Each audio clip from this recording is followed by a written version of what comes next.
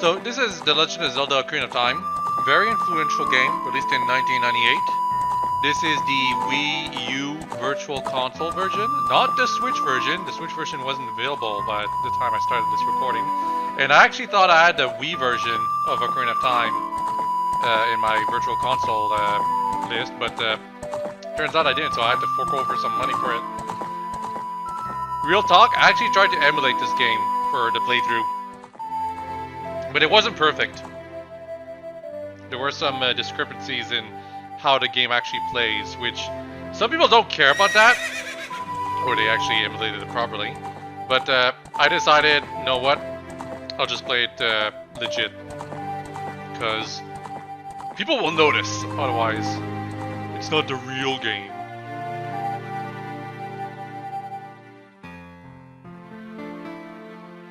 Enter the game. Its camera is going all the way over there. Why? Oh, there's a very clear reason why. I actually have to be careful about where I click on my screen, by the way, because the stream is basically looking at the video of the game. So if I click like a window for loading up a different other video somewhere, it's gonna cover it, and because of that, the stream will be ruined. Oh, it's not that big of a deal. Anyway, I was boring and decided to call myself Link because it's a professional Let's Play. Can't call myself something naughty or anything like that. It'll ruin the story. Oh, incidentally, I don't really like this intro. It's too slow, in my opinion. Which is weird because the Majora's Mask intro is even longer, and in some sense even slower. But the Majora's Mask playthrough, in my opinion, is actually well paced and actually really settles the mood for the adventure. The Ocarina of Time intro, it just feels like it's padding things out. And spoiling stuff that's gonna happen later. Seriously, these flash forwards are so terrible narrative devices. Like, I get what they're doing it for, to excite you about what will happen later in the game. Because you know this is gonna happen later in the game. The story says, oh, it's just a dream. You don't know this is gonna happen. Well, of course it's gonna happen.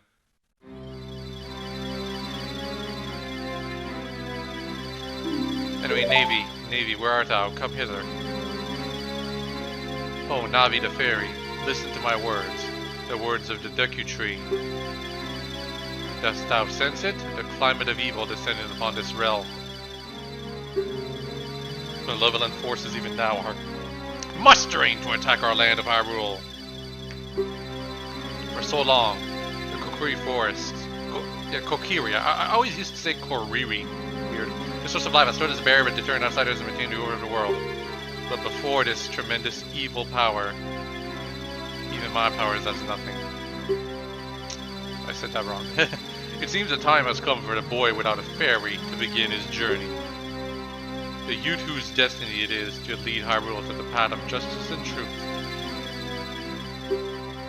Navi, go now! Find our young friend and guide him to me. I do not have much time left. You're a tree. How does that work? Fly, Navi, fly. The fate of the forest, nay, the world depends upon thee. Already the stakes are the entire world is in danger. Ugh. No deeper personal relationships can matter unless the world is at stake. Hello. I always thought that was... I'm not sure who's saying hello back there. I don't know if it's the Kokiri or Navi. I'm pretty sure it's Navi, now that I've heard Navi's voice for so many years, but... you know, I always thought it was the Kokiri when I was younger that actually said something.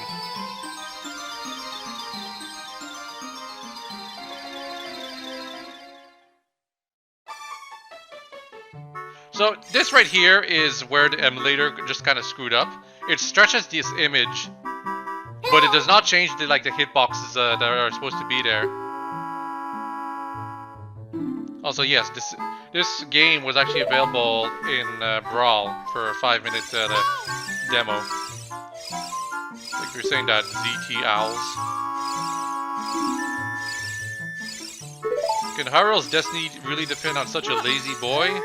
Yes. Yes, it does. Everything depends on this one character.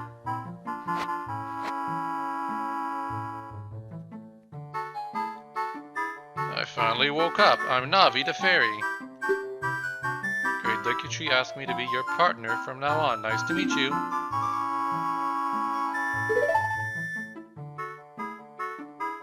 Yep, Great Dokuchi has summoned you, so let's get going right now. By the way, this image right behind Link, I always thought that was a mirror. Instead, it's supposed to represent his open window.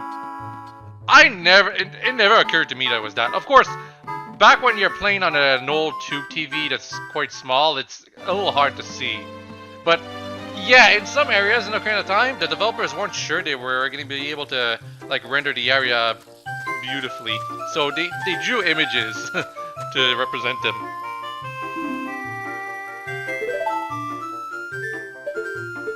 Of course, they later stopped doing that because they realized that's not what we're supposed to be doing. We're supposed to do real 3D.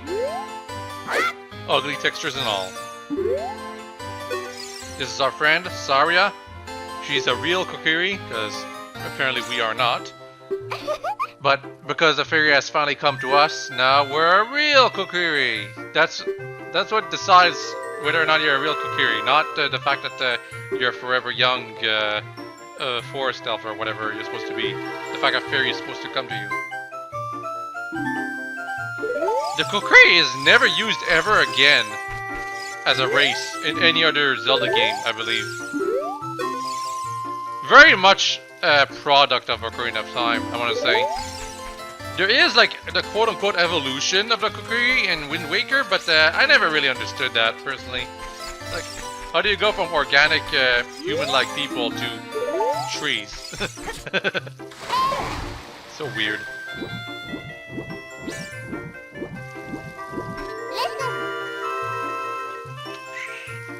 Yeah, so right here, Navi is gonna interrupt you and to tell you what you need to do every like 5 minutes, it feels.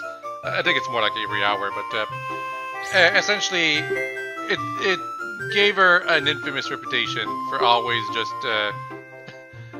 bothering you. Also, this is Mido. He's the village bully. It's pretty damn obvious.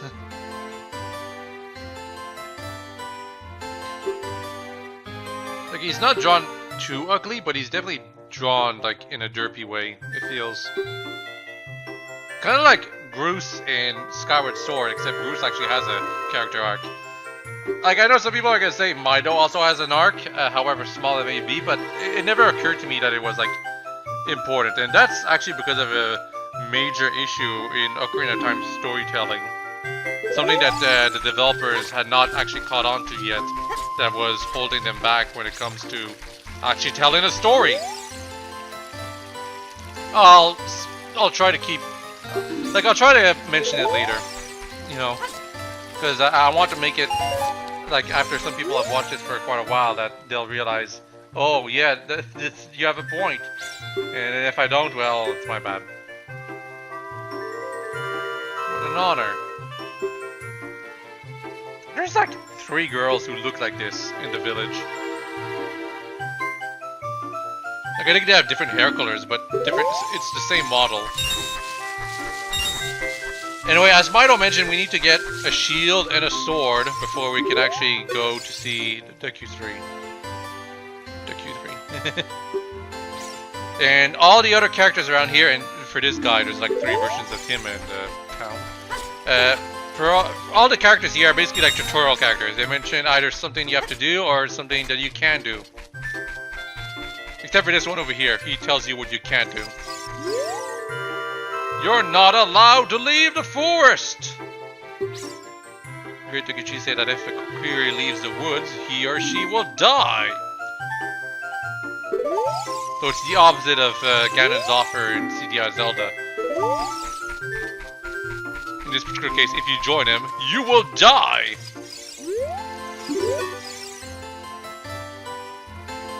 You know what? I take it back. There's like 4 versions of this character. Maybe 5.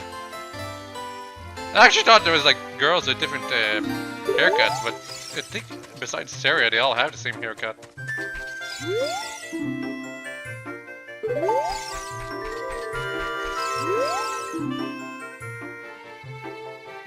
Also, the Kokiri only like appear when you get close to them as a model. I think this is intentional, an intentional design decision for the Kokiri, not like making sure the game can handle having so many models on the screen.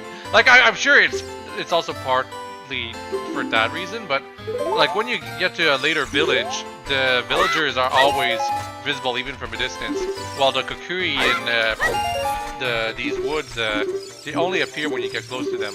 The fairies are always visible though. Right here, this is me trying to adjust myself to Z targeting. I have the controls on switch instead of hold, and I prefer hold. So I'm trying to like get used to the controls there. It's quite annoying.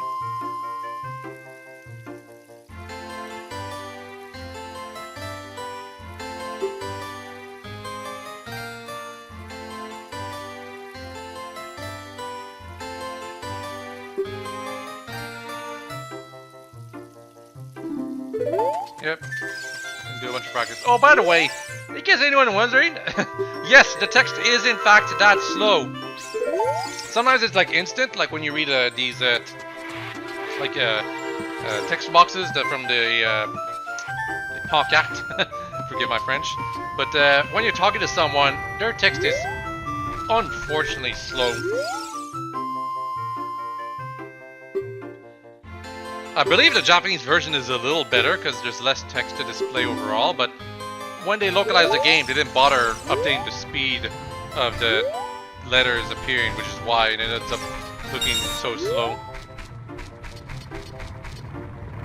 In some cases, you can press B to like skip someone's text, but during many cutscenes, it's impossible to do that. If you get hit by that boulder, it's just like quarter heart damage. It's not that big of a deal.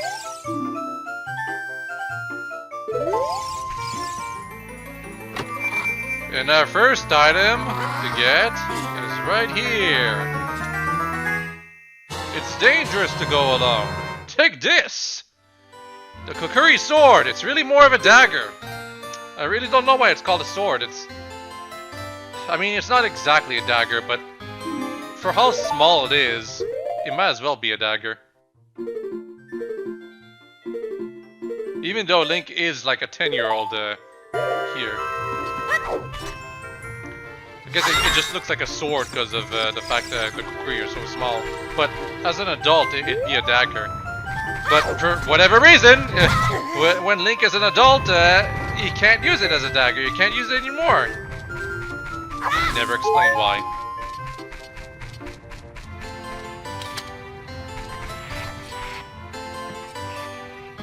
Well, the real reason is because by then you have a better sword. And it uses the same animation, so might as well just let the player use the better sword.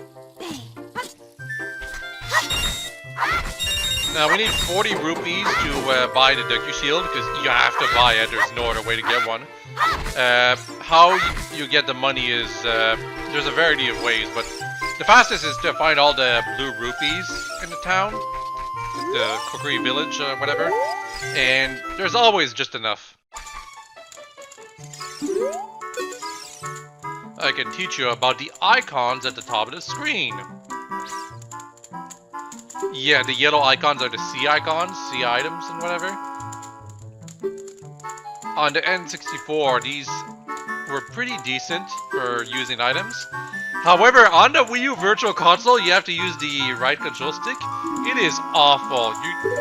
Assuming you guys stick around for the second video, which is like 10 hours from now, you will see just exactly how awful it is to use the Wii U control stick, second control stick, to replicate the C buttons of the N64 controller. Just ridiculous. Also, There were literally 3 versions of the same guy in that small house. Ridiculous.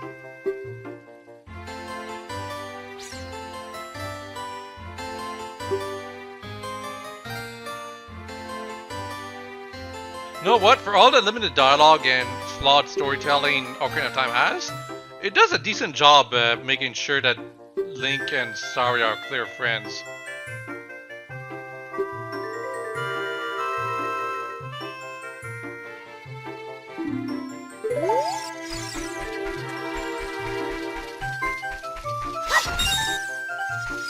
She also has like dynamic dialogue, so she says different things at different points of the game. Except for at a certain point where she just always says the same thing because reasons. Like, it's a little complex. I won't spoil it for the people who, for whatever reason, never played this game.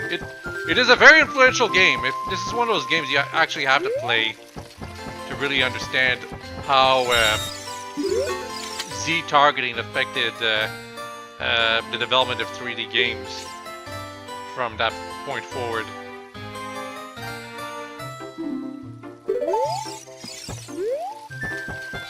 Because Super Mario 64 established the whole like, let's be clear about something. 3D gaming, it didn't start with Super Mario 64. Before Super Mario 64, there were tons of developers trying to make 3D games, and not like Star Fox, which are linear, like 3D games where you explore a world and move around in whatever directions. What people couldn't figure out is, how do you handle the camera?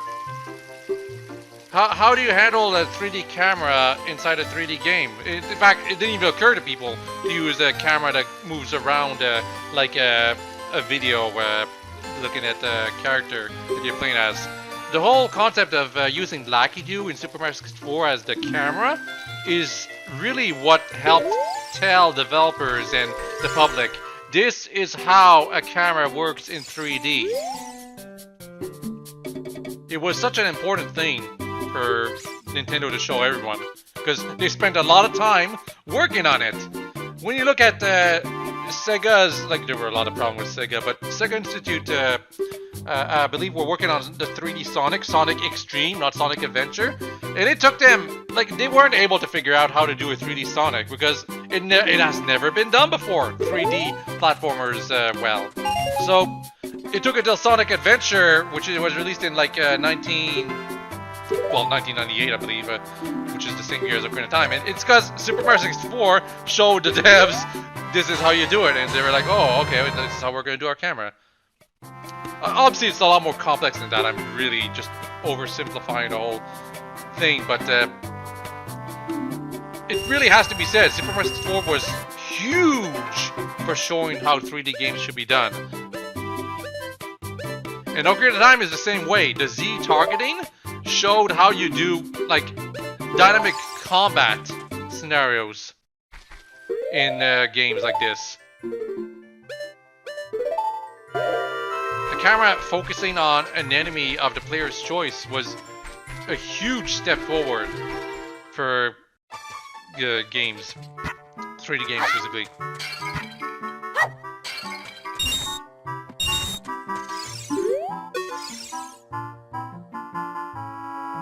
Because I haven't played this game in decades, but I remember playing Castlevania 64.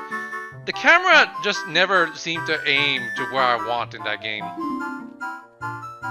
And I do think it had some rudimentary Z targeting, but it wasn't quite working the way I wanted it to, or most people wanted to. But it's weird, but I still want to play back Castlevania 64 at some point. Unfortunately, I don't think Konami is very interested in re-releasing it, like, ever. They re-release all the pre-Symphony of the Night Castlevanias, and all of the, like, they released the Game Boy Advance collection of Castlevanias, but the 3D 64 Castlevanias, nope, never. Or 3D Castlevanias in general.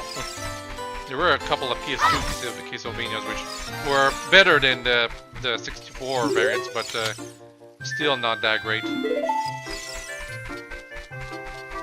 Anyway, I've spent a lot of time meandering in the Kokiri Woods because I don't think it's clear, but This is not just a let's play, it's a long play. I'm actually trying to talk to as many NPCs as possible to see what they have to say. So I'll be posting the non-commentary version of this playthrough when I'm done for people who need the footage of Ocarina of Time as a long play, you know? Because some people do want that. And in fact, my Majora's Mask playthrough, which I still haven't uploaded, I actually had to use some of that footage for one of my college assignments. Very useful. Of course, Ocarina of Time is a popular game, so there's plenty of footage for you to use for whatever, but you never know. Having it on hand for yourself and from someone you know is always useful too.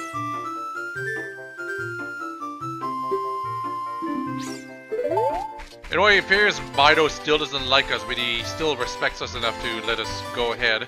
And here's our first enemies. They're literally, like, they do have an attack where they move around a bit. It doesn't do much. And for defeating them, we get the Deku Stick. For whatever reason, this stick deals more damage than the Kokiri sword. But it breaks after one use. So you have to collect quite a few of them. But yeah, this is by far one of the easiest enemies.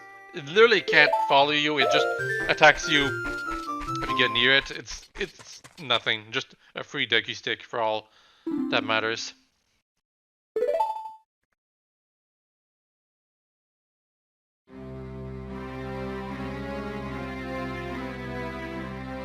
Navi, thou hast returned. Link! Welcome. Listen carefully to what I, the Kokiri, am about to tell thee. Only the Kokiri talks in old medieval English or whatever.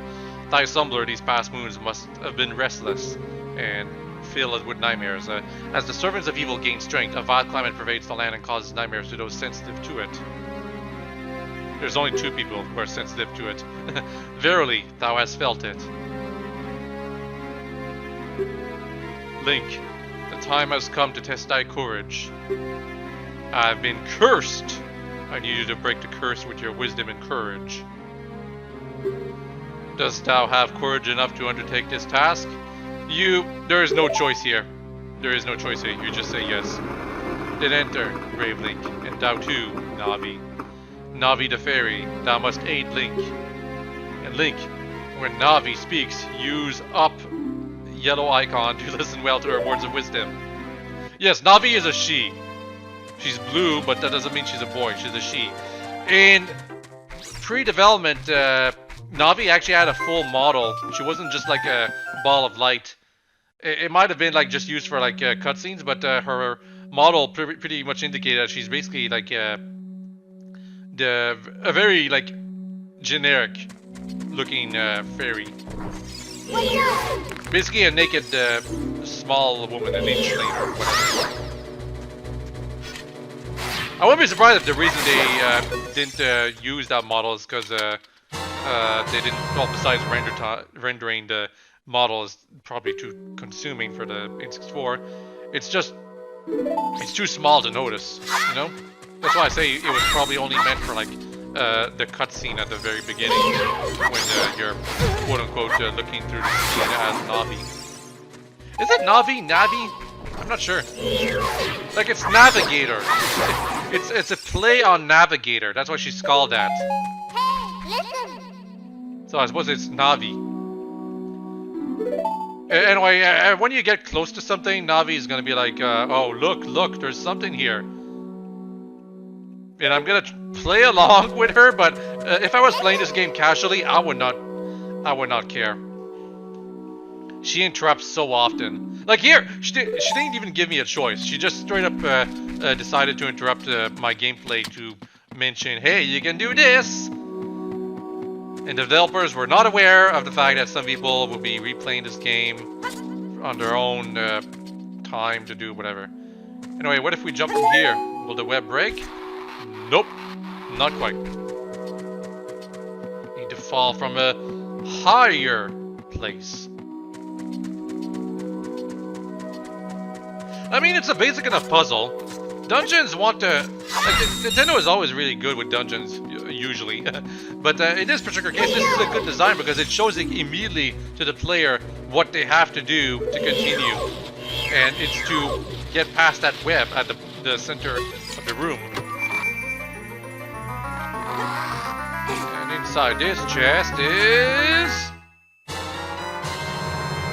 Found the dungeon map. Also, Circus says that Navi reminds you from the ship of Pikmin 2. I mean, yeah, the ship also was, if anything, the ship is based on Navi. Listen, I'm gonna interrupt you. You can open doors by standing next to them. It doesn't make much sense logically because Link isn't gonna actually interact with the door.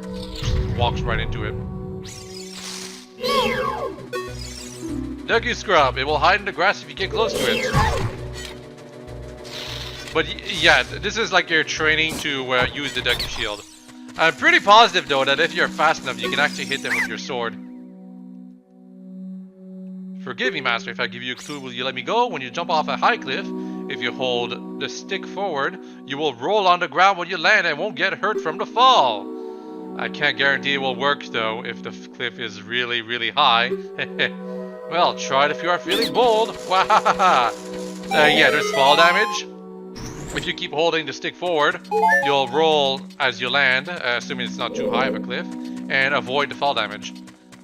I'm pretty sure that's not how reality works, but it does work in this game.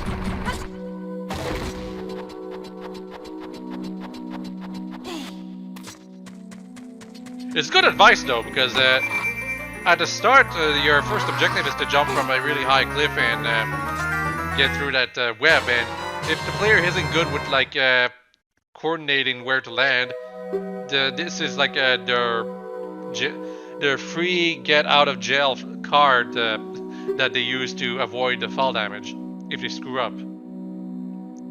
That was good advice. Anyway, we get a slingshot here. Allows you to attack from a distance.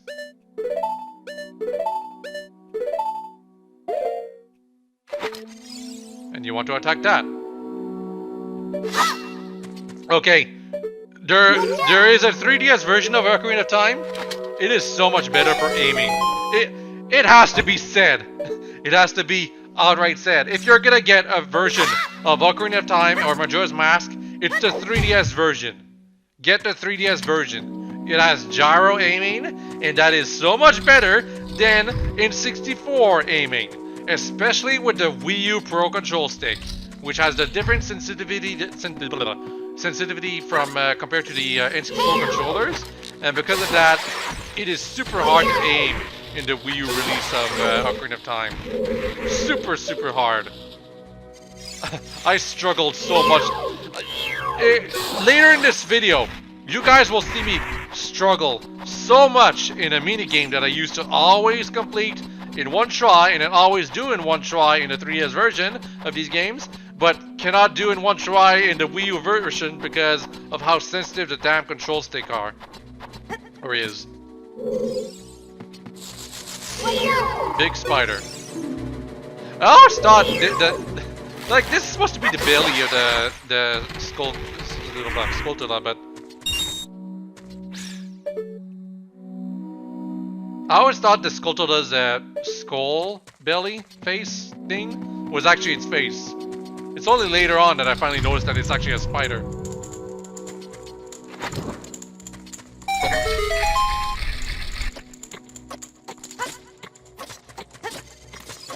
This is a time puzzle. Not too difficult. I should mention, Diggy Sticks, if you burn them for a torch, kinda, it will only last for like 10 seconds. After that, the Diggy Stick burns down and you lose it. But if you put it back into your, you know, backpack or whatever, you actually save it. Quite useful. Anyway, this Skulltula doesn't know where to land, so because of that, it's confused. Poor thing.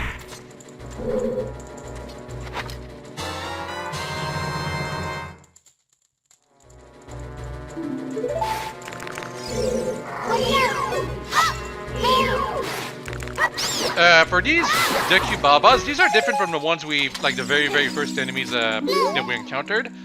These actually try to lunge at you, and when you attack them after they lunge at you, they will actually turn into, like, they will look straight up, and if you attack them then, they will actually turn into a Deku stick when you defeat them. However, if you defeat them any other time, they actually give you a Deku nuts. And that's pretty important to know, because sometimes you need a Deku stick, you know, to solve a puzzle, so you need to get that.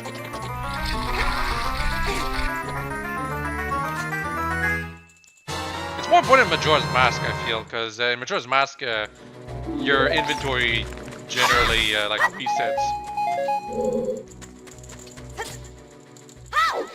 So you need a constant source of Deku sticks. You know, when you need them, which isn't very often, actually.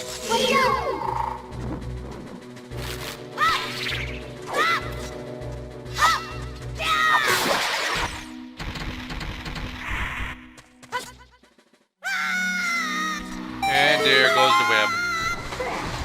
Now, in real life, if you fall into water from a cliff, a very high cliff, it's gonna kill you, for the most part.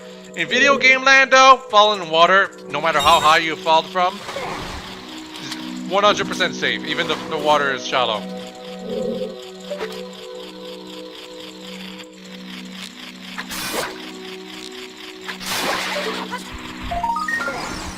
Remus Lupin.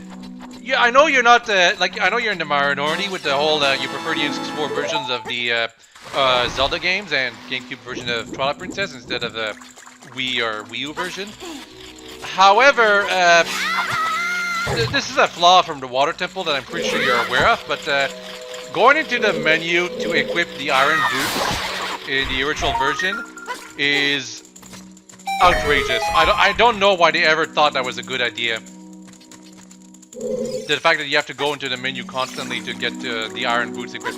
Which is weird, because the Water Temple is unquestionably the best dungeon inside this whole game, but because of the reputation of the fact that you have to constantly go into the menu to re-equip the Iron Boots, especially if you screw up and have to redo some parts of the dungeon, that's why it's considered like one of the most annoying and frustrating dungeons in the entire series. But it's also like the only dungeon in Ocarina of Time that actually involves a non-linear design and doesn't hold your hand the entire time.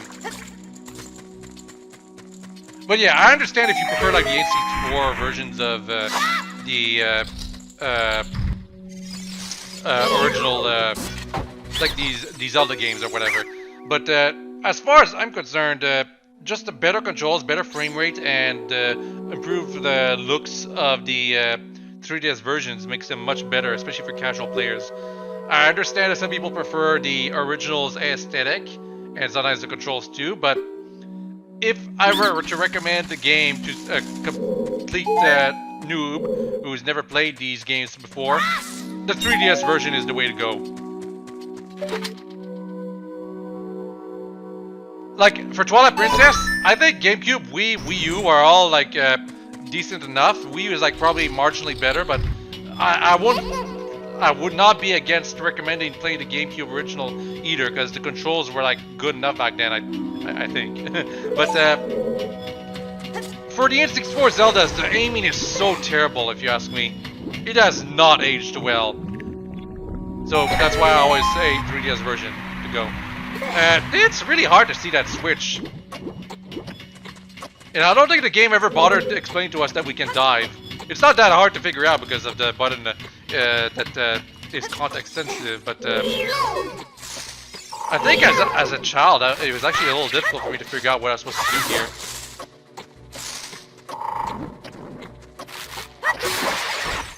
And I hated that spider because it was always in the way. Like, I would try to push this block right here before killing the spider, thinking, oh, I'm gonna save some time and not kill the spider. Nope, it will actually block your way.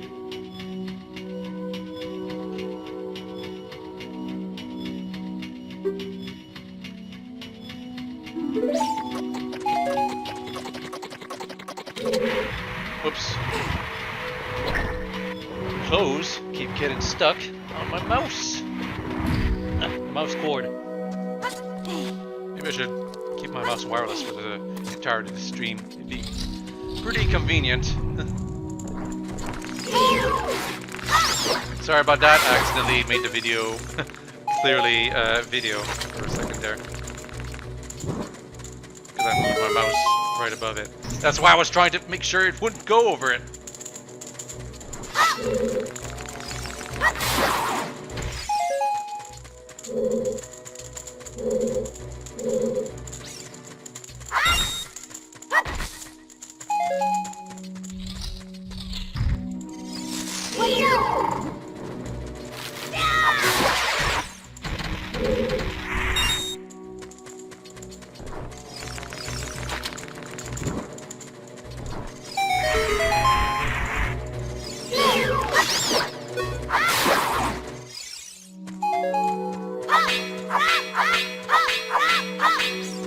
I was hitting that wall because demonstrating that that wall sounds different when you hit it with your sword compared to regular walls.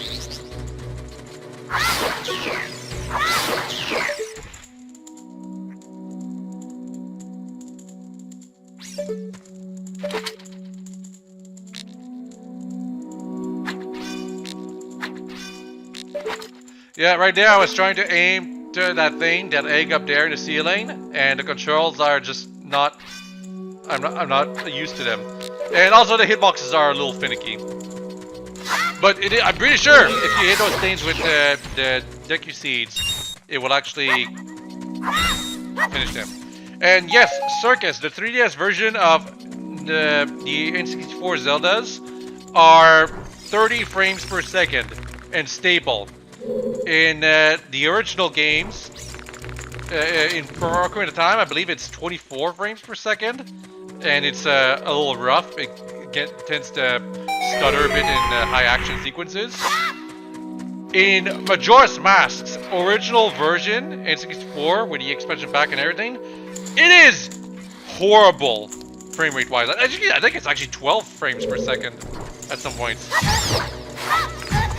Like, it is unstable as hell, especially Majora's Mask.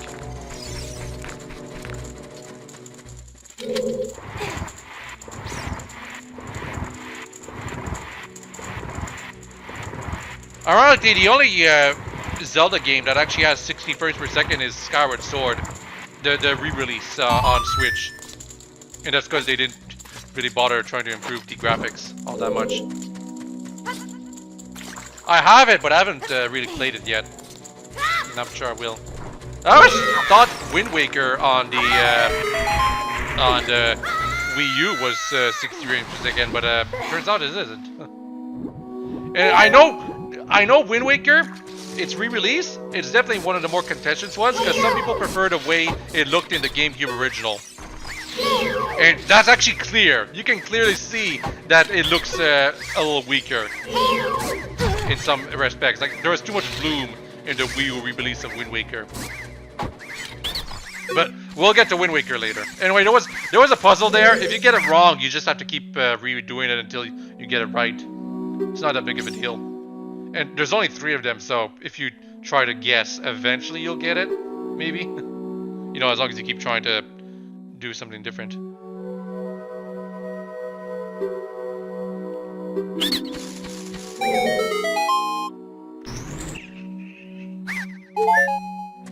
The others disappear when you're done.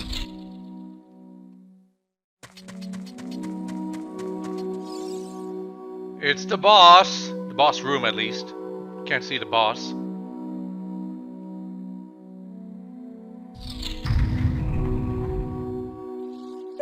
But we can hear something. And if we look up, it stares back at you. A spider with a giant eye. It's Goma. You know, from the original. Actually, I don't think it's a spider. It doesn't have 8 legs. It's one of the parasitic monsters inside the Deku Tree. You have to attack the eye, but only when it's vulnerable.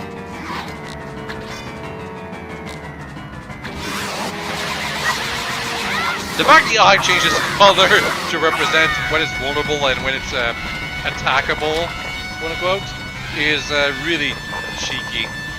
Like, Nintendo didn't even bother trying to be subtle with this boss's weakness. Anyway, it goes all the way up, but you already know how to aim up, right?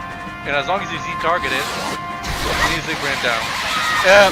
What Goma was about to do right there was lay some eggs, which would have meant that you actually have to deal with a few more enemies, but it's not that big of a deal. I really didn't showcase what this boss can do, unfortunately. Because it's so easy! Literally just, you stun it twice, as long as you keep attacking enough, you'll defeat it. A little disappointing if you ask me.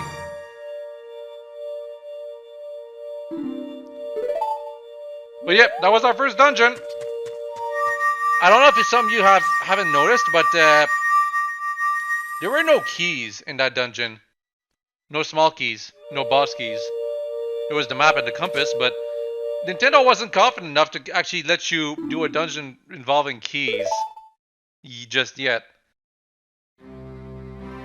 But to be fair, we were inside the Deku Tree. Why would there be locked doors that required you to use keys in that dungeon? Of course, there were doors that were blocked with things, so it really doesn't make any sense. Anyway, okay, yes, you have to listen to him. This is one of the things I really dislike about Ocarina of Time. This stupid listen to, like, these cutscenes involving the gods and Triforce and Ganondorf and stuff. They really don't do much for me. It really feels like the game is just wasting my time when it tells me about these scenes. This evil man ceaselessly uses his vile sorcerer's powers in his search for the sacred realm that is connected to Hyrule, you know, until he gets into Smash and then he's all fists and punches and kicks. For it is in that sacred realm that one will find a divine relic, the Triforce, which contains the essence of the gods. Okay, this thing right here, that one, wasn't too bad. This one, right here, is the one that I hate. The stupid, let's establish the lore of Hyrule cutscene. It shows it to you like 3 times.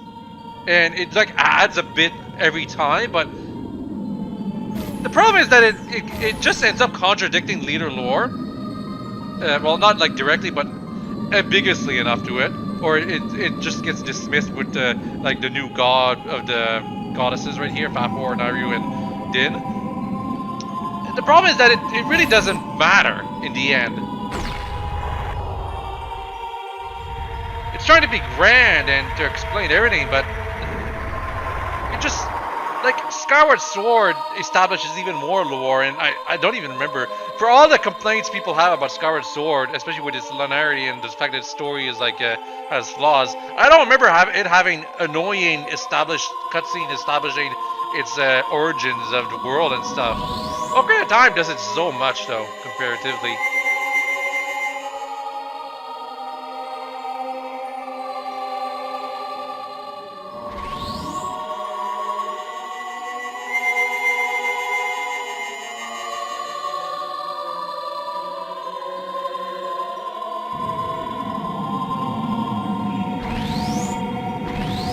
Now, for all my complaints about this scene, and the fact that we're going to see it several times with the slight variances, it does establish one thing that's important: the Triforce. Unfortunately, we cannot collect the Triforce ourselves inside this game, despite all the urban myths about it. I think at some point there was some intention to allow you to collect it, but I'm not sure about that. But yeah, the Triforce is a big deal. If you collect all pieces of the Triforce, you can have any wish granted. It's not like the Dragon Balls or something like that. But yeah, we must not let Ganondorf, or the Desert Man in black armor, to lay his hands on the sacred Triforce. Thou must never suffer that man with his evil heart to enter the sacred realm of legend. That evil man who cast a death curse upon me has sapped my power. Because of that curse, my end is nigh. Though your valiant efforts to break the curse were successful, I was doomed before you started. Well, thanks a lot, Great Deku Tree. Yes, I will pass away soon, but do not grieve for me. I have been able to tell you of these important matters. Since you were gonna die anyway, Great Ducky, why couldn't you tell us of these important matters before you were going to die, huh? Before we were gonna, like, save you from the curse. Is what I mean. This is what I mean by the storytelling not being very good. Well, one thing anyway. You could have done all of those things before we went to the dungeon. Because he's gonna die anyway. He was just like expecting us to prove ourselves. It was a test.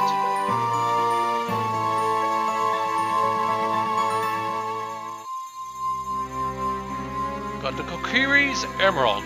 This is the spiritual stone of the forest, now entrusted to you by the Great Ducky. The future depends upon thee, Link. Thou art courageous. Navi the fairy, help Link to carry out my will. I entreat ye, Navi. Goodbye.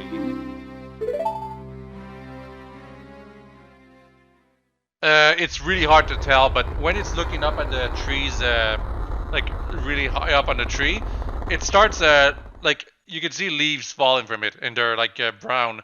It's a lot clearer in the 3DS version, but also the texture changed so that he's a lot grayer now.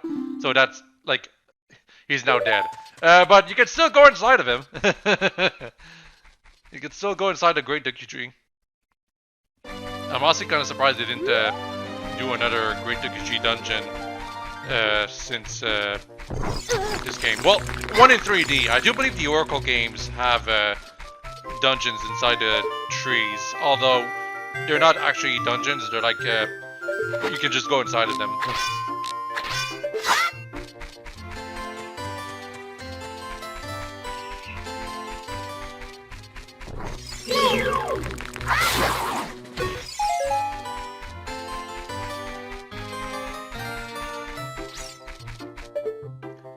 I'm just looking around to show what the Great Ducky looks like, and also again looking up at its leaves and branches at the top to show.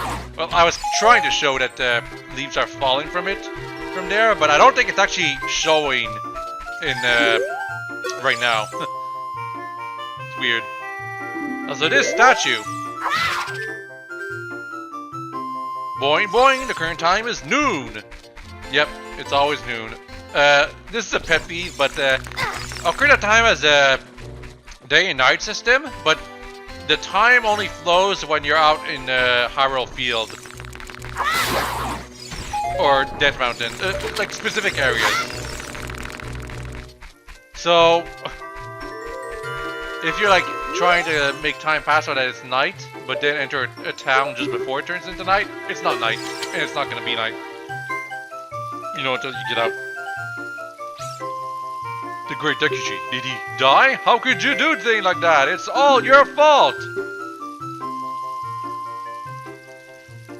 Circus asks me, how would I rank this game when thinking of my favorite Zeldas? It would be something like a mid-tier, I would say. I could always do a tier list of my favorite Zelda games sometime later when I have the time. It would be a lot shorter than doing this 9-hour video, which is only part 1 of 2, because the other part 2 of this playthrough is going to be 9 hours and 30 minutes. So it's literally 18 hours and 30 minutes of commentary that I have to do, all for Ocarina of Time.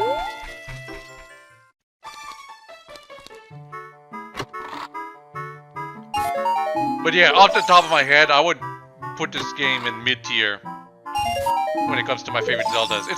It's definitely not my least favorite. I know what my least favorite Zelda is. It's Phantom Hourglass. I know some people like it, but Phantom Hourglass was a huge disappointment when I first played it, and subsequent playthrough have not really changed my opinion on it.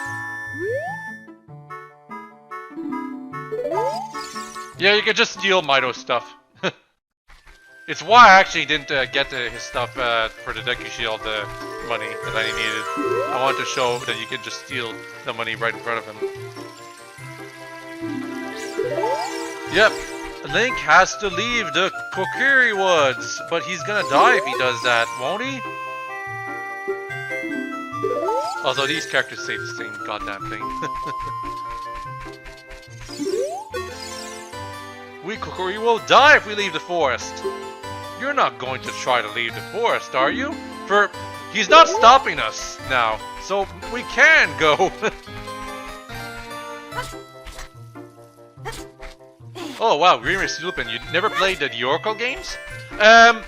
In terms of atmosphere, I don't think the Oracle games are as good as Link's Awakening, but they're pretty decent. The thing is, the Oracle games were made partially by Capcom, so I don't know if they'll ever get like remakes / remasters on Switch like Link's Awakening did. It'd be nice, but I think for the Oracle games, it's easier to just go on the 3DS shop and get them there, because you can get them there. Anyway, Saria, this is actually a really heartfelt cutscene. As I said, the friendship between Saria and the main character, Link, is decently established for Ocarina of Time's type of storytelling.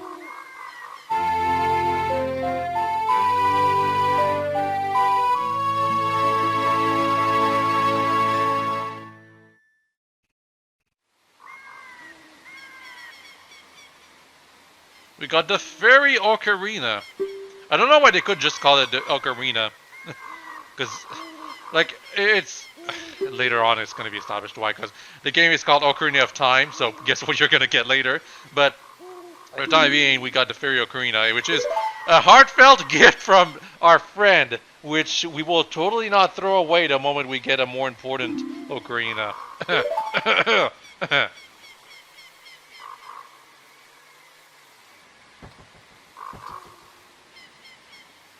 See, this is a good use of animation right there. Link's 2 steps backward animation is used in other parts of the game, but here it's clearly, the context is that it's used to show that Link is hesitating to leave behind his friend, his childhood friend, his only friend from the Kokiri Woods. It's partially established that Link as a character, quote unquote, didn't have like many friends compared to the other Kokiri. Personal taste, I always keep the Ocarina on the right C-stick. I don't know how many people do that, but in the 3DS version, the Ocarina actually takes its own button, so you never have to quote-unquote equip it like you have to do in the N64 version.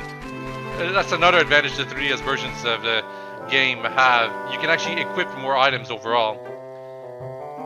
4 items, and the Ocarina is always equipped, and something else is also equipped. This owl right here, I think you've all heard of it. It's got some infamy. It likes to make you go through a bunch of dialogue that you cannot skip, and it's advice that you don't really want to hear, because it's kind of like demeaning and patronizing.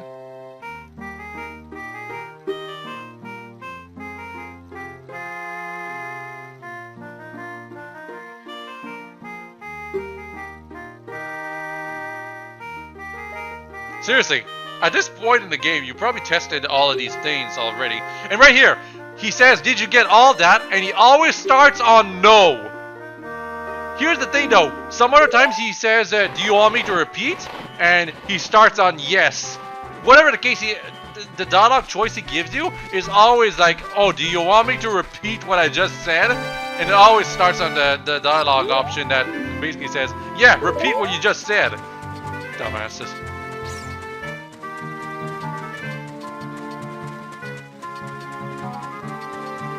Oh, for Minish Cap, I don't know if I'll ever like do a Let's Play of it, because I could, because it's a Game Boy Advance. I actually don't like Minish Cap very much either.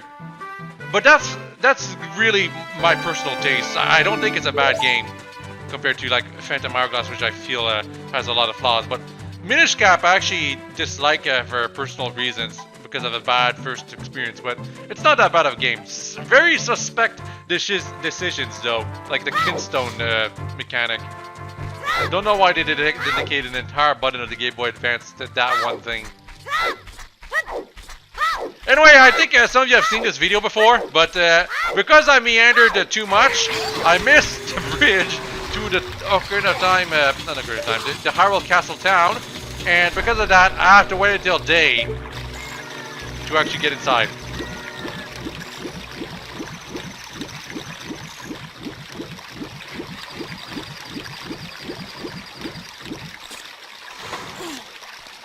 Also, when you're walking around during nighttime, you will be attacked by stall children.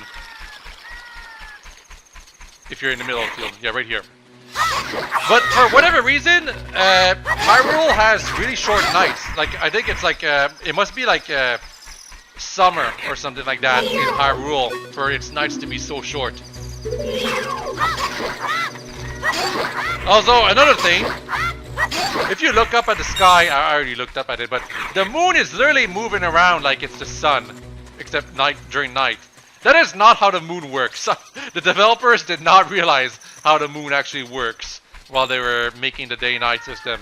They just wanted to establish, okay, you got the sun that's going around because that's how it works. For that, the moon, does it work the same way? No, it doesn't.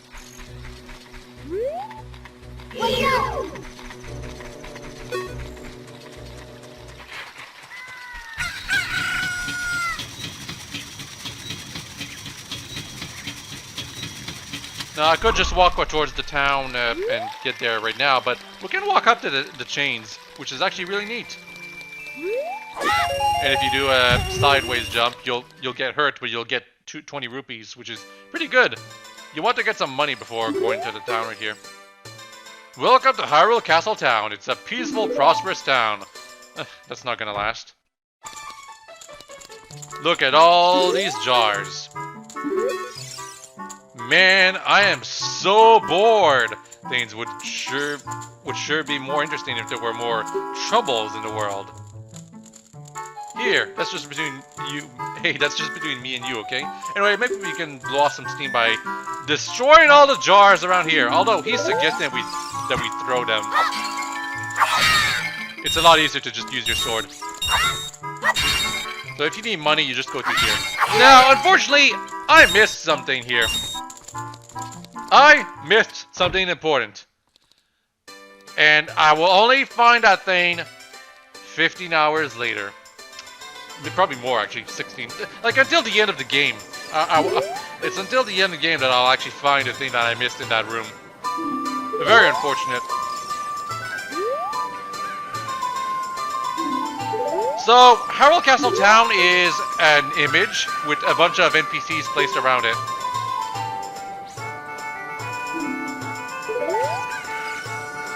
It's actually a smart decision from Nintendo to do that, because that's what allows the game to display so much things. So many things.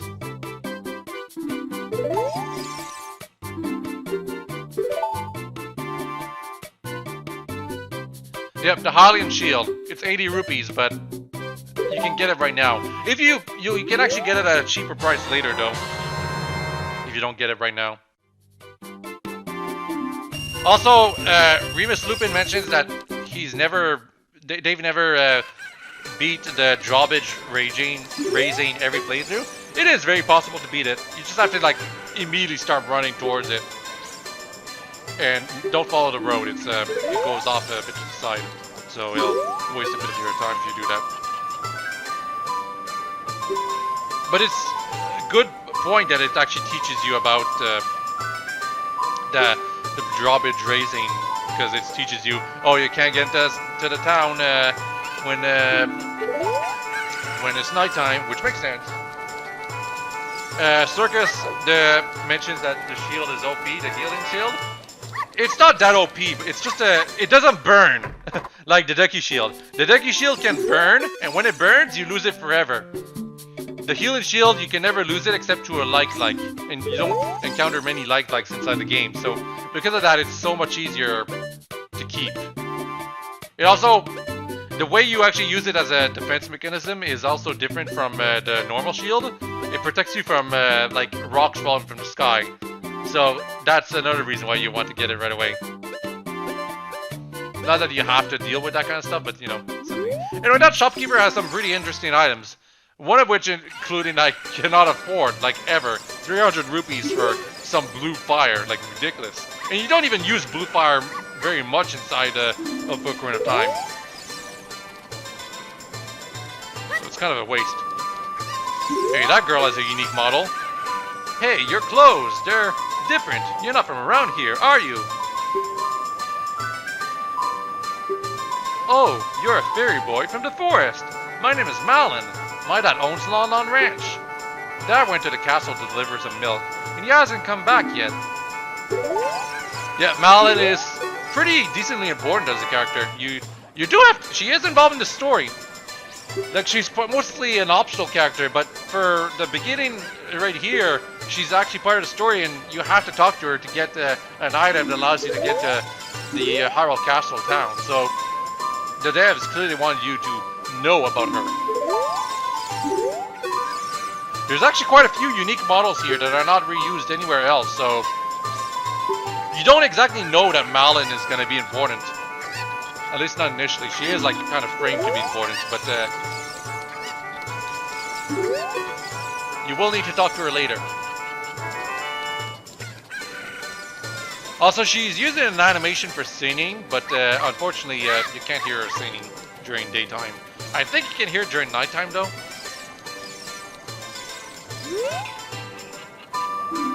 I can't catch that cuckoo.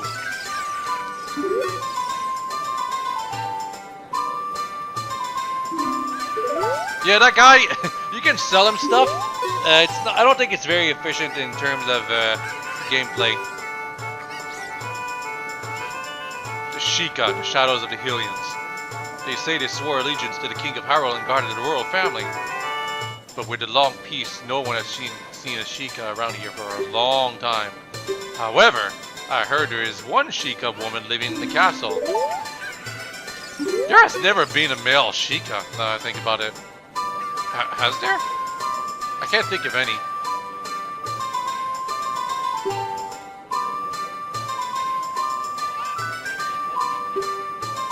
Yes, I did.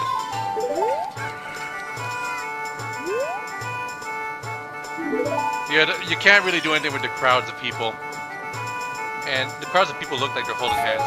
Oh yeah, you can go up here though.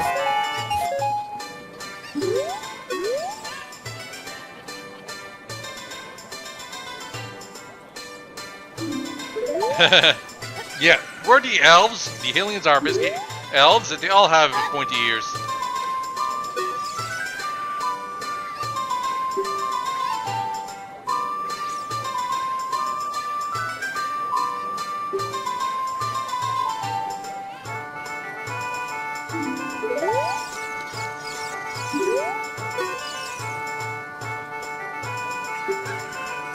Oh, I can't really remember the male Sheikah in Breath of the Wild circus, as you mentioned in the chat. I guess they would count. But up until Breath of the Wild, there were really no male Sheikah, as far as I know.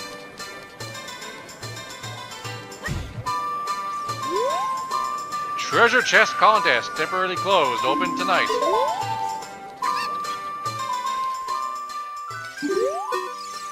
Hey, Sonny, I'll tell you something helpful. I heard there is a mysterious fountain somewhere near the castle. That's it. That's all you had to say. You do need to go to that fountain, though. The devs absolutely expected you to go there. So it's not a secret, really.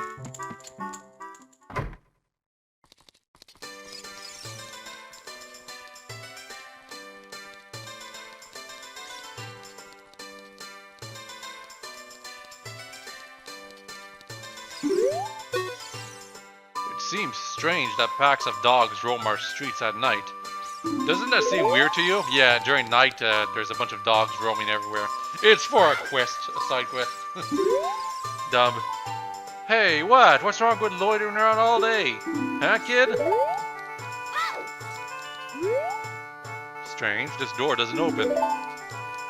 Yeah, when I was younger, I don't think I ever found these back alleys. At least if I ever visited him, it was for like the one piece of heart you can get from there. Okay, so it's time for me screwing up this mini game right here.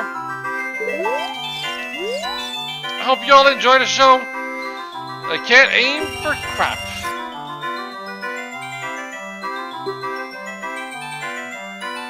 But there is an expansion to the seeds that you can carry if you get the perfect score in this game.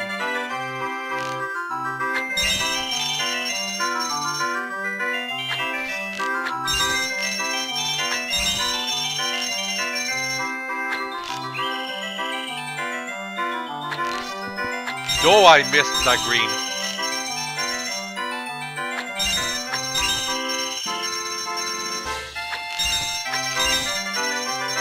Thankfully, if you barely get them all, you get another free attempt. But I'll keep screwing up.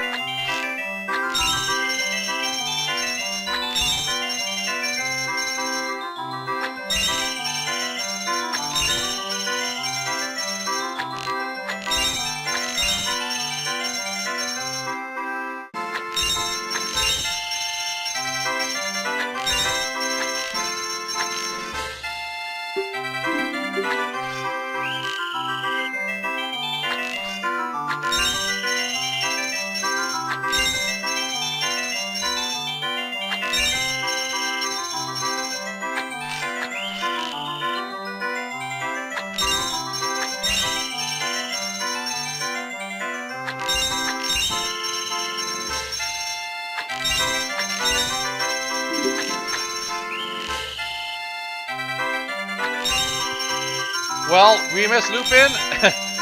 I don't think. Have you ever played the Wii U version of Ocarina of Time's shooting gallery? Because the aiming is way different from the N64 original.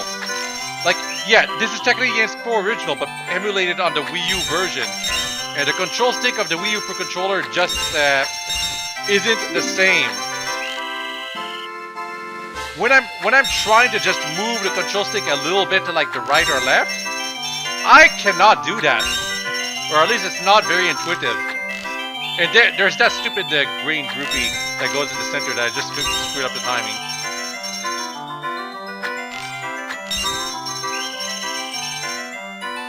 And yes, it seems very easy, but you just keep screwing up once and you have to redo it over and over and over. I could have just been unlucky, who knows. If you know exactly what to do, it's not that difficult.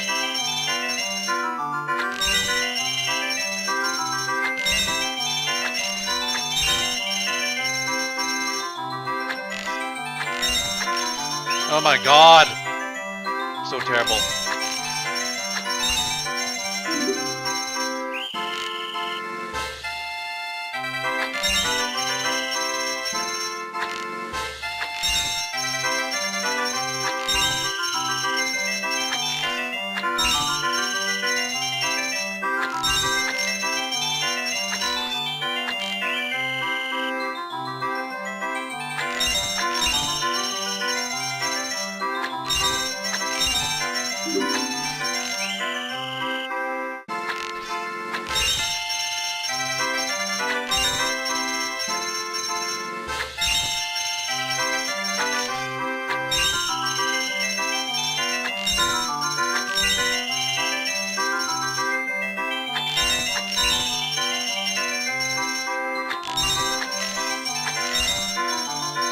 Finally!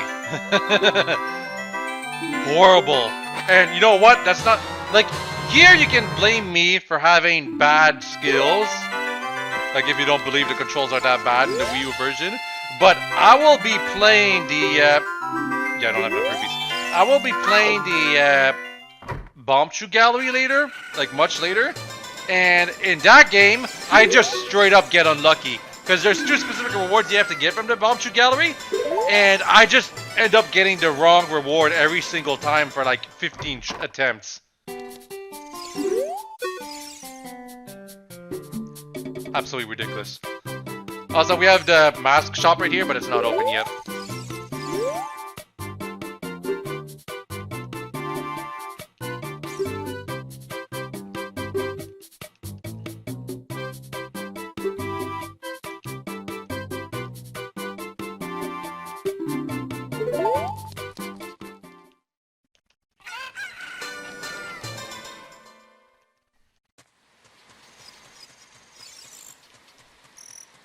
Man, I gotta be honest. Like, I understand all their decisions to make the entirety of Hyrule Castle Town images, but I really feel it would have been so much more immersive if it was actual 3D environments.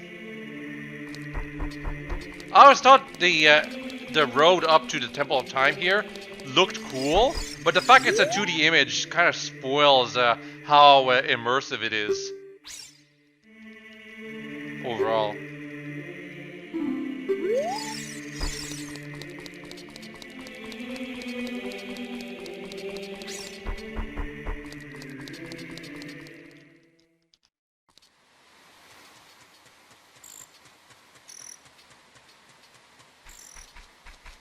Also, there's like 4 statues of stone statues, which you can't really do anything with until much later on. Weird. It's part of a side quest if you want to actually get actual stuff out of those stone statues. Unfortunately, the advice they give when you're able to get the advice from them isn't that helpful. It's like neat tidbits that they give you. Sometimes it's completely irrelevant. Also, there's the owl again. And it's flexing on you by putting its head upside down.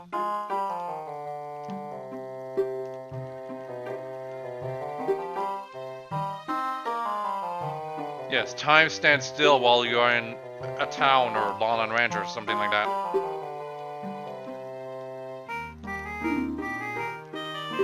No, we don't want to hear what he said again.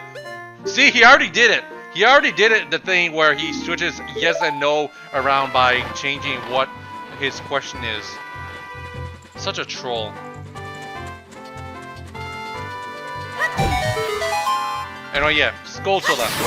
These are Skulltulas. They actually hurt a lot, and I've already shown them before in the Forest Temple, not Forest Temple, Deku Temple, Great Deku Tree Temple, or whatever.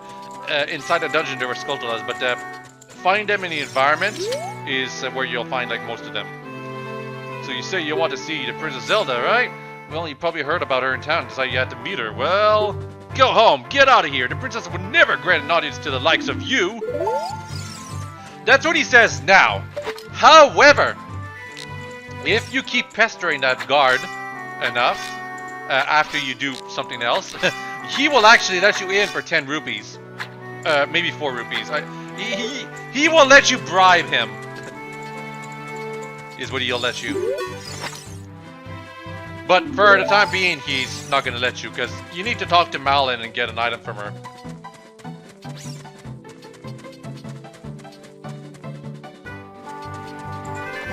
You can climb through these vines right away. The developers really didn't want you to notice this though, but you can climb up here and try to go to the town, not the town, the castle, to enter it, but you're gonna be stopped right before the entrance, and it's kind of a waste of time that the devs allowed you to do that.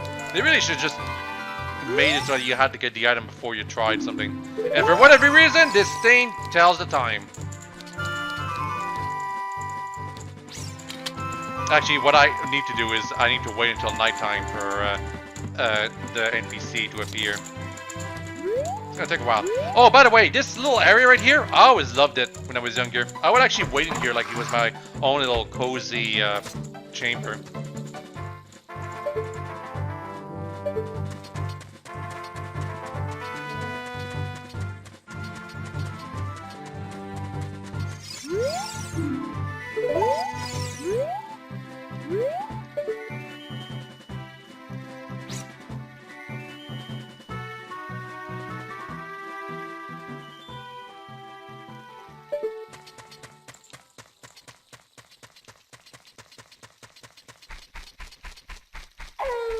Finally.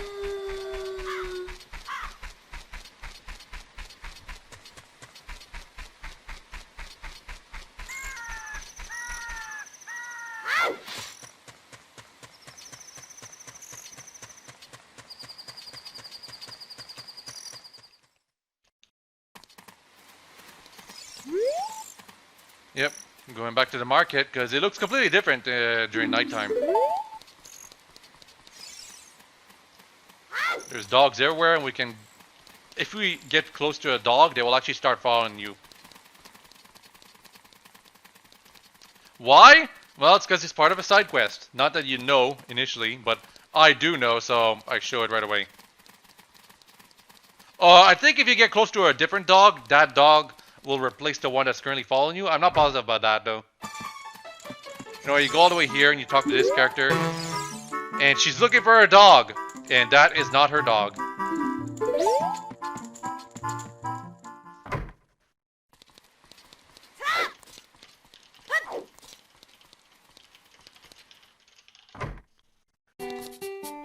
Here, well, clearly this is supposed to be a shop, but not right now.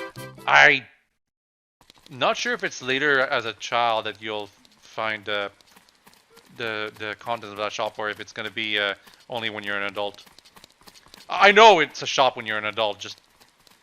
No, it's not a shop when you're an adult, because when you're an adult, Hyrule Castle Town is not really okay anymore. So yeah, later in the game, that shop will actually sell you some bomb shoes, basically. Should just say it right there.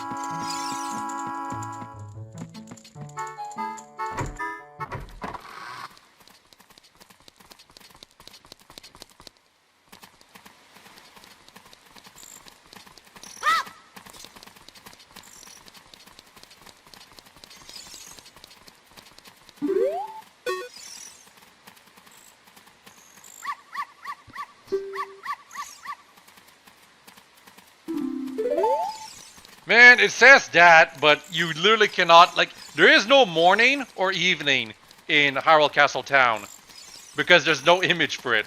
This right here, this nighttime Hyrule Castle Town name, is an image. It's not actually, like, a 3D night. You know, that was the right dog, Richard, as she calls him. Get a piece of heart. Da -da -da -da.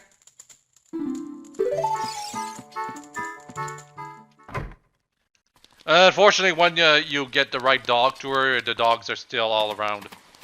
I always kind of hoped that when you were done with that quest, the dogs would all disappear. It'd be kind of like, it'd be super unorganic in terms of world building and stuff, because it's like, oh, obviously that was just a side quest and that's the only reason the dogs were out there. But come on, the dogs are all annoying to deal with over here.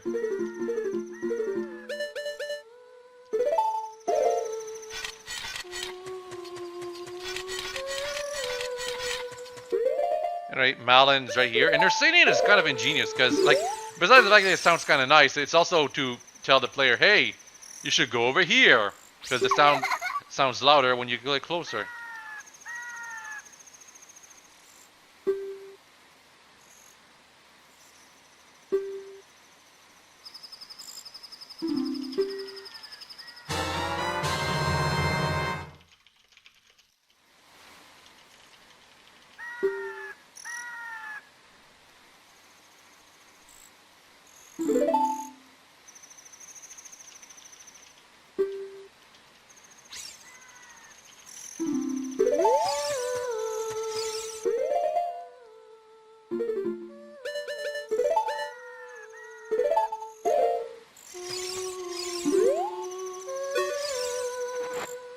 Yep, it's an egg. The egg is honestly surprisingly 3D. I always figured they would not have modeled it, just made it like an image, like it is as an icon, because that's what they kind of do with some other items.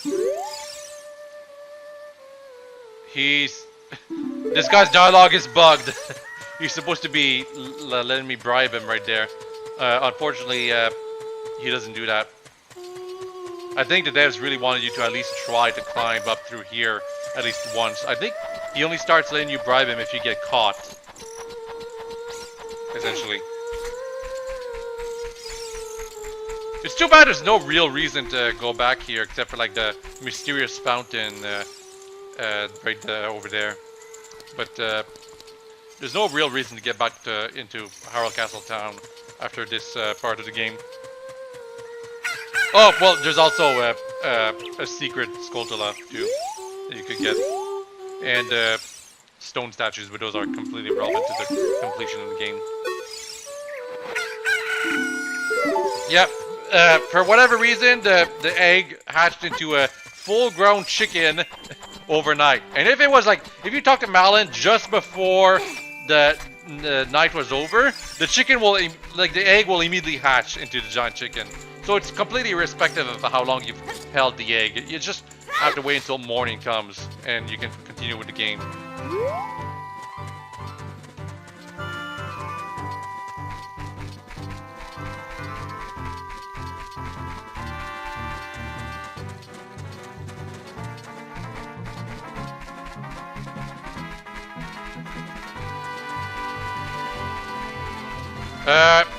The way I walked past some guards is a little iffy.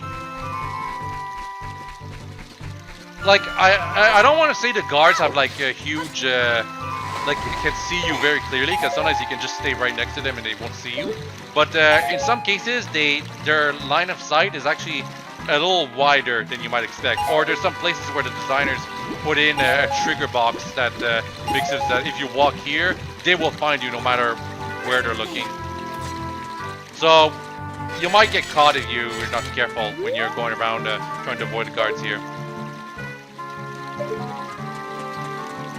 And I was pointing at that tree for a very clear reason. There's a secret there much later in the game. And we got Talon right here. He's sleeping. Welcome, our ranch is so fun. Come on and look around. There is an actual in-game reason why he might be here. You can see that he's got these milk boxes that he put in right next to the door. He was clearly delivering milk to the castle or something like that. That's what I think, anyway. So it's not too like unimmersive that he just happens to be standing right in front of our potential entrance to Hyrule Castle. Unfortunately, it kind of is, because why would he sleep on the rock-hard concrete? Makes no sense. He should have found himself a better spot. Seriously, he was literally just sleeping on concrete.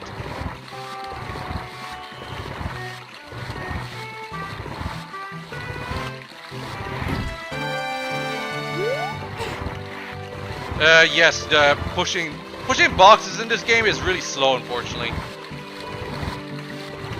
I think it's a little faster in Majora's Mask, but I'm not quite positive how.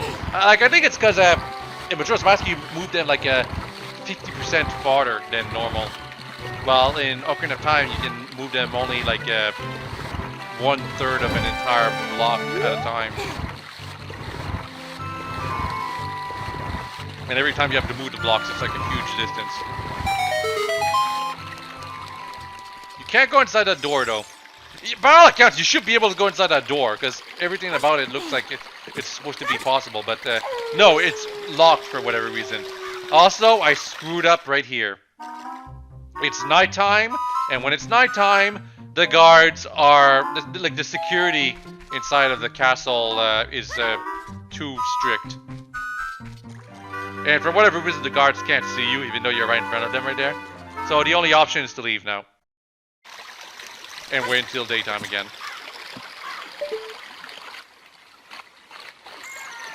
Yep, we're just waiting. That's all we have to do.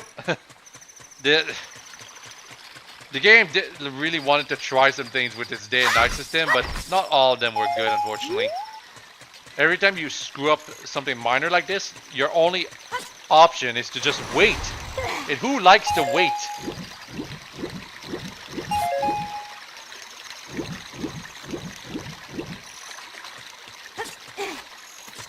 It's stupid too, because the only reason they want you to go inside Hyrule Castle during the daytime is because the scene with Zelda, they wanted it to be during daytime. That's the only reason they're forcing you to wait.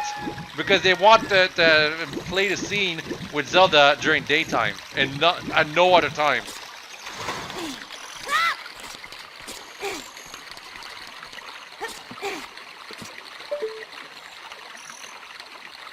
Still waiting.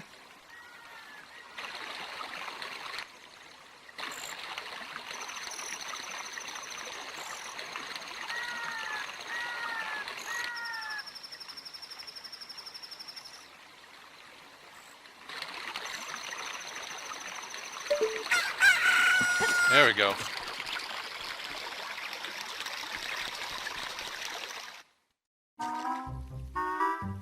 Now you can see that there's no more guards just standing right there. Instead, they happen to be patrolling in a very specific way that is easy for anyone to really sneak past them.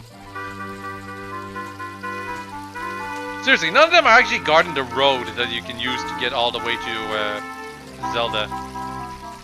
I'm pretty positive that whichever, like they're always only looking towards them, never to their sides, even though their head looks like they're looking to the sides. I could be wrong though. Listen. I wonder where we'll find the princess in this big old castle. Well, she's probably at the end of this hall. The developers clearly wanted you to go above here, but there's money at the bottom, so obviously you want to collect it.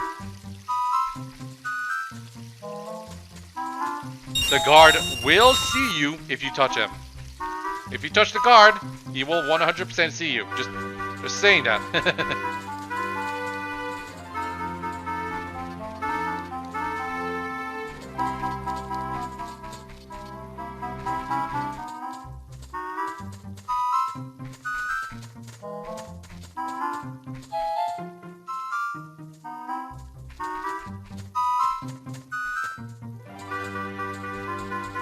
Don't panic and rush things, because that's how they catch you.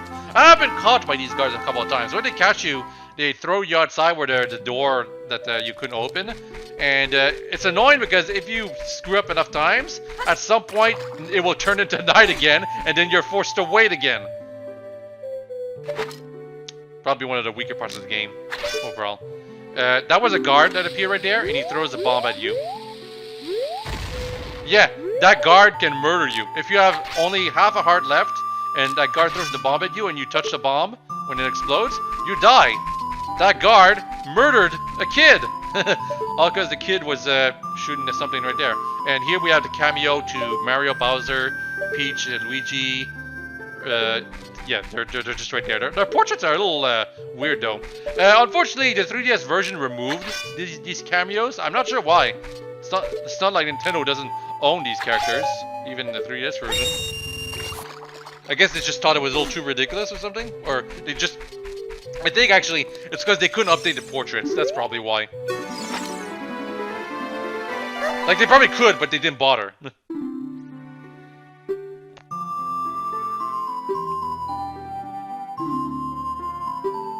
How did I get past the guards? Your guards suck, lady. A fairy? Yes, it is. She's not in the scene right now, but now she is. Yes, I'm from the forest. Then, you wouldn't happen to have the spiritual stone of the forest, would you? That green and shining stone. Oh, you sound greedy, woman. Well, actually, she's still a little girl. No, I don't have it! Well, that's odd. I thought you might be the one from my dream. You really don't have it? Tell me the truth. But thou must. Yes, you have to say yes. Just as I thought. Yeah. The reason I'm gonna be saying the wrong thing to Zelda pretty much every time here, because she has unique expressions that she only uses when you tell her no. So I figured I might as well show them.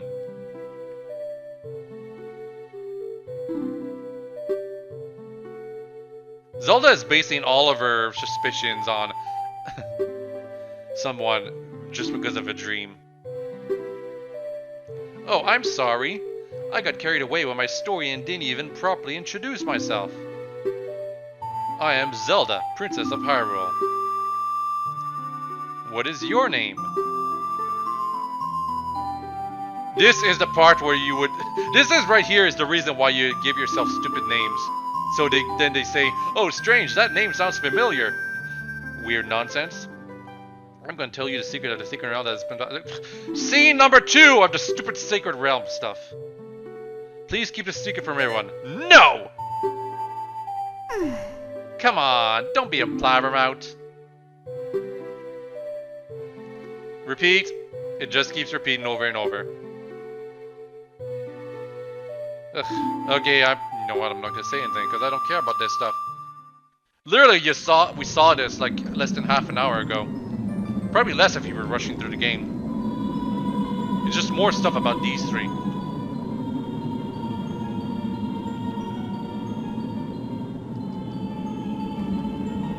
Essentially, it's establishing the fact that if you get the Triforce, you get to wish something with the Triforce.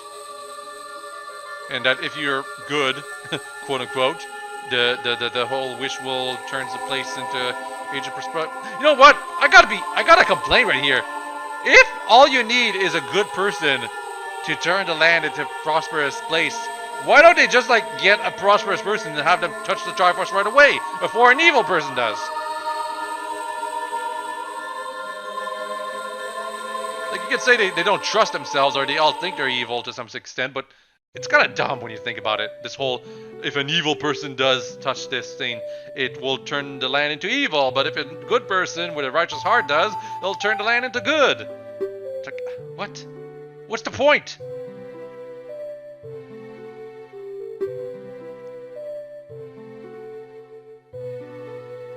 The sad thing is we don't even get to touch the Triforce ourselves in this game. But we did it in A Link to the Past. And that was so cool when we did that. Oh, speaking of A Link to the Past, Ocarina of Time takes a lot of design cues from A Link to the Past. So, yeah. You like, if you compare the two, you'll see that there's lots of little things that are very similar. Right here, she doesn't repeat herself if you say no. She just like, oh, whoops, sorry. I'm not very good at explaining stuff. Oh no, she does repeat herself. Never mind. Do you really want to keep having her repeat herself for this, though? Like, they give you all these choices, but really there is only one choice.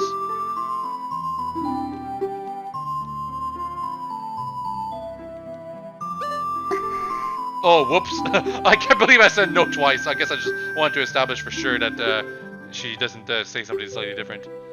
That's great! I forgot to tell you. I was spying through this window just now. Something kind of illegal. The other element in my dream, the dark clouds, I believe to symbolize that man in there. Will you look through the window at him? If you say no, she's gonna be like, please rush through and watch, but it's the only chance you'll get. Anyway, this black man, compared to every other white person, is clearly evil. The man with the evil eyes. You sure it's not about his skin color, Zelda? Huh? I guess you can't say anything about the evil eyes for her soldiers because their soldiers don't have the eyes visible. And he saw us.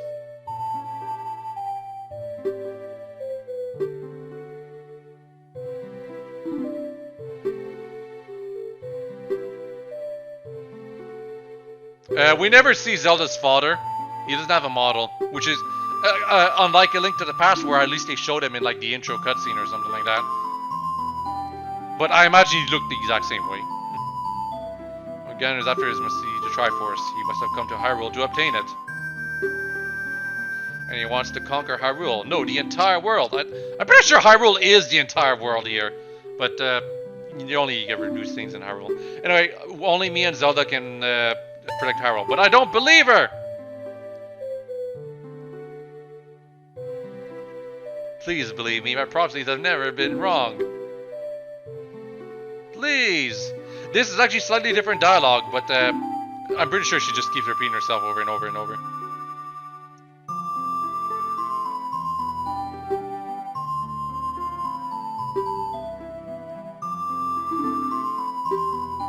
So anyway, the whole crux of Zelda's plan right here is I need to find evidence to put away the black man because he's evil, clearly evil because of his evil eyes, and that will imprison him and save the whole world.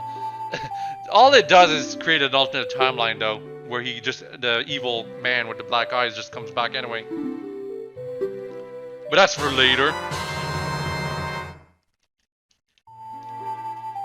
And our reward for going through all this is a letter, which we need to get to the next place. I believe Eagle Raptor complained about this, that we have to talk to Zelda to get this one letter, which is the only thing we need in order to get past the guard in Kakariko Village who blocks your way to Death Mountain. Oh, here's Impa.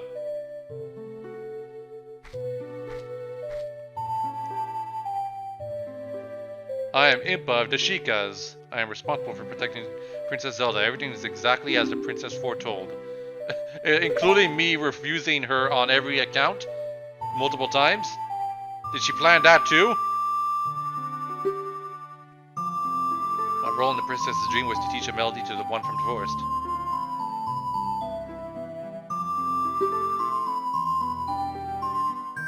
This is an ancient melody passed down by the royal family. I have played this song for Princess Zelda as a lullaby ever since she was a baby. There is mysterious power in these notes. She is being vague. It's not mysterious power. It's just a royal tune that gives you access to several areas. It's basically better than the letter in that sense. Because you play this song so many times and it gives you access to areas magically.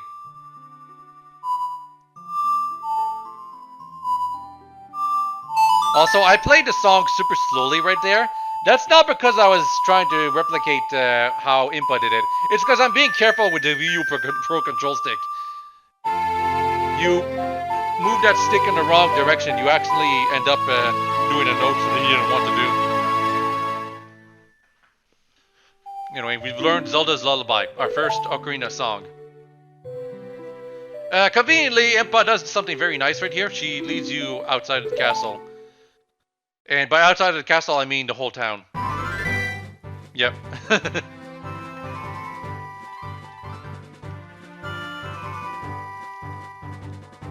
mean, it's not that bad.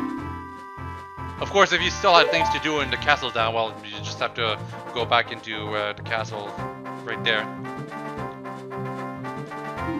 However, it won't make much sense if it was nighttime, because the drawbridge would be raised. Another reason why they wanted to make sure that you talk to Zelda while it was daytime.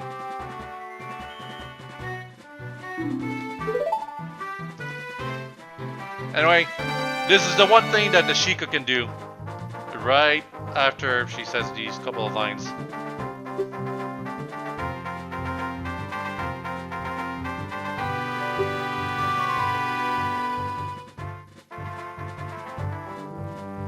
You can actually talk again with Zelda after getting like another stone. But yeah, right there, what she did is use the Deku Nut to disappear. Because the idea is that she used the Deku Nut to paralyze you and disappeared after that. It's supposed to be like her Sheikah ability, but it's really just the Deku Nut's ability. It freezes things in place that it hits. Just from your perspective, it just looks that she just disappeared.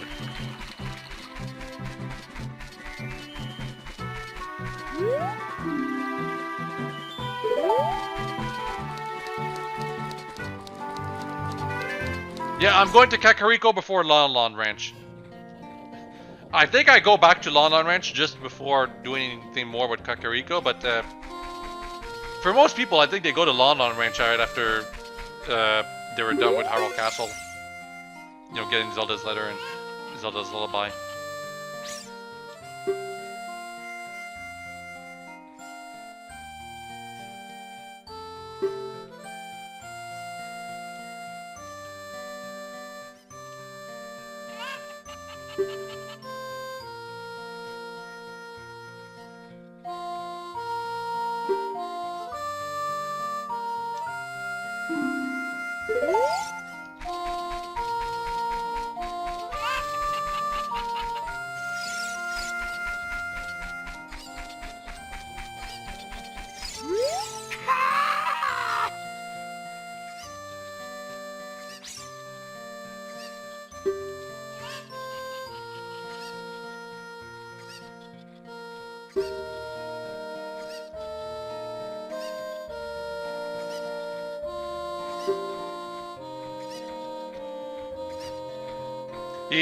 His own son actually does appear like near where he is right now during nighttime. That's how you know it's the sun. Unfortunately, it doesn't really end well between those two.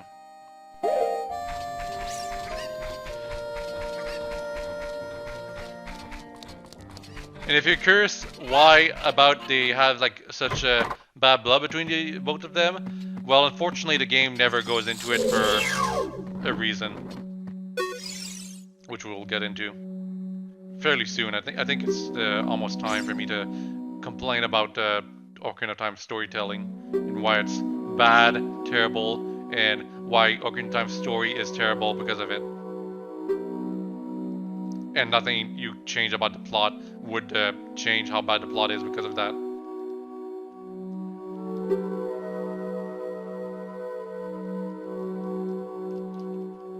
This is basically the entire Skulltula side quest explanation right here. Every time you get 10 of them, you get a reward. Except when after you get 50, you'll need to get the rest of them to get the final reward, which isn't worth it, by the way. Once you get 50, you've gotten all the relevant rewards. The only reason you're getting all 100 is because of the fact that you want to say you got all 100.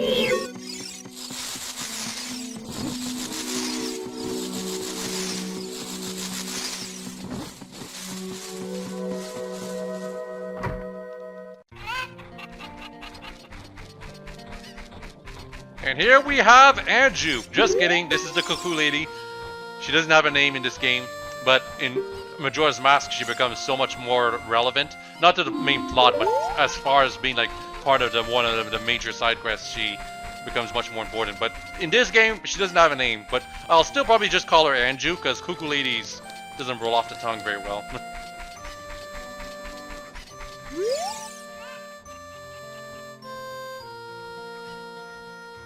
Yeah, this used to be Impa's house, and it's bigger than the other houses, but it's not that great.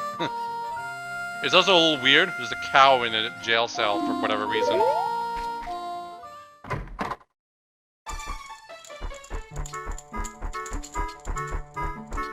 See? Why is there a cow in a jail inside this house?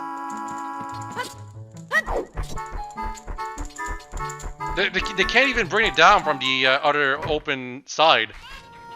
Makes no sense. They really weren't thinking logically when making some of these houses, I gotta say. They were just like doing things for like, oh, there's a cow here. Clearly you can go in there somehow. Anyway, the side quest with Anju right here, you gotta get all of her cuckoos back inside her pen. And to do that, you just pick them up and throw them into the pen. However, you also need the cuckoos to get into certain places inside the village, unless you want to keep those things for much later on. So, what I'm doing right now is I'm actually bringing the cuckoo all the way up here, so I can jump off from this thing, which is kind of tricky. When I was younger, I would always screw up the jump right here. But now that I'm older and got lots of experience, I can do it. But yeah, I'm going all the way here. You can't do that later in the adventure after you've done the second dungeons, because the owl gives you a ride to the top of that roof. But I always prefer doing it that way to get the piece of heart right away, you know?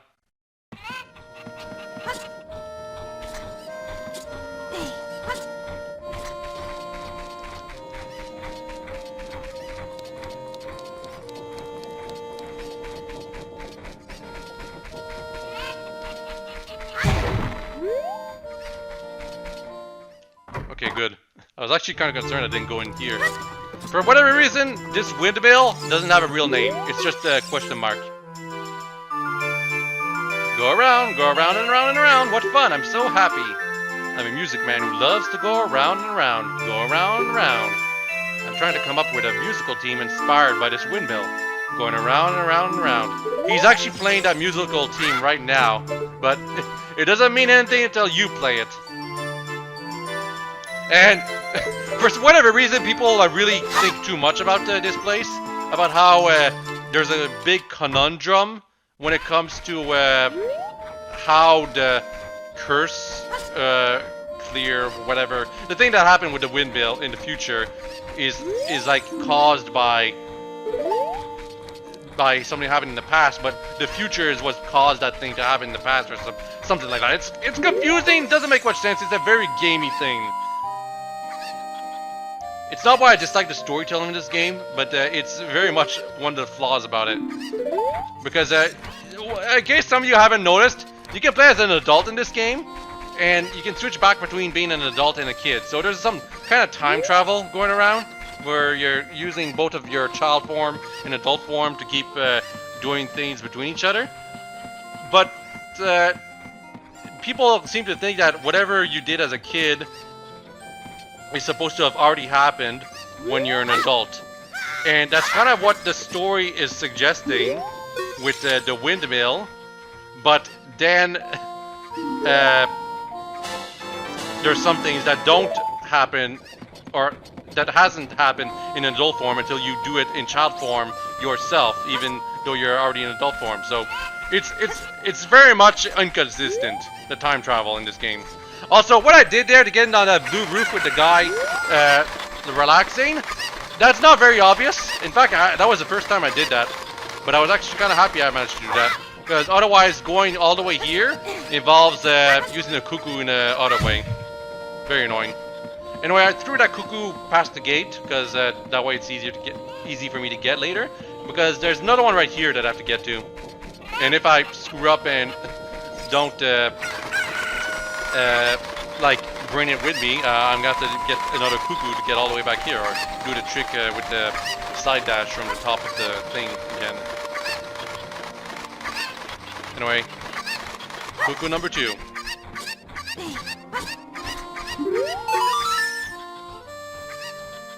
Unfortunately, oh yeah, 5 more. I for a second there, I thought she wasn't going to be specific about how many cuckoos are left. Because when you're a kid, it's actually a little difficult to actually get all the cuckoos. The reward is worth it, though. You definitely want to get all the cuckoos.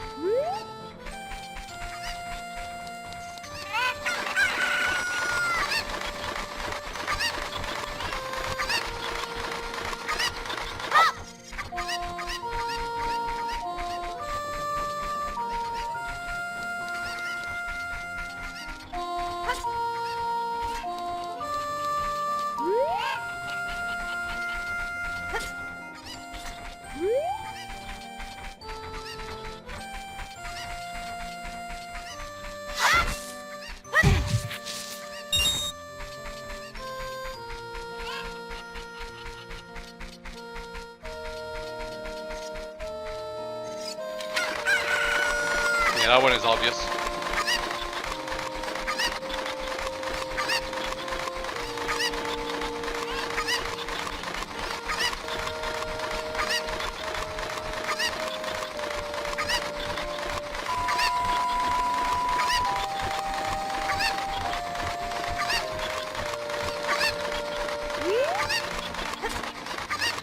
That one though can only reach if you use another cuckoo, I believe, so that's why I did that.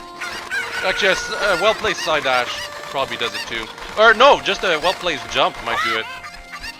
Because jumping is a little, it's actually more convenient than it seems in this game. Just, it's automatic, that's the problem.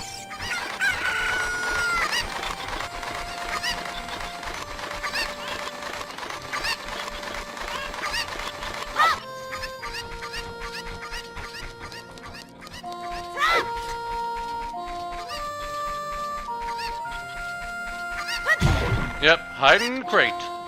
Unfortunately, you can't grab the chicken while it's freed from the crate. You have to wait until it's done running around. And then this guy blocks me. This is the problem with the context-sensitive A button. Some things take priority over others, so when they overlap, they're kind of screwed until the overlapping thing is gone. Anyway, only one left.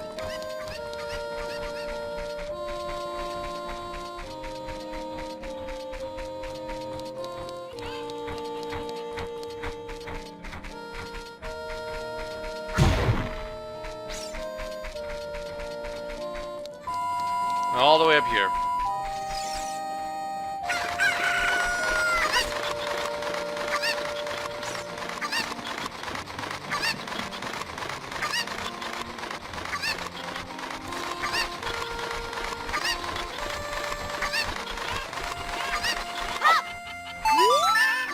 Thank you for finding my cuckoos. I have allergies, so I get goosebumps when I touch them. For helping me, I will give this to you. It's fine glass and should be useful. Please take good care of it. Yep, the empty bottle. The model for the empty bottles looks a little ugly, unfortunately. It looks way better in Majora's Mask. Anyway, yeah, I just steal a chicken from Andrew right here because, what are you doing? Not go around them up or pay for them. You never pay for them. And the unfortunate thing is that the cuckoos always reset back to their original locations when you leave. So there is literally no satisfaction of completing the side quest besides the bottle. I really wish the chickens would just stay in place after you complete the thing. But yeah, I need a chicken to go all the way here easily. That's why I did that. Well, that's why I stole another chicken. Granny's potion shop closed because she's gone. But later on, when you're an adult, it will be open.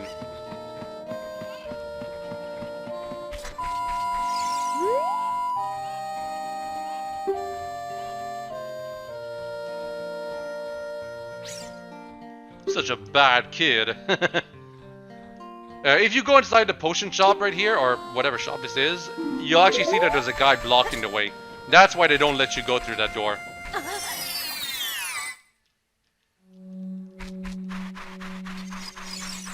And here we have one of the many generic holes inside of Ocarina of Time.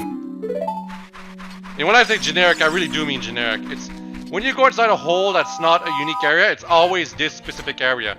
Like the reward is different, but for the most part, it's always like the same layout, the same bugs and fish holes and stuff like that. Just slightly different rewards is the only difference.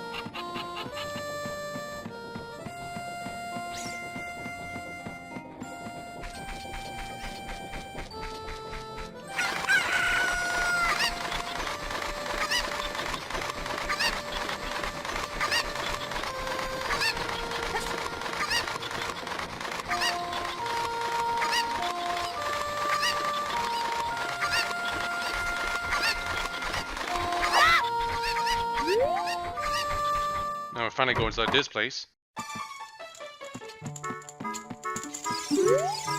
That is...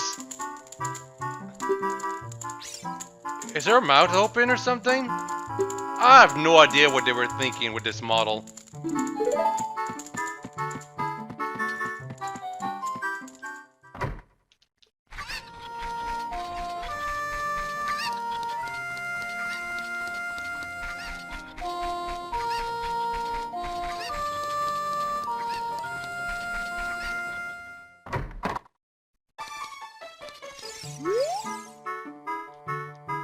Yeah, so it's this guy. That's the guy blocking the way. And I said this was the potion shop, but it's not the potion shop until when you're an adult.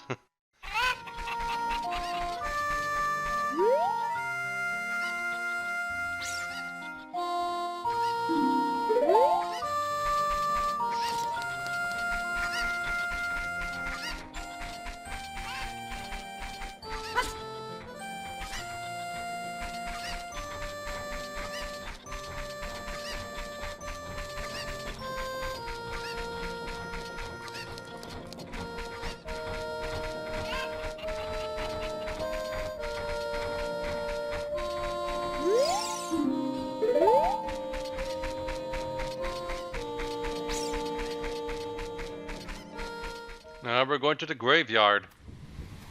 And I get really unlucky in this place, so we're going to be spending a bit of time here. Well, actually not right now, but later.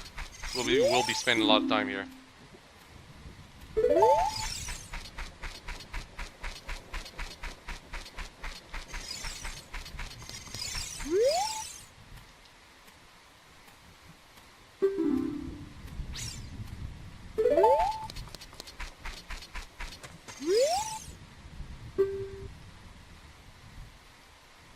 Yep, Dampe, the Gravekeeper, only goes out during nighttime. And you can find a ghost if you disturb the graves. Some of them.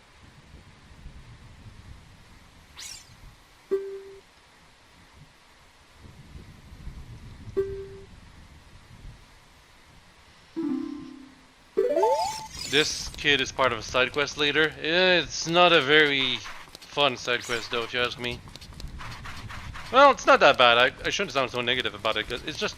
I don't like the kid, alright? Vlad the Younger.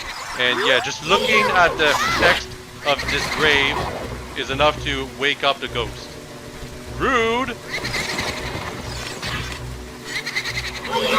Ghosts can be really annoying to deal with, because they disappear and you can't hit them when they've disappeared, so you just wait for them to be visible again before you can attack them. A lot of waiting in this game when it comes to combat. Just waiting for the enemy to be vulnerable.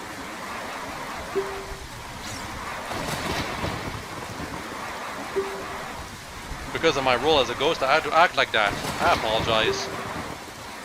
Now then, let me introduce myself. I am one of the ghostly composer brothers of Kakariko village. All the people in this village are born to serve the royal family of Hyrule. We brothers also serve the royal family and were assigned to study the hereditary mystic powers of the family. Though we never could figure out the power of the Triforce. We had almost completed our study of controlling time with the tones of Ocarinas. Actually, we did complete that study. We would have been famous if that hateful Ganondorf had not tried to steal our results. We could never let him reap the fruits of our research. That's why we gave our lives to protect the secret. No. Yeah, these guys do the whole, do you want to hear what I said again too, but at least it's optional to actually hear their story. I'm listening to them because it's like a long play, but it's really annoying that so many NPCs just do the whole, do you want to hear what I want to say again thing.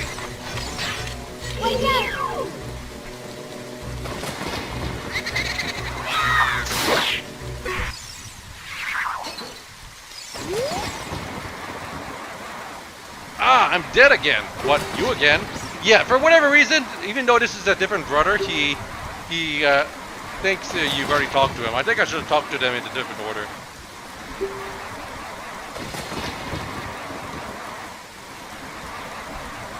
But yeah, that's Sharp, the older. Or elder, I should think.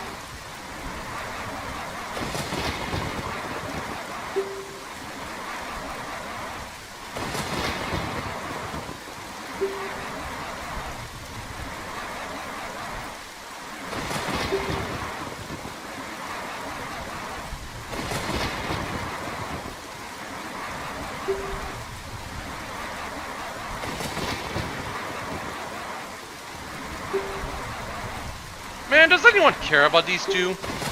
Like, I'm sure the Wikipedia and some fans care enough about these two to point out that their story is part of the lore of Ocarina of Time and what happened before the events of the game, but honest to God, they just feel out of place. You know what?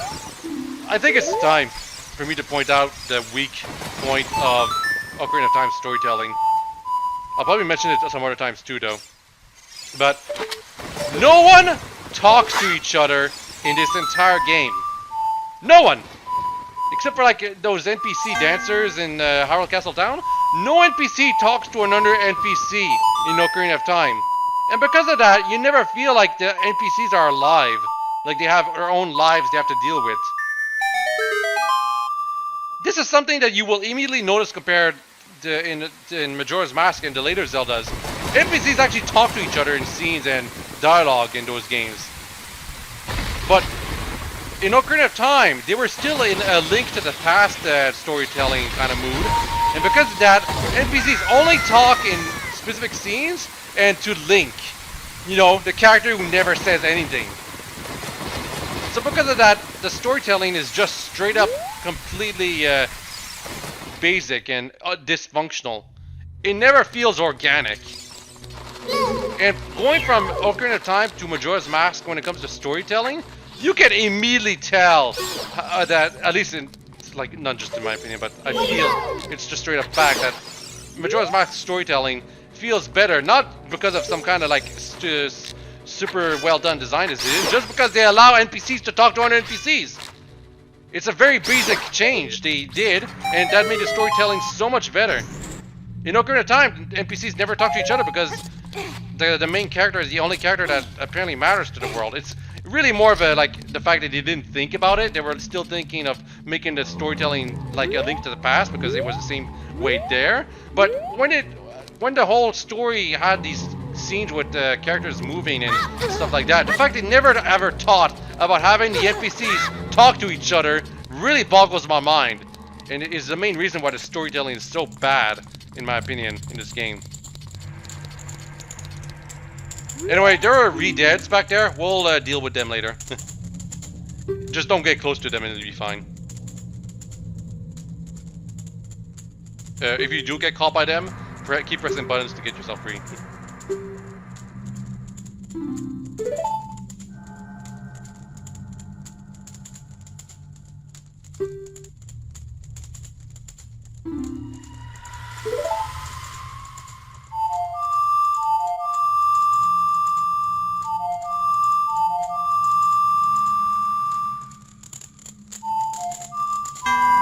Yep, Wii U Pro control sticks. Have to do it slowly.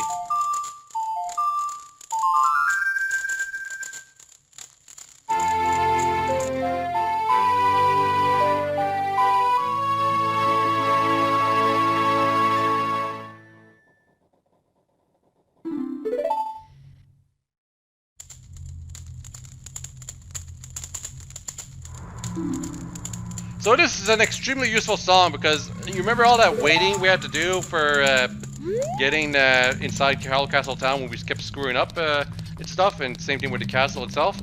Well, now we can actually use this sun song to make day night and night day, even inside of a town, although it will reset your position back to the quote-unquote entrance.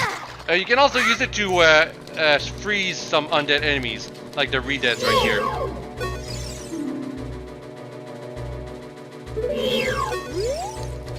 Also, Navi just said right there that the re-dead's gaze is what paralyzes us. But really, the moment you get too close to the re-dead, it freezes you, no matter what. No matter whether or not it's actually looking at you. Another thing you can do with the Sun Song is, in some specific locations, you can play it to get some souls to rest in peace or something like that. Not that soul, though.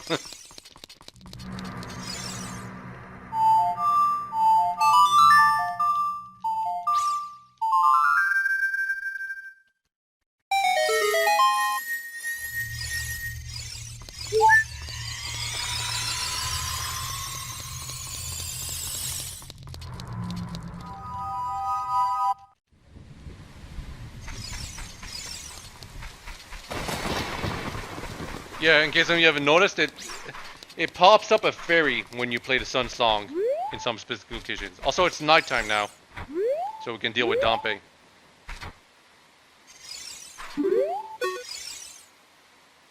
It's time to play Dompe's gravekeeping game. Oh, incidentally, Dompe is not here all night. He's only here like in the evening. Like past midnight or past 10 o'clock, I want to say, he doesn't appear in this place anymore. So don't try to find him like at 3 o'clock in the morning inside in the game. Anyway, it's another luck-based minigame. You ask Dompe to dig up one of the soil parts of this place while he's moving slowly. And maybe, just maybe, you'll get a piece of heart for your trouble. You can get the piece of heart on your first attempt, or you can get it on your 20th attempt. It's really all based on RNG and nothing else.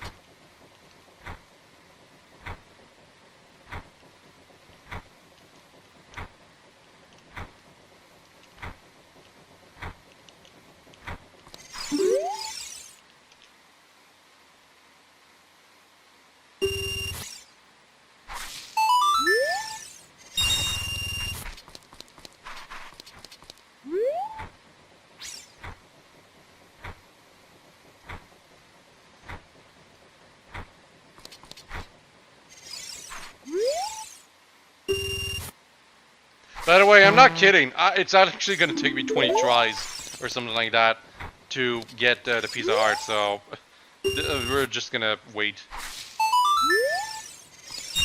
I'm not positive if we keep digging through the same hole over and over and over, we'll eventually get a piece of heart, but I don't think about doing that. I'm quite positive if you try to dig through the same hole over and over, it doesn't give you anything the second attempt until he goes all the way around. That is.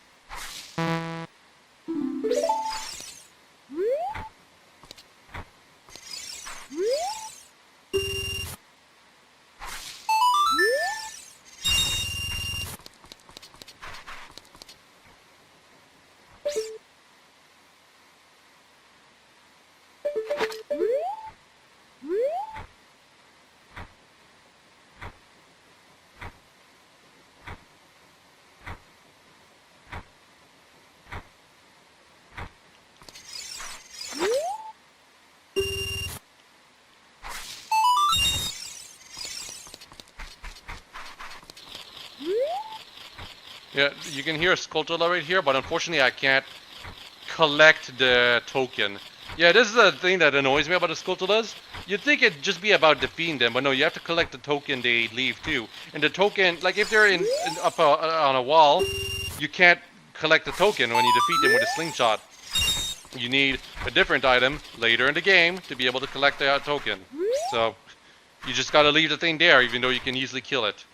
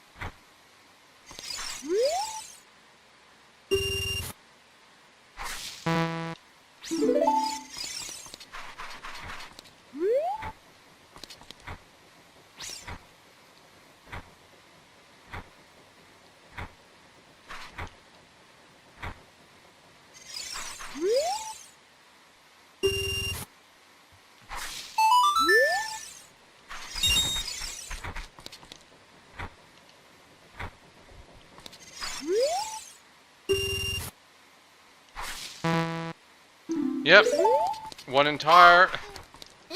got an entire through thing, and still not done. Also, Navi just told us right here that, hey, what would Saria think? Which is clear indication that you're supposed to go back to her. You don't have to though. You can actually go back and continue through up that mountain. You'll get your chance to get to Saria very easily once you're there. It's actually more convenient if you do that.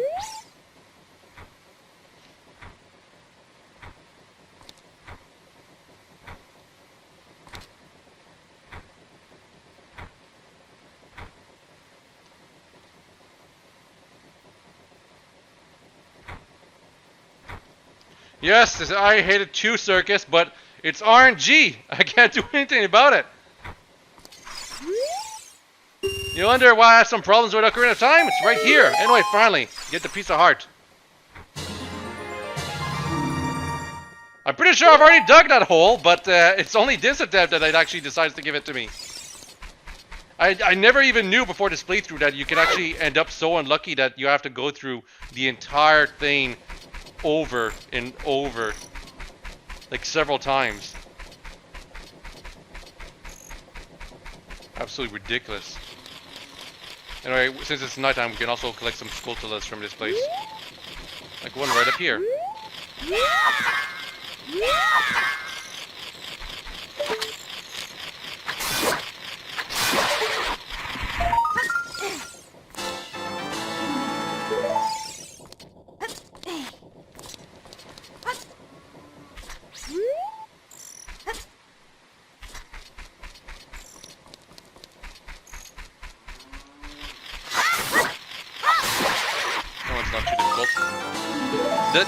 The house cursed by Skulltulas has a Skulltula just right there, and they can't do anything about it.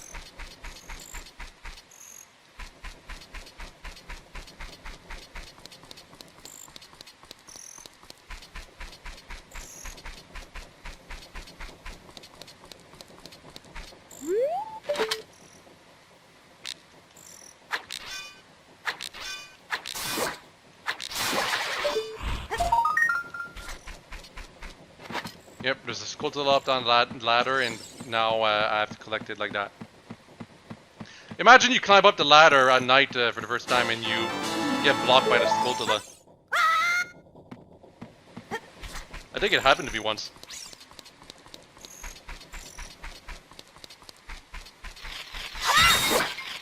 Over here.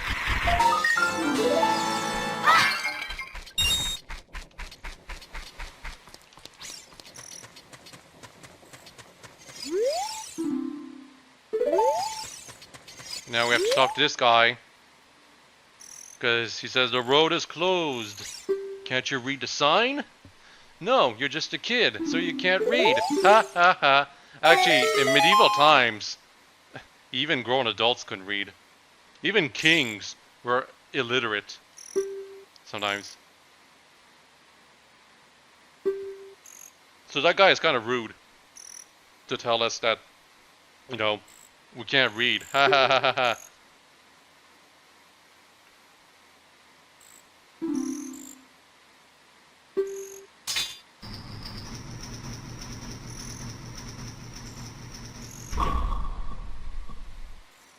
By the way, Mr. Hero, if you're going to climb that mountain, you should equip a proper shield. Yeah, this is where the game tells you you should equip the healing shield because fire burns away the Deku shield. And I think I forgot to mention this, but the healing shield, young Link cannot equip it the way like he does with the Deku shield. He only like crouches and leaves it up above him. But it's actually really effective. For all it looks. It just means you can't move while you shield yourself with the healing shield. Anyway, the Happy Mask shop is now open because this guy told us.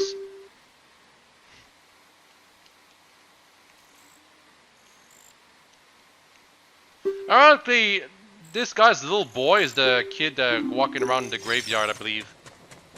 And he wants a completely different mask from the one this guy thinks he wants.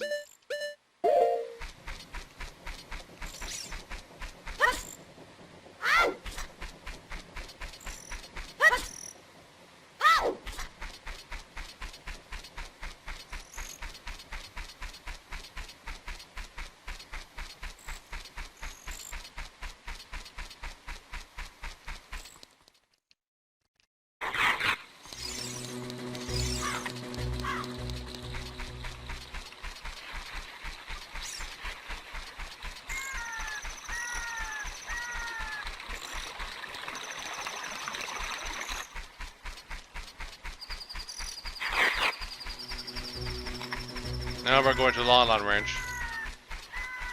And then after that I'll probably go to Hyrule Castle Town to get the mask. Yeah, I'm not progressing with the plot right now. Don't forget this is a long play that covers all the content, so we're just going through a bunch of side quests right now. And not optimally. Just the way I like it.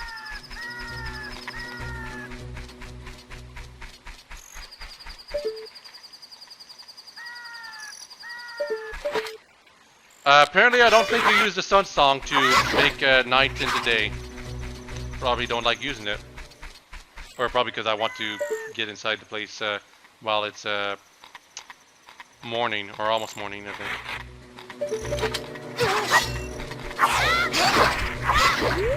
Oh yeah, after a while, there's going to be a giant style child that actually tries to attack you. But yeah, Hyrule Castle Town is only day and night, but Kakariko and Lon Ranch and places like that, you can actually have like dusk, evening, morning, early hours, stuff like that when it comes to like their atmosphere. Kinda neat, but you can't really do much while you're in there. Now unfortunately I go through Lon Ranch at such an early morning time that there's no music playing. Unfortunate. Because a lot of people like the music of this place.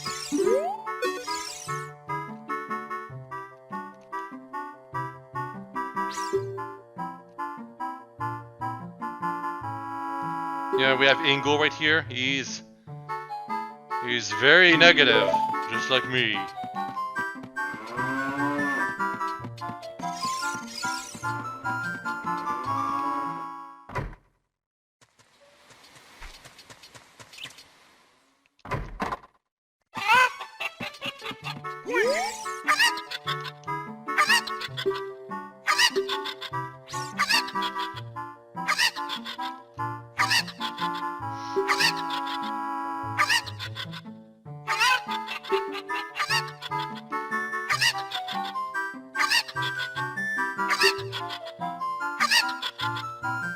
Yeah, super cuckoos, but they look no different from the other cuckoos. I actually kind of screwed up this. Like I would screw up at this mini game when I was younger. But if you know to pay attention to where the cuckoos went when he throws them, you should be able to succeed at this game, no matter what.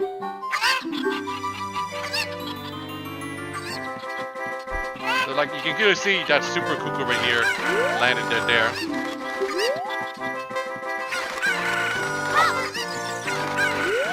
You just have to pick them up. You don't have to bring them to him.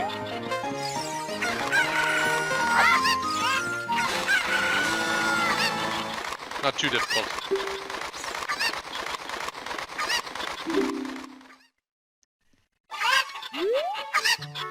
And you definitely want to complete this minigame because you get one of the better rewards for it.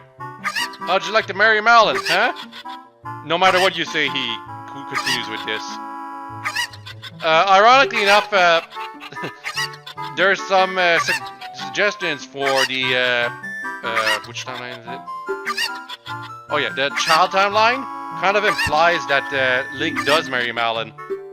You know, because it continues into Twilight Princess, and Twilight Princess has Link as a farmer, so it implies that Link went with a farmer background for the descendants.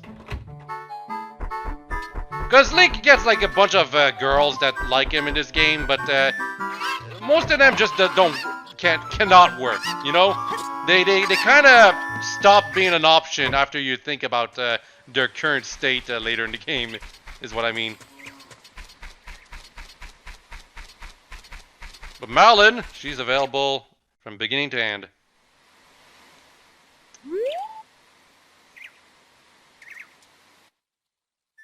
And there we go. Music. That's better.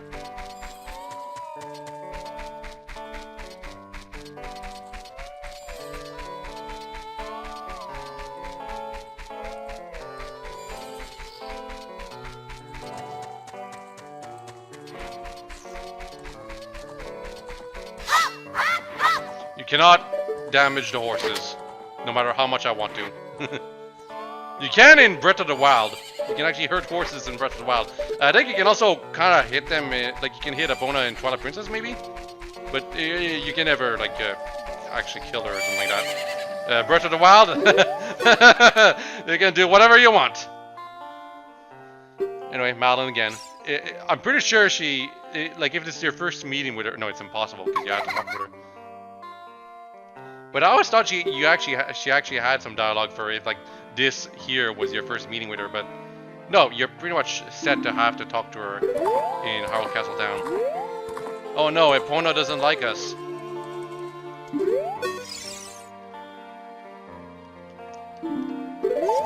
Of course, I'm a stranger. Although she wasn't afraid of me initially.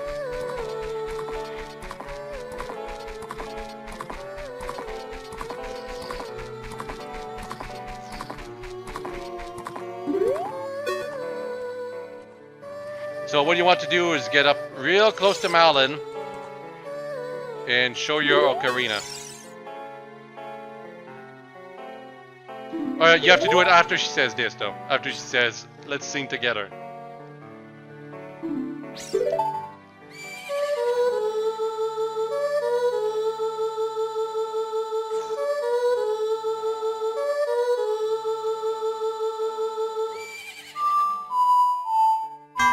God damn it. Yeah, this is literally the Wii U Pro Control Stick just making me keep screwing up these buttons. Ridiculous.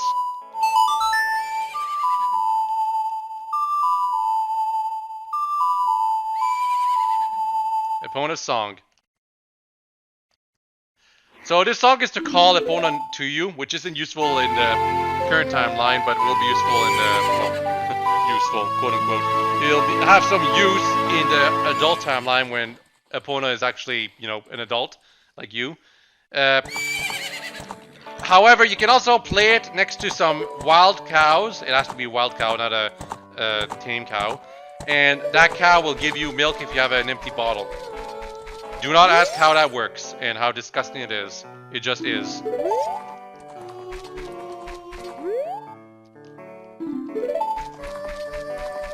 But yeah, that's pretty much all we have to do with Malin in this so far.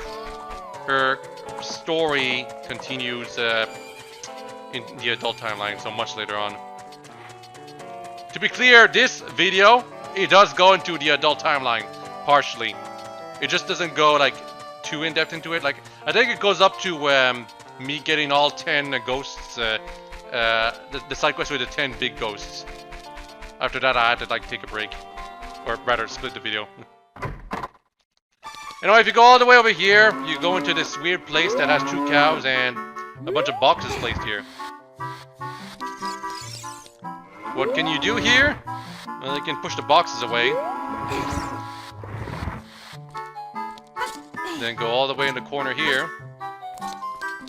And you find a hole. When you're younger, you think you have to push way more of these boxes out of the way to get here. But when you're an adult, you just want to do the minimum amount of pushes and pulling. Because it's so annoying to push and pull in this game.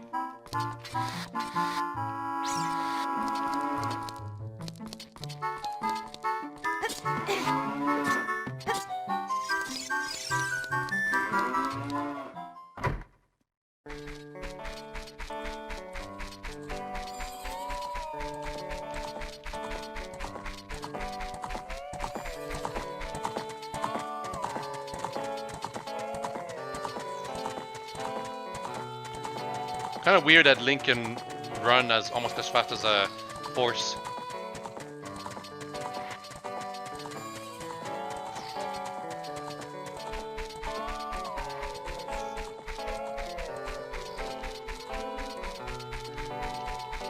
By the way, horses in real life will kick your ass if you follow them from behind. They will kick you. Like, I don't just mean your ass, they'll kick you in the face too.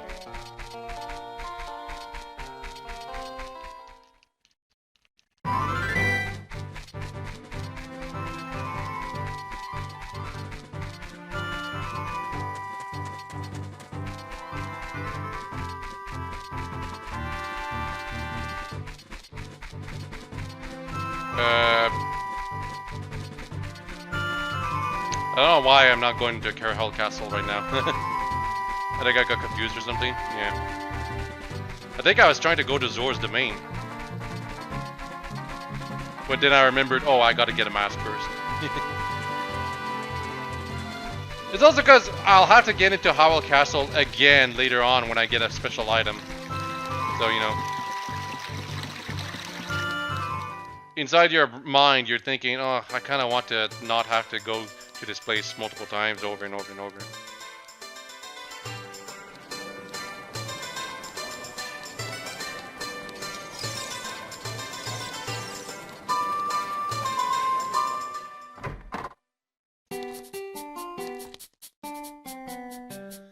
Welcome to the Happy Mask Shop. We deal in masks that bring happiness to everyone. How would you like to be a happiness salesman? I'll lend you a mask. You sell the mask and bring the money back here. This is a terrible business model. I should point that out. He basically rents or lends his products to people for them to sell them to other people, and then expects the people he lent to bring back the money to him. Like, what?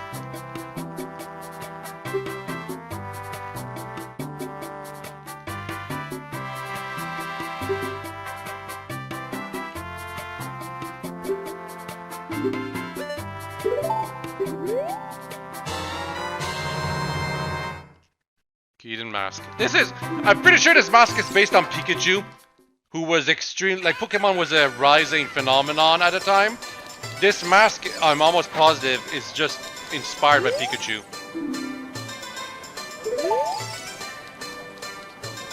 It's not exactly Pikachu, because that's not a rat mask. It's actually a Keaton mask, which is based on the Ninetales, which is a Kitsune. That's what it's based on. But the colors match Pikachu exactly. So I wouldn't be surprised if it was inspired by Pikachu in the rising Pokemon phenomena.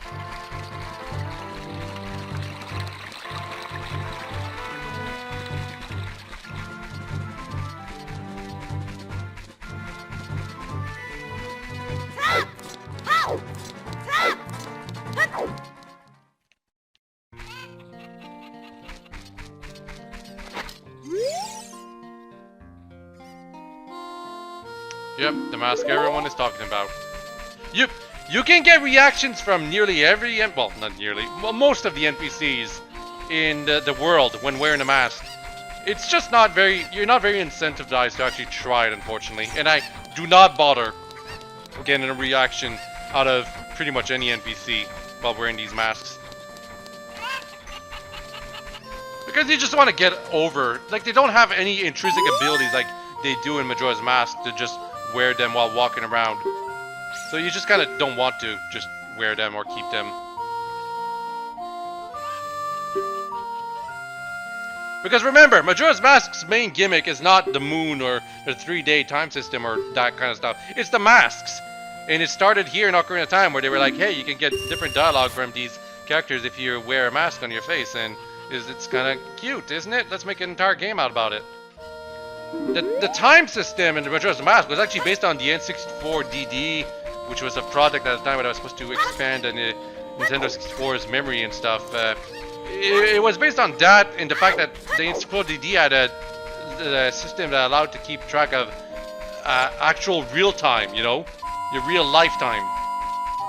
And it was supposed to happen over a week, where you would actually have a week to finish the game, a real life week, and it would still continue on if you didn't play it. You need to actually open up the game and play the Song of Time inside it before the week was over if you wanted to like start and get another chance.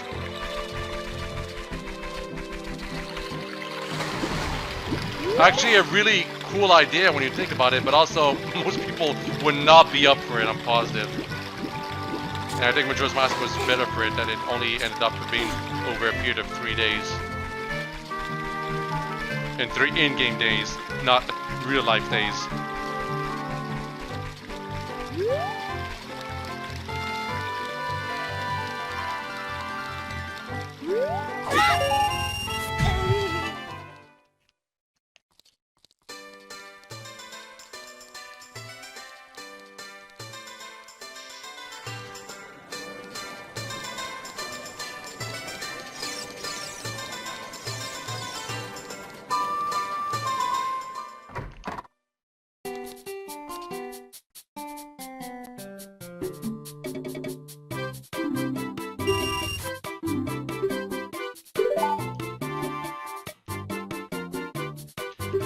So now we got another mask that's available, the Skull Mask. Who am I gonna have to give that to, I wonder?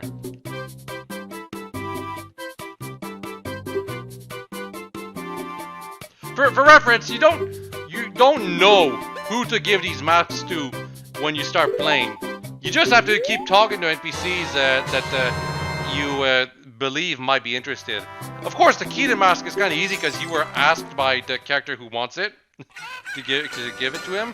But the other 3 masks that you have to figure out who to give to, you don't know who wants it. And in particular, the last mask you have to sell, you can't even sell it until after a certain point in the game. So that's annoying.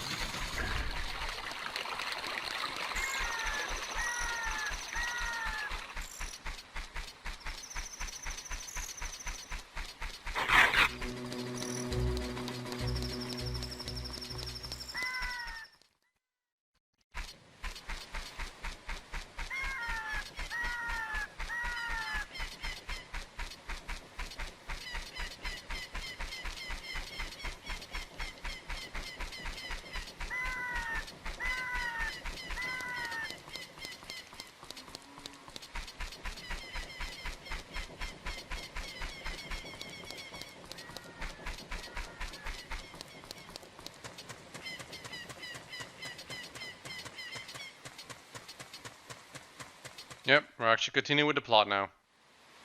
Like there wasn't much else to say. Death Mountain Trail. It's kind of interesting that Death Mountain is like the second place you have to go to plot-wise, so kind of like after Hyrule Castle and Kokiri Woods and whatever, like third place or whatever. But Death Mountain really feels like it should be like the last place in a giant adventure. And here you are, early in the game, already going through it.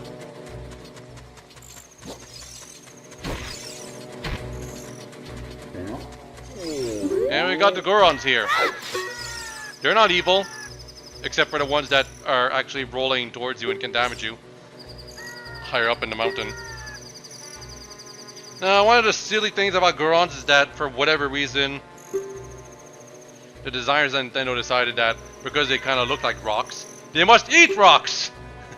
And they're starving because they can't get their prime source of rocks. They could eat the normal rocks, but they hate the taste of the normal rocks, so they're literally starving, despite the fact that, like, it's like someone, like the best way to explain it and to keep it making sense is that it's like if someone was dying of thirst while being in the middle of the ocean. Now, of course, the ocean has, the water is not something you can drink unless you properly boil it and make it go through several processes, but it's like literally the same thing here. These guys are starving because they can't eat the rocks from their cave, but even though they're surrounded by rocks, you know? It's a very silly plot point. The problem the Gorons have.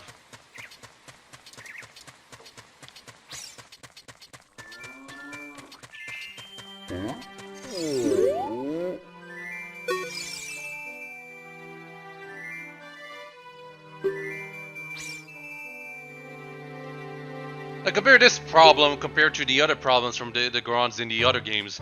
In Majora's Mask, the Gorons' problem is that their winter is never ending, and they're literally freezing to death. That makes more sense. In Twilight Princess, they're having trouble with I can't even remember what the trouble was with Gorons in Twilight Princess. Did they even have trouble? Well, whatever what the case was, it probably made more sense than them starving to death with the rocks. And in Breath of the Wild, their problem is their machine is going haywire in the volcano, and because of that, it's constantly erupting or causing troubles or something like that. Whatever. It just makes more sense in the other games, the Goron's troubles, compared to this one where it's like, oh, we're starving. What do you eat? We eat rocks. There's rocks everywhere, you dumbasses. But yeah, this Goron right here just explained that the most delicious and nutritious rocks are found in the Dogger's Cavern. But we've become such gourmets that we can't stand to eat rocks from anywhere else! Come on! Literally they just have to get them over themselves and eat normal rocks. That's all they gotta do. Incidentally, we never see Sterling rocks inside of the Dogger's Cavern. There are no special rocks inside the Dogger's Cavern. You just have to take their word for it. It's the Solar Rock is something you find in Majora's Mask, if anything. It's actually part of a side quest in that game.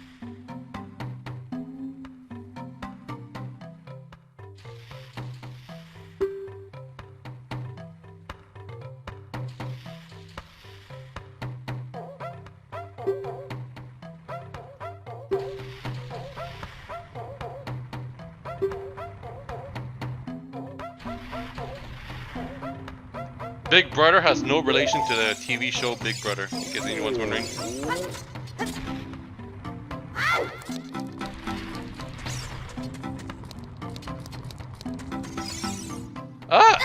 It says you can grab those flowers that looks like bombs, but you can't pick them up because you don't have the item for it. That always confused me as a kid.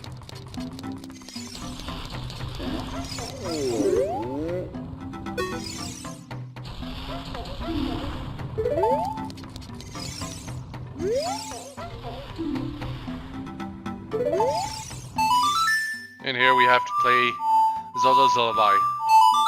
At least we all have to do it once. You do it once and doors open forever. Here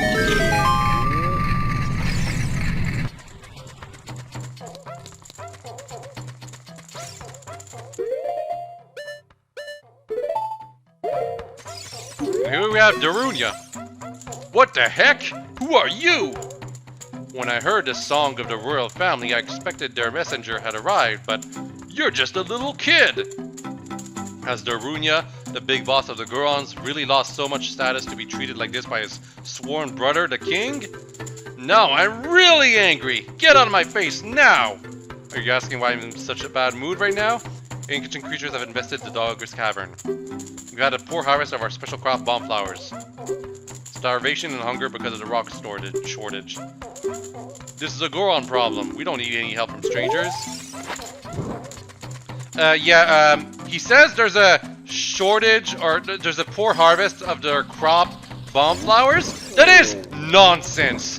Bomb flowers regrow instantly. You can't have a poor shortage of that.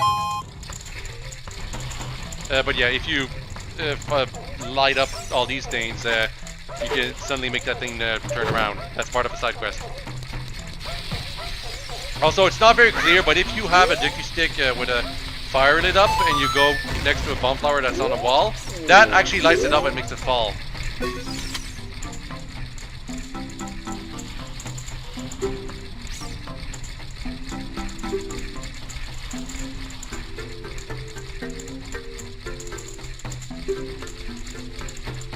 Oh, he's got a secret, huh?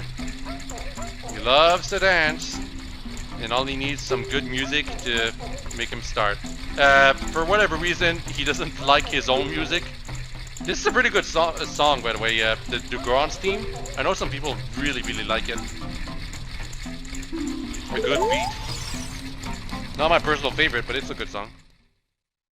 We have to play a different song for Darunia, though. Yeah, this guy was sealed inside. And he did it because he just didn't want anyone to enter. Goron Tunic, you can afford it as a child, but I don't think you can buy it unless you're an adult because it won't fit you. Plus, you get it for free when you're an adult, so might as well not buy it.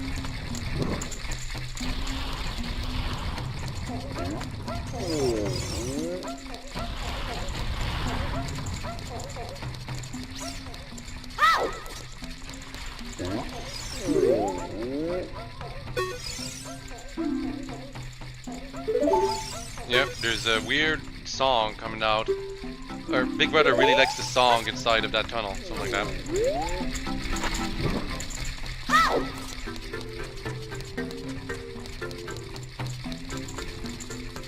It is not uncommon for the dicky stick to burn away while you're trying to bring up the fire all the way up here.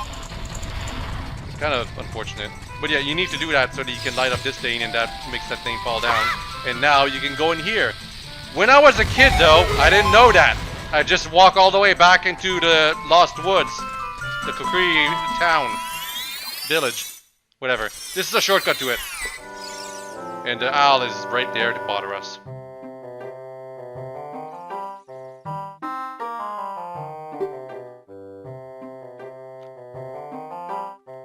The Sacred Forest Meadow. It is a sacred place where few people have ever walked. What's that? I can hear a mysterious tune. You should listen for that tune too. The tune is to guide you through the proper path across the Lost Woods. However, it's only at this part of the game that it actually is a thing. Every subsequent visit to the Lost Wood, the game just expects you to know where to go. Which is actually kind of annoying. Because when you're first playing this game, you won't know the place to go through by heart. Of course I do, so it's not a problem, but like right here, you can go straight ahead or you can go left. Yeah, there's a secret area to the left right here that the game never really mentions or notes. Just have to guess. No.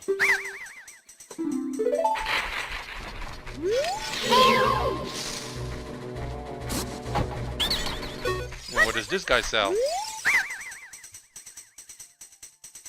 Dicky sticks. One piece for 15 rupees. You can get 3 for free by just going towards the Great Deku Tree. And there's a secret hole right here. And it's not a generic hole either, it's the 4th stage. It wants to see our beautiful face, but not our normal face. We have to wear a mask. And we have to wear this mask specifically.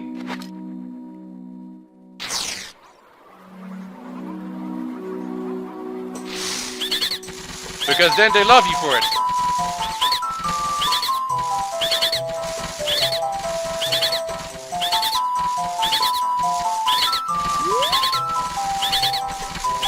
And then you talk to that guy over here. All of the young Deku Scrub brothers agree.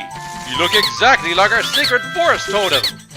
As an offering from us, please accept these Deku sticks. We will also enhance your carrying skills. Abracadabra, alakazam.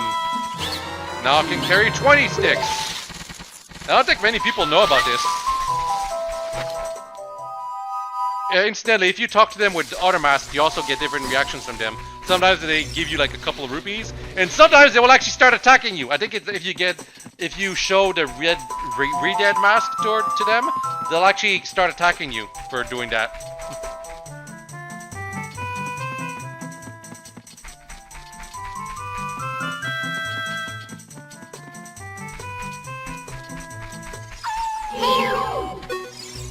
Wolfos. This seems like it should be a much more dangerous enemy, but it's actually really easy. You just wait for it to attack, it'll spin around, and then you jump attack its tail. Instant kill. If you try to attack it normally, it takes like 4 hits though. Very annoying.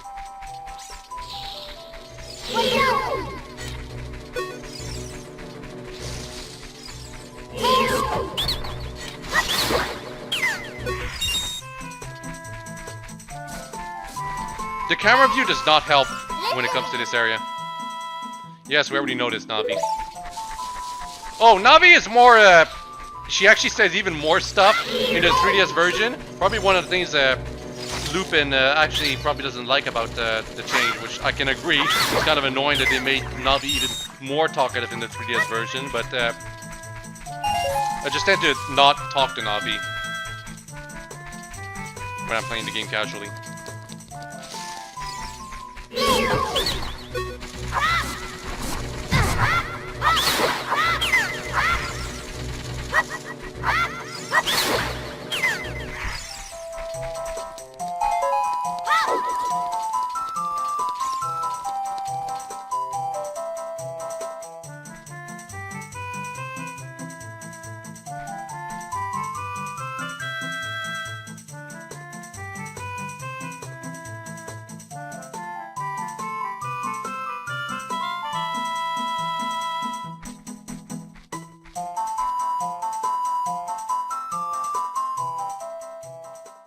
I think it's kind of implied that it's Saria that's singing the song of the Lost Woods, but that's not really it. She's got her own ocarina.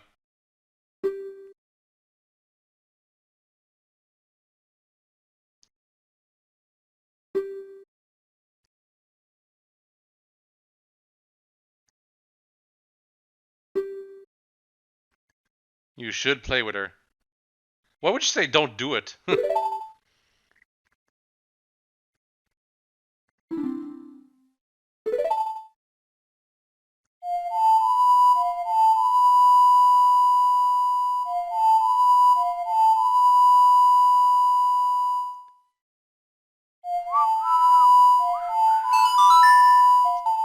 I really like Saria's song. Like to whistle it. Unfortunately, because I'm talking so much, my lips are a little dry right now, even though I'm drinking water at the same time. I'm gonna actually have to go up, get some water very soon. You know, to refill my bottle of water.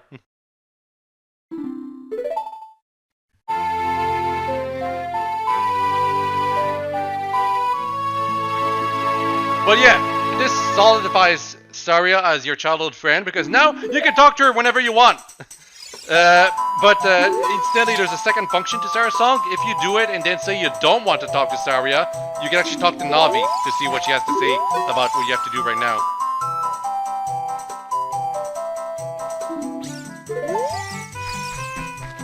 She saw something like the skull mask in the Lost Woods. Something like a skull kid, maybe?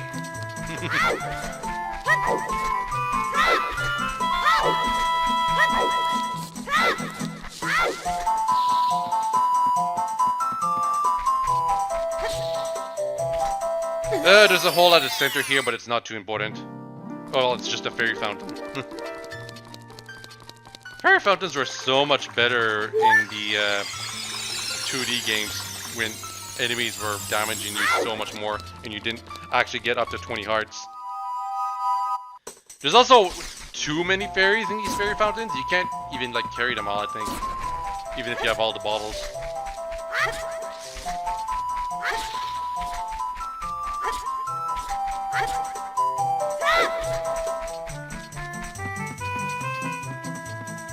And after all of that, the owl has to bother us again.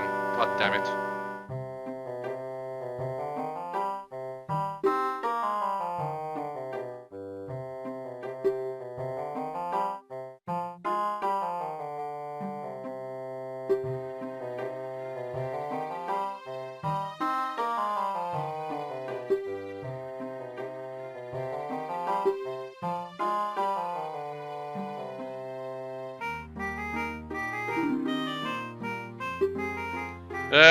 The owl suggests just playing random songs. There's, like, you can actually get some neat tunes from the Ocarina, but there's no actual reason to just play randomly.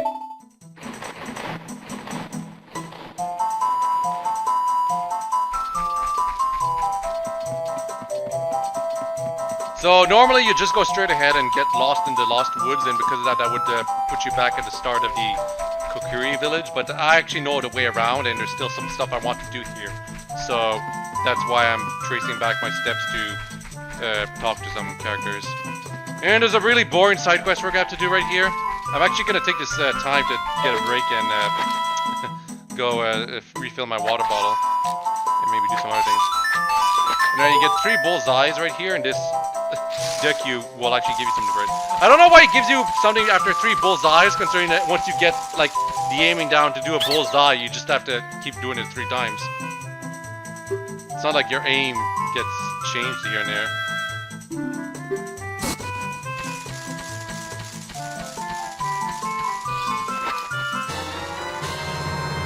Bigger.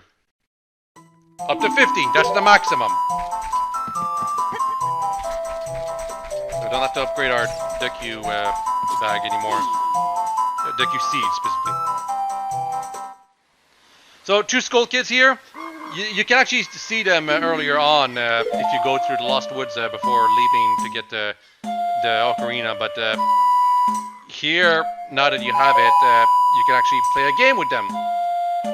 It is very repetitive and slow, but once you've done their songs enough times, they'll give you a special prize for it. And unfortunately I screwed up right here, so I'm going to have to keep doing it several times. But yeah, if there's any point inside this stream that you want to take a break, this is the time, because this is going to take a while.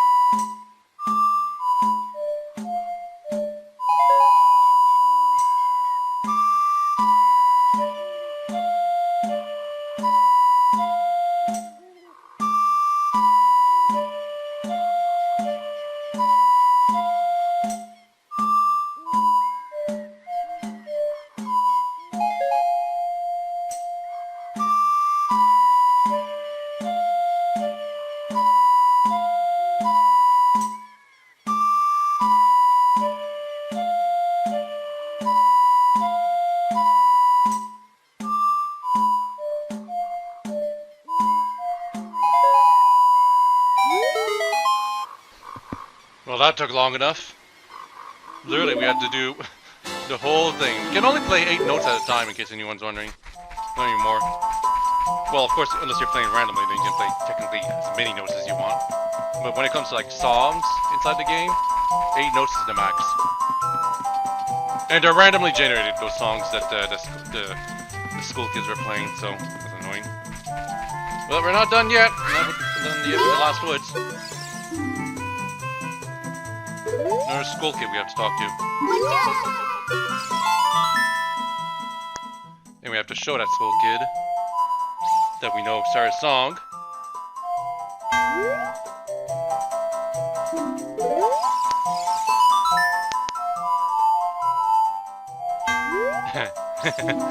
Not playing it well.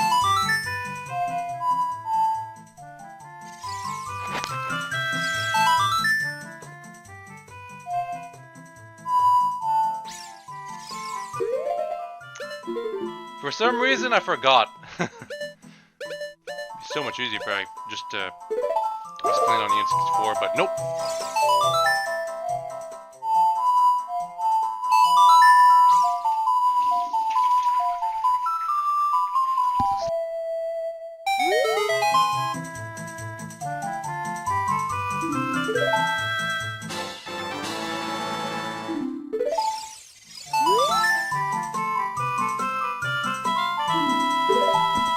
Yeah, so we had to do that and also show that we have the school mask to that school kid, because he'll buy it.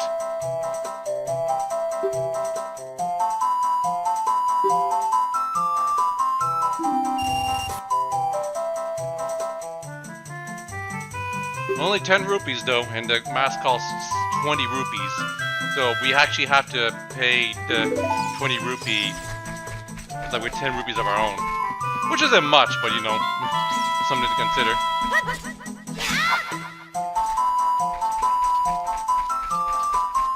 Anthony, in the chat, this game is from it was released in 1998, so it's over 20 years old, specifically 23.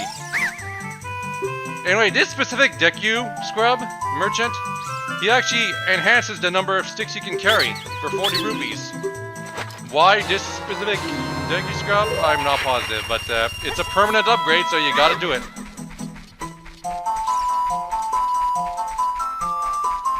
And I believe that's pretty much all we can do so far in the Lost Woods, but it's not the end of it. We're gonna have to go back there and get some school kids and stuff.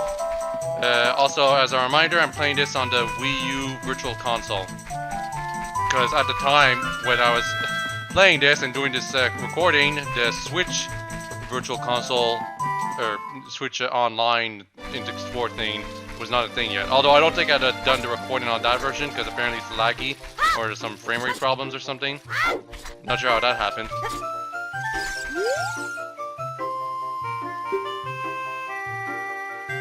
Or no, texture problems is also a thing apparently that the Nintendo Switch version has troubles with.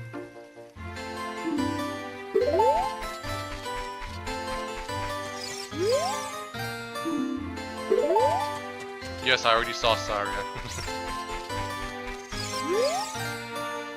Yes, I'm okay.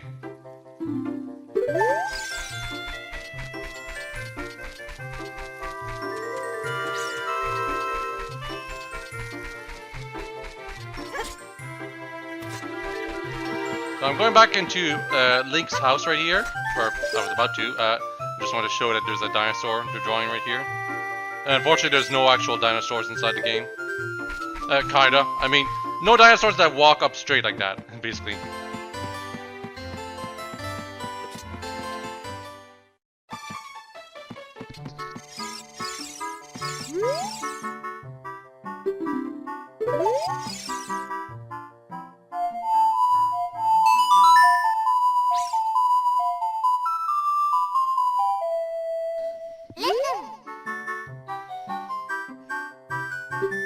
Yep, can talk to Saria from anywhere, including right in front of her. She'll talk to you normally.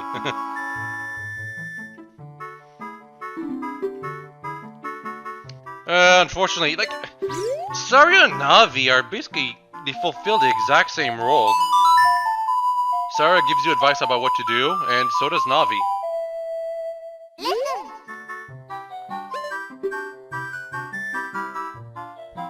the game's not too hard, Anthony, in the chat.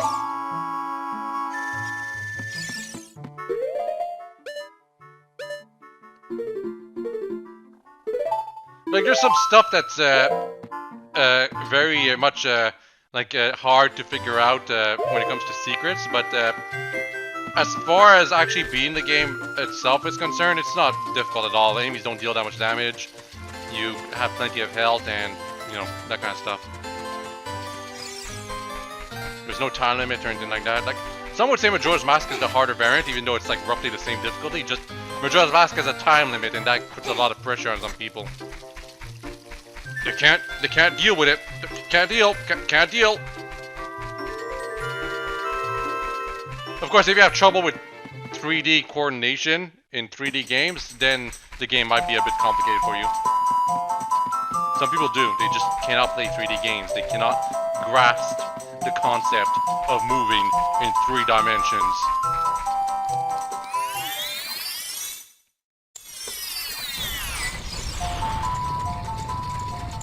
It's a pretty long game. This stream is 18 hours, Anthony. Well, the stream is gonna be 9 hours, but there's gonna be a second one that's another 9 hours. Oh! Apparently, according to Remus Lupin, Saria will complain if you try to talk to her with the ocarina right in front of her. Because she's like, I'm right here, just talk to me. But the thing is, Saria never really says anything interesting when you're right in front of her. She just says, oh, you can talk to me with the ocarina, you can try that. She never says anything besides that. So it's kind of unfortunate that she just doesn't give you her advice, or something like that. Also, Anthony, it's only 18 hours because I'm doing everything. It'd probably take you longer if it was your first time playing the game and not knowing what to do. Anyway, gotta play Sarah's song in front of the arena right here.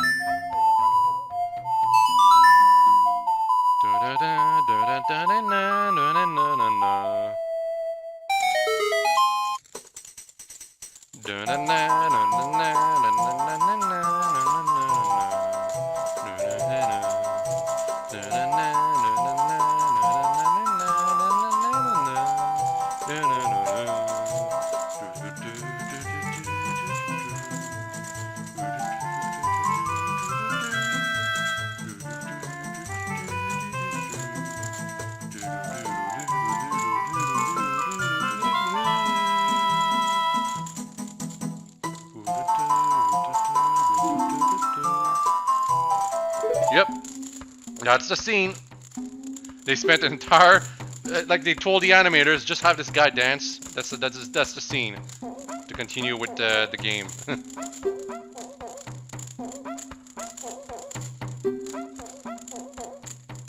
Yeah, he's reintroducing himself because he's like a completely different character now. I want the spiritual stone of fire because I need it to get access to the Triforce.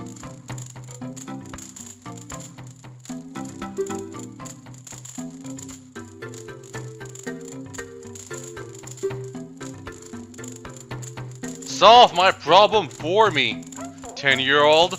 Prove you're a real man. There was a big dude bro push with this game from Nintendo of America. It's a consequence from the Sega years, Sega versus Nintendo, Genesis versus Super Nintendo.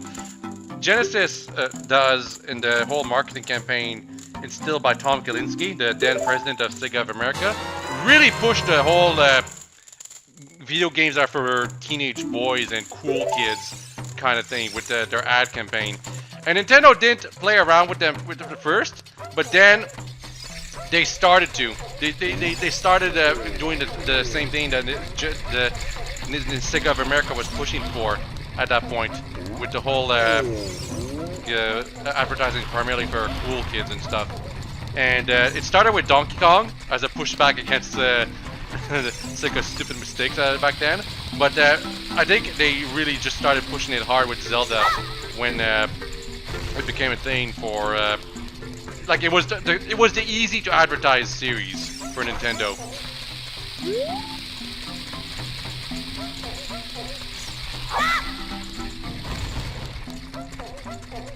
Games are now all about teenage boys wanting to be the hero and Mary Sue of an adventure, and the Zelda series is basically all that and more.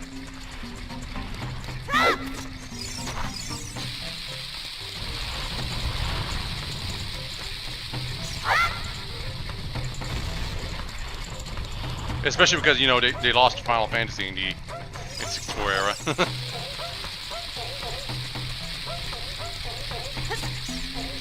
Yeah, I'm trying to throw a bomb into that thing. It's actually a little difficult. I'm not sure if it's like the controls to blame or just the fact that you can only throw bombs from a certain angle and a certain distance. Not a certain angle. You always throw them at the same distance. So because of that, we try to make sure your angle is correct when you're throwing it on this moving thing. But I just kept screwing up, so I gave up. I'll do it later.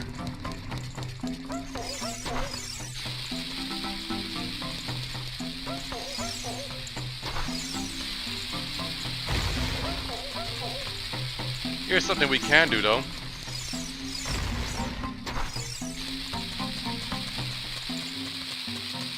Open up the passage all the way here.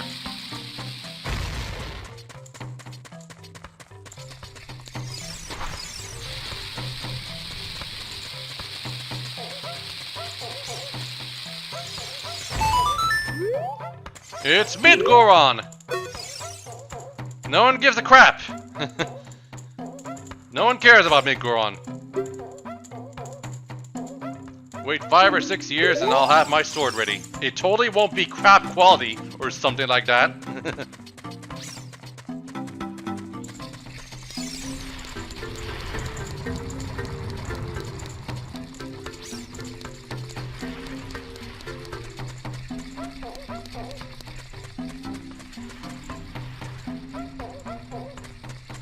We can't do anything over there. We need to be an adult with several new items to do something over there. It's kind of, to be honest, I don't understand why they left that area there. It kind of spoils about what you'll be able to do in the future.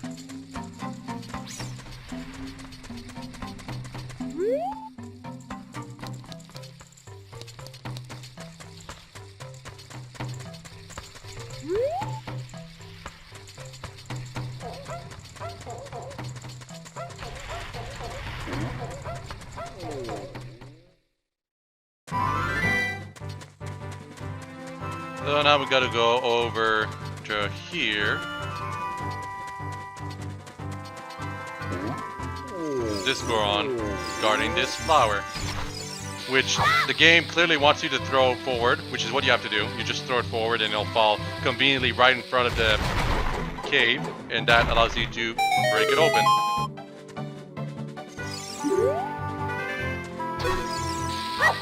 Now, there's something else you can do here. You can backflip to get this piece of heart real quick. Normally, to get this piece of heart, what you'd have to do is actually plant a bean to go on the flower and then get carried all the way up there. But just backflip from up there and you can land up there and you get the piece of heart early. Really cool. The game is a very freeform that way, in that sense. It's not that this kind of freeformness would be lost in the future Zeldas after Majora's Mask, starting from Wind Waker, and it won't be brought back until Breath of the Wild, which is why people loved it so much. Just do whatever you want in Breath of the Wild. No more linear nonsense like Wind Waker, Twilight Princess, and Skyward Sword. There was so much pushback against those games because, like, people were like, "Oh, now we like Wind Waker, we don't like Twilight Princess. Oh no, we don't like Skyward Sword, we like Twilight Princess now." And it's like, it keeps going like that, and it would have kept going like that forever until Nintendo got their act together and just decided to let players do their thing. Majora's Mask was not as liked as Ocarina of Time initially, but that's because it came out with the PlayStation 2 when it released, so it was overshadowed at that point. But nowadays it's like a perennial favorite to many people, Majora's Mask.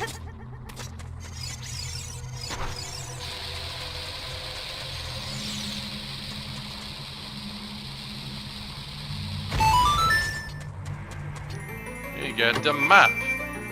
Where do we wish to go? Well, not from this side, that's for sure.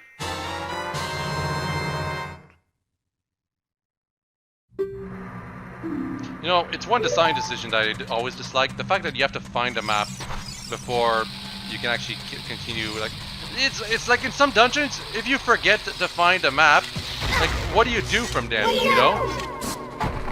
Yeah, a consequence of using the healing shield against these enemies that you can't reflect the thing back to them, so you have to use the slingshot. Like, it's not that big of a deal, but you know, it's something. And it sells you a Deku Shield for 50 rupees, which is super expensive, but you know, if you lost your Deku Shield because it burnt away, because you weren't paying attention, this is an easy way to get it back.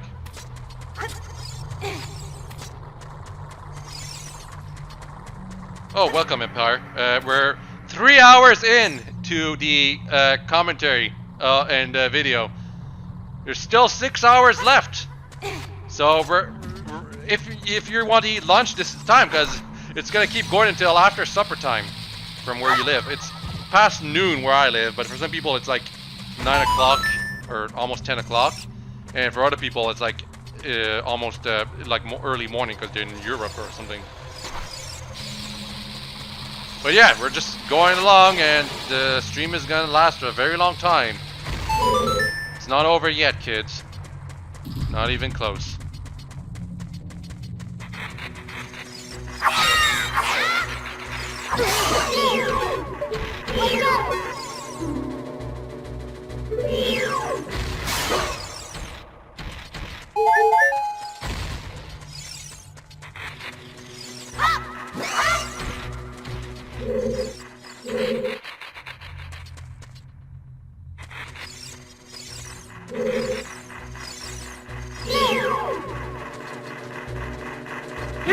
These are such cutesy enemies, baby Dodongos. Oh, instantly, they blow up when you kill them, for whatever reason. You can use that to get in here early. You know, before getting actual bombs yourself. Allows you to get the full chiller right away.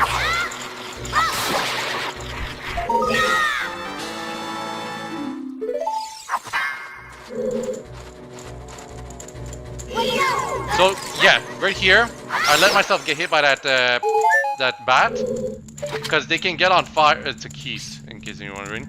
The keys can, when there's a torch in the area, they'll actually follow through it to get on fire, and then try to hit you while on fire. That's what causes your Deku Shield to get burnt away.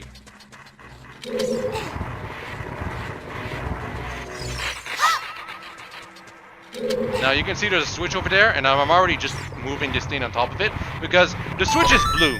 And when there's a blue switch, that means the switch is, it needs something to be pressed down.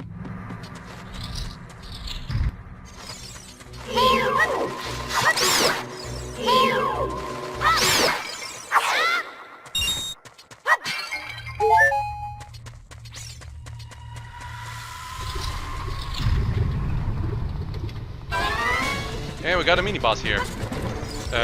These Zalflos, I believe, yeah. 2 of them, actually. Or no, there's another. I don't know if you've heard, but there's another one over there. Yeah, that's where it is. You only fight one of them at a time. Is what I'm trying to get to. When you do enough damage to one of them, the other it runs away and lets the other one fight for it.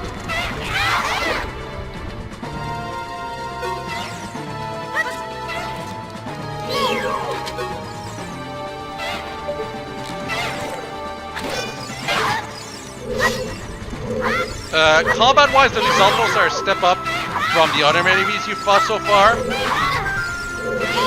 You probably want to use the Deku Shield to shield against their attacks at this point in the game. The fact you're also fighting on platforms that are over lava is probably gonna cause a lot of concern for some people, though. Like if you fall into lava, you might panic and get on the wrong platform. And if you want to deal double damage, don't forget the Diggy Sticks do double damage compared to your Kokiri sword for whatever reason.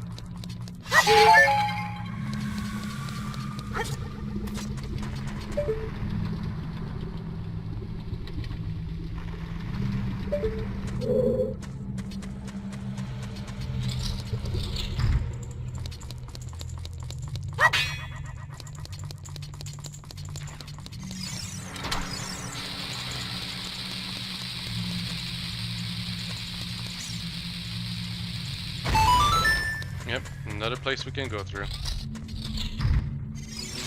It's a Deku Scrub merchant. Sells us Deku Sticks. What? God, this is such a bad deal. Why would you ever do this? Unless they're like completely desperate for a Deku stick, because I don't think they have any others, but yeah, no reason. By the way, yes, that door, like, it just loaded into, as I turned my vision around. Kind of wanted to show that. Kind of silly.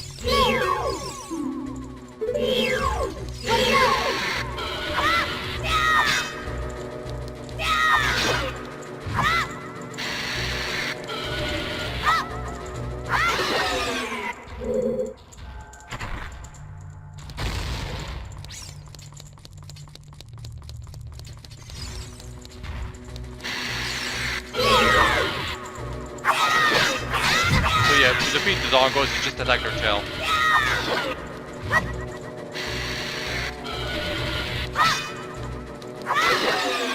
Make sure you're straight behind them when you need to attack them, because otherwise you'll hit their strong fronts as that are like armored. Bizarrely enough, this is like the only room where you deal with the dongos. Even though they should, like, it's the dongos cavern. You'd think there'll be more dongos here and there.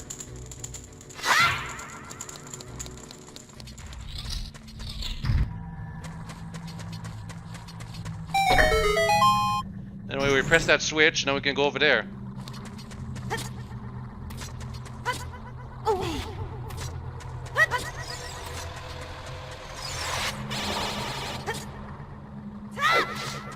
Instead of waiting the platform to rise, I just go up this ladder. That, for whatever reason, is not burning away inside this near active volcano area. Like, the Dogwood's Cavern is not an active volcano, but it's next to one.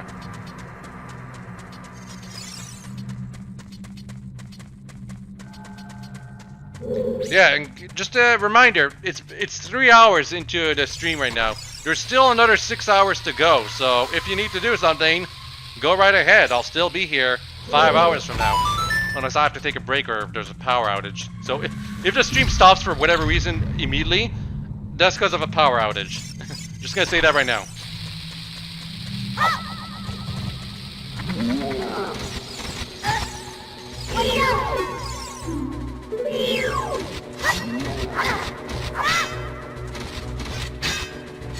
These enemies are actually a little tricky to handle. You're supposed to use a bomb. And they turn back invincible if you don't deal enough damage against them. And right there I missed. Though I missed.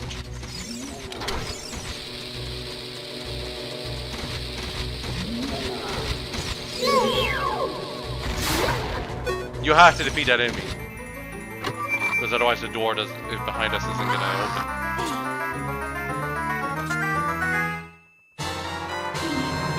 Da.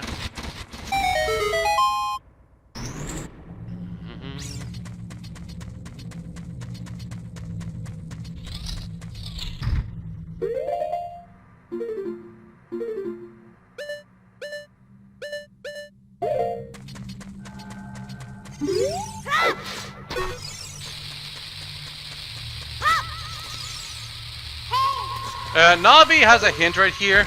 It's telling you that, hey, look at all these bombs. What if you loot them all up at once, at the same time? I actually used to, when I was a kid, I used to try to do that from one side to the other, like, as fast as possible, by picking up the bombs respectively next to them and then putting them to the side. That doesn't work, though, and I always was confused about that. Also, going up these steps is kind of annoying. It's actually much easier to just keep backflipping up to them like that.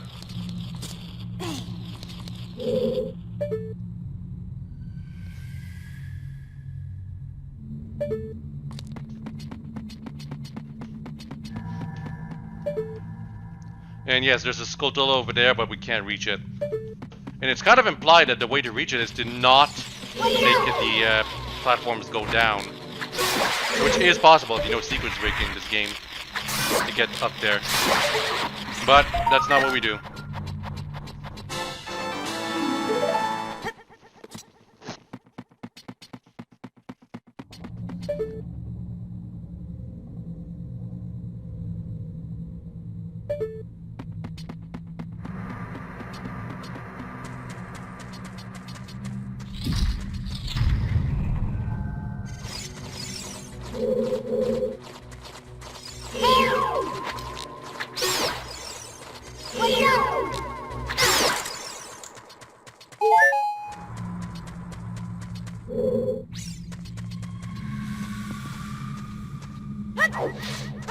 Yeah, that's all weird.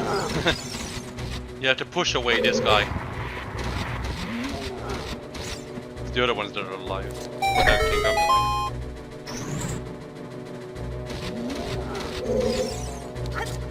Now make sure you remember where you came from.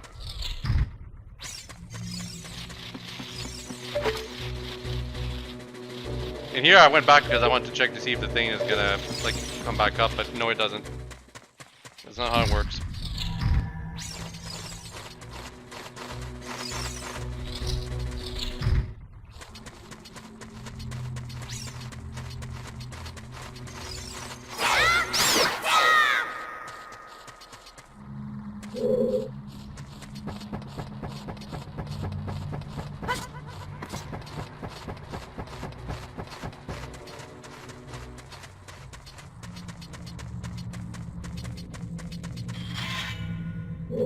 This place is very tight corners and stuff, and Navi's gonna interrupt you when you drop down. Because of course she does. Gotta warn us about the Z targeting. Listen. You never know what will be around the corner in these narrow paths. Use Z targeting to always look in the proper direction. Yeah, it's a useful technique because they didn't give us proper camera control. That's the problem. In fact, I think Skyward Sword HD, the one on Switch, is the only Zelda game with proper camera control. That and Breath of the Wild, I think. Something like that.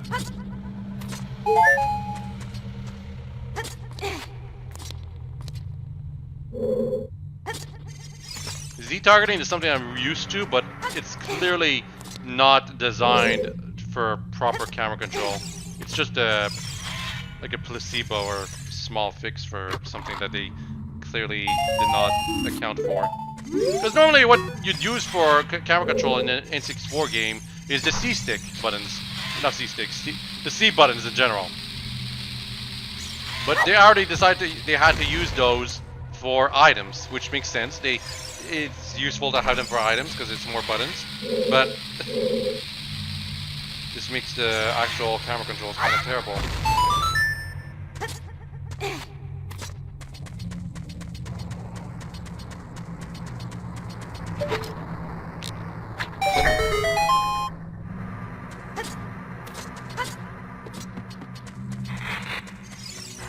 Oh, more baby Dodongos in this one area. But I wasn't talking about baby Dodongos in multiple areas, I was talking about Dodongos in multiple areas. You don't see Dodongos very much. They just thought dinosaurs, that's what they were thinking. Anyway, these outposts again, but the area is, the platforms are smaller, so harder to dodge your attacks. You can also go all the way over here if you want.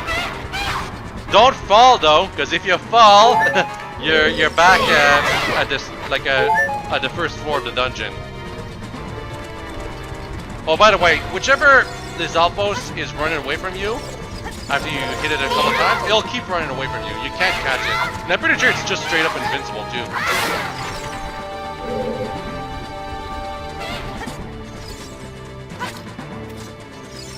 You know, until you defeat the other one.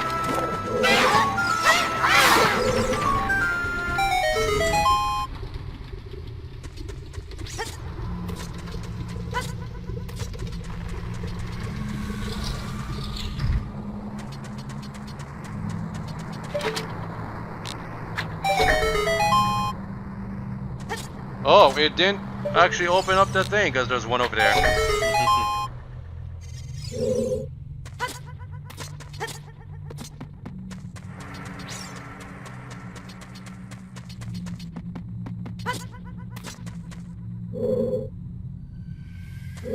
And there is a treasure chest up here, and it's actually important. I'm actually surprised it's kind of out of the way. You really need that treasure chest up here. You need to open it and find the contents inside, because bombs? We want them.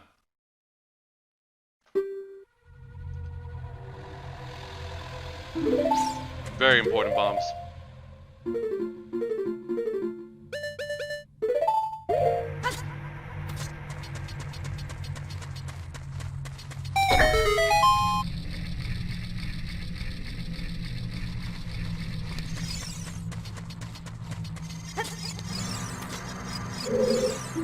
Giant dead Dodongo. When it sees red, a new way will open. But Dodongo is like smoke! Yeah, the game is pretty much outright telling you the solution right here. It's not, like, again, the controls for dropping down and throwing bombs is not clear. And for whatever reason, they decided bombs should explode much faster than the bomb towers. Which is much, like, it's more convenient, I prefer it that way, but it's still kind of annoying. Anyway, fortunately, if you fall down, you can just actually walk up to the eyes and drop the bombs directly there. Much more convenient that way.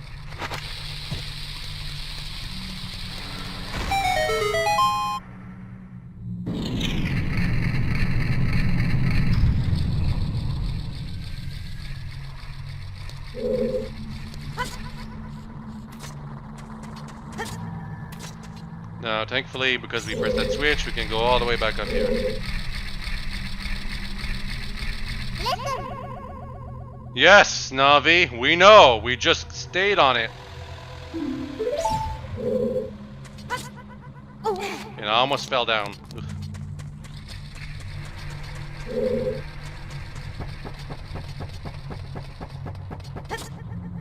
Honestly, I don't really have to do any of this. I'm just checking this wall over here because it's got a chest inside. Pretty sure it's just 5 rupees though. Sometimes though, when you get 5 rupees, it's because it might have been like a shield or something else if you didn't already have it. But because you do, the game decides, okay, you get 5 rupees instead.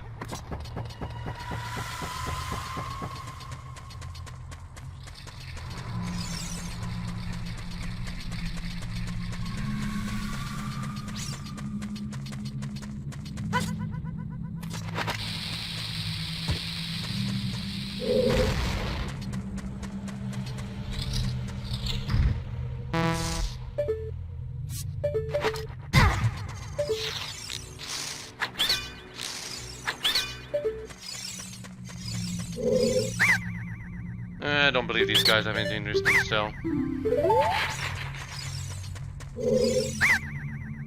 Nope.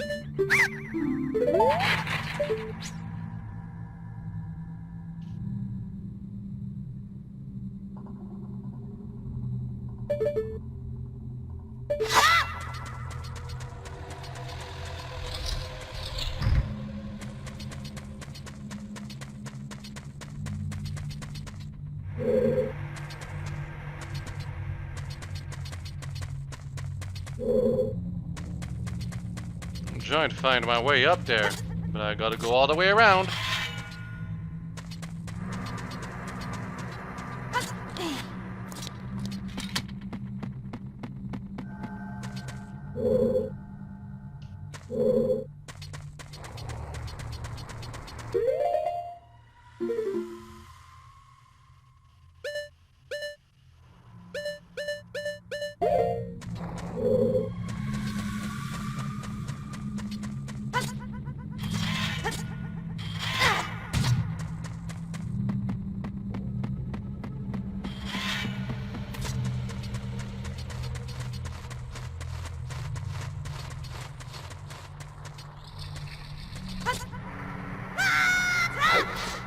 All to do that. And I almost missed that platform.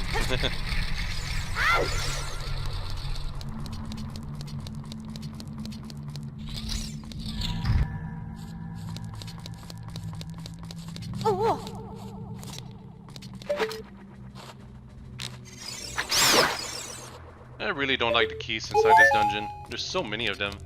Keys appear in other dungeons too, but well, I guess the Yash Cavern keys are kind of annoying too. But when I was younger, the keys would burn away my Ducky Shield, and I never forgave him for that.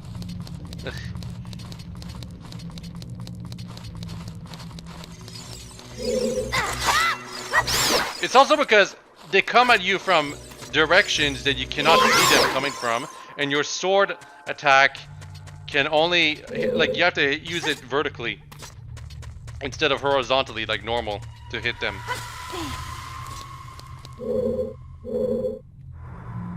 So a very frustrating enemy to deal with, basically, is what I'm trying to say.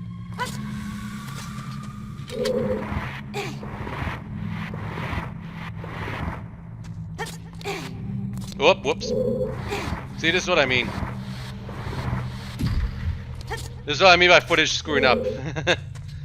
That was, like, you guys probably saw the 2 videos that were available. That was it. But now that that folder is finally down, we won't get screwed up by that ever again.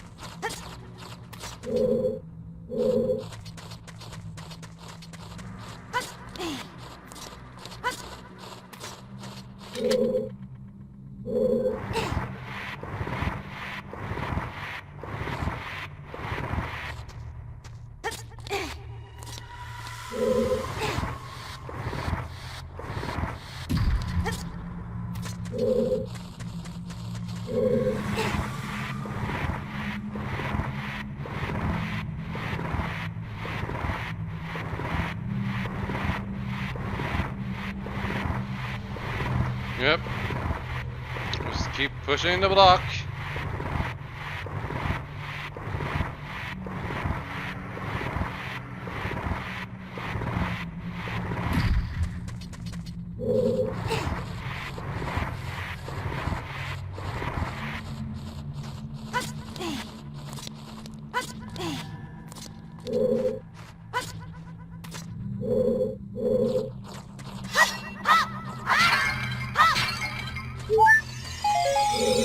When the game gives you a fairy like that, it's generally because you're about to enter a boss room or main boss room.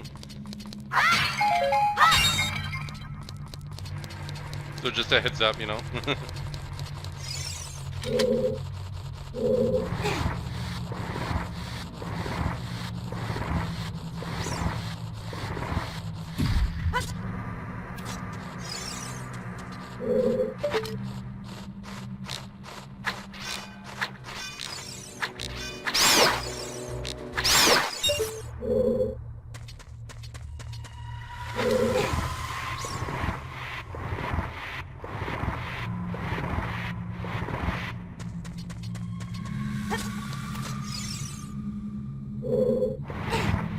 Gotta push the block all the way to the end.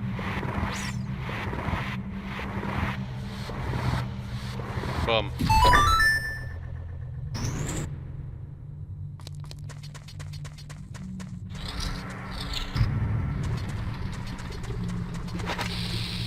And you gotta put a bomb right at the black circle in the center, and if for whatever reason you don't have bombs, you can get something right here. Also, you have to be looking at the explosion for it to work. If you don't look at the explosion at the center of the room, for whatever reason, it won't actually open up the passage. Not sure how that works. Oh my goodness, this boss looks huge! It's King Zodongo! The Infernal Dinosaur!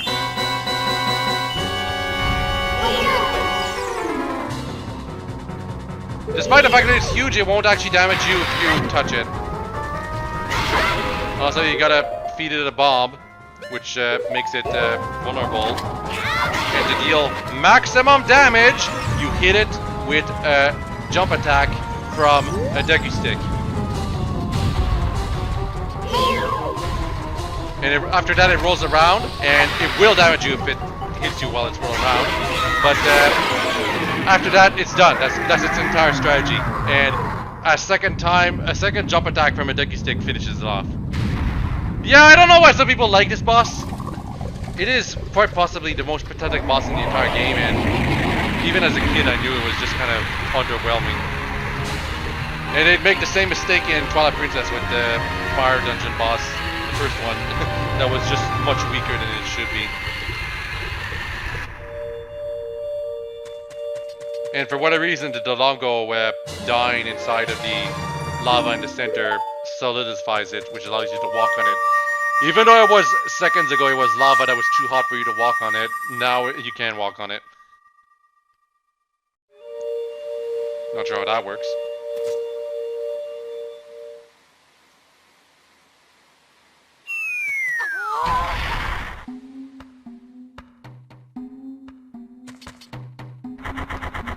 It's me, Darunia. Well done. Thanks to you, we can once again eat the delicious rocks from the Dodongo's cavern until our stomachs burst. What a wild adventure. You didn't do anything. Yeah, an incredible story. I can't believe that the Dodongos suddenly appeared in such great numbers. There were not that many. There were like 3. Of course, there's King Dodongo, but come on.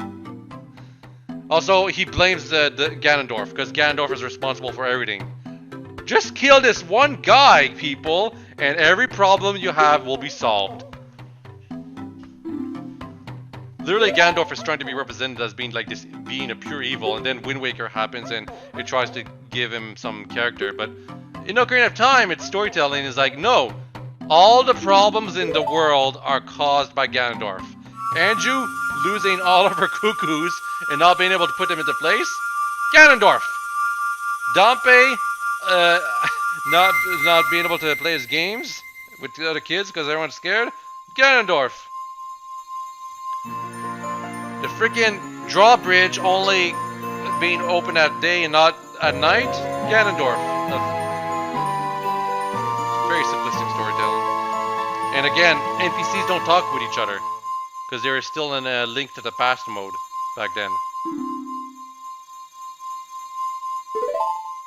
You know, I should probably plug in my headset because 10 hours is probably gonna use up a lot of its battery.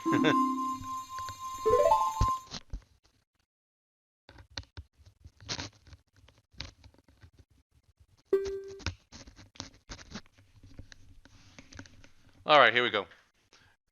Now I don't have to be concerned about losing connection with my headset and not being able to do commentary anymore. Because the whole point of this stream is for me to do commentary.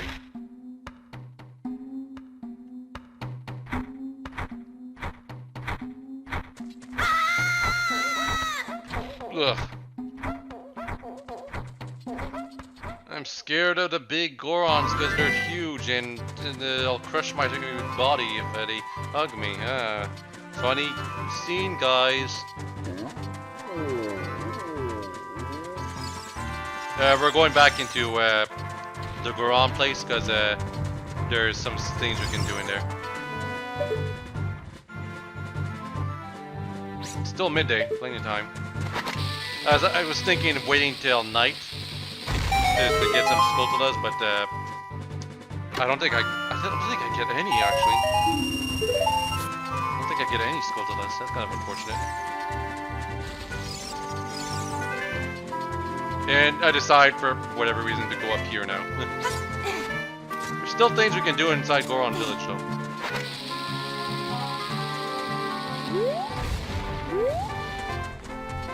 This is pretty tricky. When I was a kid, I always remembered it's kind of hard to get to blow up that rock on the other side because you got to throw it in midair at the right time.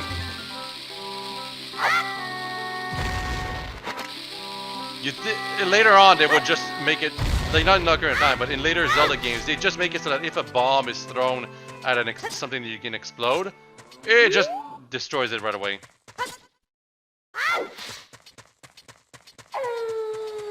And now that it's nighttime, I decided to go over here because Skulltulas and whatever.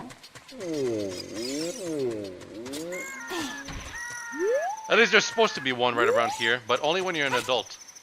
This is one of the reasons why I don't like the Skulltulas as much as the ones from Majora's Mask, because the Skulltulas are inconsistent in when and where they appear between both of the child and adult timelines. It's not consistent, even though it's the same exact places. That bothers me so much. Compare that to Majora's Mask, where all the Skulltulas are in one specific area that you have to solve within a lot amount of time, but they're in one area, and there's no like case where you have to be concerned about one not appearing because you're not an adult or not the right form or something like that.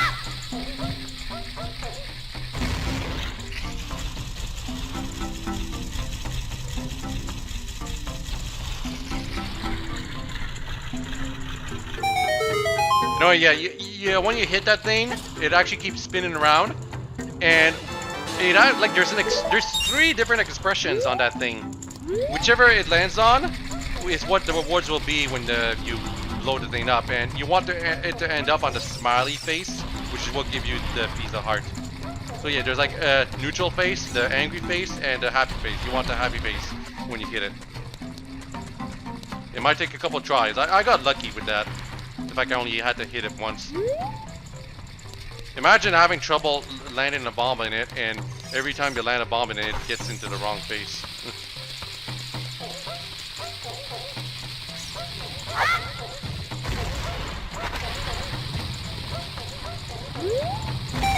In that big Goron, we can stop its roll. Why did you stop me? Don't stop me here. You can't stop my wild rolling.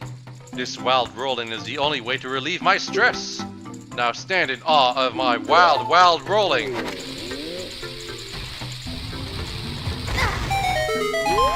I'm not sure how many times you have to stop this guy to get the reward from him. I think you have I think you have to read a signpost before you stop him to get the reward. Which is why I just keep getting this guy telling me, stop doing that.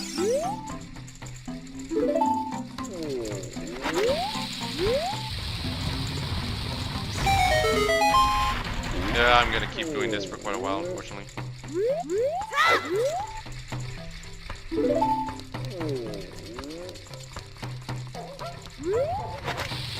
I used to think it's because you have to throw a bomb towards the hit, but that's not it, I'm pretty sure.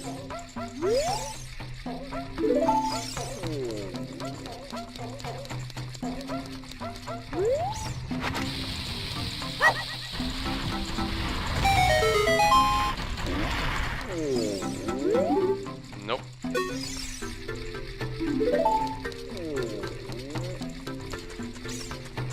So getting ahead of myself, trying to stop him before reading the sign right here. If you can stop my wild rolling, you might get something great. There.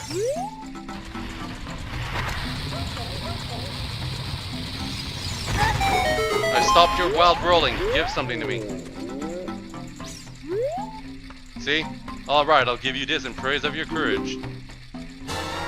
How does he now suddenly know that we actually read that sign? Is what I wonder.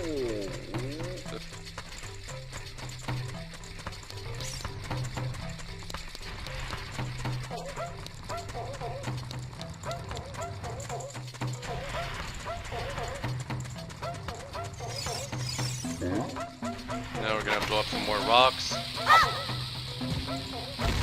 Close enough.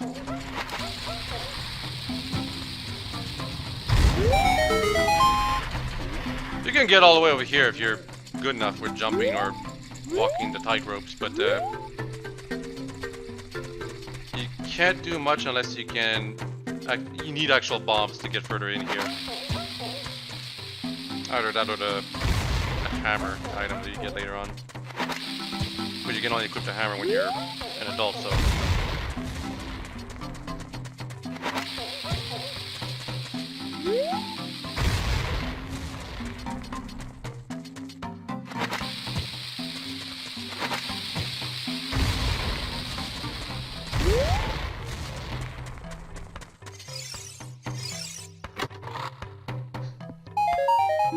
That's wasted money that I just got. Some people complain about opening a chest and getting like a bunch of money from it, and you don't get a penny because your wallet's already full. It is annoying. The real reward is the Skulltula though, right here, that we just defeated.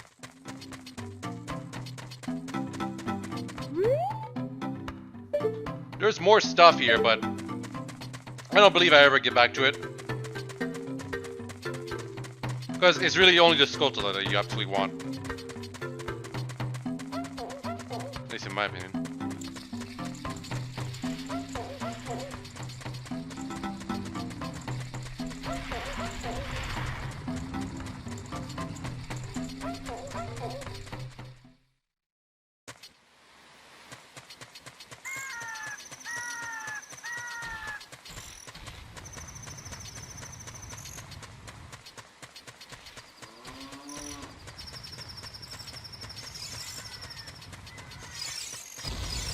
Now we're climbing the mountain.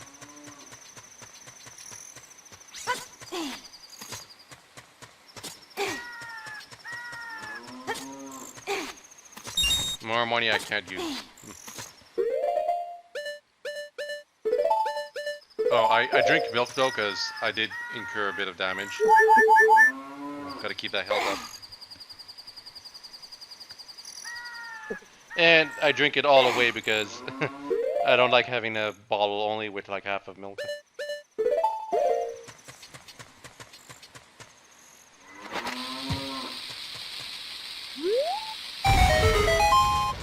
And if you ever need more milk, there's a cow right in this cave right here.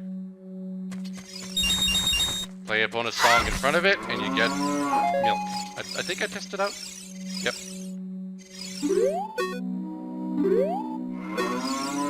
Make sure you're right in front of it, by the way. It's still finicky. Oh yeah, play a bonus song, because it's a farm song. And the cow is like, moo, what a nice song. Reminds me of the pasture. Makes me feel so good that I can produce a lot of milk. And have some of my refreshing, nutritious milk. You know, milk has to go through a bunch of processing to be the taste everyone recognizes it to be. Milk directly from a cow is, different. Let's just say that. So I was just doing that to show that you can get milk from a cow. Didn't actually need to drink any of it.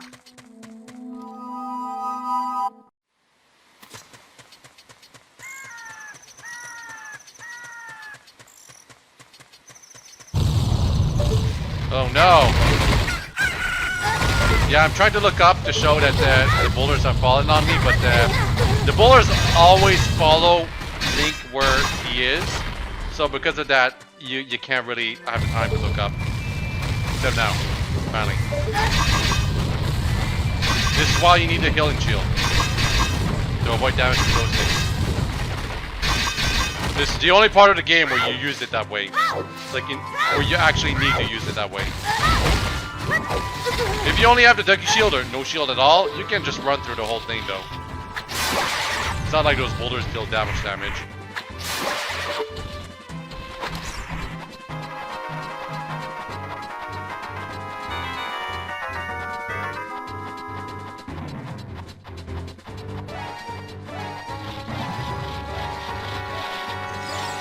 Be careful about not getting hit by these small spiders right here.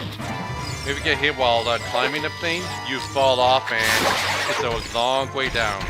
Like, it's not that long of a way down, but it's still a way down. And it's annoying to have to climb back all the way through the thing. Now, the owl, fortunately, we have to talk to it this time. So it won't bother us.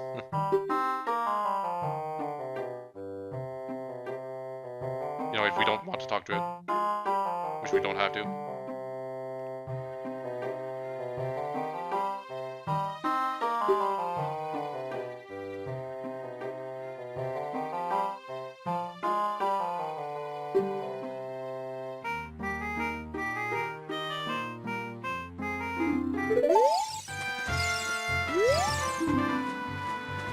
Beware of the intense heat. They're not kidding. I actually kind of screwed up coming all the way here with only 3 hearts. It means I have very little time to work with going into Death Mountain Crater right here.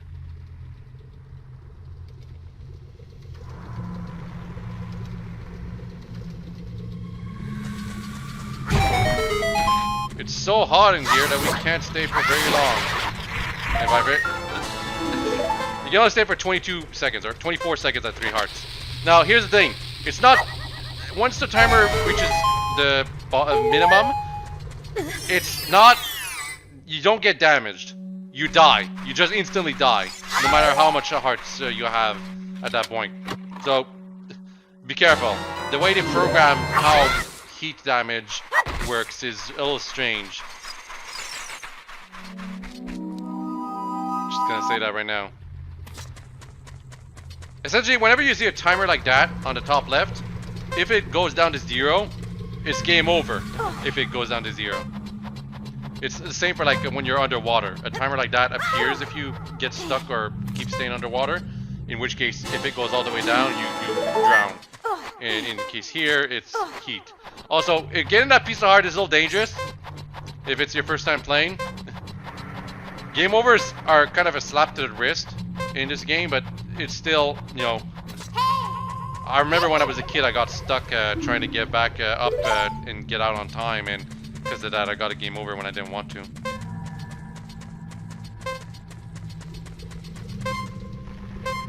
Hey.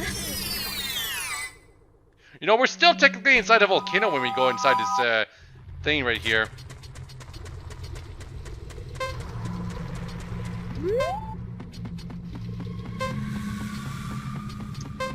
The fact that it, for whatever reason, resets the timer when you go in there doesn't make much sense.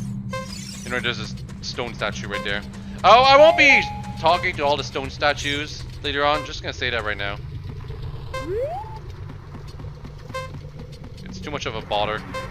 A lot of them just don't have, like, information they give you is stuff that you already know about by that point. So why would you care?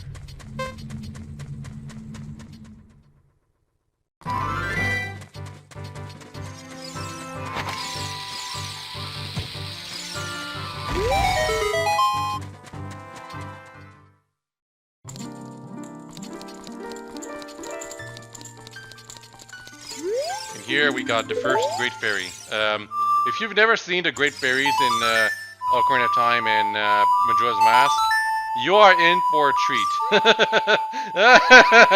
Because their models were something else. The 3DS improved their models quite a bit, but in these original games, they were trying to go for Sexy Lady and didn't quite hit the mark.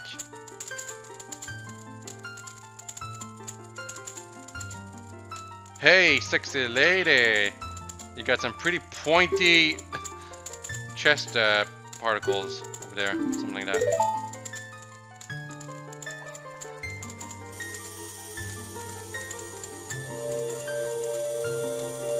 Ocarina of Time kind of started the whole thing about Great Fairies being sexy ladies, but then Wind Waker brought it back with the fairies being more kind of creepy in that game, I would say.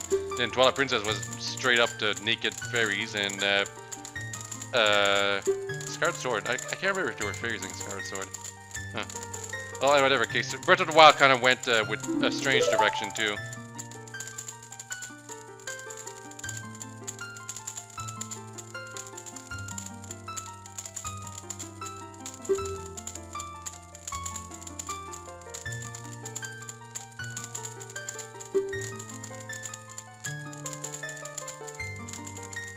Yep, so now we can do the spin attack. We could already do it, but there was no magic to it. You just spinned around. Now there's a bigger hitbox when we use it. And you can do it quickly, but when you do it quickly, you only do the mid-charge version. It's only when you hold B like this, that you can do the yellow-ish version or something like that. That hits pretty decently far. It's kind of unfortunate though that you can only do that version by charging the sword though, because it's kind of worthless. In Majora's Mask, they actually let you do the full charge version with the shortcut, but by spinning the control stick around, which is so much better.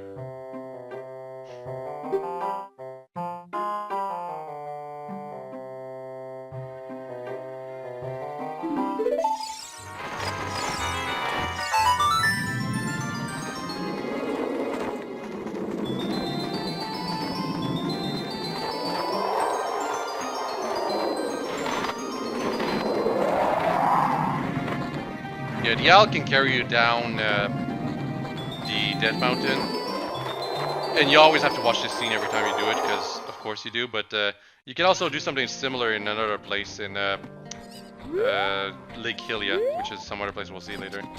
Anyway, he drops you here, which is how probably the developers thought you'd get to that secret right down there that you can barely see.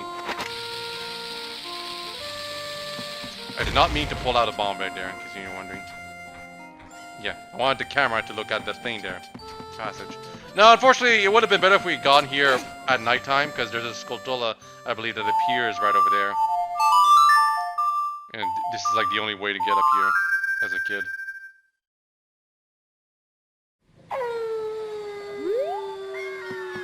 And never mind, it's only at night that it appears.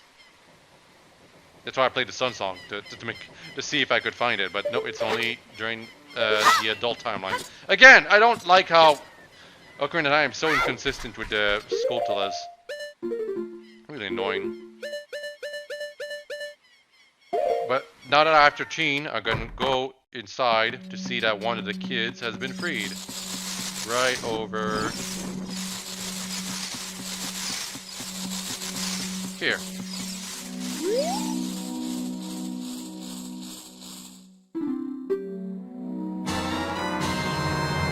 Adult's wallet. This is pretty important.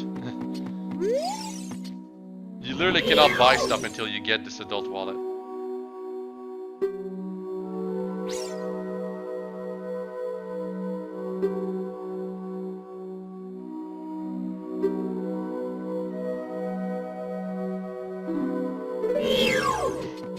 And of course, to get the even bigger wallet, you're going to need to get at least 50 of them, I believe. But the very big wallet is not necessary, even though it's the only way to buy a couple of things inside this game.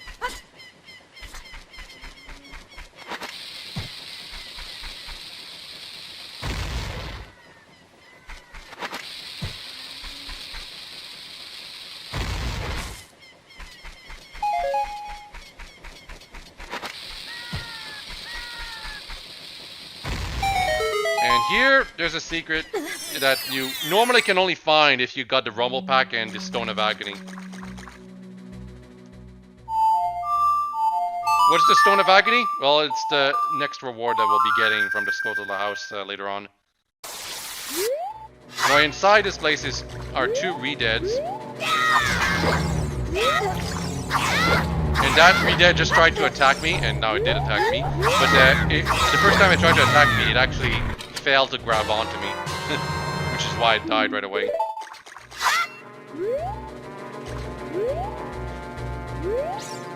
Anyway, the Sun Song doesn't paralyze these Redead forever. I was gonna say that.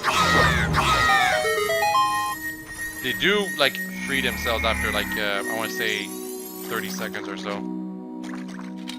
But our reward for going in here, the huge rupee. It is worth a whopping 200 rupees. Very nice. Unfortunately, I already had 99 rupees, so it's like more. I got 101 rupees out of that. Not quite as good.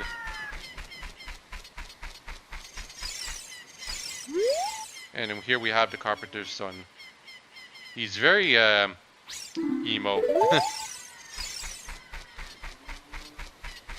Or at the very least a negative person.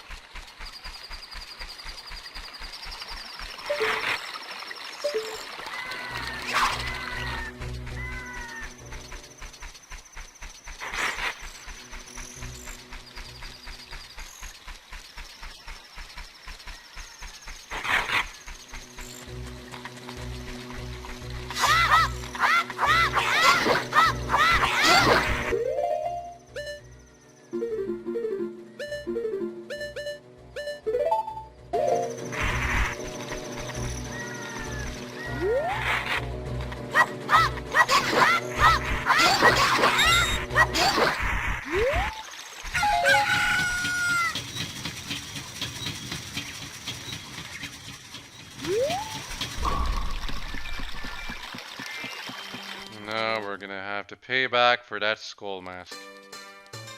It's been a while since we've done that.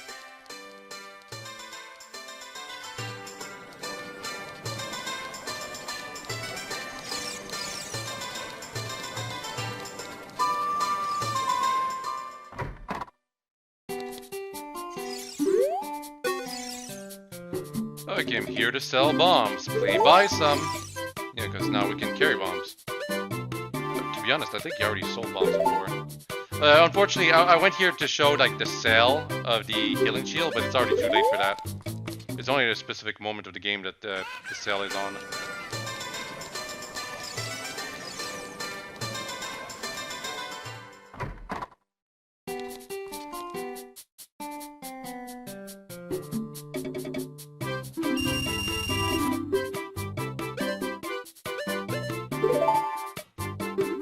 The spooky mask.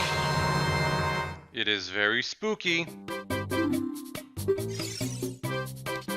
Yeah, if you wear that mask to the Q-Square audience, I believe they start attacking you out of response. Anyway, the more important thing that we have to do here is go to the Great Fairy. Because now we have bombs and we can have access to our fountain. And I believe I can bribe that guy now. Yep.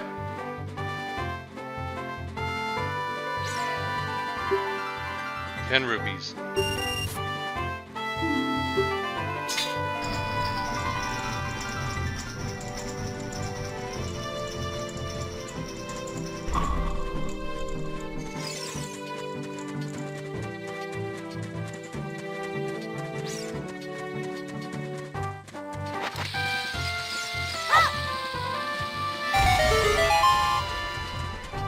Seriously, the developers really wanted you to go in here.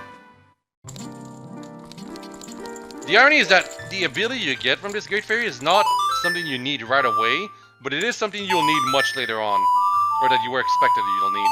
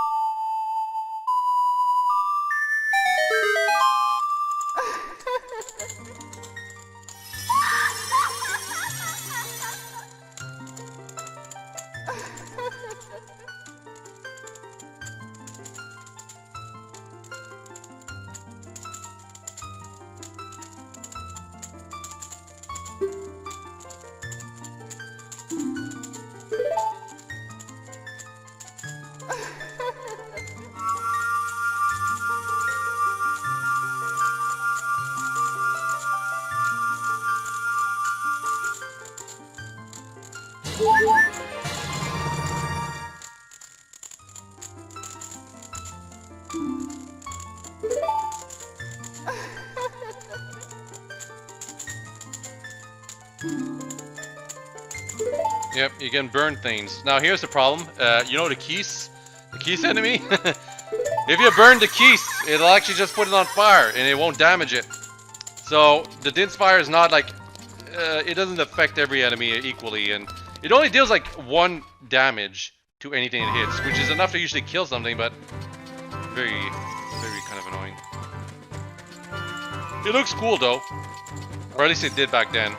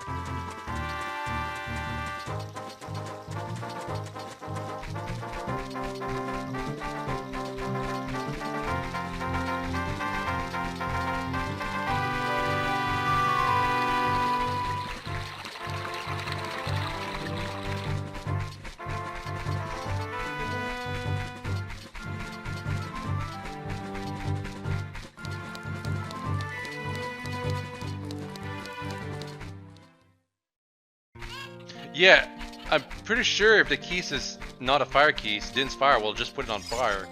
L-I-J brownie. Oh, but I might be mistaken. It might actually defeat it, and I just am not thinking about it.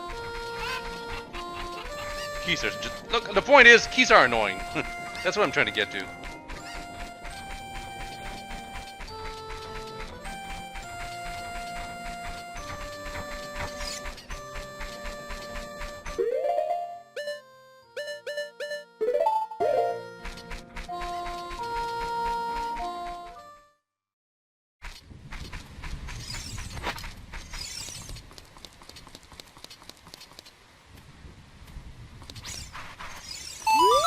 Yep. It's Dompe, the Gravekeeper. By the way, I forget a very important item from this area that I'll get much later on, like in the 15 hours from now. Just gonna say that right now. So if you're like saying, hey, you forgot this thing from this place, well, I'll get it much later on. Also, he's a kid, but he actually paid full price for the mask.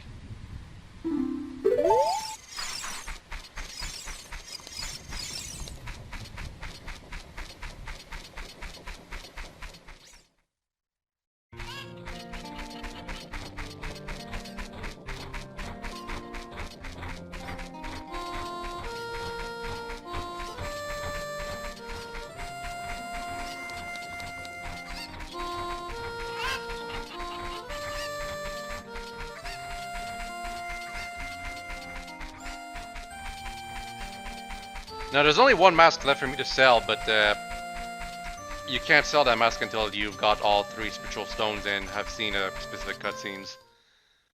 Kind of unfortunate. But I'll still get it because I want it on hand.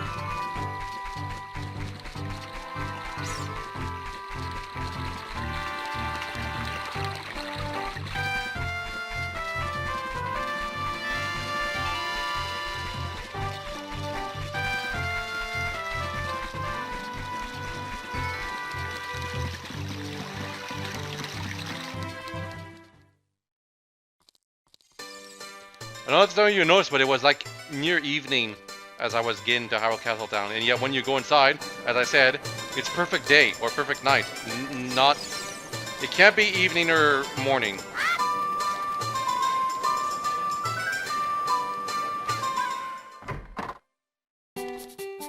I don't see how Breath of the Wild can ruin older games like Zelda, if you ask me.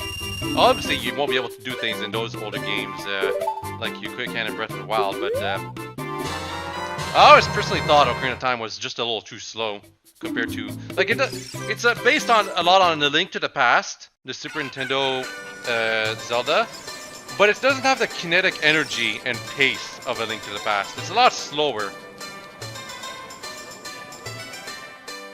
So because of that, you always feel kind of constrained if you're not like immersed into the game, which some people aren't. Although according to Doug Trio on the chat, it's just that they prefer having more options with exploring and combat, which is to say, just do whatever I want. I should point out that Ocarina of Time is actually quite open if you know what to do. Just it involves glitches and stuff.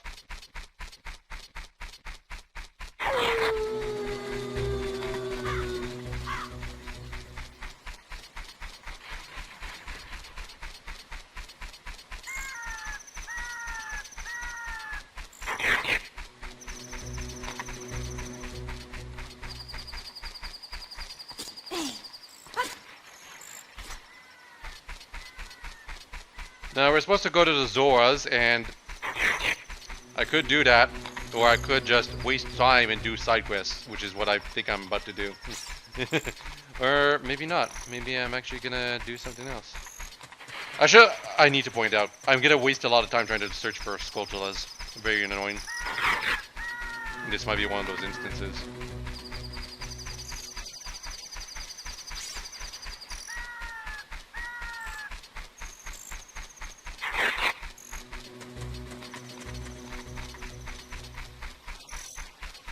Nope, it looks like I'm just going to the Zoras.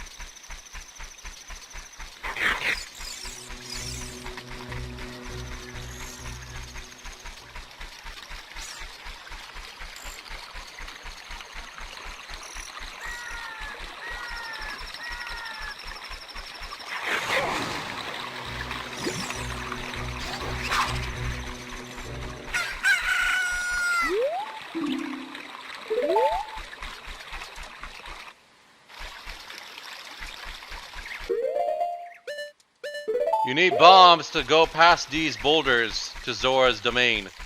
Unless you can do a jump across them, which is possible. Speaking of which, you actually only need the Zora Shining Stone, the Sapphire or whatever, to actually start the cutscene that starts the next part of the game. The game only checks for that one. Just the designers of the game tried to make it in such a way that you only have to do that. Well, actually, no. I think you also need the Firestone. I don't know. I never bothered trying to be special when it comes to sequence breaking Ocarina of Time. I don't think it's interesting enough to do sequence breaking with. Like, personal opinion, I think Master Quest is a lot more fun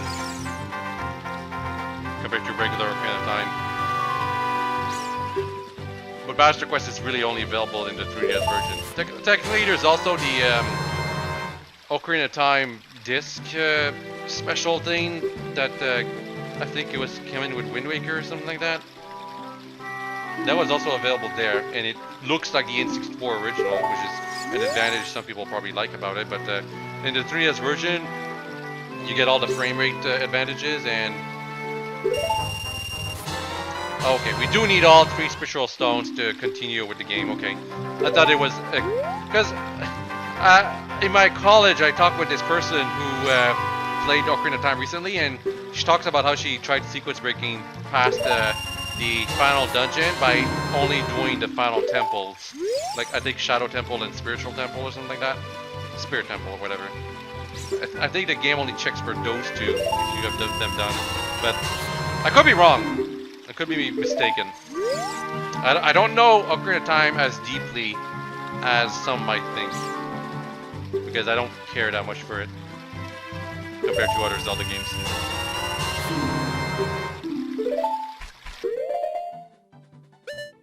Anyway, I bought as many magic beans as I can.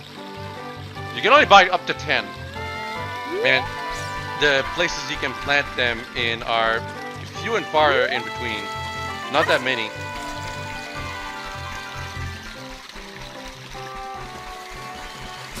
Now, the way they work is that once you plant them, when you become an adult, they'll have fully grown, and those can carry you around to, you know, in weird ways. However, some of them are kind of completely worthless. Like, they're only, like, convenient to have done.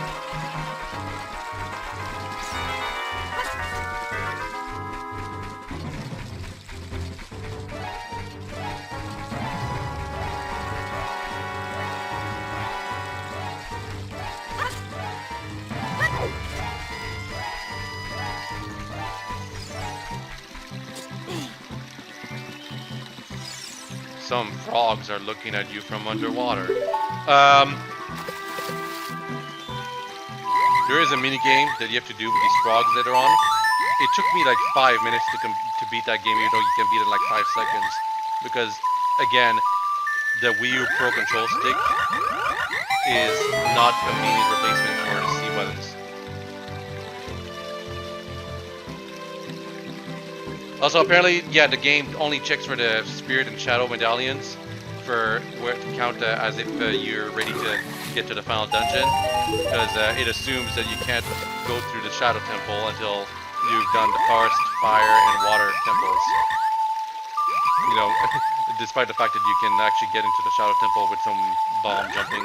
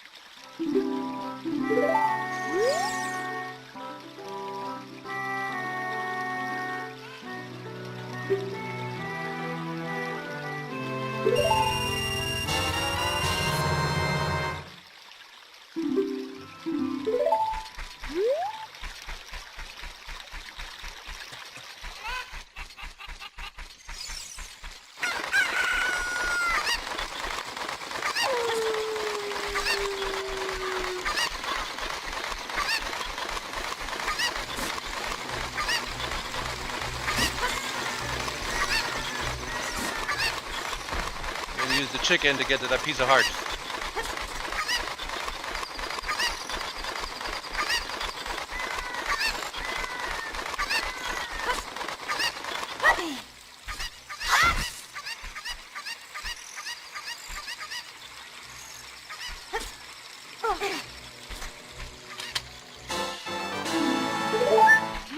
I'm pretty sure that piece of heart is something you're supposed to get, like the developers intended for you to get it by either going all the way around and climbing up over there, or by using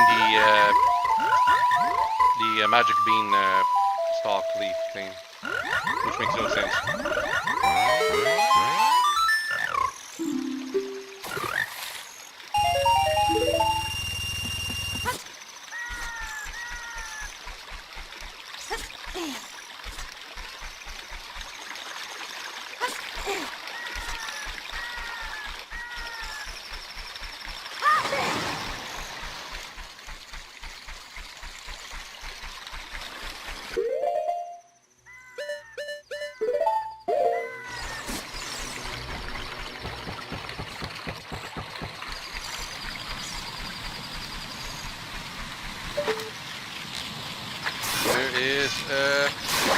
Right here. I'm not positive if the token of the okay, thank goodness. The tokens of the Skulltulas, if they disappeared at morning, that'd be so annoying. Thankfully, they don't. They do disappear if you go into a different area, though, and the Skulltula will come back.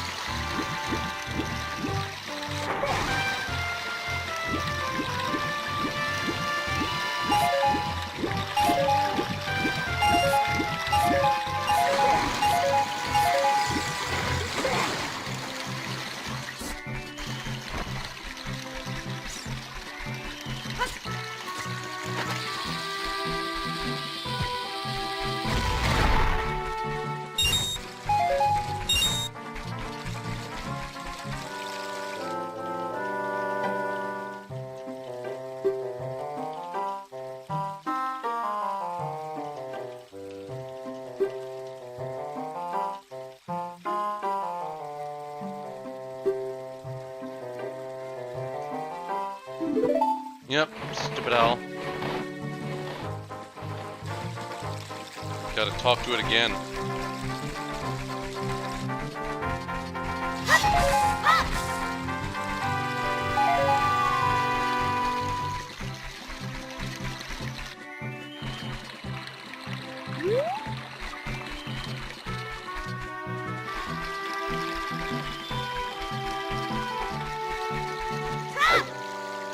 And now you gotta talk to it again. All I want is the chicken back, so I can get that piece of heart at the end of the Zora place. That's why I went in and out of the area. But no, the owl has to reappear.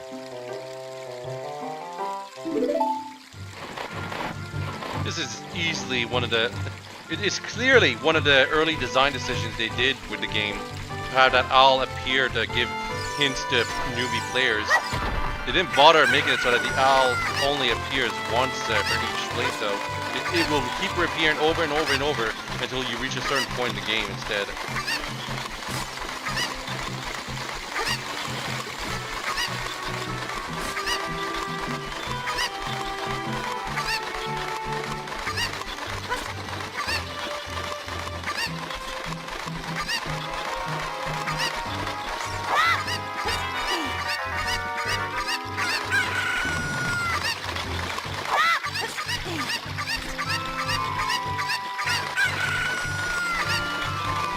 grabbing the chicken is not as simple as it appears, by the way. You have to position yourself in a certain way to like have the hitbox aligned where you can grab it again. And it starts running away if you don't grab it, and at which point, if it goes into the water or a wall, it will actually fly up past the wall and gone forever until you get back into the area. Very annoying.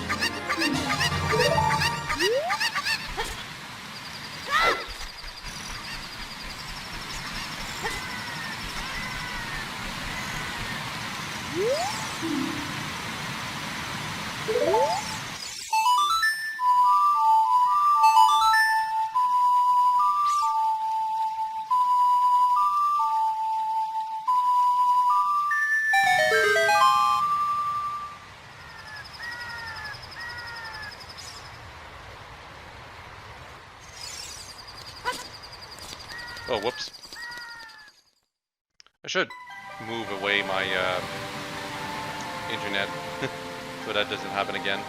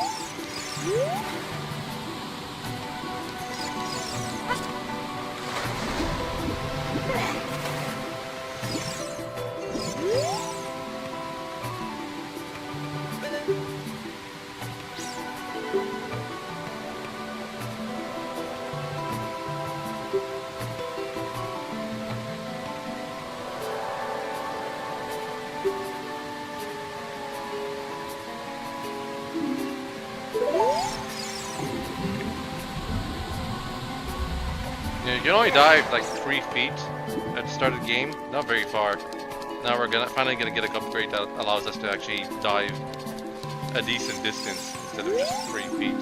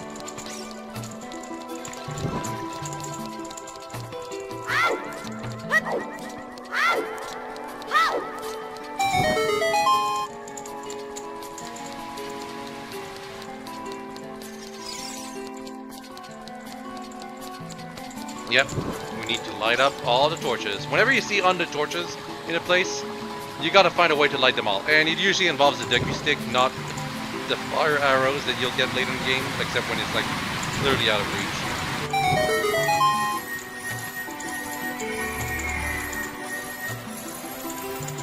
And our reward, something unique. When this animation plays, it's usually something unique you get from the churches.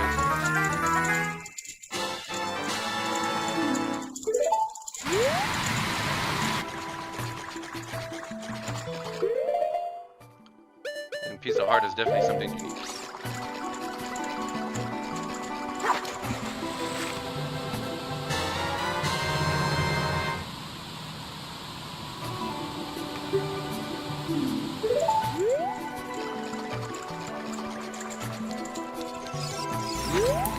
How are you enjoying the game?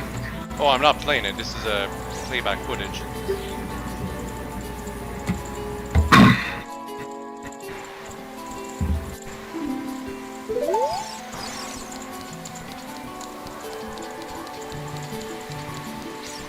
It's been months since I've played the game. I finally found a time to actually be able to do the commentary for it. Oh, that's cool. Well, you have a nice day now. That was Monkey on the Discord server. He actually joined in much earlier, but for whatever reason he was muted and his headset was off for like a good time, and he finally decided to speak up to just say how am I joining the game, and well, I wasn't actually playing it, I was actually just going back through the footage. If I was actually playing the game at the same time, I'd actually need to take some breaks. And I would actually speak a lot more, that's the problem. Because I literally commentate on every little action I take. The fact I'm going through playback footage right now means I try to pace myself to not speak all the freaking time. Very important.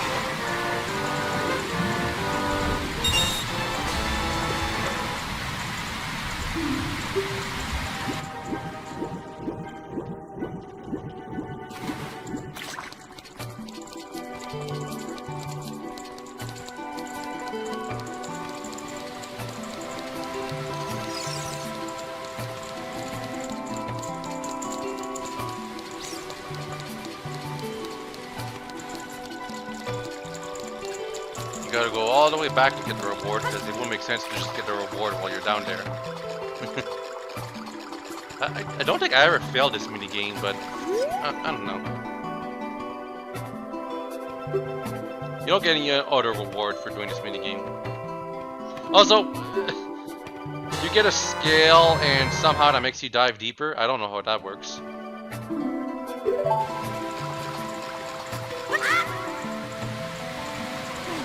But yeah, now you can go down 6 feet or something, which allows you to go through here and many other places. It's honestly really restrictive, not as organic as a reward as you might think it'd be. But anyway, you can go here. We're in Lake Hylia now, and there's a bottle right here, and we want more bottles. That's the 3rd one we can get. Unfortunately, we won't be getting the 4th and last one for a long time. Although, we will be getting it by the end of this stream. In fact, that's the final thing I'll be doing this stream.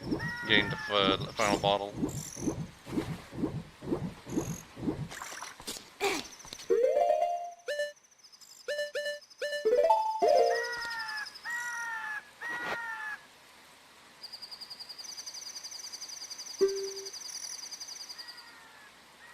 Yep, something already inside. A letter of an awful character. Huh.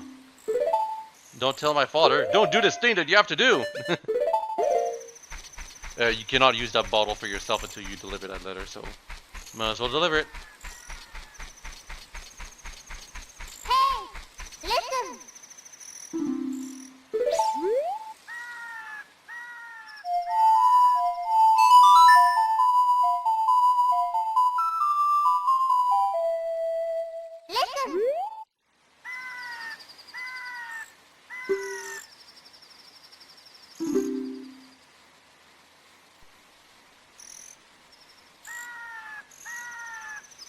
Yeah, one more to find, Saria. You gotta go to Zora place to get it. No. I just wanted to showcase Saria's song and its effect.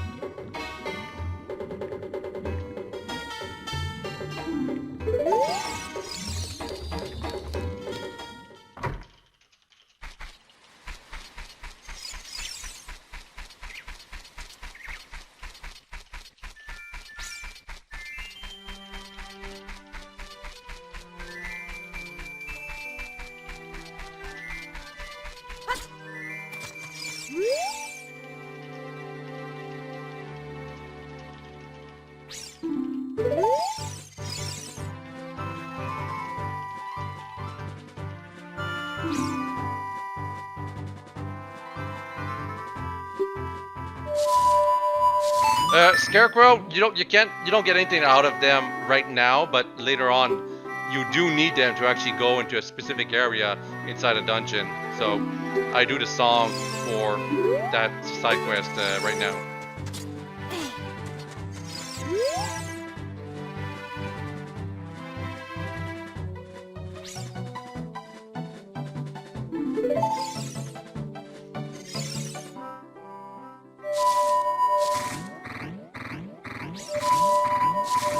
The other Scarecrow right here, you just keep singing as much as you want until you're done.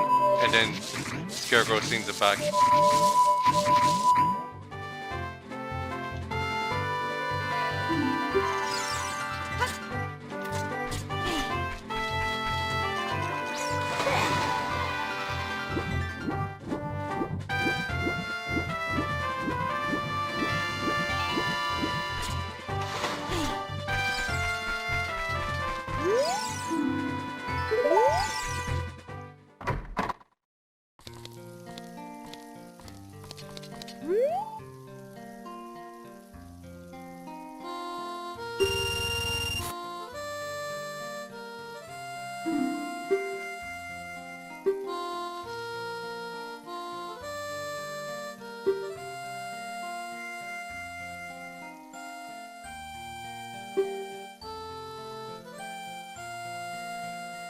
Fishing is here because Miyamoto likes fishing. That's pretty much it. It's not too bad in this game though. It's not like a freaking just a mini game where you press one button with good timing. You actually need to watch where you're throwing your lure and how fast you're bringing it in. However, when it comes to actually dealing with the fish once they bite, it's kind of annoying. Like you just hold down the button and move the stick in a couple of directions and hope you get the fish soon. There are ways to make it easier, specifically by getting the fish close to the shore, because it can't run away or swim away when it's on the shore, but still. Like, in terms of physics, it just doesn't make as much sense as, you know, it normally would. There's also no fishing in Majora's Mask's original release, but they added fishing in the re-release. And I only tried it just like recently. And there's actually a lot of different varieties of fish in the Majora's Mask fishing because it was a new addition to that game. Of course, I'm pretty sure most people would have preferred different editions, but you know. The annoying part about when there's multiple fish that you want to, like, you generally want the fish in the middle because that's the biggest one, normally. And the problem is that sometimes there's fish nearby it, and the smaller fish are always more aggressive, but they're not worth anything. So you end up just kind of wasting time trying to get the small fish. Like the only reason I'm getting it now is to get it out of the way, you know? It's about 5 pounds.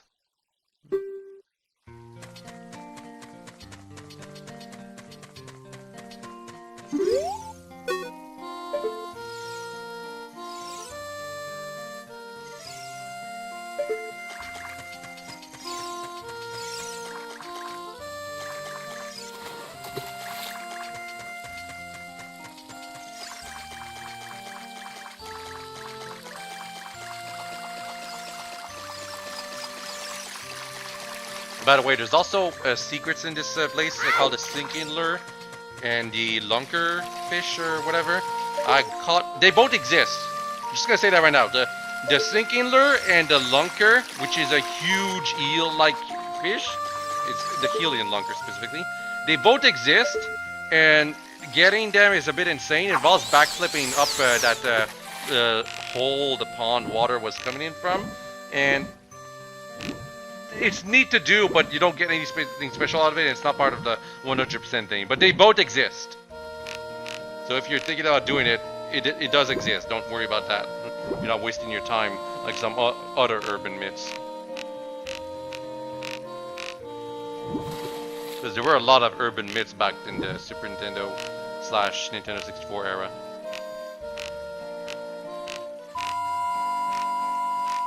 Come on, bite, you big fish. Yeah, it goes back. Now, here's the thing. It's fine if it goes back like that because it won't go back to the center. Because if you bother the fish by going too close to it yourself, or failing to catch it, that's when it decides to just go to the center where you cannot get it at all.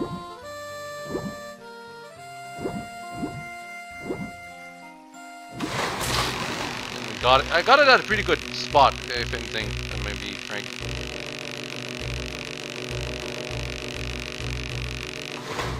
Really good spot. This could have been so much worse.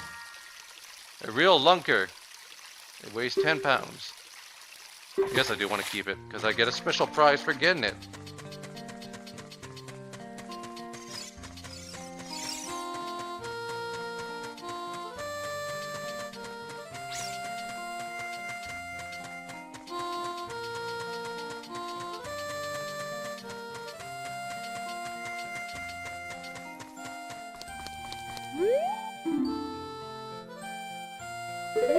Yep, 6 pounds is the record.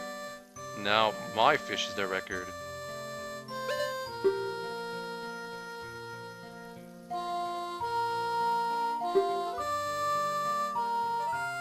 Every subsequent fishing game would always give you a choice of lure. There's like 2 lures. I'm not sure how many lures there are in Twilight Princess. At least 2. And there's also the sinking lure as like a 3rd option that you have to find yourself. I already showed in my playthrough. And Majora's Mask also has like multiple lures. And I think in Majora's Mask, you can just use the sinking lure freely.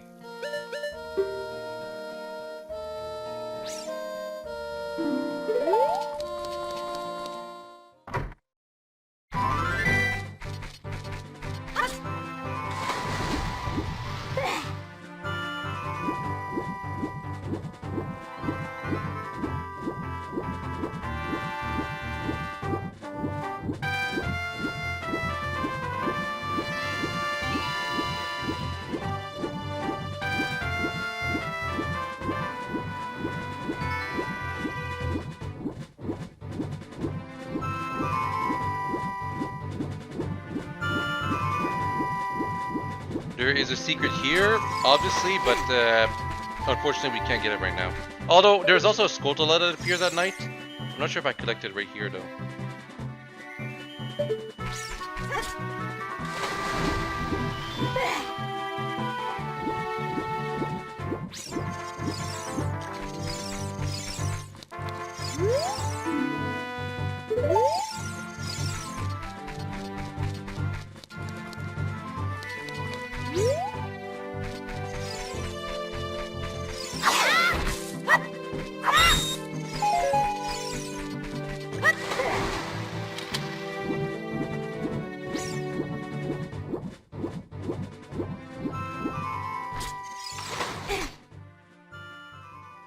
Just waiting for nighttime.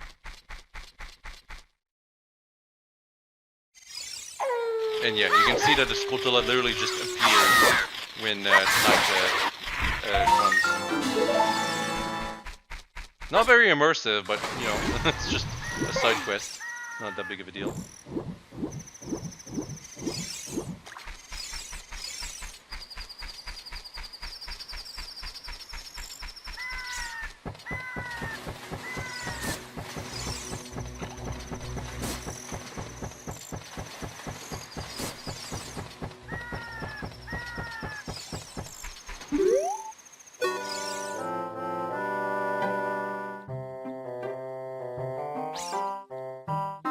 Like one of the few places where the owl is like, you never have to talk to the owl here, but if you do end up here, the developers decided to use the owl to give you an option to fly all the way back to in front of Hyrule Castle, where they assume you could do something.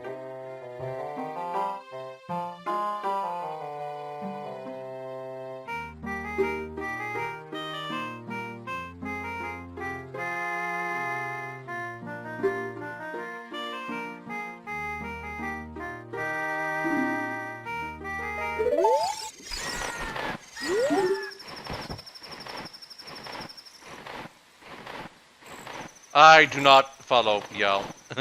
I want to stick around here. Just showing that that's where they go. In fact, if you look at the Yal, you can see it flies towards Hyrule Castle. And there's a Skulltula right up there, but I can't get it because I don't have the item for it.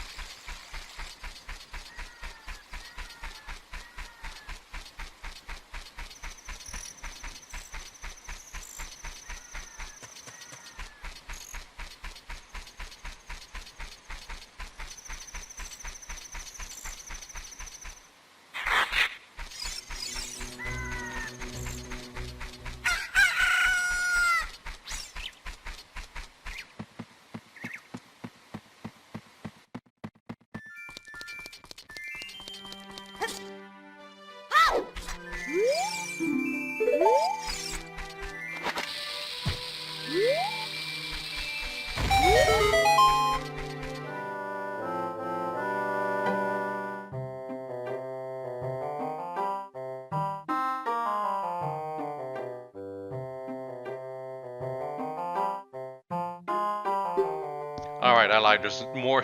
Like, I kind of did imply it, but there's many more places where you can talk to the owl, and it is not important. Here in particular, it's basically telling you, hey, no reason to go here, but this is what this place is.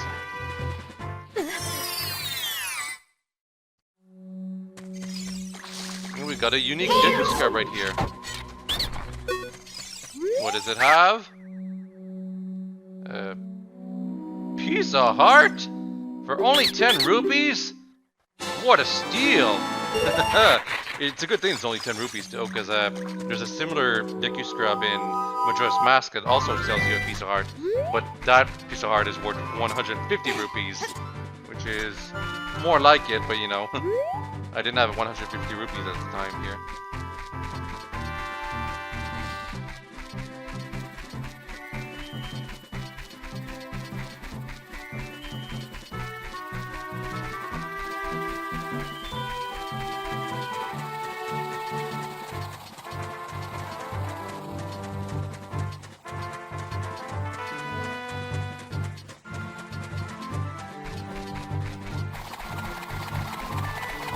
What's that sound? Well, it's a bunch of, not the owl, it's the, I can't remember the name, it's an enemy that flies like a copter, some kind of like that, and it spawns its children to attack you. Yeah, you can just ignore it, you never have to fight that enemy, like ever, except in Majora's Mask, I guess, for a piece of heart. P-Hat, that's the name, the P-Hat. Spawns smaller P-Hats that attack you, and they get destroyed if you shield them. I don't think I display that. Yeah, I do.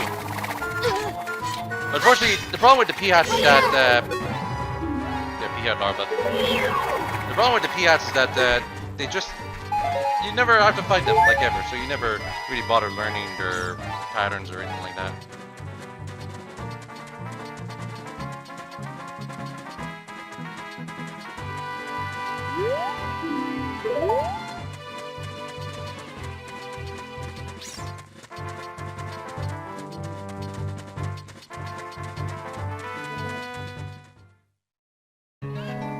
Gerudo Valley, one of the best tombs here, right here.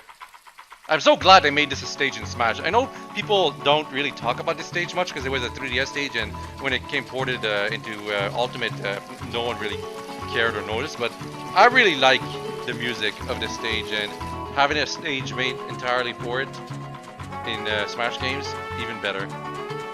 It's not like the best stage, but it's so cool that they realize that this is the best place to make a stage out of.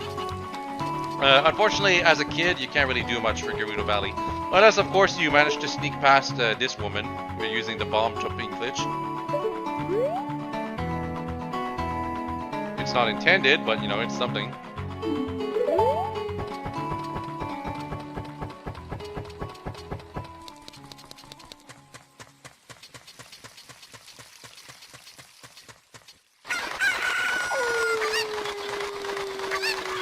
I need that chicken to get a piece of heart all the way over here. A secret behind a waterfall. Never heard of that before.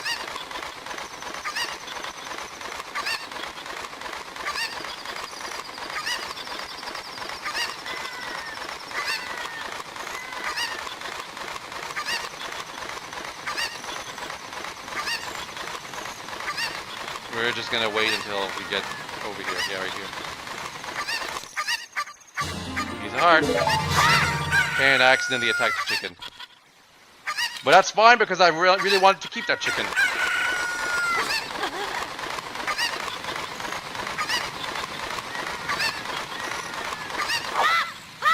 Go all the way here. For whatever reason, there's a Gerudo all the way down here with a cow. How do they survive? I don't know. Also, there's a magic bean spot.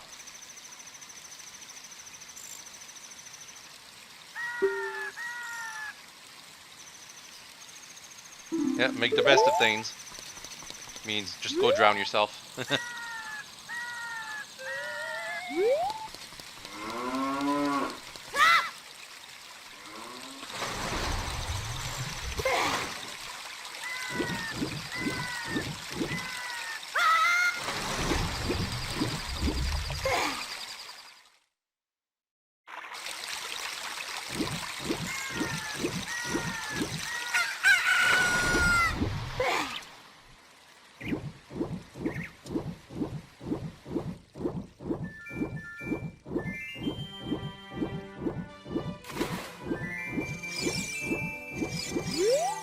Yeah, there's a Zora right here. Apparently that Hello. Zora... Oh, hey.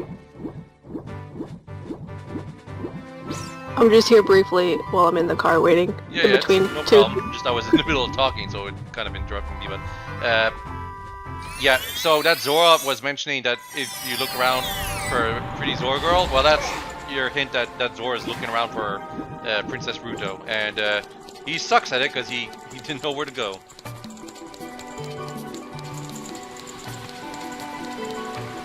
It do be like that.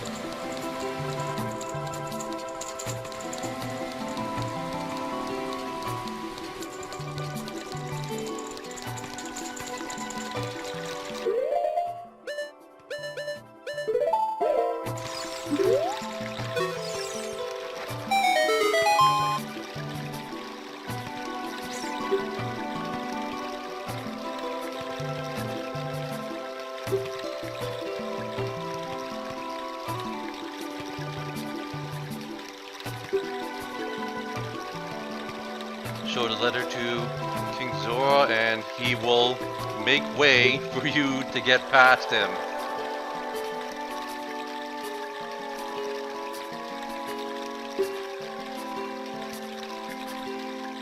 And the way he does it is infamous.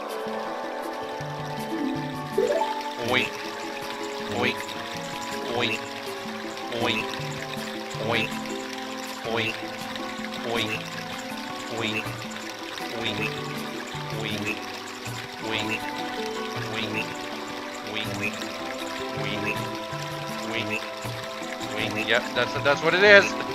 That's how you deal with it. Pretty ridiculous.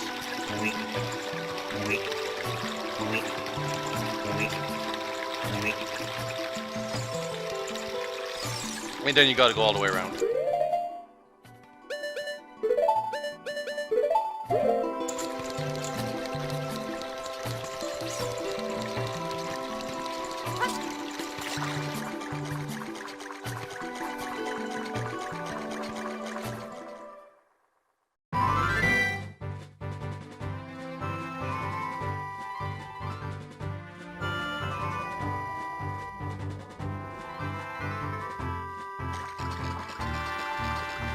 So that giant fish right over there, that's Lord Jabu-Jabu. He reappears in the Oracle of Ages game, but besides that, this is his only appearance in the entire series.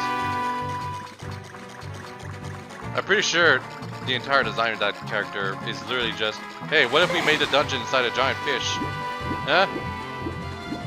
That sounds cool. Also, there's a secret over here.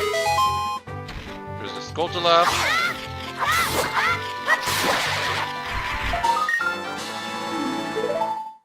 And then there's this giant wall right here that, for whatever reason, the entirety of it breaks down with a single bomb. I always thought this one wall was kind of strange. Also, there's a secret below that rock. I guess if you look carefully enough. But most people will actually miss that. We love secrets. Ocarina of Time has Secret spaces. quite a few for its time.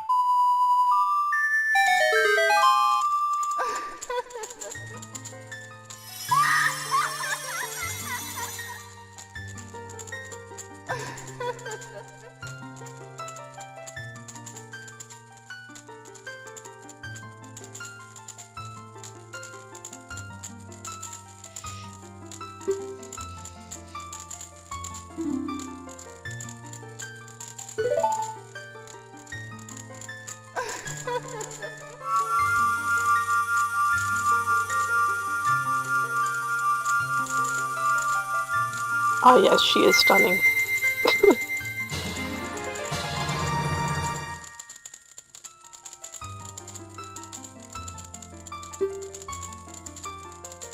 Also, Troll Patrol in the chat asked Turok 2 when.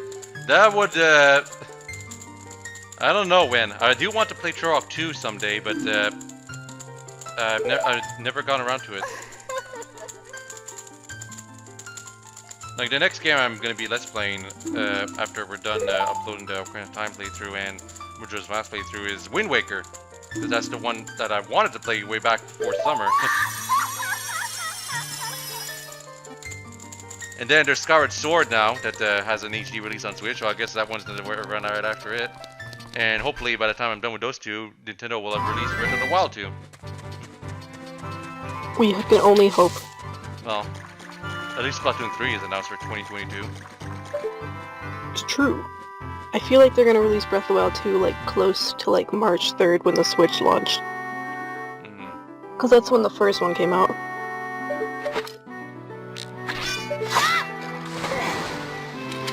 I won't be surprised if it's a November release. That'd be nice. Or like, you know, November for Christmas and stuff. Anyway, I was staring back up there at that specific part of the game because it's a secret to show that, hey, you can go up there if you're nifty enough. Because back when you're trying to complete 100% of Ocarina of Time and you don't know where to search, you look around for places that are like up on cliffs and stuff, and you're like, can I go over there? Can I climb there? And some places you can't go to, but some places you can, and you just need to know where to look and to have all the items, because of course you do. Anyway, for Jabu-Jabu to open his mouth and let you inside, you need to put a fish right in front of it. Because of course that's how it works. Give him the snackies. Unfortunately, I have to run into the grocery store, but I wanted to stop by for a minute. Go ahead. I had to get some groceries too for the birthday tomorrow. Hopefully more people enjoy later.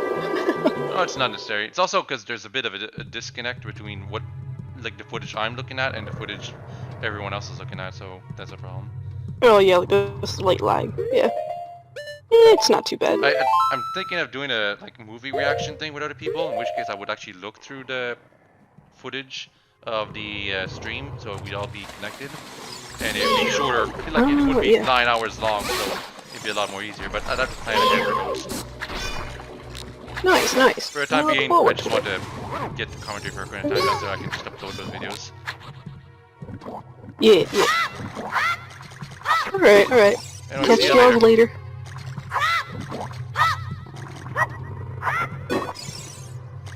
So we're inside Lord Jabu-Jabu right here. If you want to leave the dungeon, you just go back to the teeth and he'll actually let you out, even though he trapped you inside. For whatever reason, the area inside of Lord Jabu-Jabu, it works exactly like a dungeon with doors that you have to open and stuff, and it's weird. There's also crates inside. They weren't exactly going for a logical place to make this dungeon. They didn't think about logic. They were thinking about dungeon design. Also, here's Ruto. She's naked. That was something the parents complained about, which is why in Majora's Mask the female Zora has clothes on.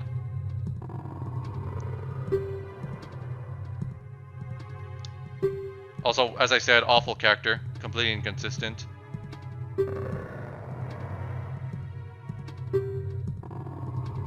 Like, I think she's supposed to be like a tsundere or whatever.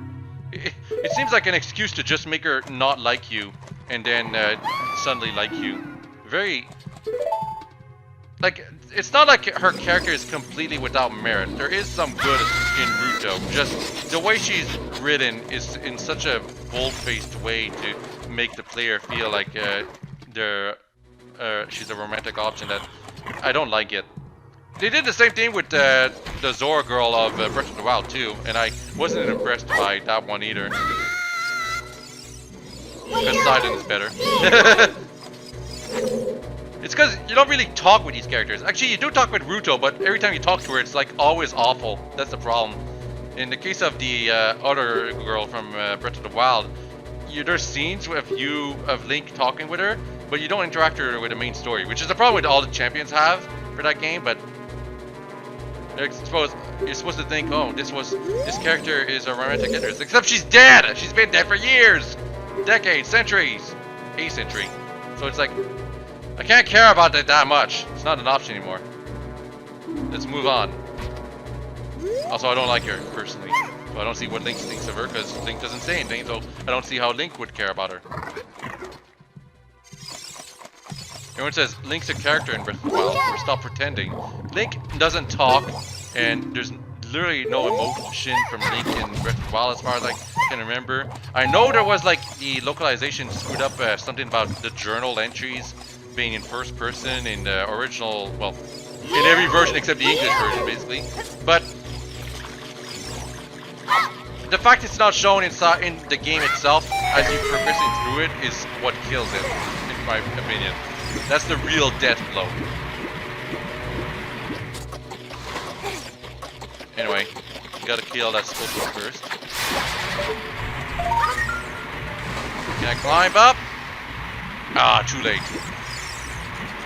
Gotta go here again.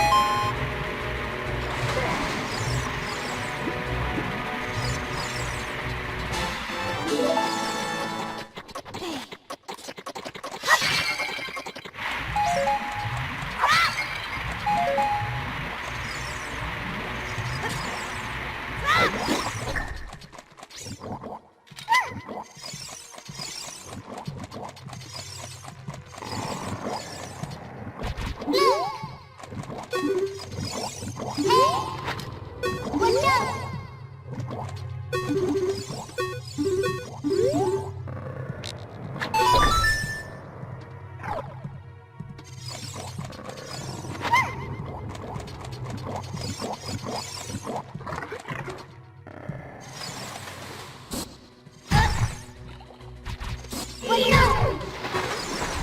There is, you can go under the thing right here, but I want to get rid of the Aqua Rock first. And the game is not making it easy. At all. There we go.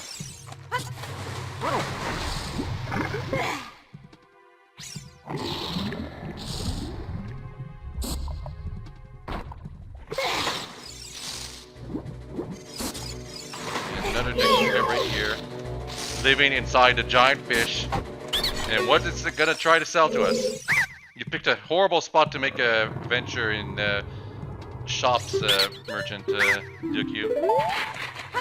And now he's going home even though he's inside a fish.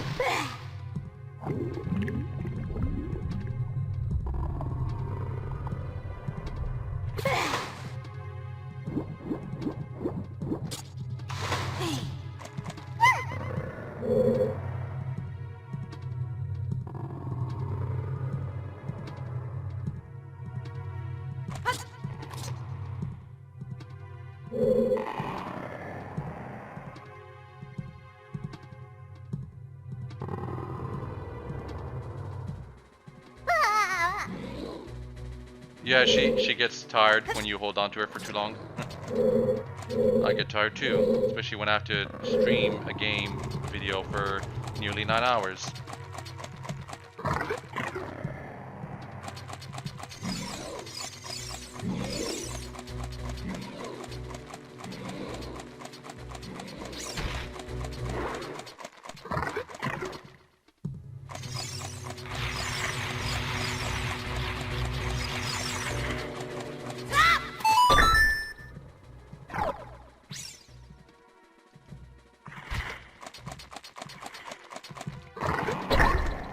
And I had to drop Ruja right there. She's going to be angry when I get back to her.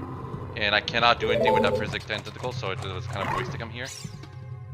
It's a good thing she doesn't actually leave or disappear when you go into a different room.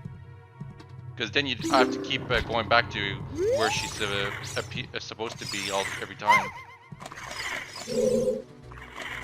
Very annoying.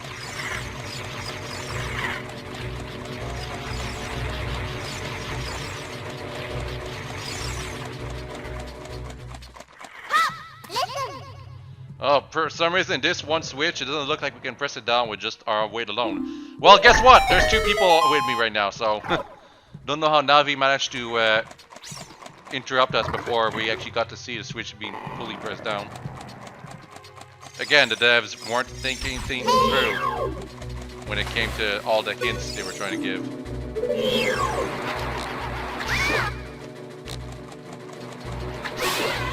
By the way, if you use your sword to slash the intestines of Lord Jabu-Jabu, he will visibly react, like right here. But I don't believe it ever, like, you can ever kill Lord Jabu-Jabu from the inside. It's just like to show that, hey, this is a living creature in the inside that is much bigger for whatever reason. It'd be nice. You know, you had to kill all those things.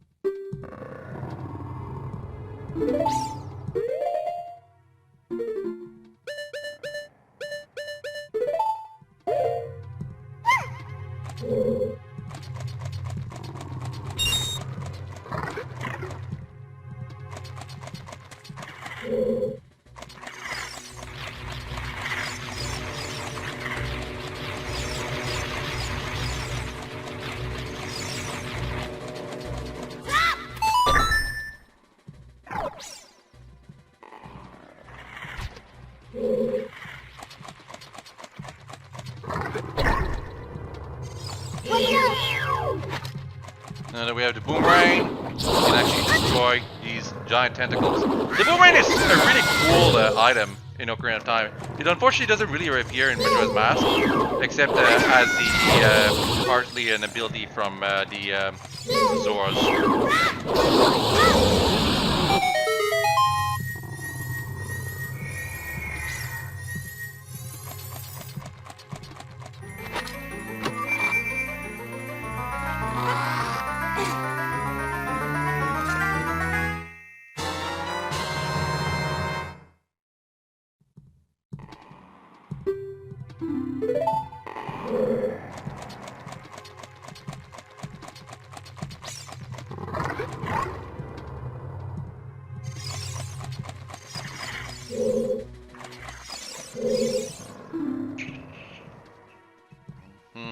I left you behind. It's inconsiderate. I had to though, because that's how the game works.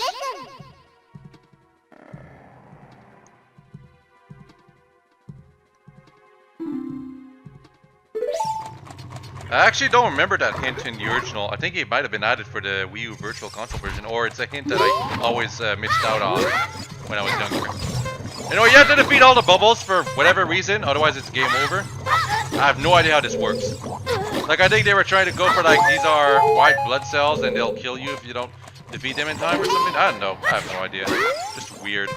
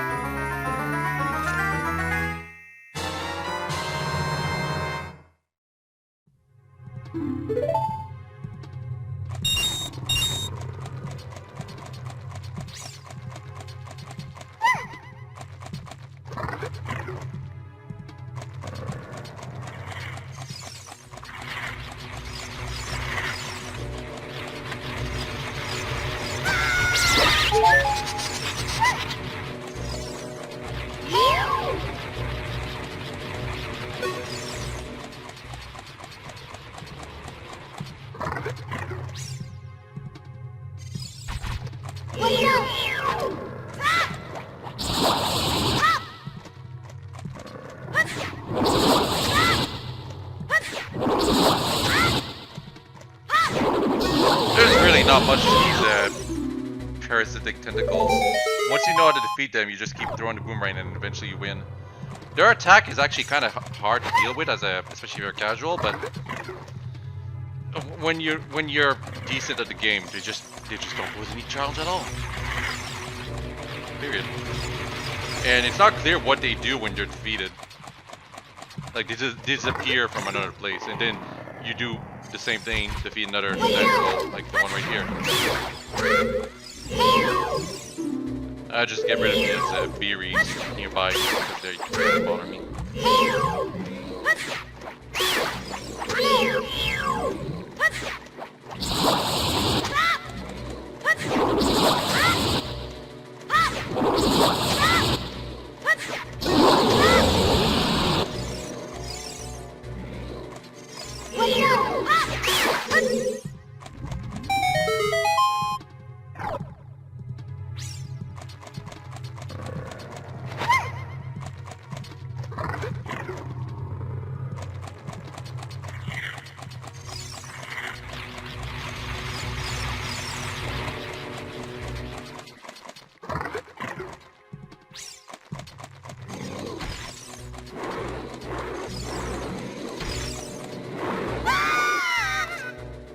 way down to get that Skulltula.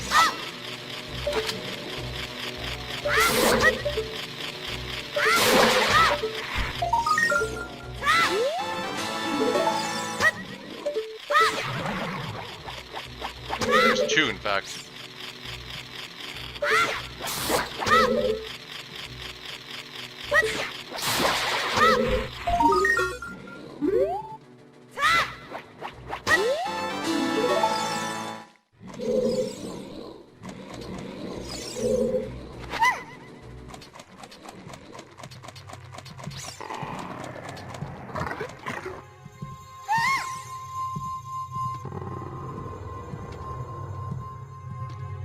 Yep, so now we can throw Ruto up here so that she can get her spiritual stone.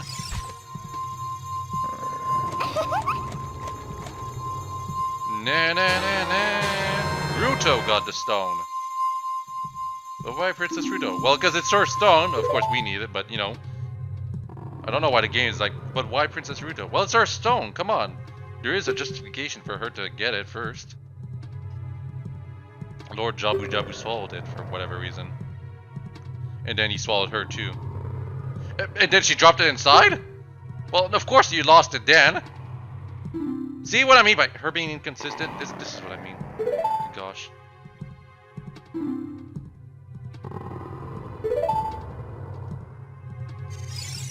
And then you approach her and oh no, it was a trap! What a surprise.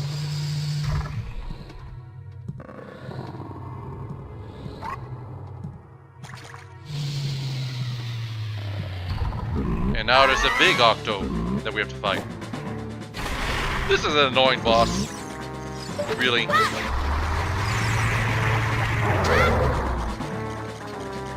You can stun it with a boomerang like I just did right there. And then it switches direction. Like I don't know specifically how you're supposed to fight this boss is the problem. Are you supposed to literally just keep walking backwards, hoping that you'll eventually reach the back of the big Octo like right here? I assume that's what you're supposed to do.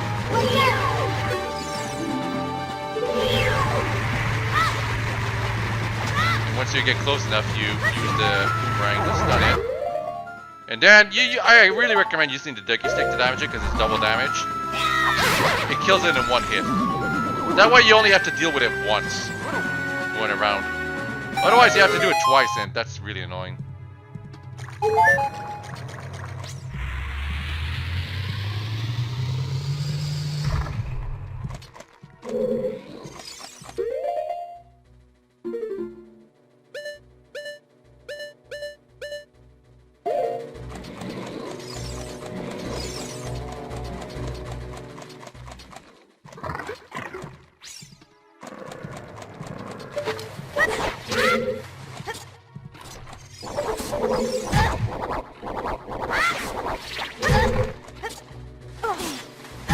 Getting rid of the Octoroks probably would have helped here. Getting hit by the projectile of the Octorok is always kind of weird. Anyway, you jump here. It seems like you can't do anything, but if you jump on this platform over here, it suddenly lowers, like some kind of machine or something weird. And now you can actually go to that other door with the switch in front of it. But the switch is blue, and that means you need to press it down to get it all. Also, I forgot to get inside a room here. That's why I'm actually going to go back down. But yeah, if you see a blue switch, that means you need to hold it down with something. And there's usually always something nearby that you can use to hold it down. It's not that difficult.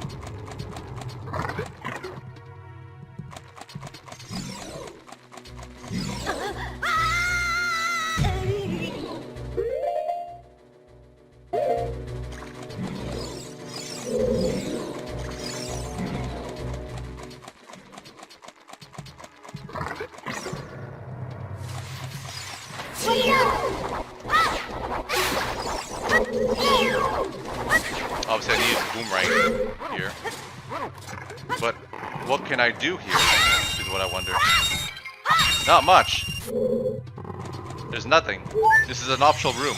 No Skulltulas, nothing.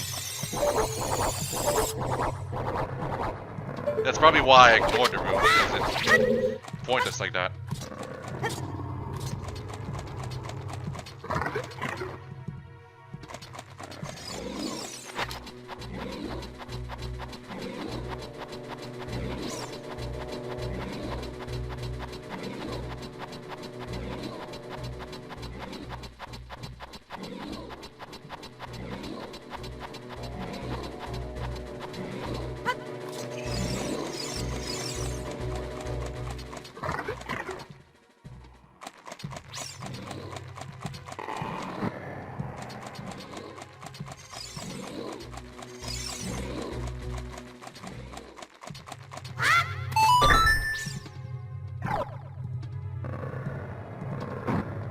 Go.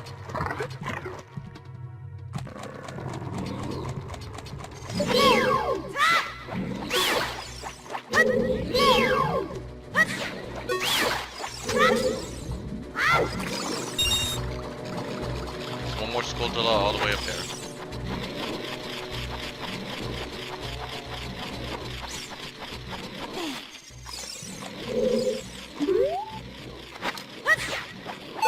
I always thought this was kind of cool. The way I would do it when I was younger is actually I would aim manually towards the left to hit it.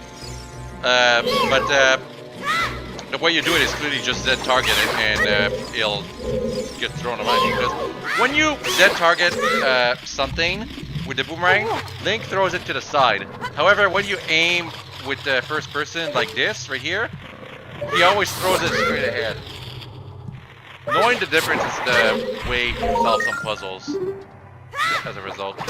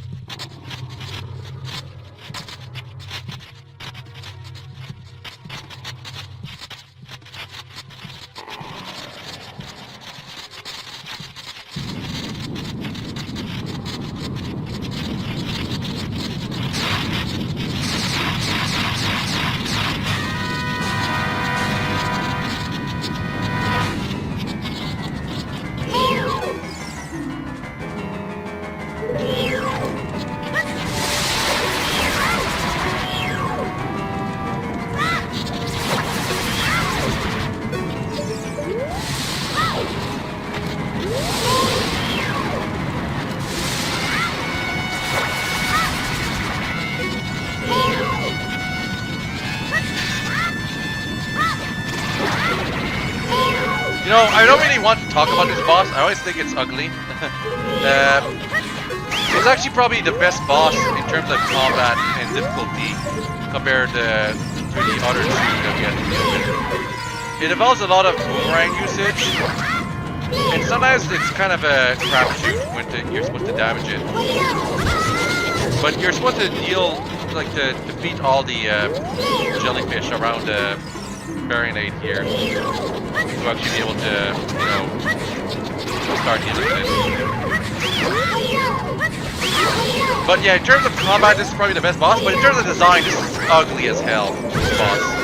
I hate it so much.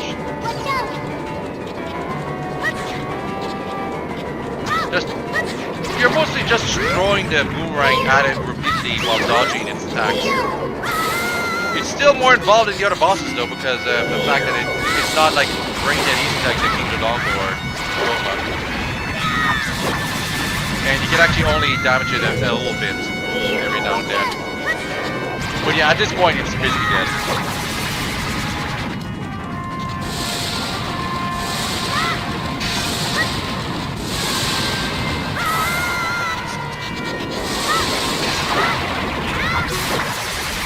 And I hate the way it dies too. Like, grows a bunch of tumors and then just explodes in weird blood or something.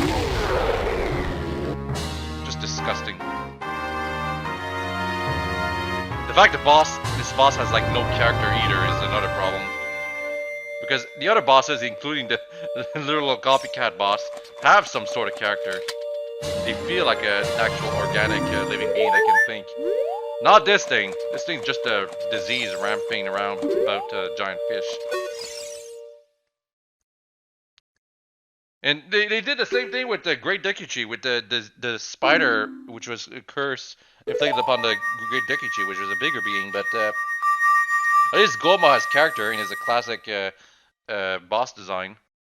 You never see Baronade ever again in any game.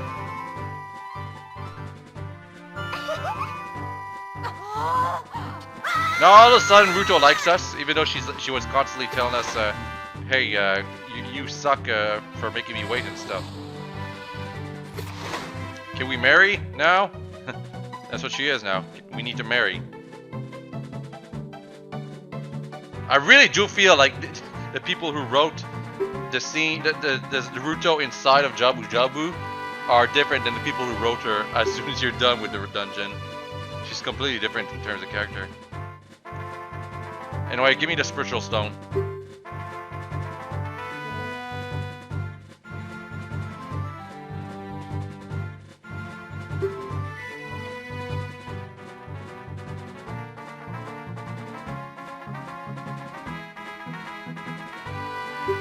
Yeah, so basically she calls it an engagement ring.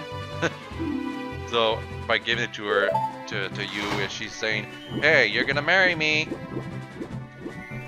Well, there's gonna be a little bit of a problem with that.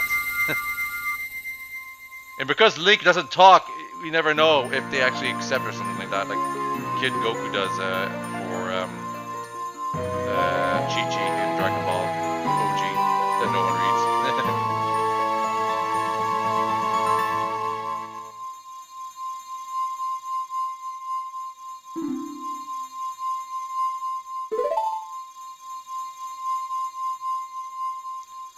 I don't know what she's talking about, but I finally collected all 3 spiritual stones. Yay!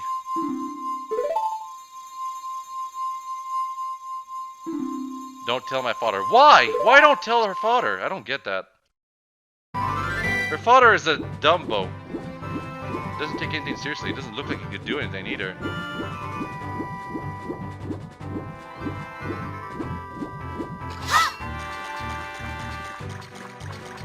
Anyway, now that we have all 3 spiritual stones, we can just go ahead and go back to Hyrule Castle to continue with the game. Still 4 hours left, in case you're wondering about the stream length. We're not even close to done. Could watch 2 movies in the time it'll take for me to finally finish this.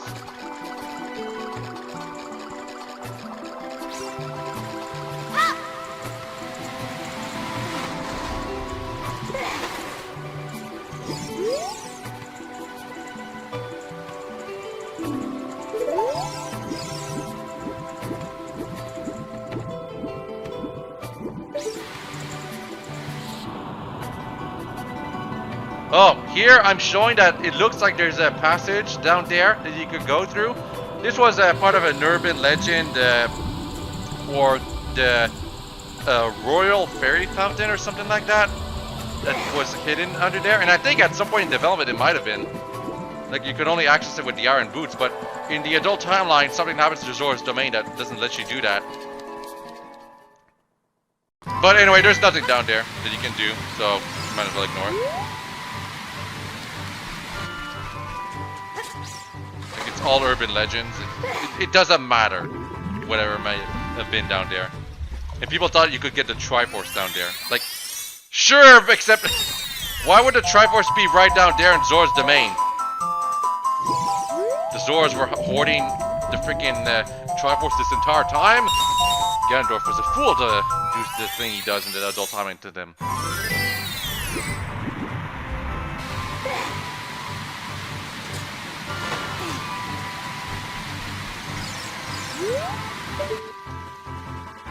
Anyway, I'm just meandering right now.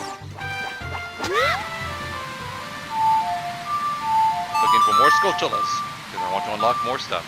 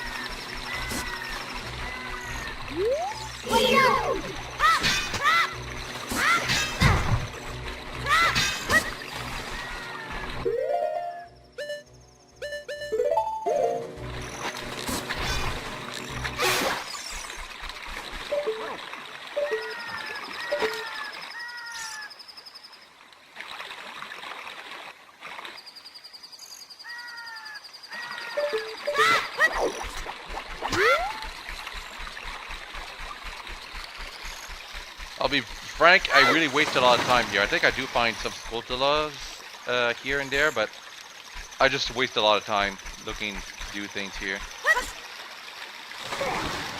And I thought I could always climb up there, but apparently that's something you can only do as an adult. So, forget about that.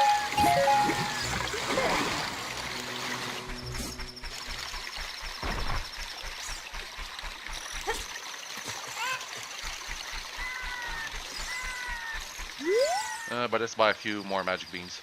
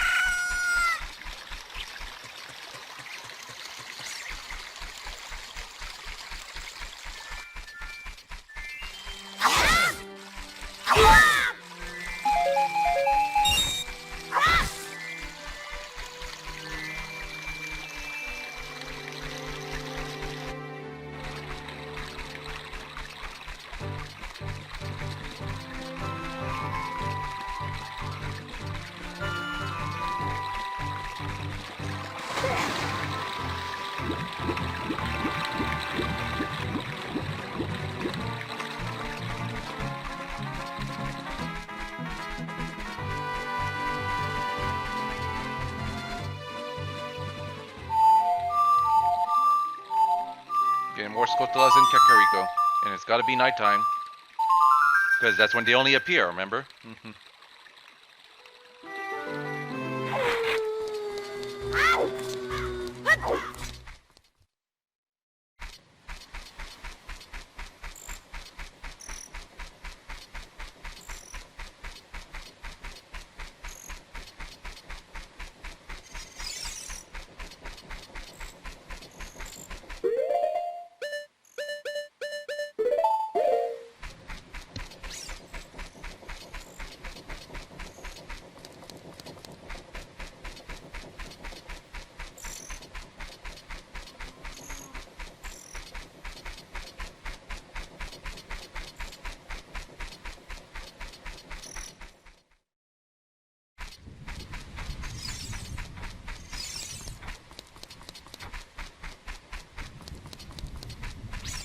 Find a magic bean right here.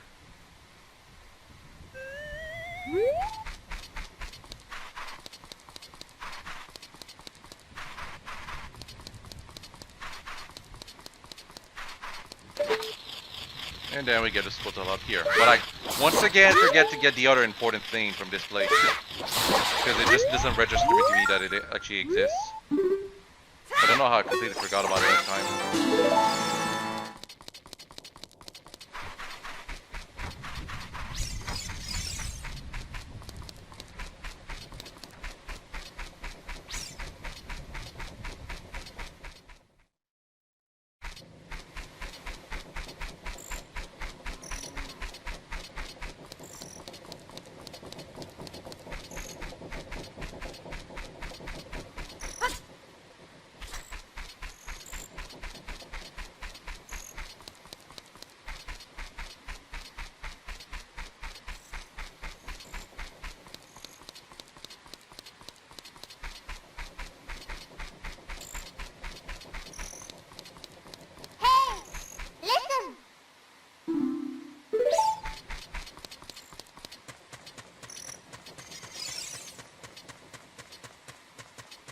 Going up the mountain, because now that we have the boomerang, we can get a couple more Skulltulas. Like, I think 2 more, maybe? Not many. There is one right here, though. It seems like you can get it as a without the boomerang, but no, it's just too high up off of the wall to reach. You need the boomerang to reach the Skulltula token up here.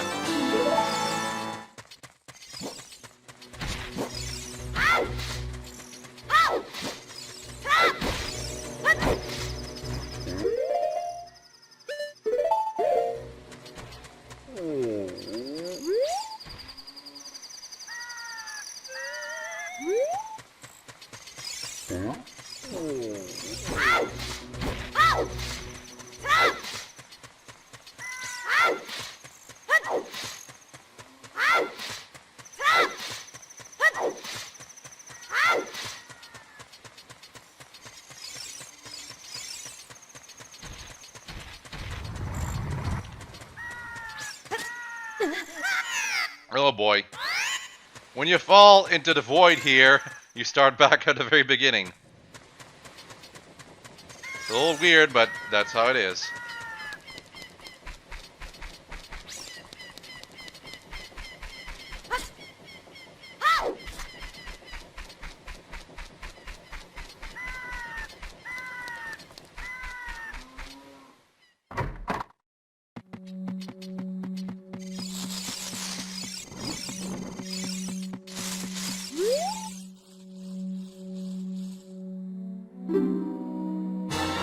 Stone of Agony.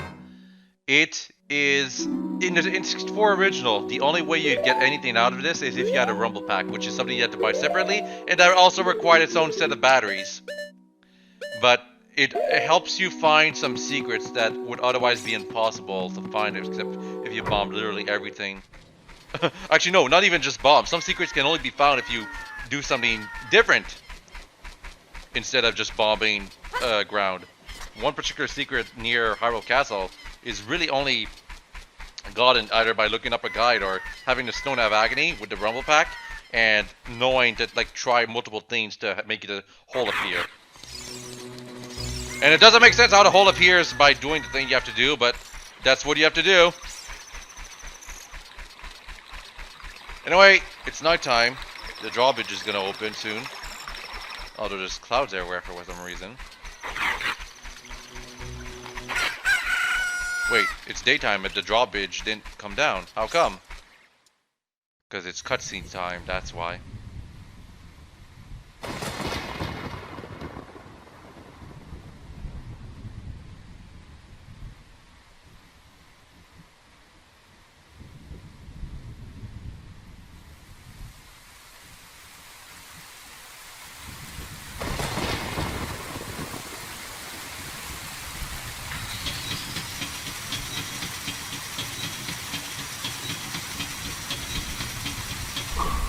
This looks familiar.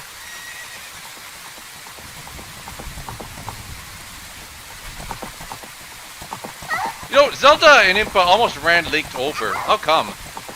They can't be panicking that much. Also, Zelda threw something at us. Keep that in mind. That's actually important.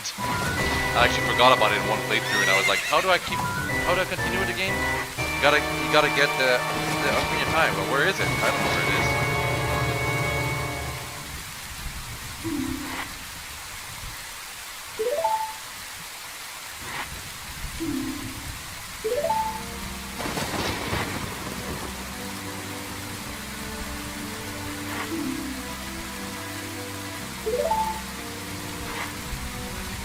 Apparently Ganondorf doesn't recognize us from the castle thing where he saw us. Either that or he just doesn't care.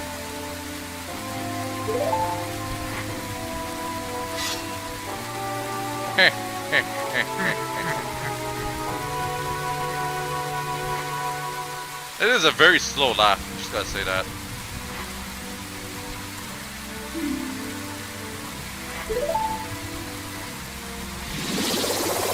Anyway, yeah, Sakurai. Ganondorf is a sorcerer in this game.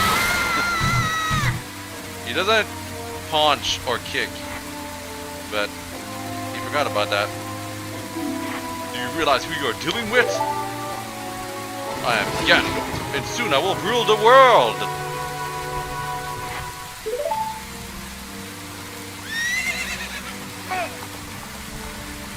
And then he disappears in the distance. Literally, he's already disappeared. The model, they just stopped rendering it.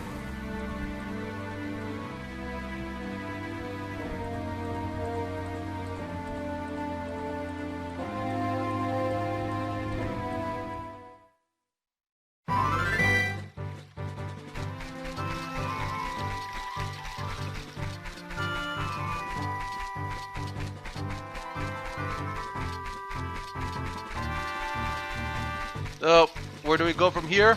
Well, quite a few things. At this point, the whole, like, child timeline kind of opened up. Actually, we need to get like the Ocarina time, but as soon as we collect this thing, the whole timeline and area of that we're in opens up. Everything becomes available. You can do anything you want. Of course, they're still missing some items and the buildings from the other timeline, but it's quite a thing. Up until now, we were kind of limited in events that we could do, but once you get the Ocarina of Time, as it's shown right here, all the events are available. You just need to figure out how to get to them, either through warping or having an item from the other timeline.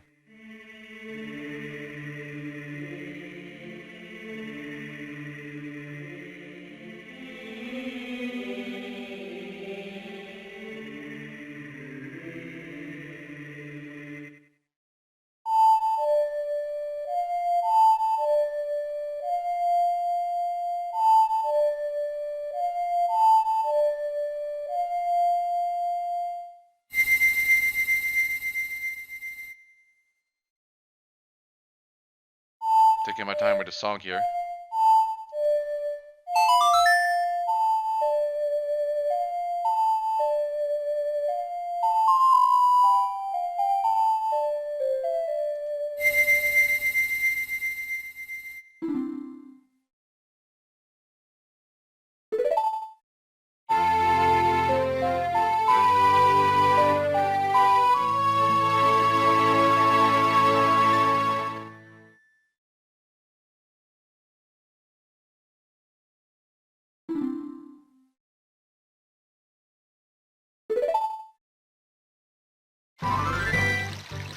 And now we're out of the water for whatever reason. But yeah, now everything's unlocked. All the events unlocked. And the proof of this is that if you look around the field, you'll see a running man. I'm not sure if you can actually catch up to him right here.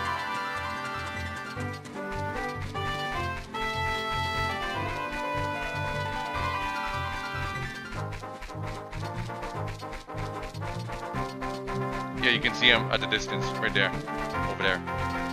We need to talk to him, but he only stops at certain points on his racetrack area. Like, I think there's only 3 points where he stops. It's not very many.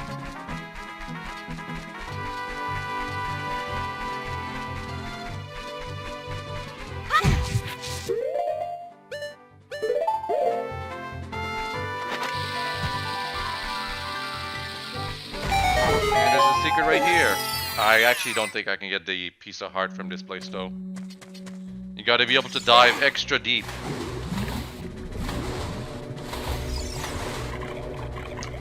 Which I cannot. Nope, that was a waste. I try again because I really want to get it, but nope.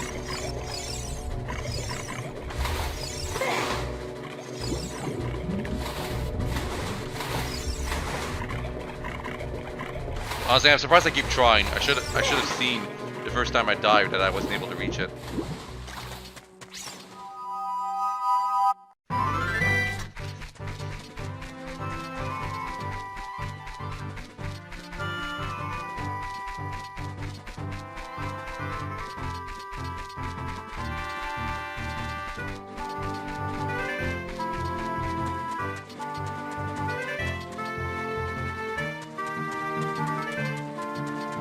Running man is right over here.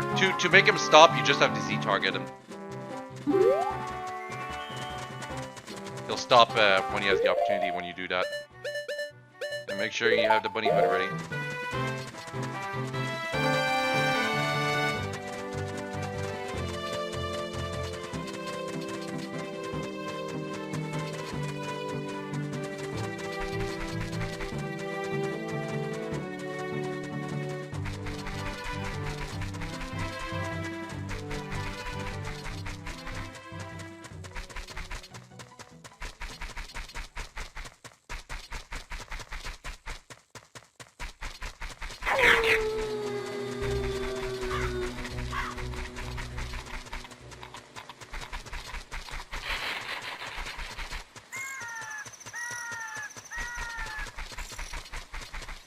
It can really take like a whole quote-unquote in-game day before he finally stops. It's really annoying.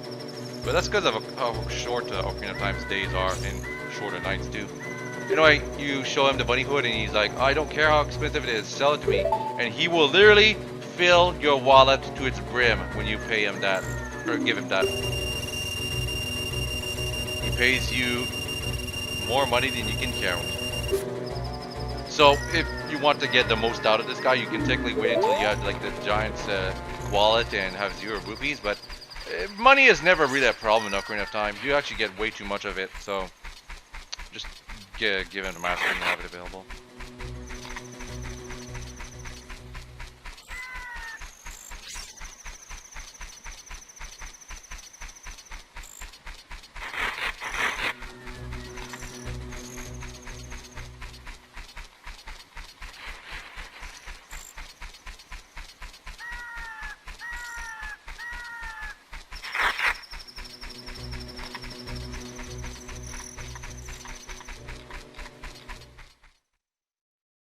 And yes, there are Skotalas in Lon Lon Ranch that you can only get with the boomerang at night. And they're high up on the windows. One. And a 2. And a 3.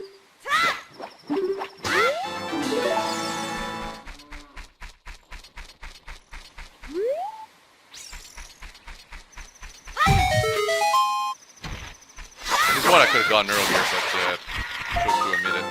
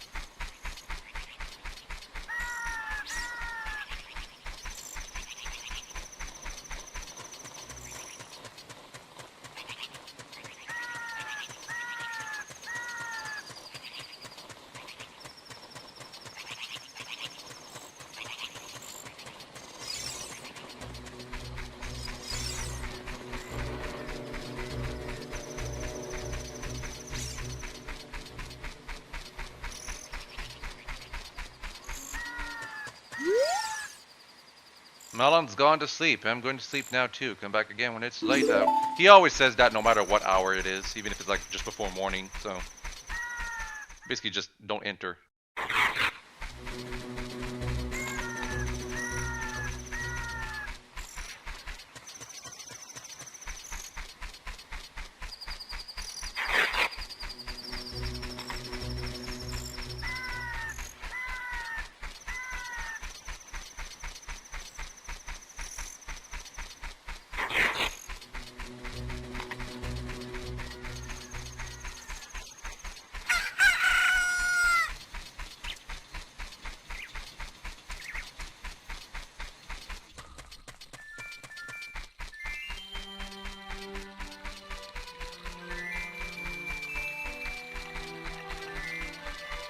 Going back to Zora's domain. Because of course, I need more Skulltulas. What do you think?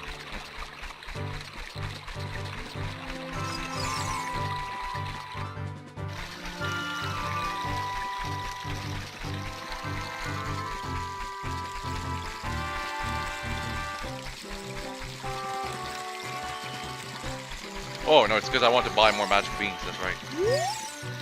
You know what? Just want to buy all of them. Get them done with. 90 rupees and then 100.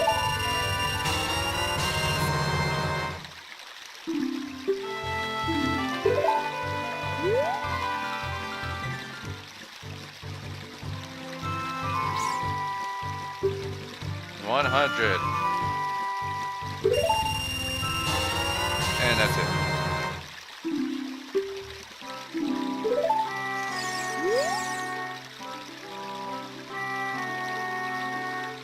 Yeah, the beans he's eating are not for sale.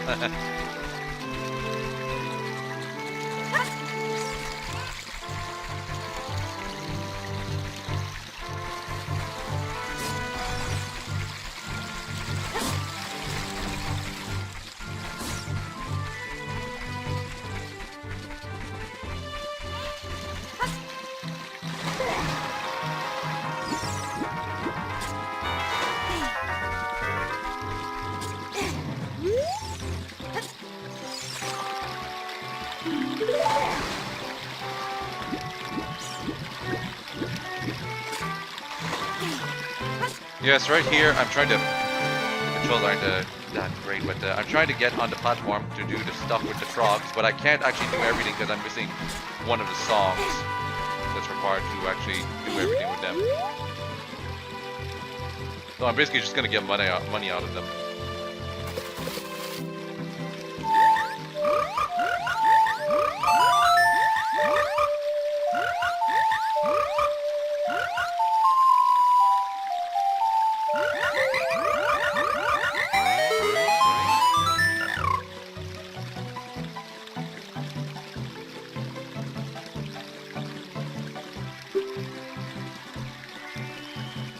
They're all big, but I don't... There's one song I'm missing. Play it to them.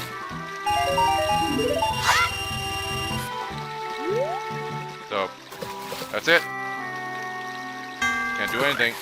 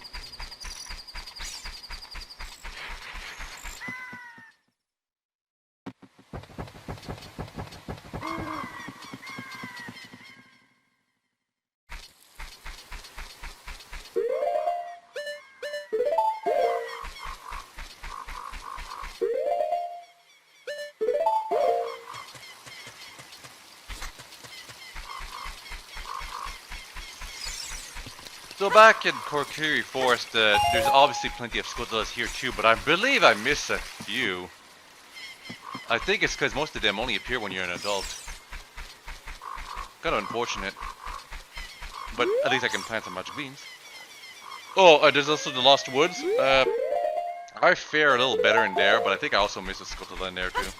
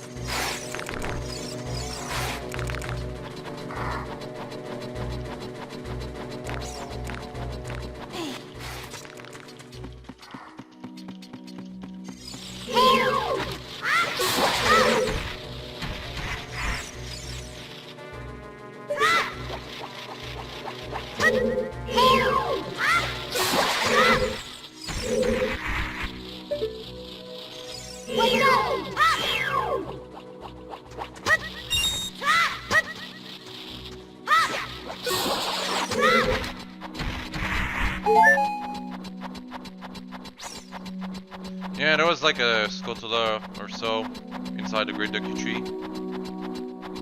I really kind of hate when they make you go back through the same dungeon just to do one thing because you didn't have the item.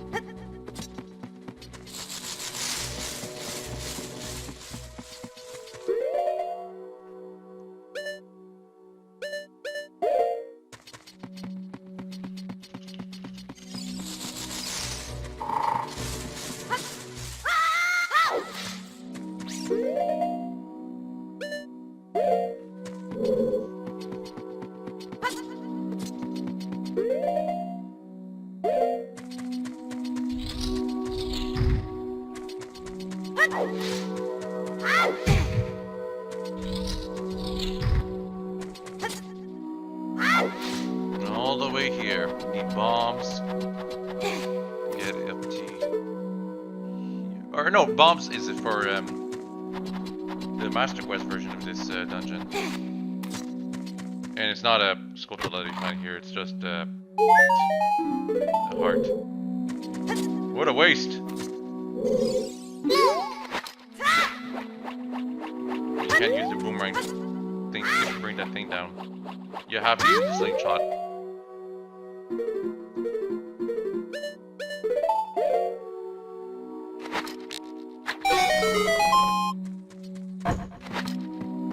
Yeah, during that scene you still have control of your character. I always think that's a little weird.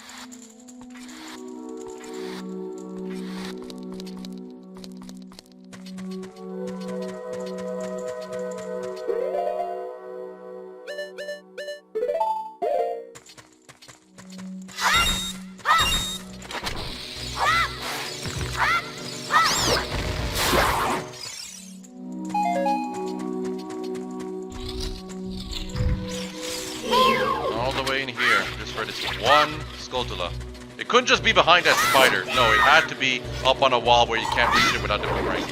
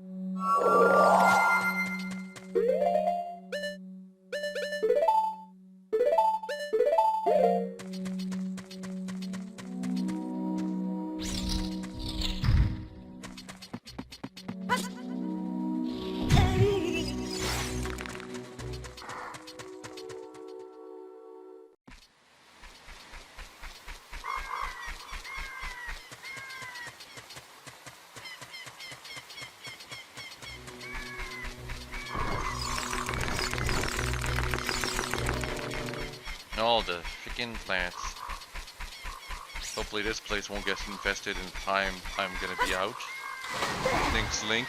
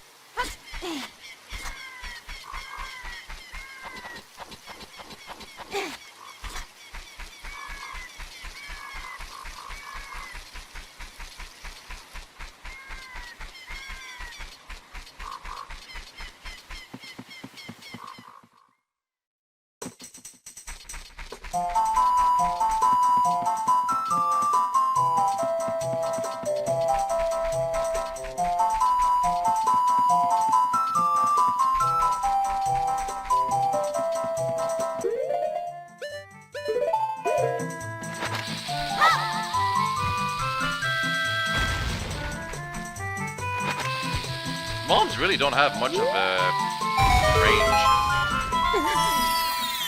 in Ocarina of Time, and by extension Majora's Mask. Actually, I think in Majora's Mask the explosion was changed to have at least a different animation. Not sure if the hitbox is any bigger. It's 9:04.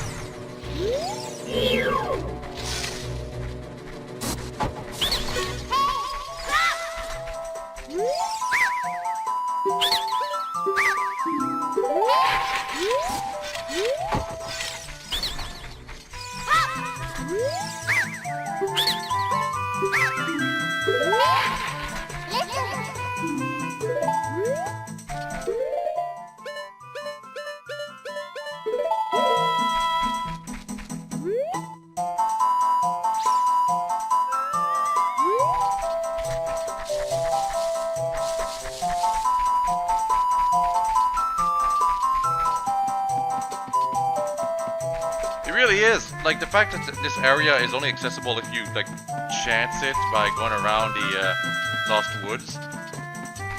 Like, if you get all the other magic bean holes, you'll have one that's left and you're wondering, where the hell am I supposed to put this magic bean? And it's not even necessary, I think. It's like to get one Skulltula in the adult timeline.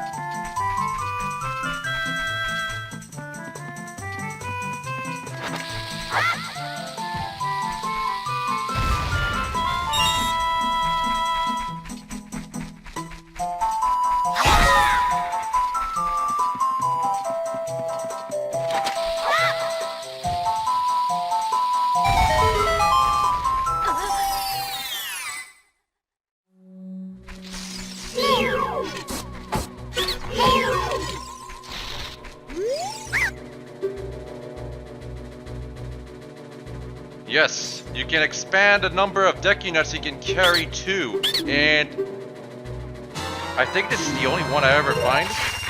Watch out! I believe you can actually expand the deck units to be up to 40 at once, but I'm not sure if I get in this game.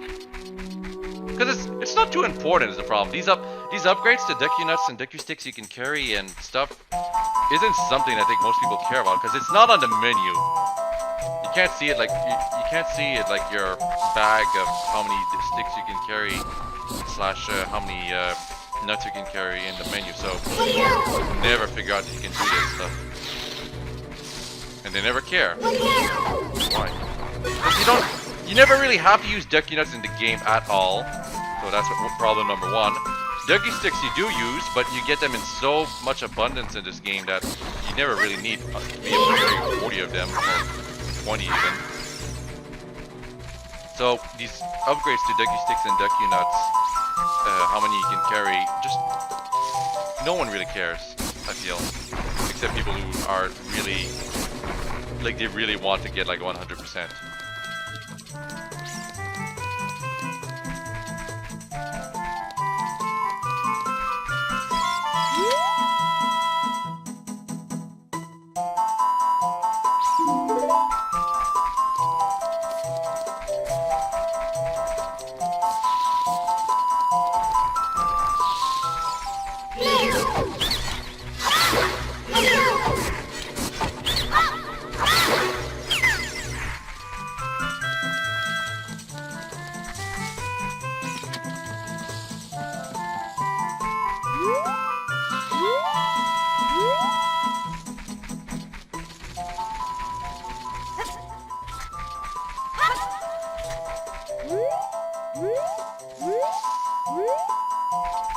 I'm looking for a Skulltula.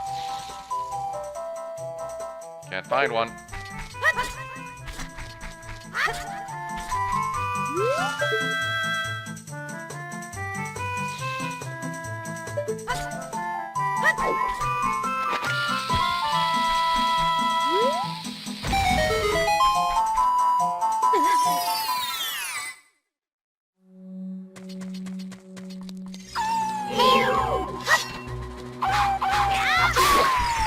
This room looks like the texture to the walls is missing, if you ask me. I always thought it looked cool when I was younger, like a room with mirrors and stuff. Nowadays, it feels like the texture to the walls is just glitched or something like that.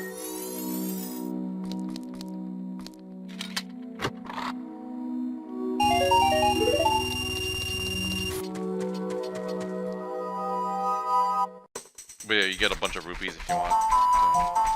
So, there is that.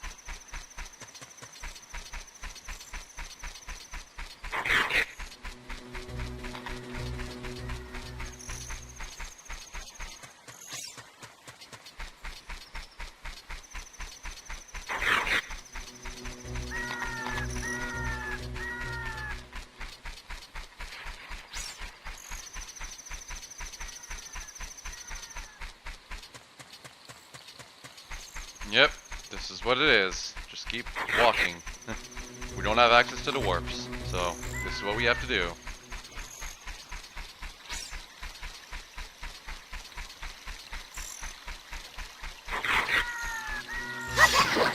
Big Skulltula. Because by the time Big Skulltula, Big Stall Child, not Skulltula, by the time Big Stall Child appears, it just, it's almost daytime, so it's like you can barely fight it.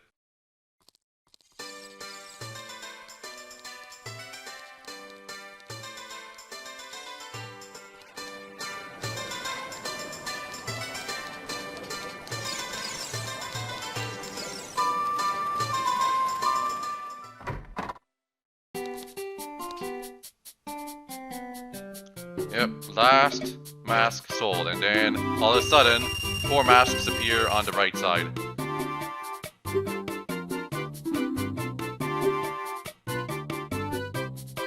Also, you get the Mask of Truth.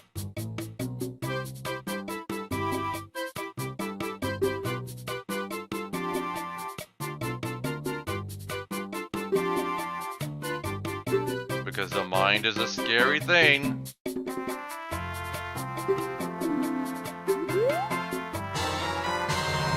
But yeah, the Mask of Truth is basically the entire reason you do the side quest. Now you can read what the Mask of Truth is. Also, there's other masks available. The Zora mask, the Goron mask, and the Gerudo mask. Yeah, Gerudo mask, actually all these masks over here, feels like, it's like that meme, my culture is not a costume kind of thing. Especially the Gerudo mask. But the Zora mask and Goron mask would later on become Goron transformation masks. But the Gerudo mask is definitely something that's like, oh my god, why can't we suddenly just pretend to be a Gerudo woman, huh? You can get some dialogue out of it, but there's really no use for the masks that the Goron, Zora, and Gerudo mask. There's no use for them besides like some extra dialogue here and there. It's just for funsies. Meanwhile, as I'm showing right here, Mask of Truth allows you to get messages from the stones statues. Anyway, Malin hopes a knight in shining armor will come over and sweep her off her feet. Well, she's in luck. That's kind of something what we do. Except we're not a knight in shining armor.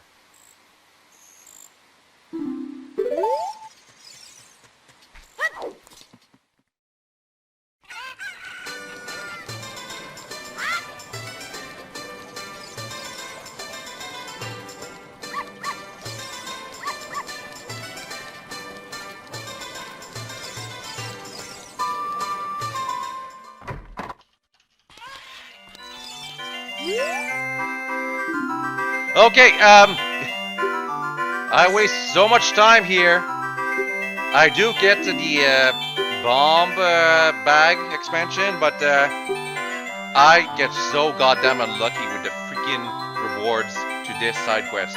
You can get a bomb bag expansion or a piece of heart. I get the bomb bag expansion pretty quickly. Piece of heart, not so much.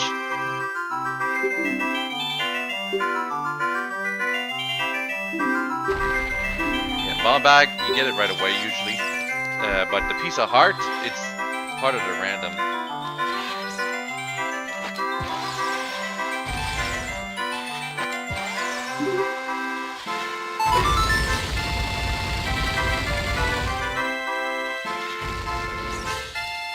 As far as the game itself is concerned, it's a little tricky, especially when the second hole is like on the side here.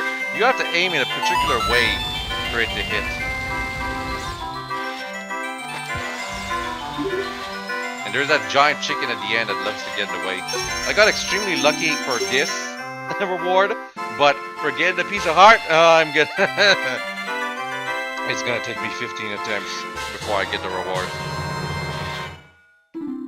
Like, I think at some point I just keep going in and out before trying, but yeah. You just keep trying until you can potentially get the piece of heart.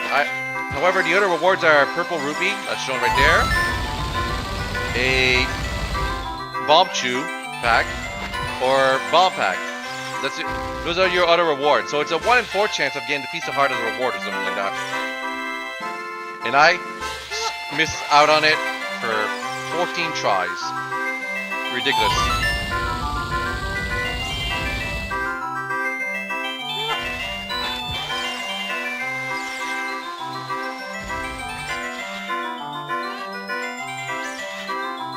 If you're good, you can actually just completely ignore the chicken in front and have it come from the sides, but I'm not that good.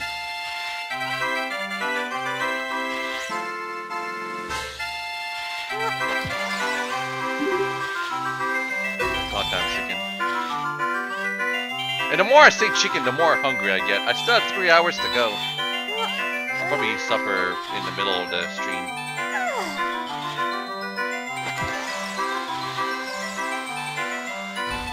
And I was so close. The chicken had to turn around at the last moment.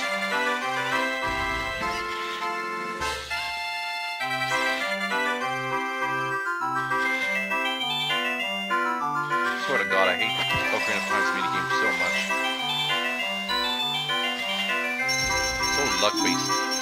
Except ironically for the one that is supposed to be luck-based, except that you have to cheat at it to really get the real rewards.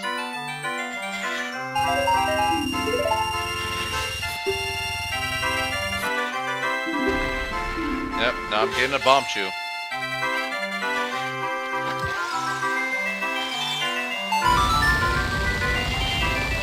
what? I'm gonna start a meal right now. I'm not gonna wait till 5 o'clock.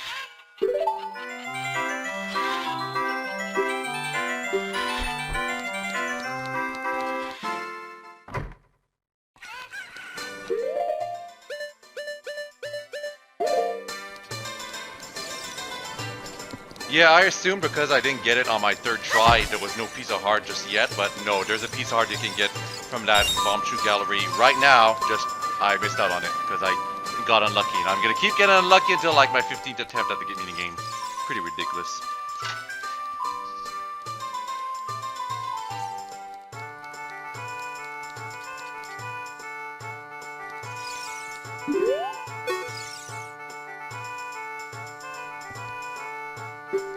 This guy is famous because it's like, oh my god, Nintendo is only for kid people. No one really dies. Well, guess what? There's one soldier. He's already dying because he tried to stop Ganondorf's men, whoever they are. Ganondorf doesn't really hire any men. He only has like monsters and a couple of Gerudos that work for him. And all the Gerudos are women besides him, so... Anyway, yeah. He's not moving anymore. You are dead, dead, dead.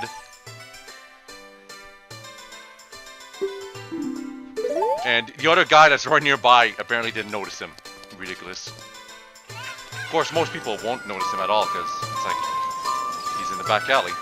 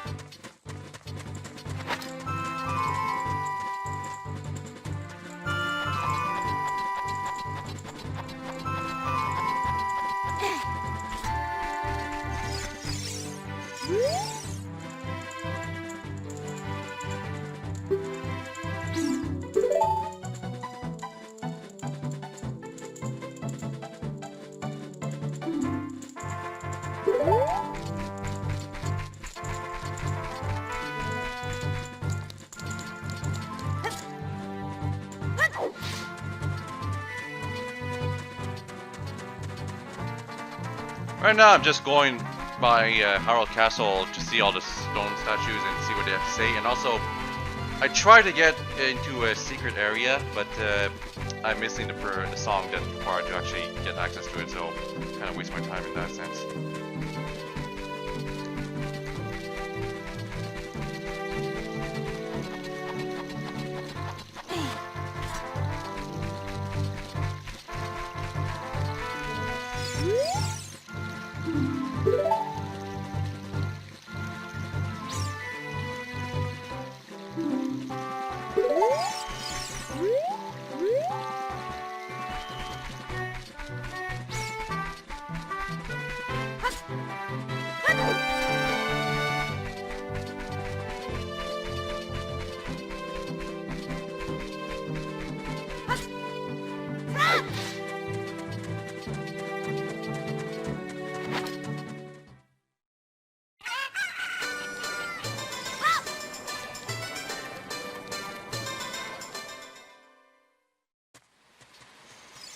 And now we're finally going to the Temple of Time.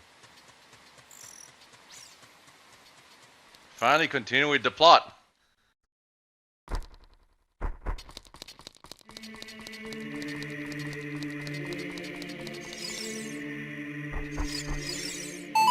play the Song of Time.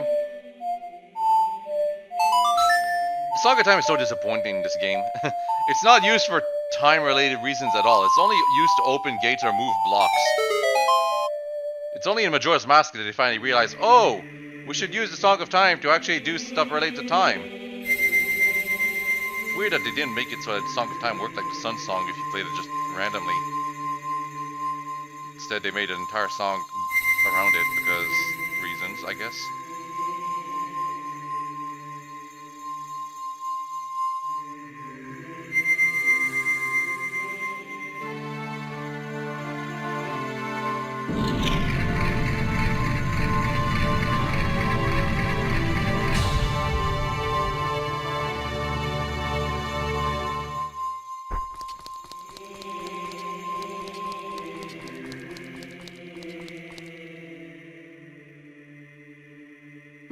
Isn't that?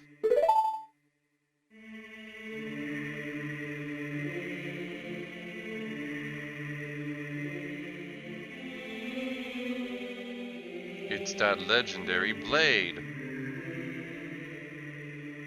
The Master Board. Nope, the Master Sword. Real talk, it only deals the same amount of damage the Deku Stick does. It's actually not that special.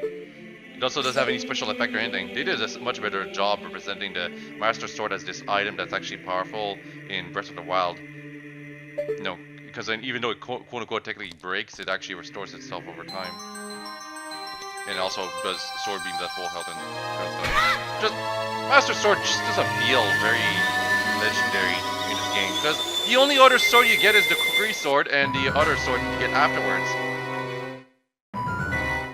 If you do the optional side quest. Anyway, it was a bad thing to actually touch that.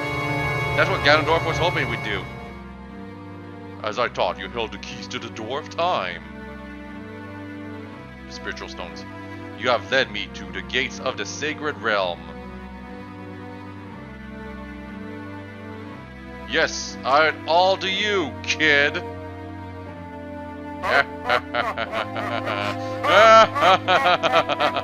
Yeah, that's where that laugh I sometimes use in my Smash compilations comes from.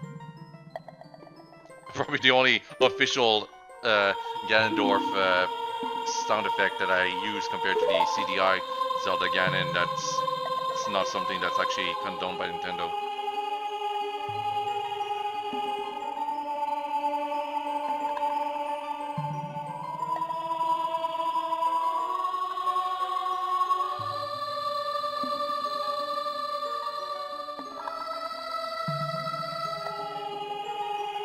It feels like they were trying to pretend that we were looking around here, but it honestly feels to me like instead it was just a camera looking weird. Anyway, that's Roru. Unique character to Ocarina of Time. We don't see a character like that in any other game. Kinda, sorta. Unfortunately, Roru is kind of boring. This is the only scene we get with him. Kinda. We do get to see him in the ending, but just like he feels like he's supposed to be the leader of the sages, and he's not locked away like the other sages are. He's special.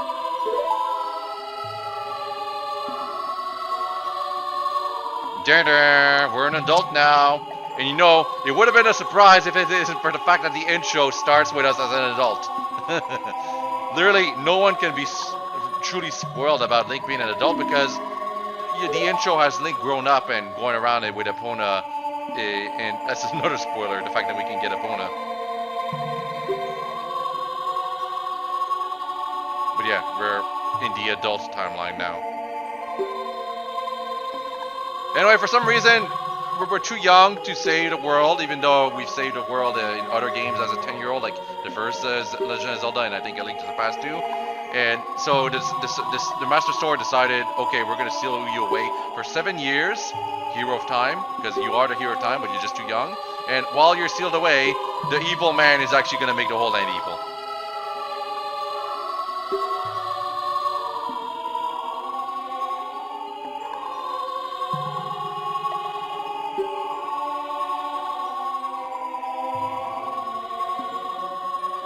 Yep, no one could stop him because this world is so goddamn flat. Everything revolves around Link. Only you can save the world, Link. It is written, only Link can defeat Ganon. They really took that way much to heart.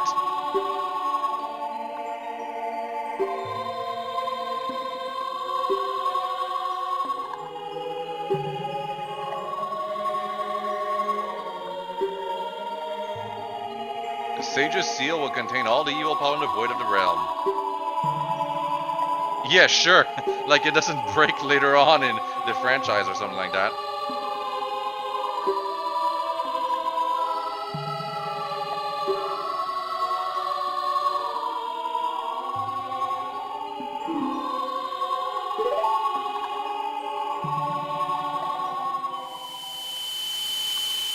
Anyway, we get a token. Literally useless. It doesn't do anything for us. Like seriously, there is literally no reason to have the light medallion. I don't even think the game ever checks for anything when you're playing. The game only checks for like the forest, water, fire temple medallions to unlock the Shadow Temple, and the Spirit and Shadow Temple medallions for unlocking the final trek into the Ganon Castle area thing. Light medallion? No one gives a crap, especially not the game.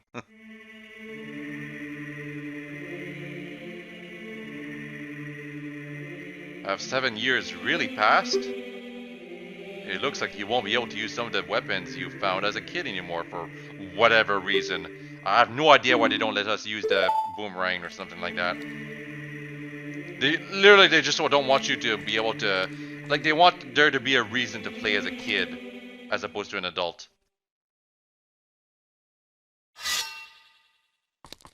Who is this, young man? It's Sheik. When evil rules all, an awakening voice from the sacred realm will call those destined to be sages who dwell in the 5 temples. One in a deep forest, one on a high mountain, actually inside an active volcano, one under a vast lake, one within the House of the Dead, reference to House of the Dead, the franchise maybe, I feel, and Goddess of the Sand. Together with the Hero of Time, the awakened ones will bind the evil and return the light of peace to the world.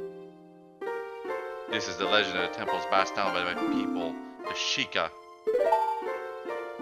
I am Sheik, survivor of the Sheikas. The other ones are dead, except not really. Literally the only other Sheikah we know of is still alive, just you have to rescue her.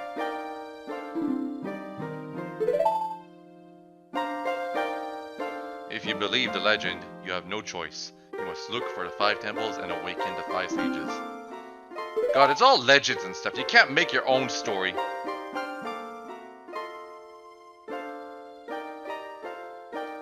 Anyway, the thing Sheik does right here is block your way towards putting the Master Sword back into the pedestal to go back in time. That's what Sheik is here for. Literally, that's all Sheik is there for. Not even kidding. She's just standing there to keep you from putting the sword back into the pedestal and therefore access to the child timeline.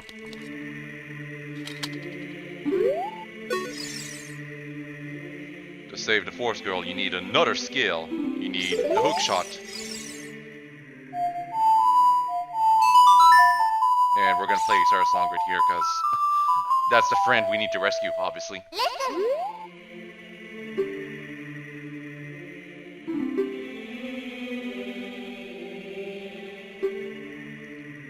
I'm in the Forest Temple. The Forest Spirits were calling for help, so I went to check it out. How did she check it out? You need the hook shot to enter the Forest Temple.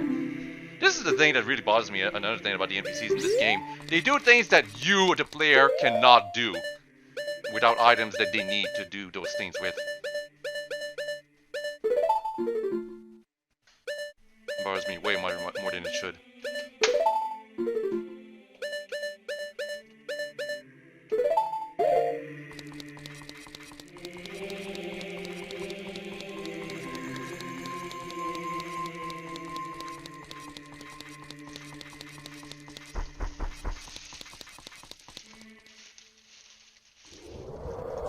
Oh my, what is going on here? Everything is dead! Although, we can hear birds in the background, so clearly not everything is dead. The birds are still fine.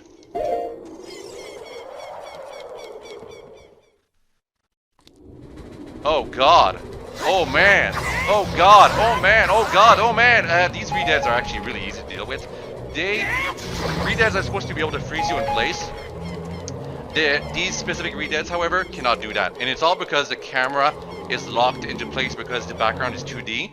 So all they do is, well, they try to grab you. And they can grab you, but because they can't freeze you in place, it's a lot easier to deal with them.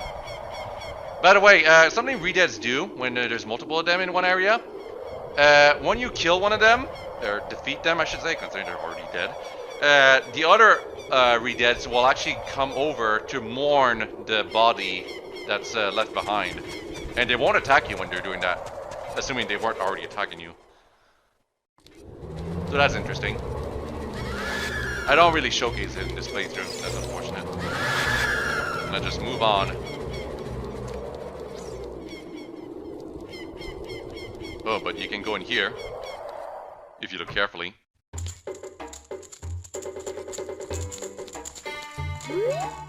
This is the end of the video, in 2 hours. There's a side quest here. When I complete this side quest, that will be it. The stream will be over. But until then, there's still another 2 hours and a half. At least 2 hours and a half.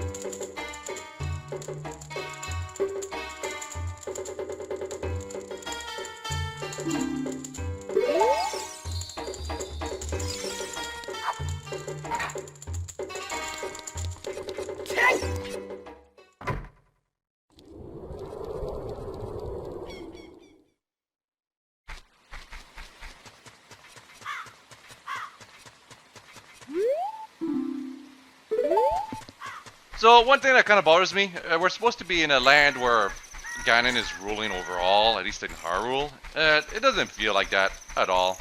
Most of the land is still like similar. Just like they modded in some enemies in places that shouldn't be. Some dark clouds appear in some places that are supposed to be fine. That kind of stuff. It's very minimal, the changes they did here. It's not like A Link to the Past's Dark World, which actually felt like an actual evil version of the normal land. Here, the whole Ganon is ruling over the land now, that 7 years have passed kind of thing. And it feels less, it feels more informed, I should say. But of course, things have changed. characters that were kids in the original timeline are now adults. But adults that were, well, adults in the original timeline are still adults. Like, they look exactly the same for the most part. Although, ironically enough, there are some characters who were, were adults in the original timeline who now look a little older. But it's mostly important characters, like Ganondorf. Ganondorf, he has long hair as a young person. I know he had short hair in the child timeline, but in the adult timeline, he actually has long hair. Anyway, that's Ingo over there.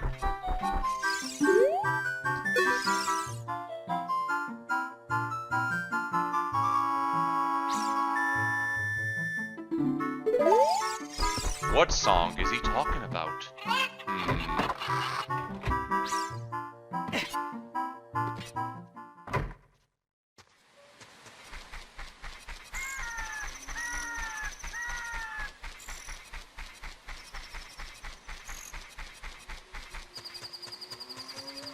Oh my.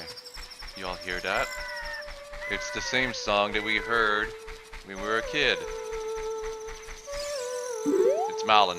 Now she's going up. And she doesn't recognize us. She just says to you, please keep it a secret that I sing here. Well, guess what? I know this song too. It took a while for me to remember.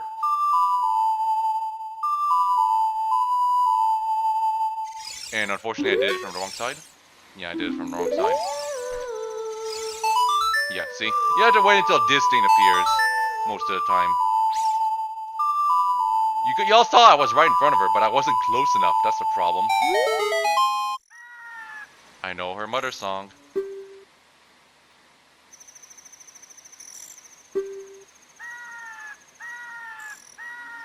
I don't think he changed. He was always kind of hoping to get stuff from Talon. Ingo is one of those unfortunate characters that is cartoonified for the game, when he could have been a decent alternative look at the evil hearts of men. Anyway, Malin still doesn't recognize us, even though we're the only other person she's taught that song to. She's only gonna recognize us when we finish the side quest. That's the only time she will.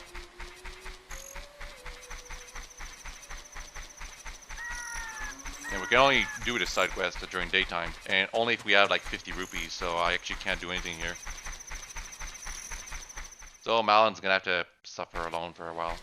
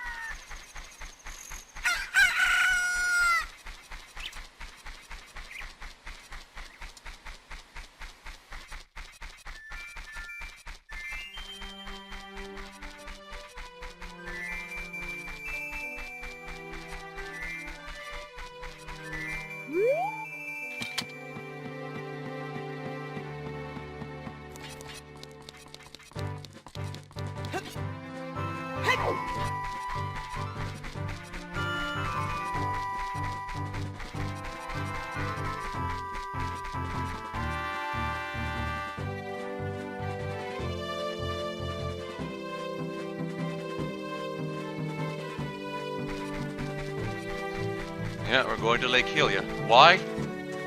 Well, because I want to put off getting the hookshot for whatever reason.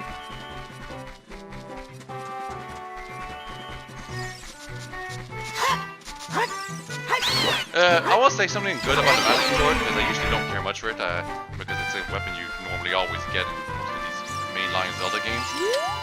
It has nice range compared to the Kokiri sword. Kokiri sword, just as I said, feels like a dagger. Also, this scarecrow forgot the song. We have to teach it to him again. This is why I go for a basic song every time. The same 2 notes repeated over and over and over. Because otherwise, I forget the song myself.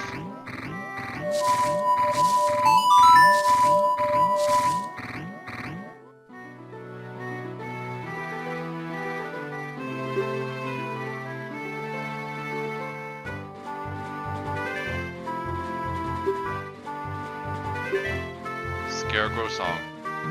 Pia is wandering around as a scarecrow, and when you play the song in some locations, Pia will appear, and we can use a hook shot on Pia to reach the place Pia is. This is needed in one of the dungeons to get into one of its areas, and it took me like a good couple of years before I figured that out, because you don't actually need to go up there, or actually you do, but you get some sculptulas, but it's not immediately obvious how you go up there. You never think, oh, you actually need to use a scarecrow to go up there. Because normally you'd think it'd be something like that magic beam thing right here. Speaking of which, we will be going fishing soon for the auto reward. Because when you're fishing as an adult, it's completely different. Just getting the same, you go for the same big fish at the center of the pond. And I just have barely enough money to afford it to.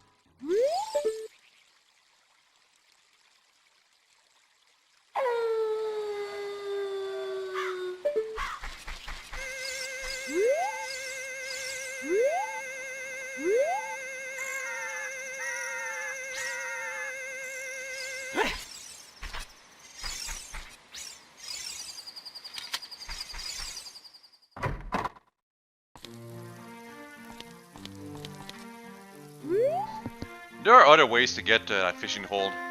You can either wait until you finish the water temple, which fills the water back in Lake Hylia to, give you access easily. Or you could also use the hookshot with the Pia, because he can appear there. But the magic bean way is the easiest way. Oh, and you could also use glitches to jump your way up there, but that doesn't count according to developers.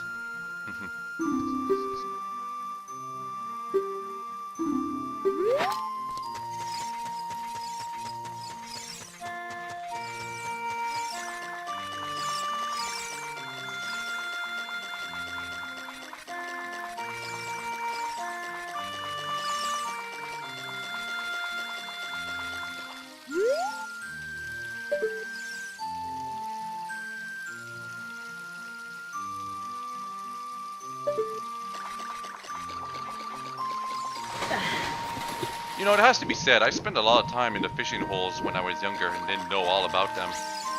And the fish act erratically when it goes from morning to day to night, evening, morning. The fish can act erratically during those time periods. Like they jump around all over the place. For reference, time is passing slowly in the fishing ponds. I have no idea why they didn't use this time for everywhere, because it feels a lot more natural, but they didn't.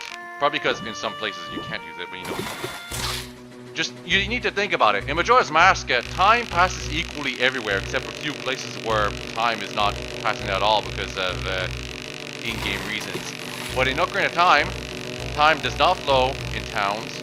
It does flow in fields, and in this fishing pond, it flows in its own special way. 3 different ways time passes. Just be consistent, not good. Not the way it should be. Anyway, we got a small fish to get out of the way first.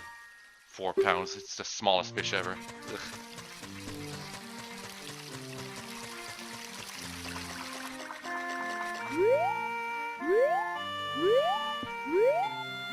Yeah, just to be clear, I'm just showing here, this is where we would be getting the fishing lure. You'd have to backflip a couple of times after shooting your lure or something towards it. It's a little strange. I don't get it, I just show like where you would be getting it. The problem is that it disqualifies you if you use a sinking lure. And I don't want to be disqualified.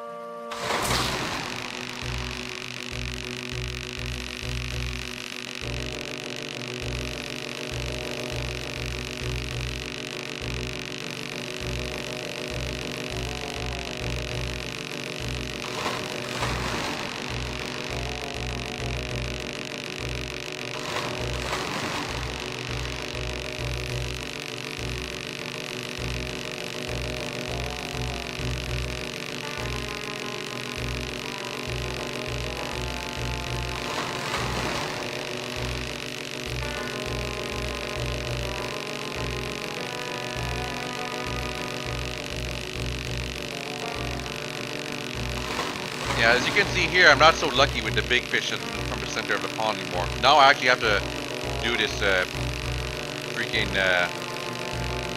fight against it for like a good 1 minute or two. Battle of attrition. How long can you hold the A button? Hopefully for 2 minutes. And the rumble was insane back then, by the way, so I think the intention was like, there's so much rumbling, the players will have trouble keeping their hands on the A button to keep reeling the fish in.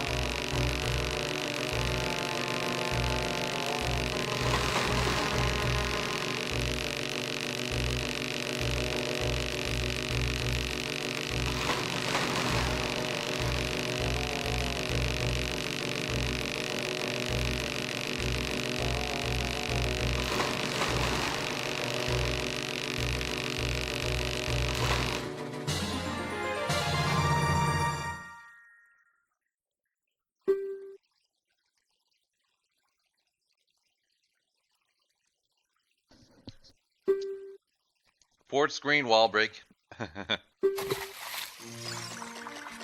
Fourth wall break, I should say.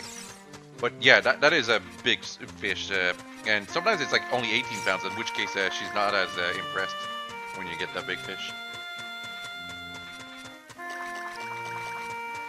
But the lunker, Hylian lunker at the bottom, which is more of an eel, that one you need a sink in there to get it. Whatever the case, our trouble, the reason we went through this trouble to get this fish is the golden scale. It lets us dive up to 9 feet, and it's completely useless once we get the iron boots, but whatever. Except, actually, there is a use. You have to dive to the bottom of some place with it.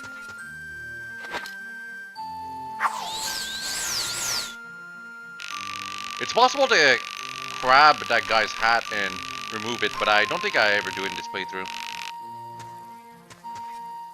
I think I tried several times, but I miss every time. We'll see.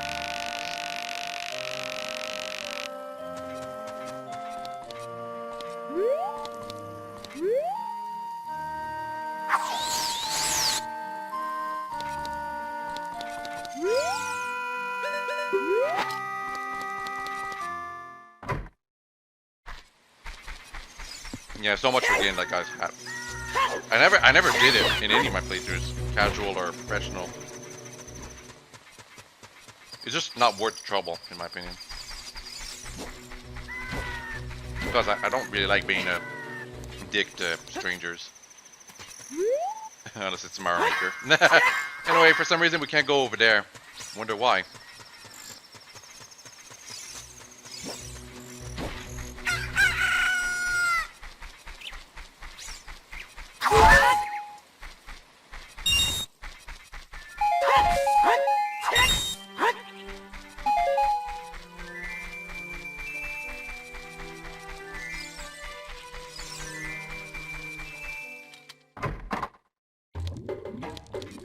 Lakeside Laboratory. This is the only use the golden scale has if you get it after you already got the iron boots. Because you get a piece of heart for touching the bottom of the aquarium here or whatever, but not like by sinking to it with the iron boots. There's a difference.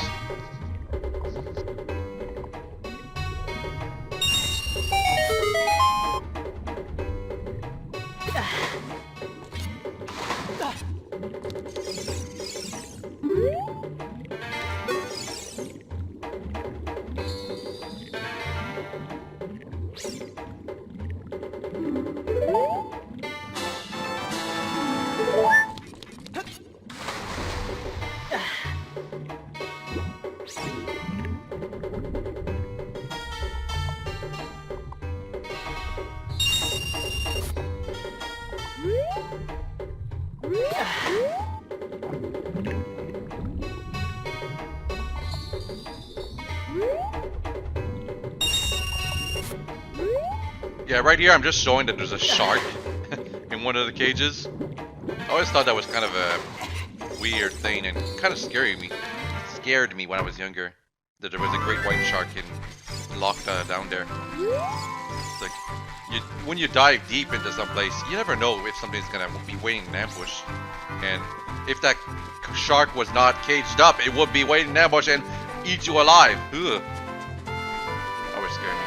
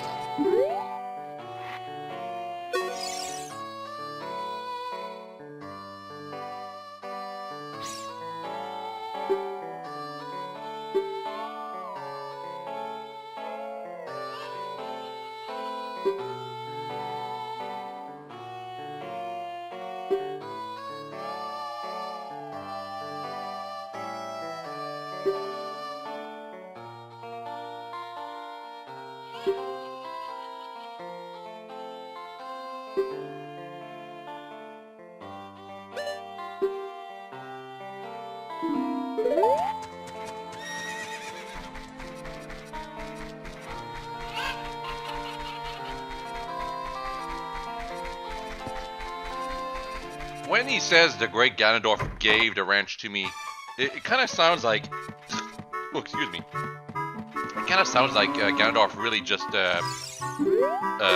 did all the work to give the ranch to Ingo.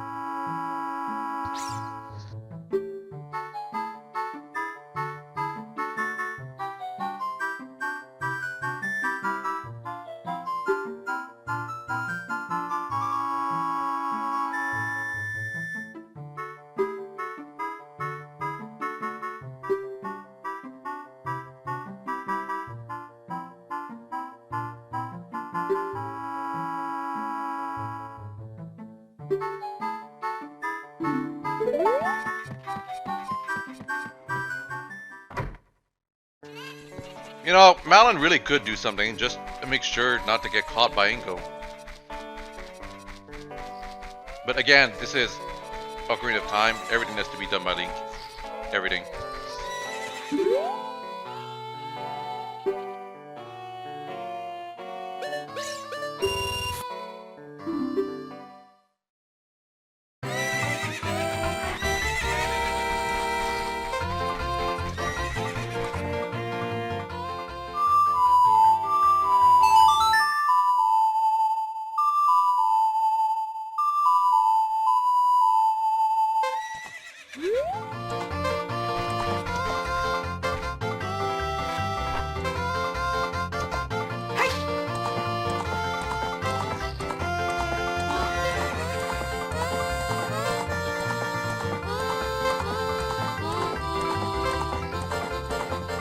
Yeah, you have to use a bonus song and then ride on Epona a while before you can actually wager for Epona's the right to get Epona.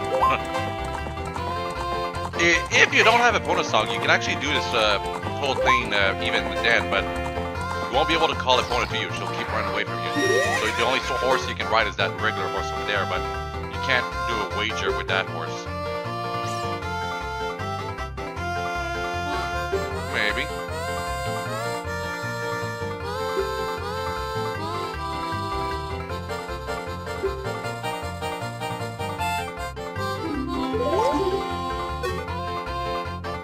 Yeah, you have to talk to him and he'll be like, hey, seems you really like that horse.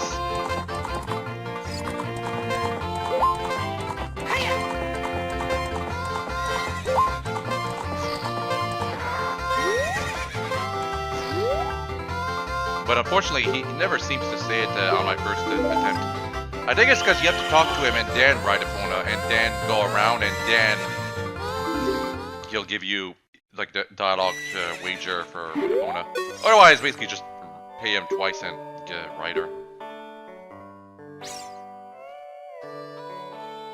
And for whatever reason, decide to listen to the instructions this time.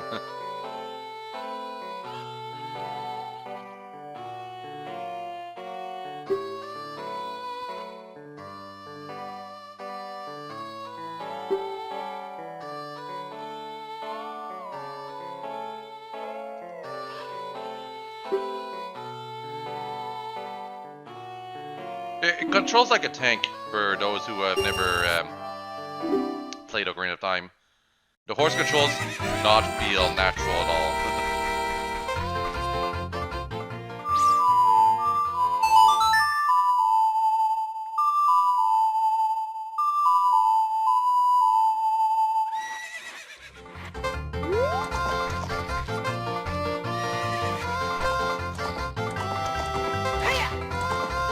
Try this again. Talk to Ingo right away. And yeah, he says, you're getting better. How about a little race with me? One lap around the coral with that horse. And it's 50 rupees every attempt.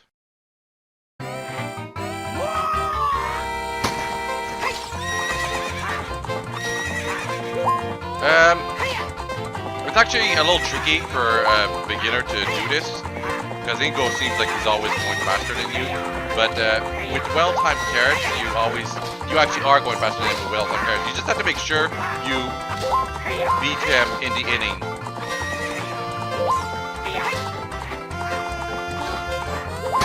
And it's one lap, so make sure to rush it. Because once you're ahead of him, it's easy to stay ahead. But if he's the one who's ahead, it might actually be difficult, especially when you're like at the last part of the race around around that place, the racetrack. That's the word. Anyway, you have to beat him again, and I don't think he's any different in this race. He's just like trying to force you to do another wager because he doesn't want to lose. If you screw up this or the previous time, it just means you have to keep racing again.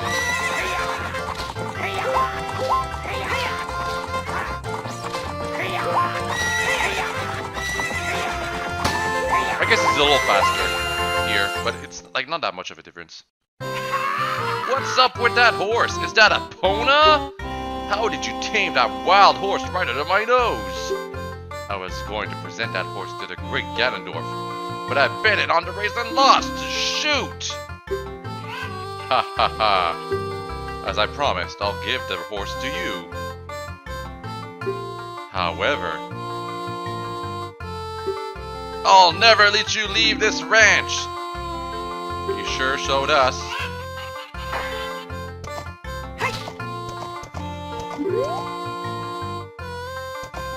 I'm going to talk to him right here. Ha ha ha. As I promised, I'll give the... It's the same dialogue. So what you have to do here is the game basically forces you to do something quote-unquote epic.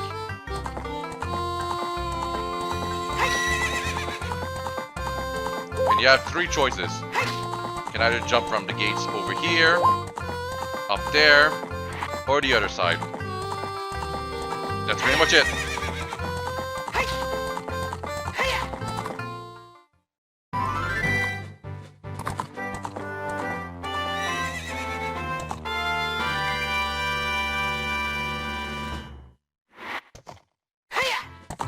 Anyway, now that we have Epona, we have access to another area, and now we also have access to the side quest with the ghosts. But we're still missing an item in order to defeat those ghosts, so I won't be able to do much with that.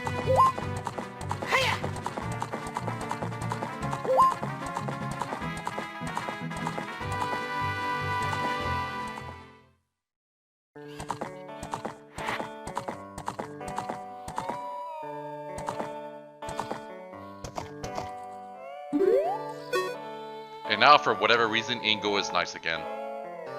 He's also back in his work clothes. The theory people have about this is that Ingo now knows he's screwed up, and therefore he basically is trying to stay in the good graces of Malin in order to not get exposed by Ganondorf or something like that. Anyway, now she finally recognizes us as Link. Took her long enough.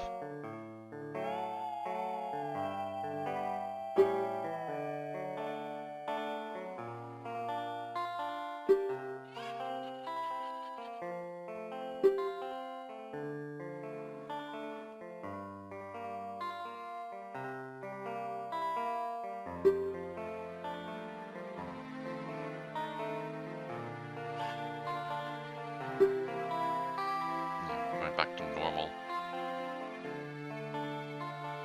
Also, she says her dad is coming back, but that's actually something you have to do yourself.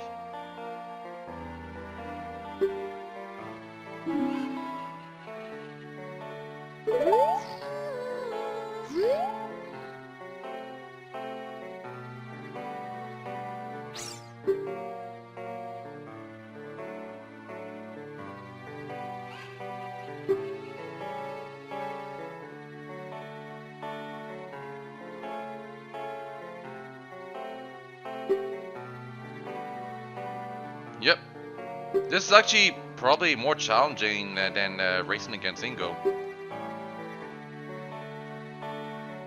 At least it was when I was younger.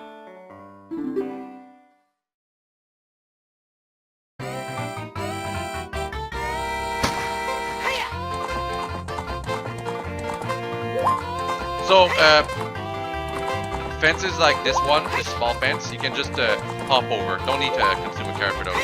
For fences like these, the 2-tier and 3-tier ones, you need to have a carrot consumed to do that. And you also need to have Epona be running like straight for this to work. If she's not running straight, Epona refuses to jump in because of that you failed the whole thing. screwing up here is really disappointing. I'm just gonna say that right now. Very, very annoying. But in my case, I can do it my first shot. No problem. Actually, all things considered, 48 seconds is not that great.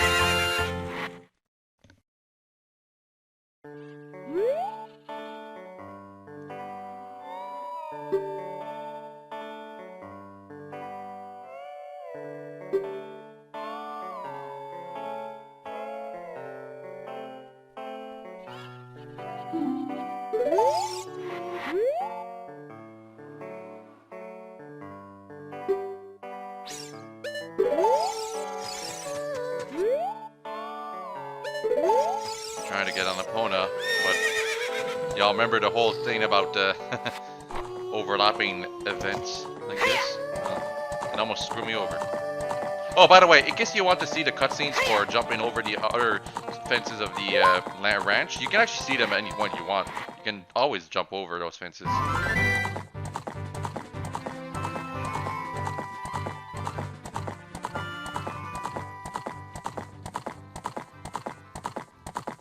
And one more thing, at some point in the game you gain the ability to warp by using the Ocarina. If you're in the ranch with Epona and Pinko locking you inside at that point, the game doesn't let you get off of Epona because they want you to do the epic thing.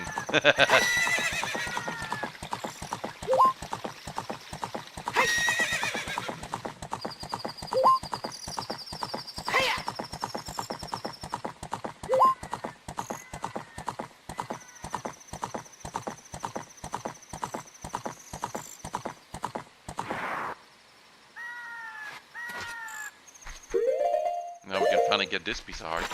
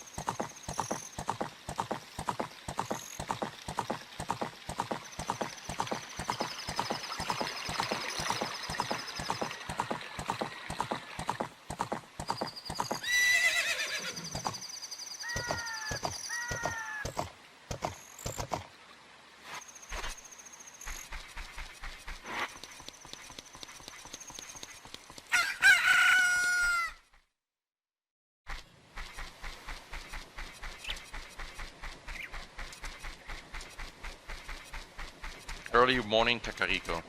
Looks the same, but there's dark clouds over the place, and the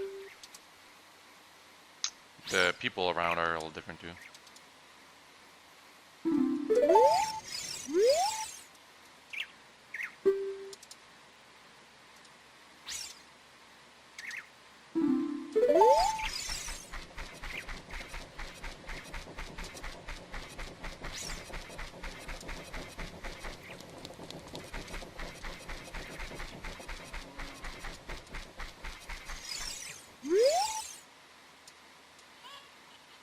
Now, Anju got some character development here.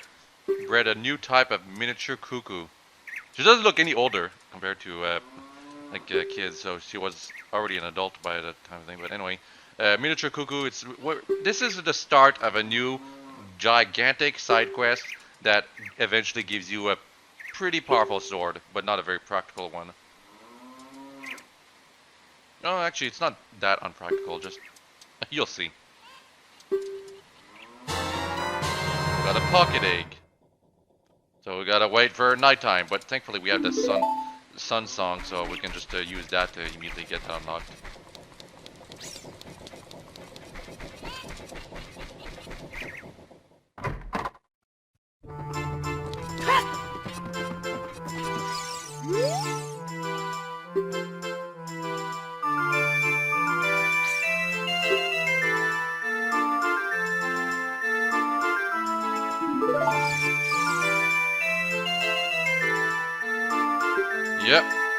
something happened in the past that involves us playing a song, and he's gonna play the song to us, teach it to us here, and then we're gonna go back in the past and play it, and that is the conundrum in terms of timeline things that people were bothered with for years.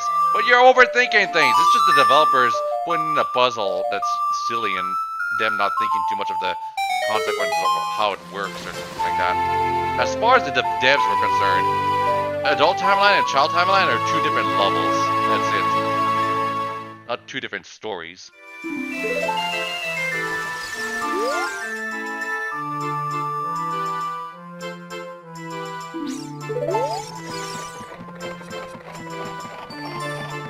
Also, the windmill is going super fast now.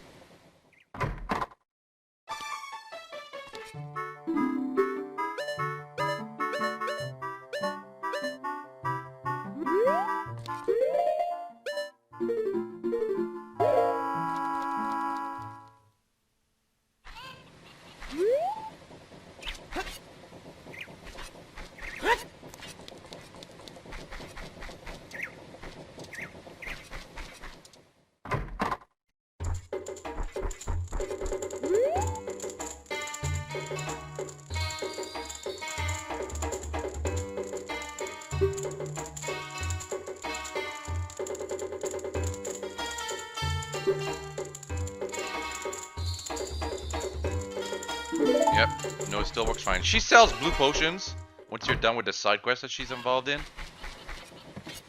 So, if you ever want to buy those, that's your ticket right there. But, unfortunately, blue potions aren't that useful, so whatever.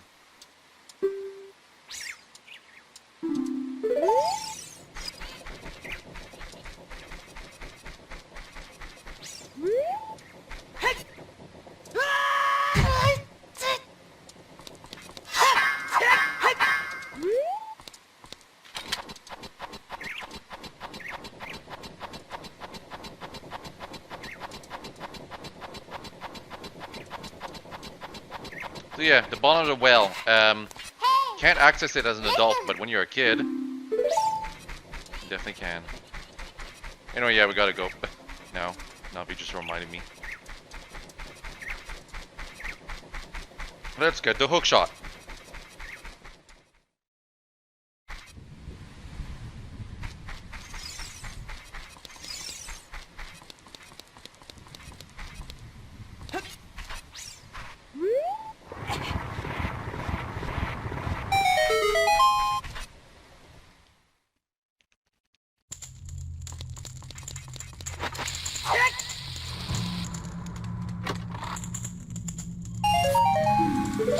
Rupees.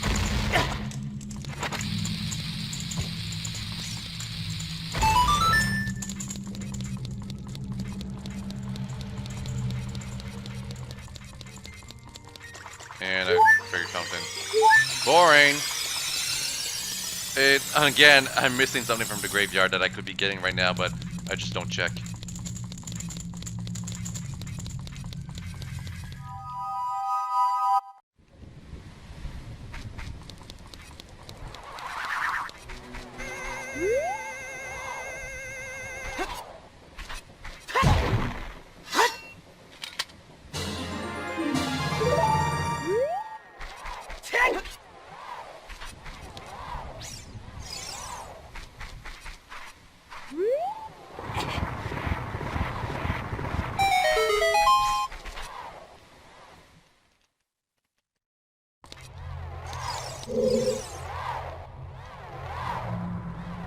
It's Dompe. He's dead. He's now a ghost. We gotta race against him, and it's super annoying because his idea of a race is to also throw fire balls or something on the way to the end. And you don't have to beat him, you just have to keep up with him.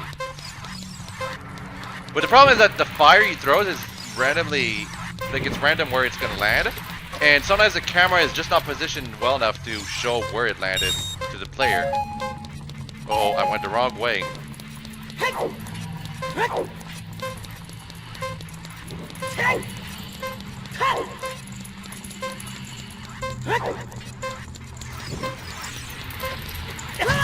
Yeah, see? Didn't look like the fire was gonna hit me, but it did anyway.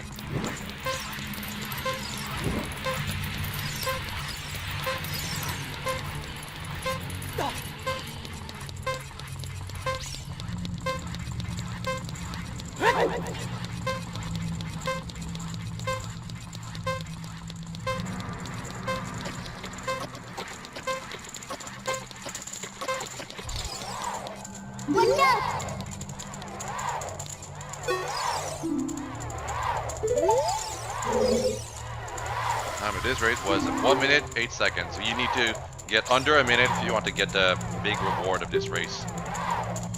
It's much easier to get the big reward once you get the upgrade to the hook shot, but it is possible to get it beforehand. Just annoying because of the fire.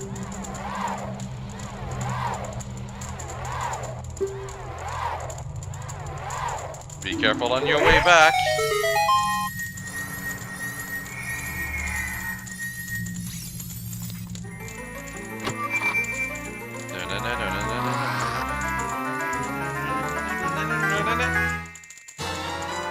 Finally.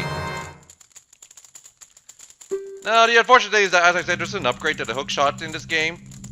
And I think there's one in Oracle of Ages too, or Seasons or something.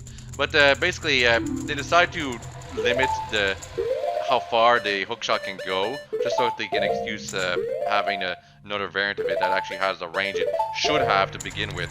Because I played Majora's Mask first, compared to Ocarina of Time. And in Majora's Mask, it's just called the hook shot, and it has the range of the long shot that you find in Ocarina of Time. So, even though we got the hook shot, it's just not that effective. It's useful, but it doesn't have the range you wish it had. And you only get the range you wish it had when you beat the water temple, or beat half of it anyway. Anyway, again, the Song of Time isn't used for time-related puzzles. It's only used for freaking moving blocks and making them disappear or something like that.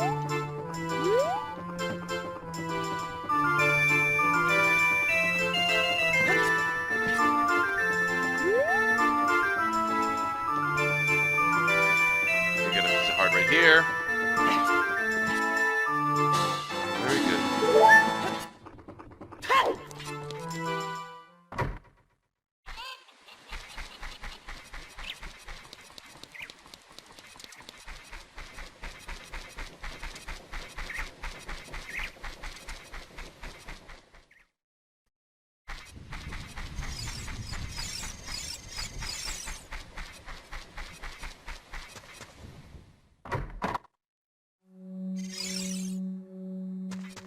And in case you weren't able to find Dompe or what you're supposed to do, you can go here to read the diary. I actually do think this is cool. It looks very much like a Resident Evil area, this place here.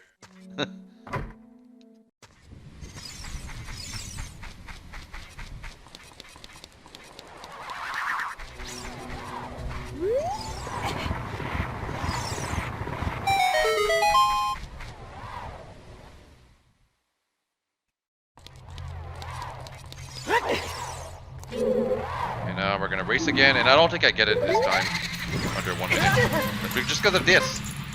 Because I screw up right at the beginning, I was going to assume, no, I can't do it.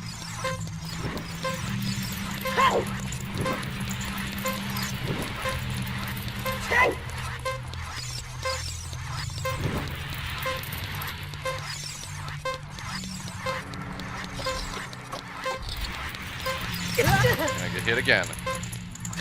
Weak. It's actually easier to just fall down a pit when you fail, so you can restart the race right away instead of having to go all the way around.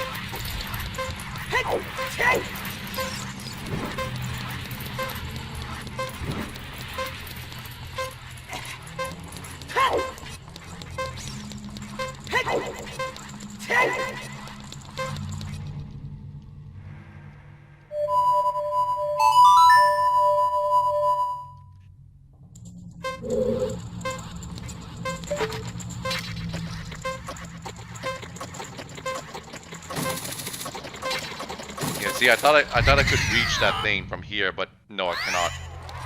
So I'm gonna have to beat him the old-fashioned way.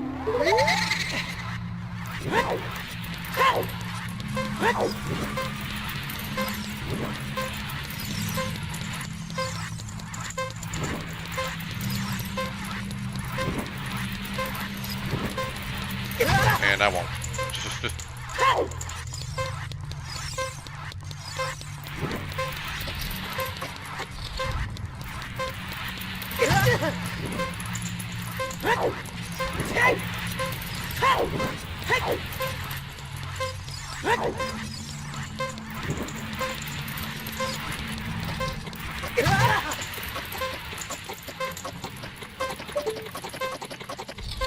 Yep, screwed up again.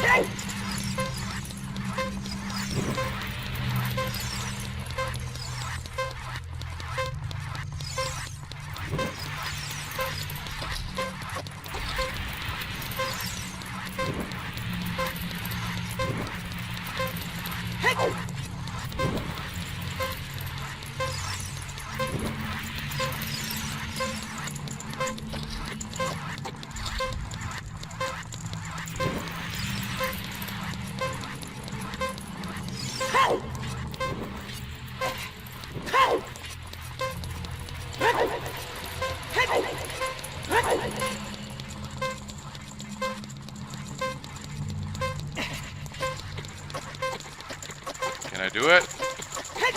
Oh, thankfully 1 minute is good enough. So I said less than a minute, but it's really less than 1 minute and 1 second. That's how fast you have to be. All that for a piece of heart.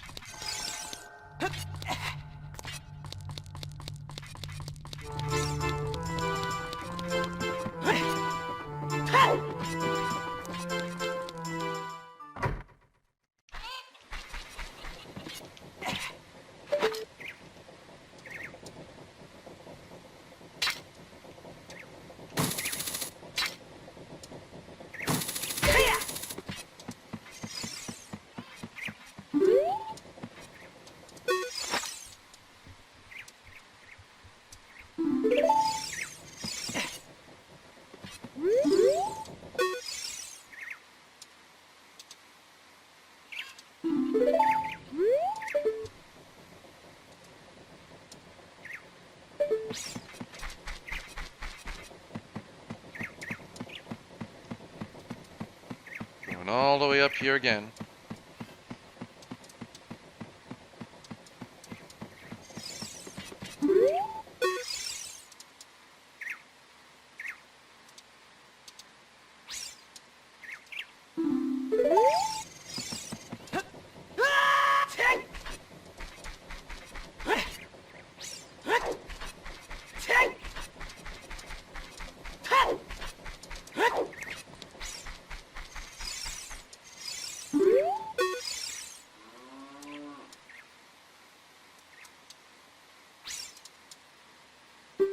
Eye of the truth.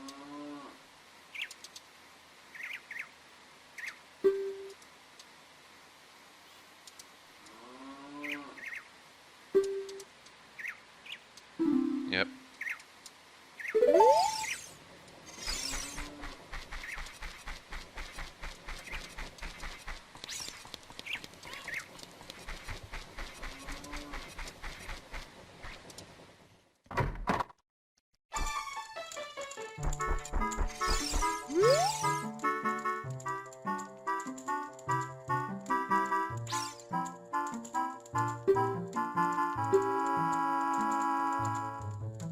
not his house.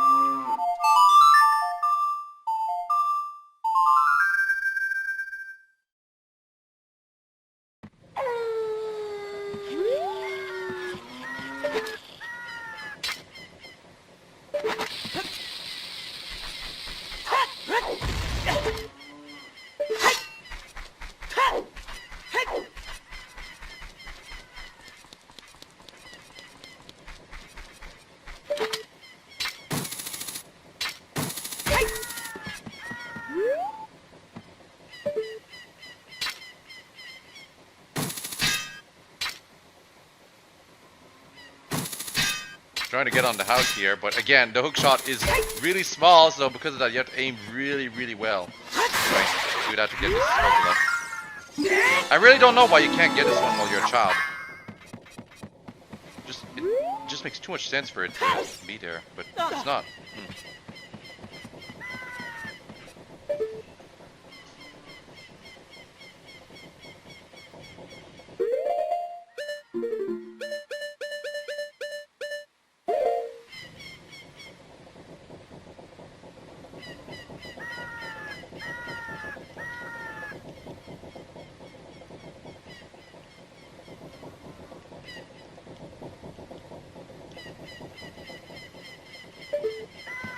Just looking around.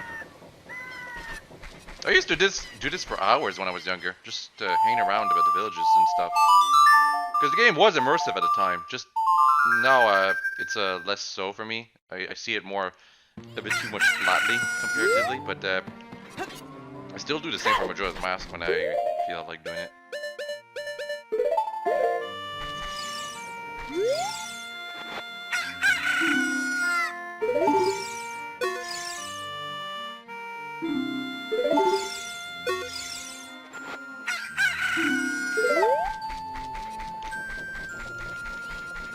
When I got the chicken.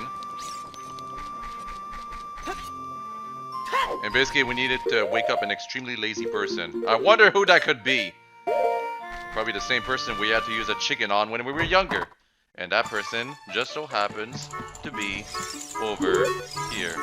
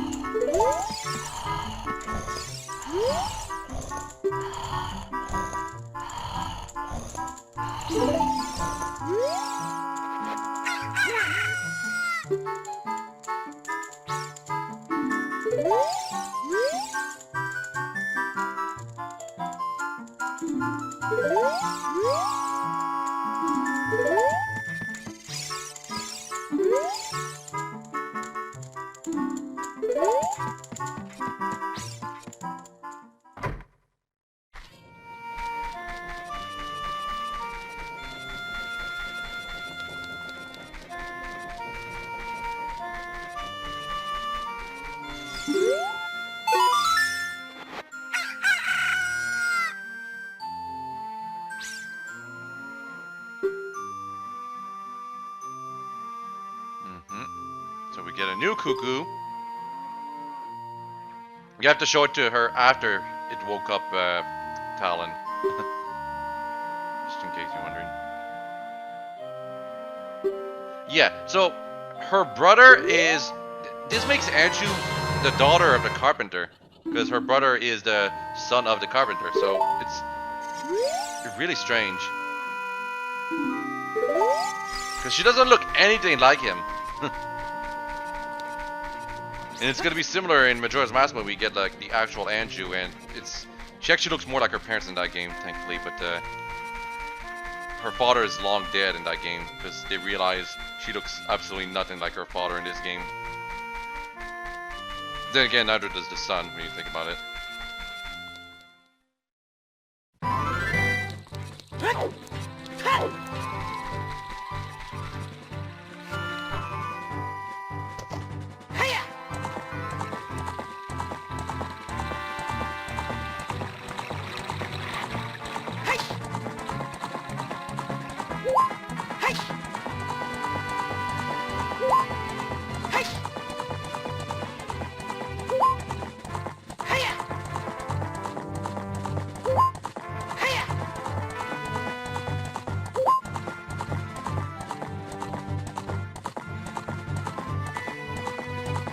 Now we're going to the Lost Woods, because there's nothing we can do in the Kokiri Forest, obviously.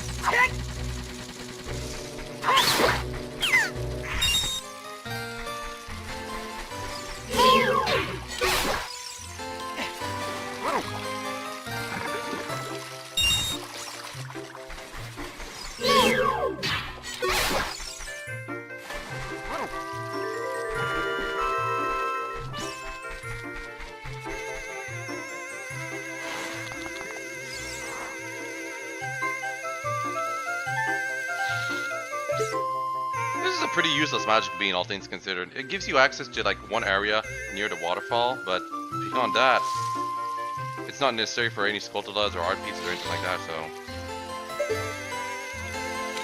I'm just riding it out here just to show what it does.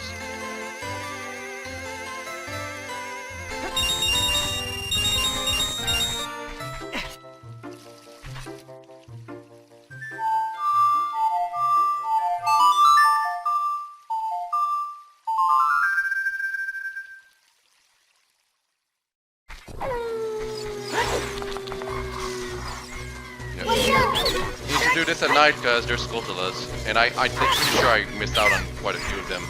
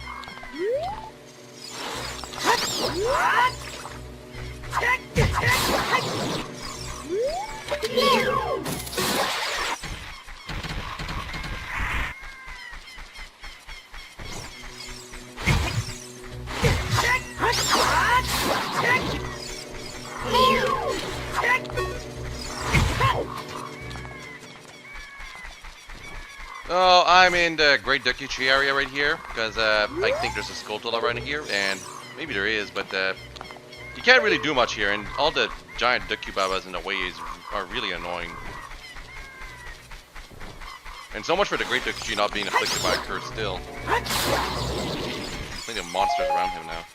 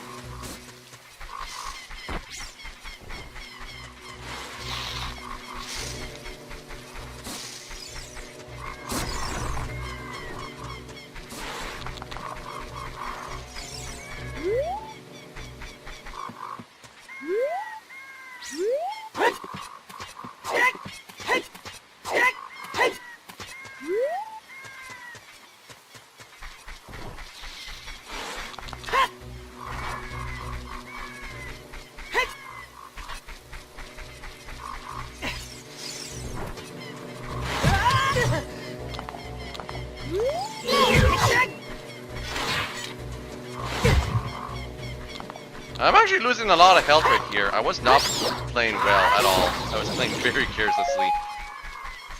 If I didn't get my act together at the end, would have probably died or something. But thankfully, the delivery we got from Malin could rectify that. That's the delivery right there. We got a cow in our house. So if you ever want to get some milk, you can always do so at your house.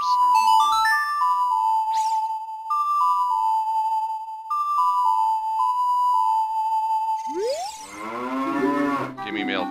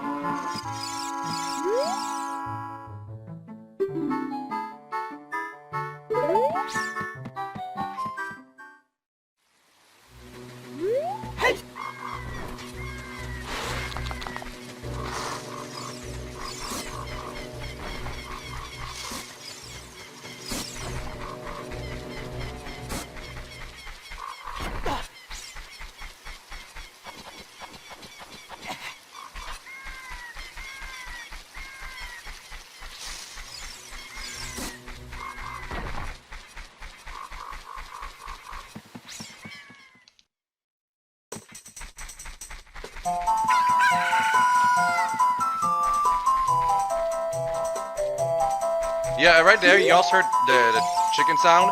That's your indication of Kojiro that the sun is here. That's the sun right there. But not every player will find it right here. But anyway, yeah, you gotta show Kojiro to that guy. And he's gonna be like, I'm a nice person. Deliver stuff to the old hag in the potion shop in Kakariko village. This will disappear if you take too long, so you gotta hurry. Oh, mushroom.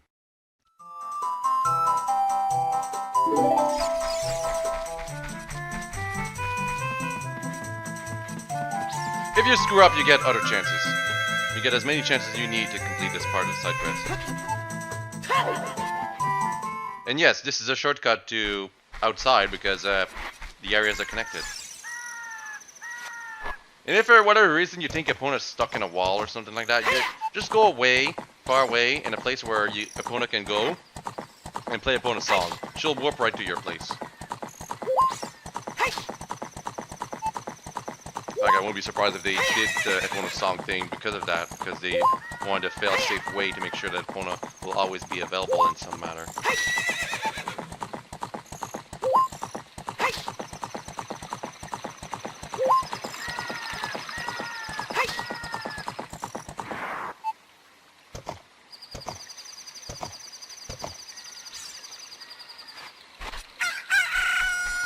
Oh, and for reference, these parts of the side quest where you have to rush over from one place to the other, they're almost always done in such a way that you need opponent to get to the other place, because you can't warp. They don't want you to warp, so they made it so that if you warp, it will immediately spoil whatever ingredient you have in your hands right now.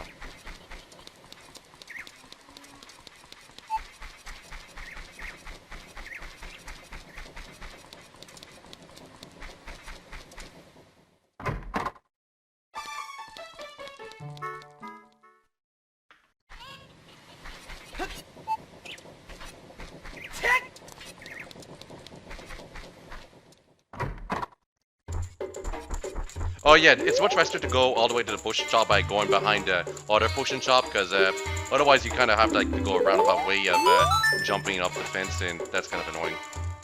Also, you could use the hook shot to get to the other side. And I think it's implied this woman is actually that guy's grandmother or something? I'm not sure. Things like the whole of Kakariko is full of relatives.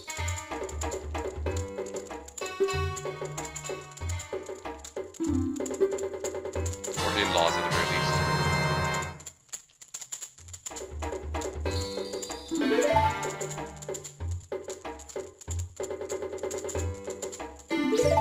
There is no medicine that can cure a fool.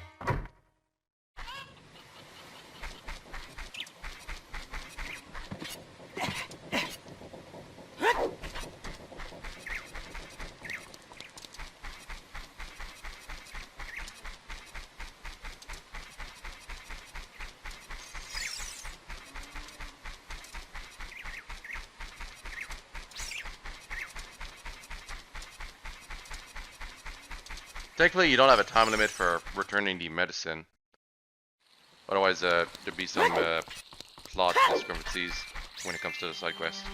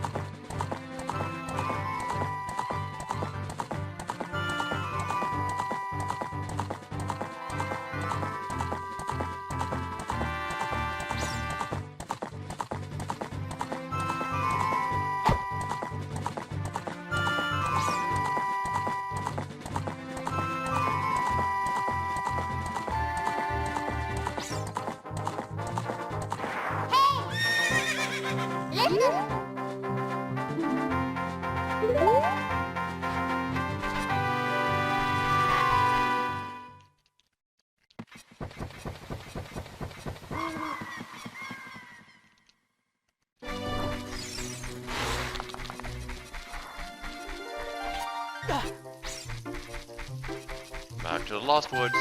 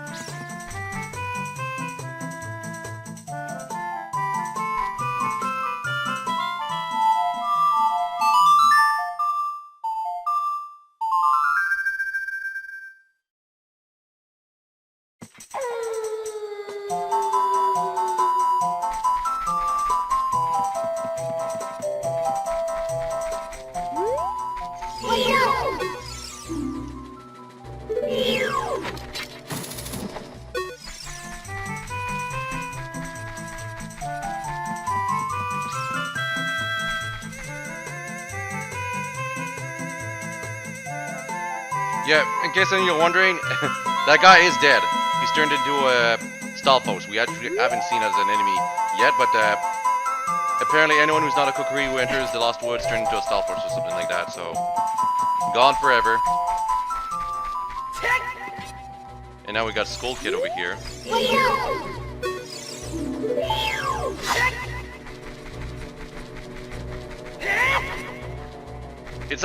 It's implied this is the same Skull Kid in Majora's Mask, by the way. And you can in fact defeat that Skull Kid if you want. There, Majora's Mask solved. Never happens. But no, I personally don't really care much for that kind of idea. It just makes no sense to me.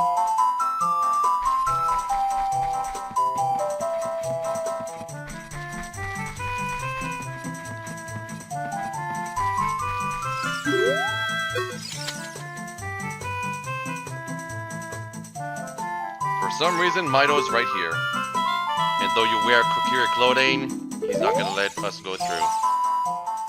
Not unless we prove we are actually Saria's friend.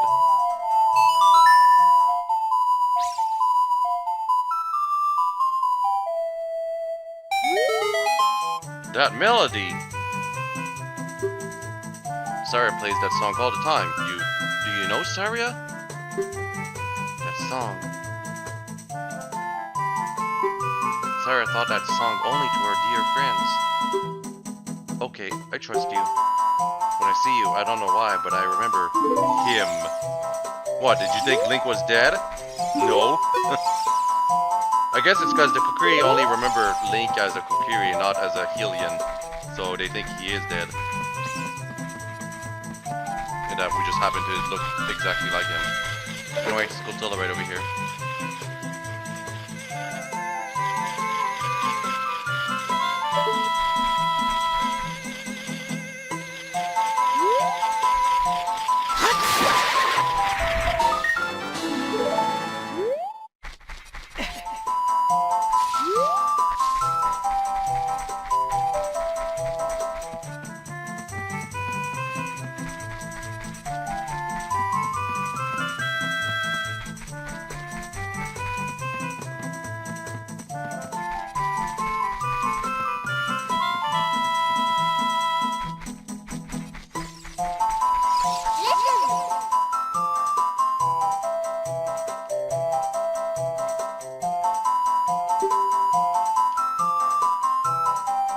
Yeah, you see, I need to complain about Navi again right here. This is the mid-game. We are in the mid-game, and she's still giving us tutorials for crap we already know about. Why? This is one of the reasons why I hate Navi. Why most people hate Navi, probably. For what it's worth, though, this part of the game involves some enemies that are extremely frustrating to deal with. The Moblins. See how fast he turned around? Literally could not do anything about that.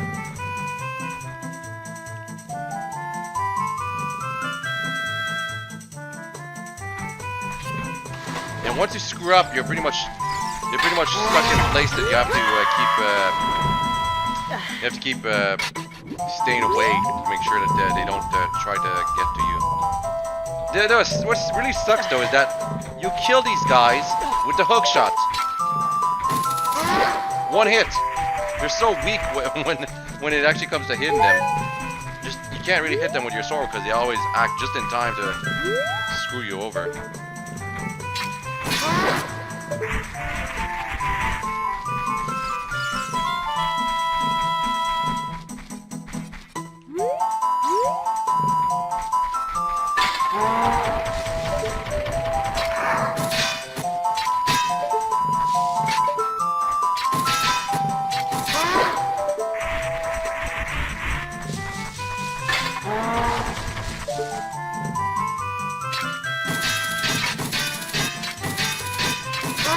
There we go.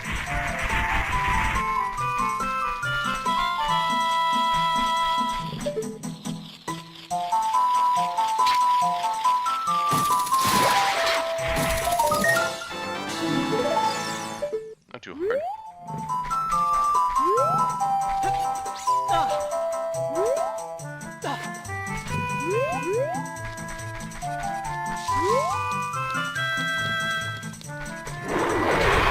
Oh, and there's this big moblin right here. The hookshot doesn't work on that one. You actually have to hit it with your sword, but you have to stun it first and then start damaging it.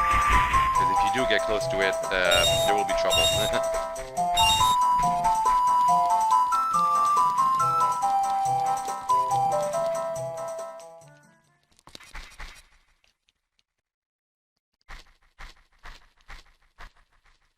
She's gone.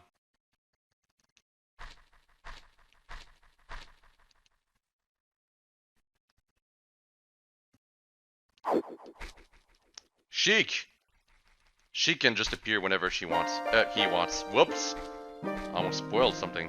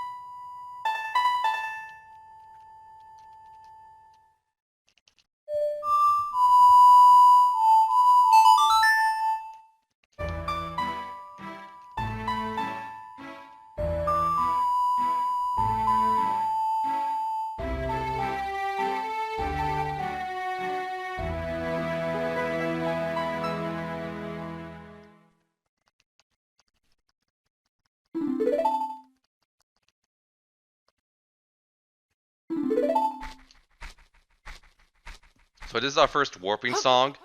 Unfortunately, warping in this game is really limited. Like, instead of having one song for everything, like the other games in the Zelda series, or a function in some particular case, like Twilight Princess, they decided that each warp point has its own song. And the songs are nice, but it's kind of a hassle to remember every single song.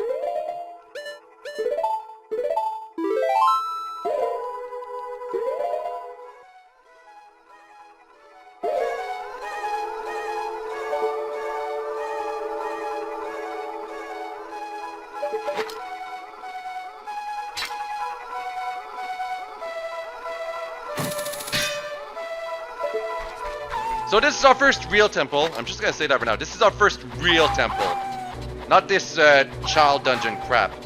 This has small keys, boss key, and it's actually difficult. All the things that an actual temple needs.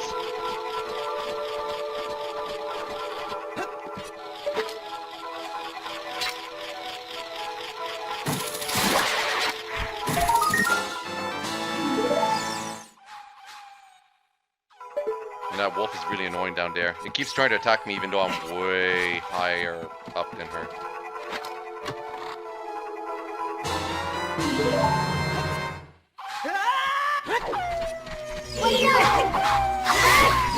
Good.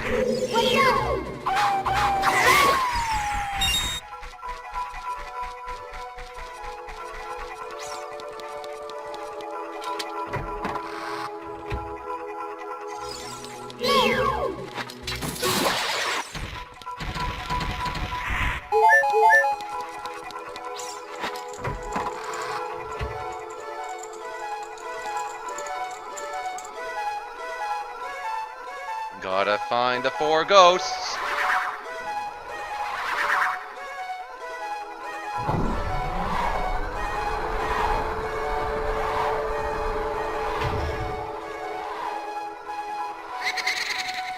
And they've gone all in their own places. And to defeat all of them, we're gonna need the item of the dungeon, so... Even though the game suggests that we need to get to the ghosts first, it's actually something we do after we get the item. But it is the main thing we have to do.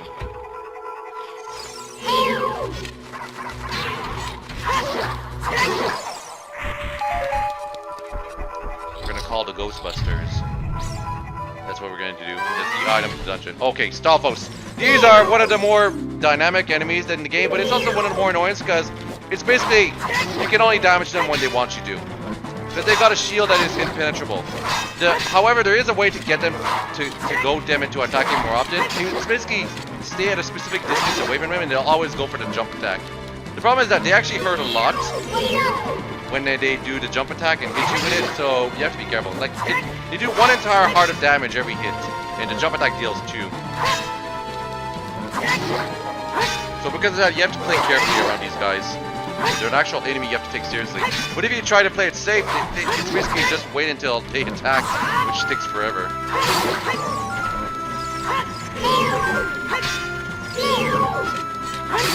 And if you don't Z-target them, their behavior is actually even more annoying, believe it or not.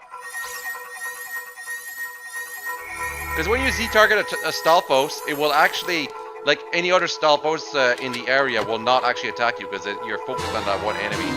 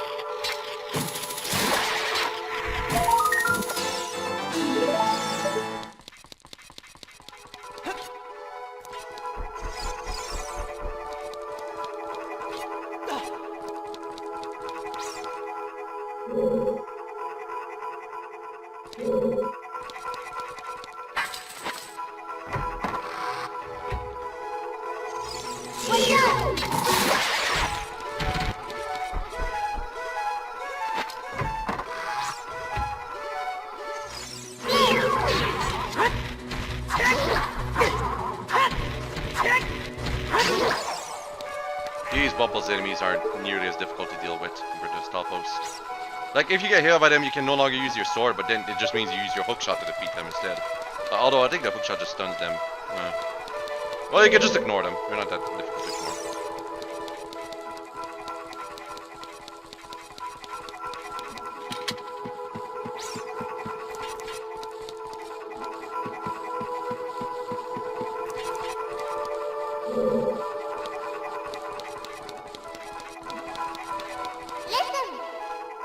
There are arrows painted on the floor.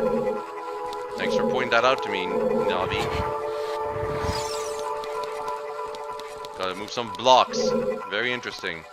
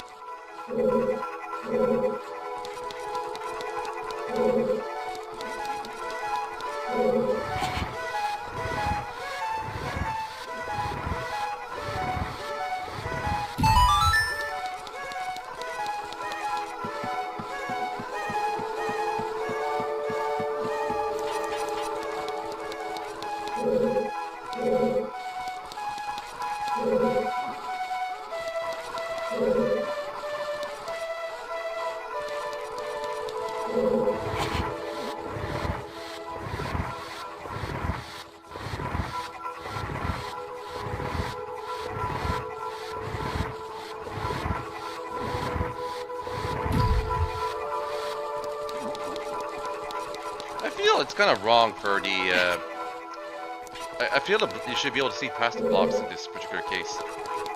I remember being so confused with this area when I was a kid, because I'm wondering, why am I pushing this block over here and doing this? No, it's all because you need to look around to be able to see what exactly you're doing.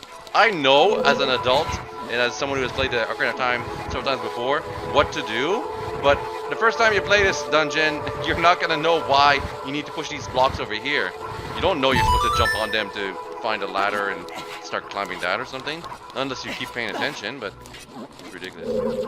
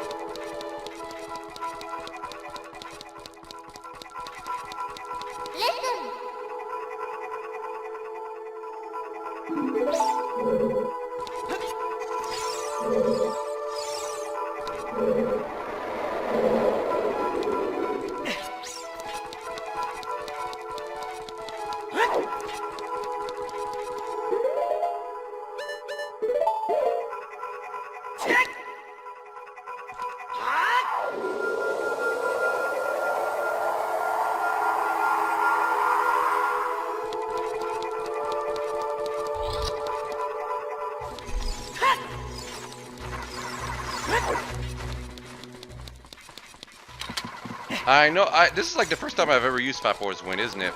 Because I want to create a warp point. Fat Forward's Wind is just, like, the problem with Fat Forward's Wind is very basic. You have to watch a freaking long animation every time you want to set up a warp point. That's why I think no one uses it, except for glitches and stuff. Even on a casual playthrough, you're like, oh my god, do I have to watch this animation every time? Yes, you do, every time you create a new one.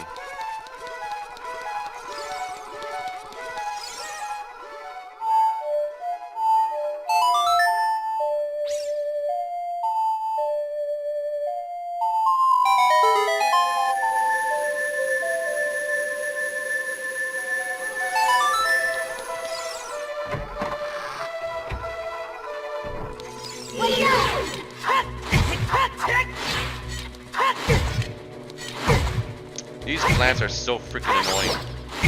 Their launch attack has a hitbox that is far more like ultimately for their side than compared to ours or something like that.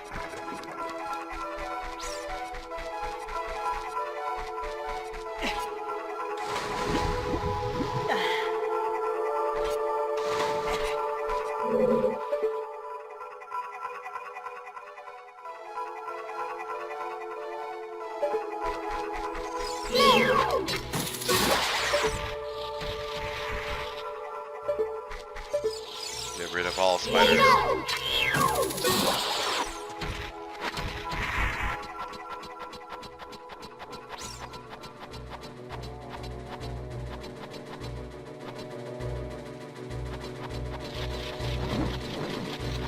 And unfortunately I wasn't able to get to the top.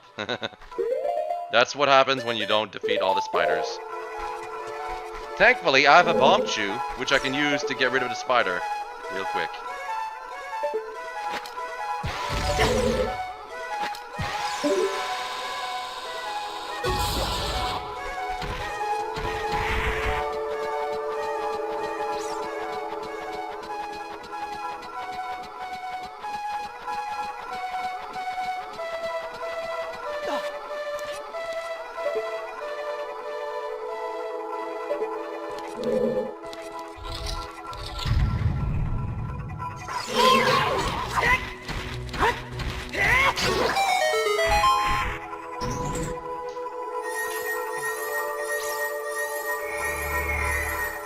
We're at 8 hours. 8 hours streaming. I'm much more silent in the second half of this stream for a reason. My voice is really coarse and rough right now. I'm not even sure I'll be able to do another stream like this for 9 hours and 30 minutes. Ugh, that's gonna be ridiculous. But we're nearing the end. Just one more hour to go.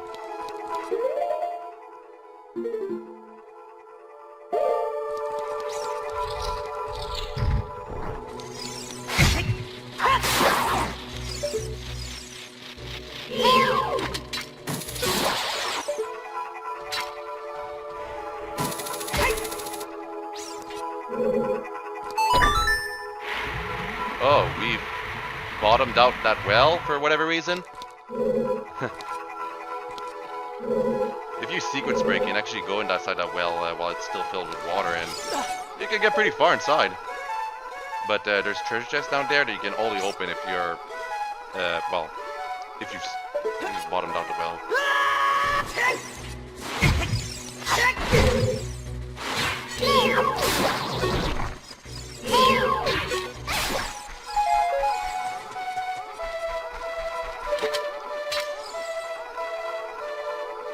This is so unfortunate right here.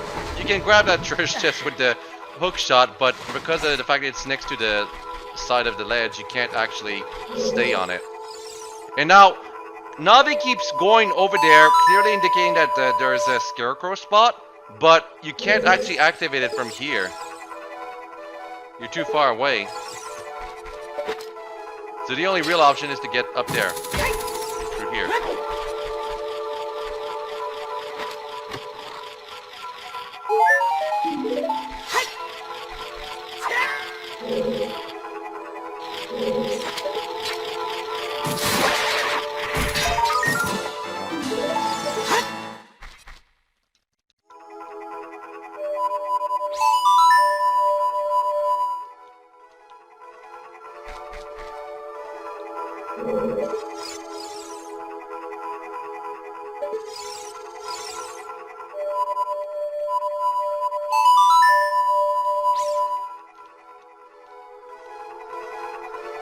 And I keep trying to summon the Pierre, but it's not working. But there is indeed a scarecrow spot right there. Just, I'm never in the right spot to do it.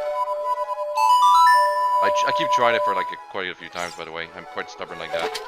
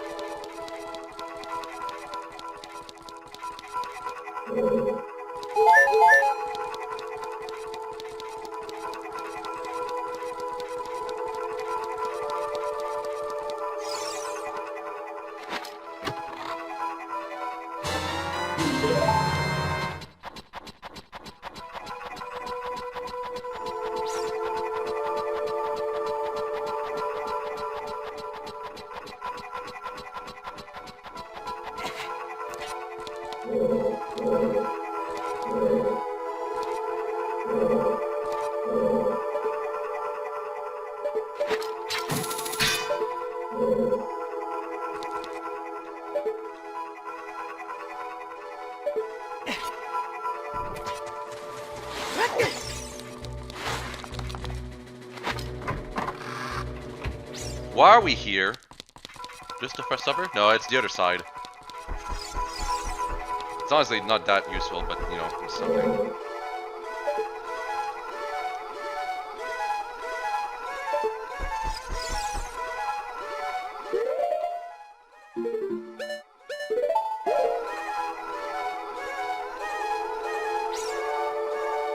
Now return to the warp point, because that's what I wanted to do. And now, also because I have a small key.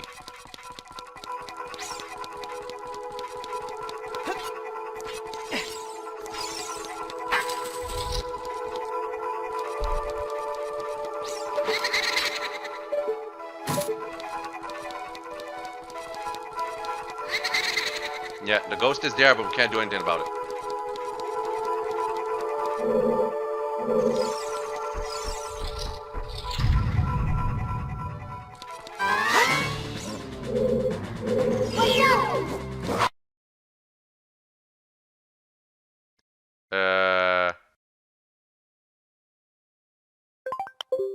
Yeah. Accidentally pressed the remove button for the mention right there, and I forgot to edit it out. It happens. I actually edited out quite a few other instances of that, but I guess we can keep one in. For a second, I actually thought the game actually froze on me. And by the game, I mean the video. That would have been bad.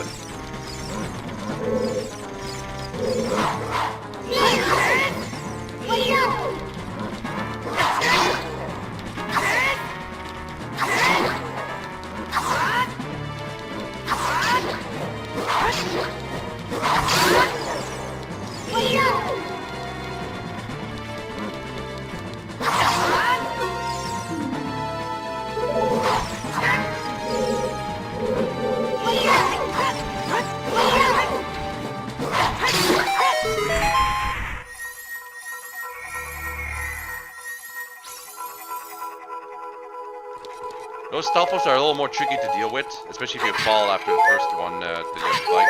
But the reward is so worth it. The big treasure chest that contains... well, enough suspense. The bow! Well, specifically the fairy bow. For whatever reason, this bow becomes the hero's bow in Majora's Mask. And it does look different in Majora's Mask, but... really, the point is, it's the bow. That's all you need to know.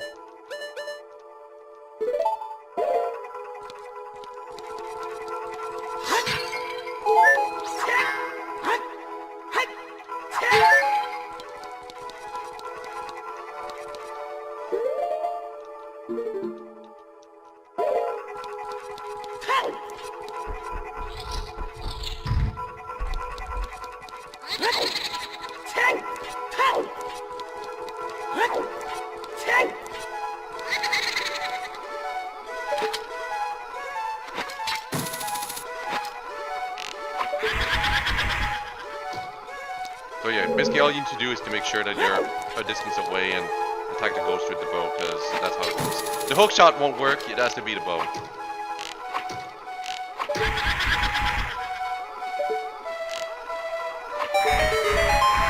And once you've hit all portrait, you have to fight the ghost itself, which is annoying, because as I've established earlier in the child timeline, fighting foes in this game is really annoying. You basically attack them once, and then they disappear, and then you wait for them to reappear, and very lame fighting cycle. It's unfortunate that Majora's Mask had to inherit their lame style. Although I don't think you fight ghosts as much in Although you do fight these ghosts again in a side quest, where you have to defeat them really quickly.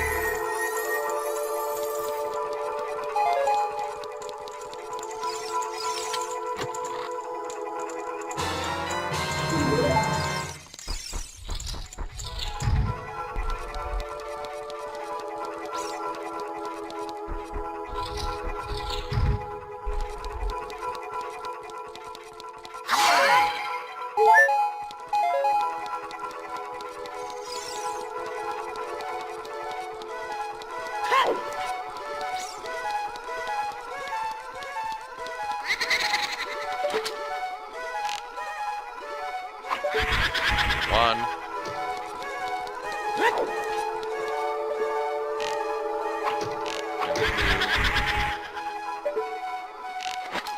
No. That doesn't work.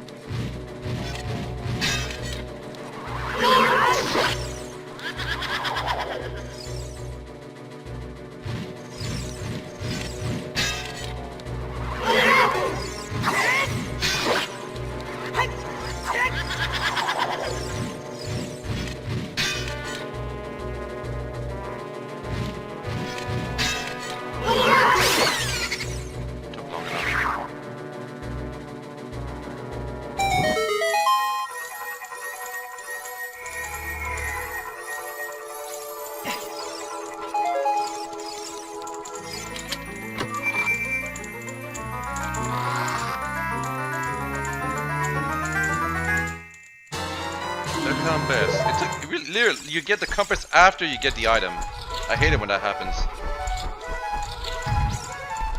Because you get it so late that by that point you're wondering if you're not like missing the compass because you forgot about it earlier inside the dungeon.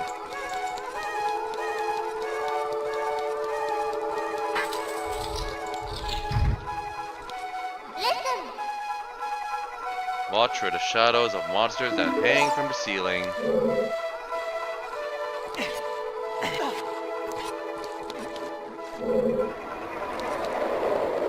Like this one. But it can't drop down to you unless you're in the center of the room. And not on a ladder. If you're on a ladder for whatever reason, the shadow hand won't be able to grab you. So it just stops spawning.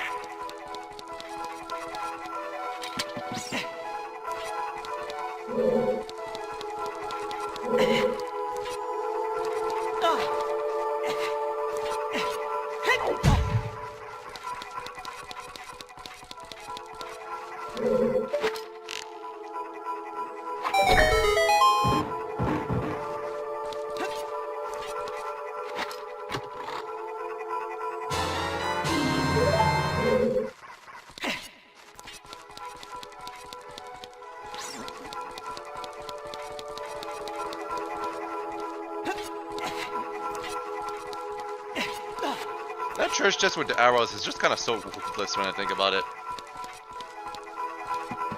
Like, yeah, you need more arrows, but you get those arrows from defeating the enemies too. It just so happens there aren't very many enemies around, and those that do keep respawning infinitely are the piranha plants and stuff. It's like, whatever. You know, this is a cool thing right here. You hit the button with the eye, and that untwists the passage. I always thought that was... I don't even know how Nintendo does it. Like, it's probably a completely different room that's loaded, but it's definitely one of the cooler ideas they had with this dungeon. Also, gotta get the boss key.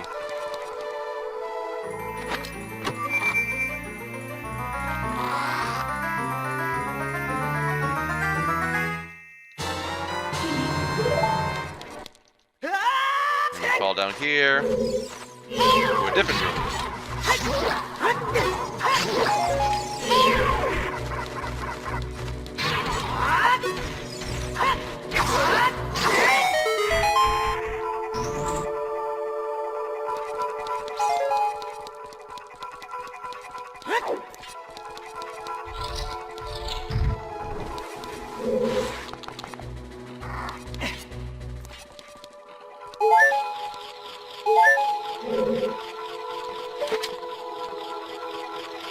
Finally get this.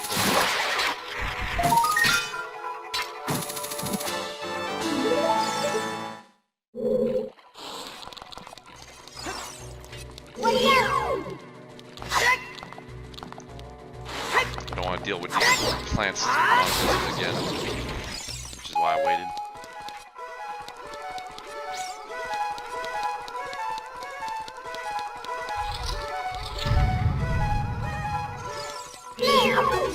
Here we have floor master, not a wall master, a floor master. This one, it doesn't send you back to the beginning, but it does. It reforms itself if you don't defeat these smaller hands quickly. Quite frustrating.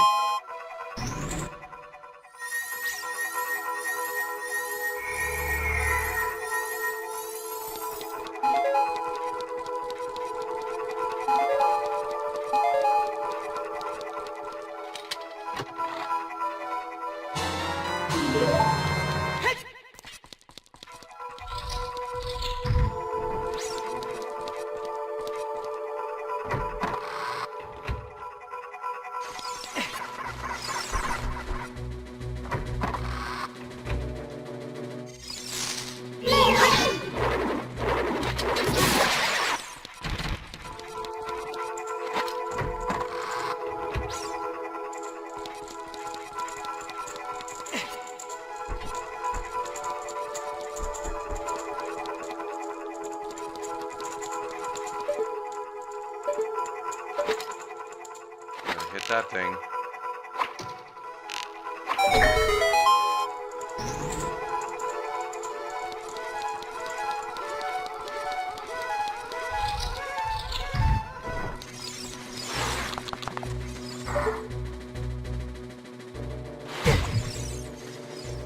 Again, I keep trying this. It's not gonna work.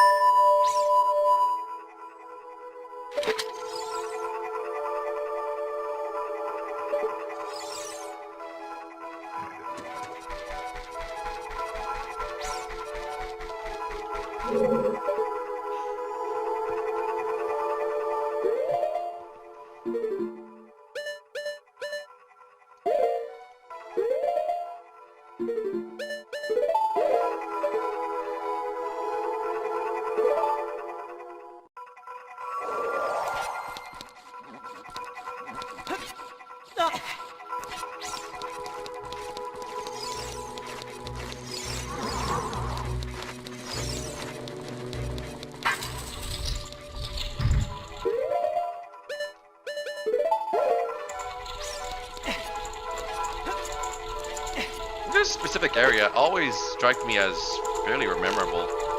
Also, the fact that you have to do this. I'm so shocked I got this on my first try.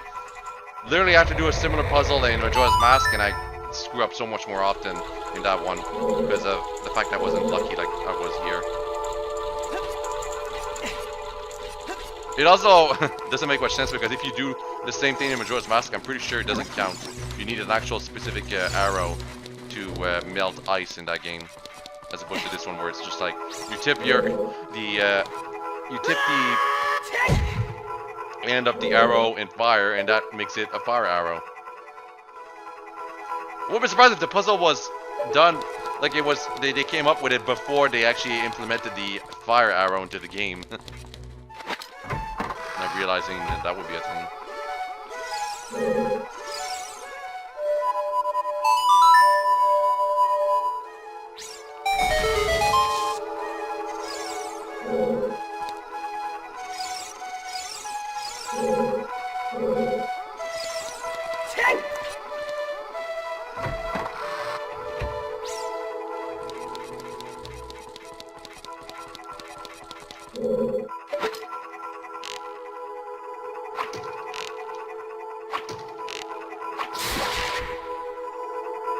Yep, just getting rid of the spiders beforehand, because they annoy me.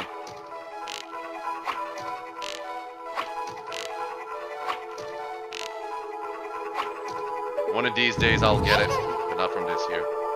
And Navi just telling you this because wants to make sure you notice. If you get crushed by the ceiling, that counts as like falling inside a pit, not a game over.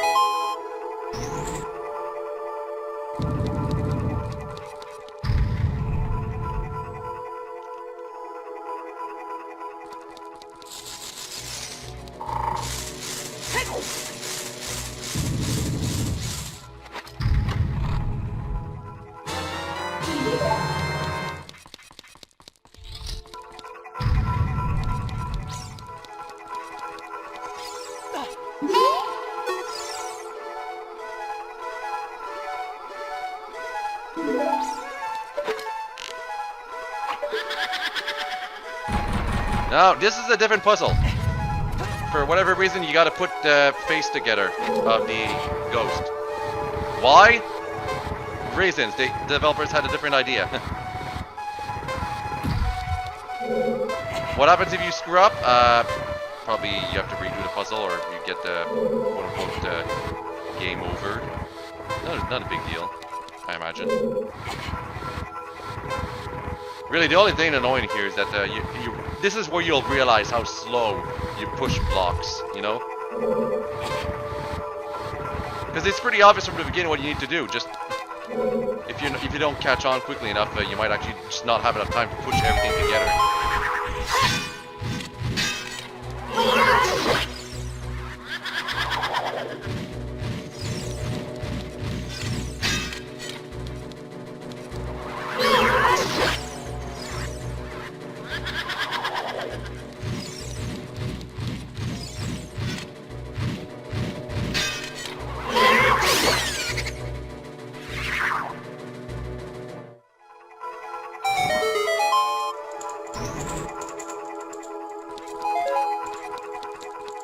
Now there's only one ghost left, but we've gone through the entire dungeon. Where could the last ghost be?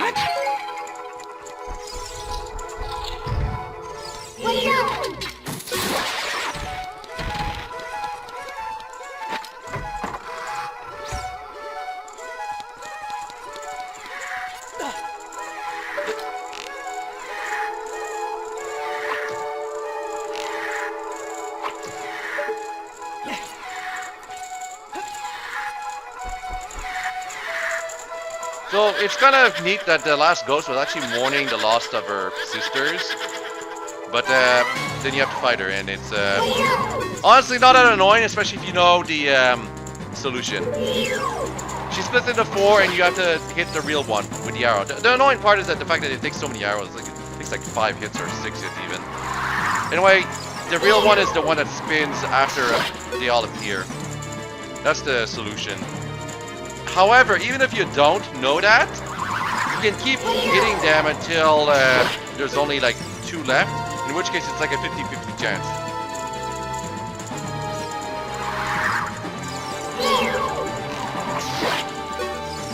But yeah, the main solution here is not to keep looking for in first person. Just wait in third person so you can see all the ghosts when they appear, and hit the one that spins first. That's it.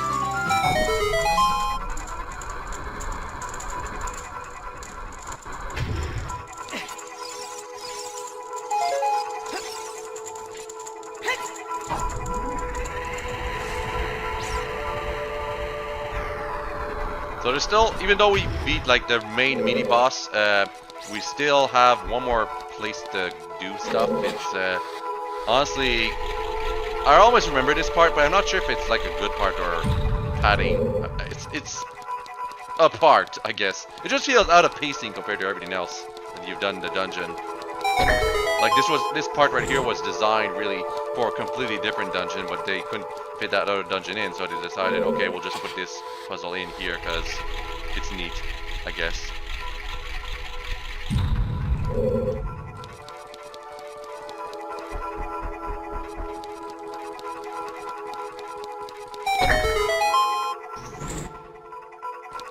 But there's really no puzzle here. You just keep spinning the thing and pressing the buttons until the main door you need to go through is open. That's it.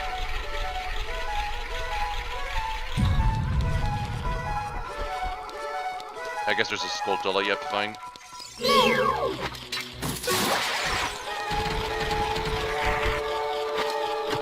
don't think it's that difficult to find it.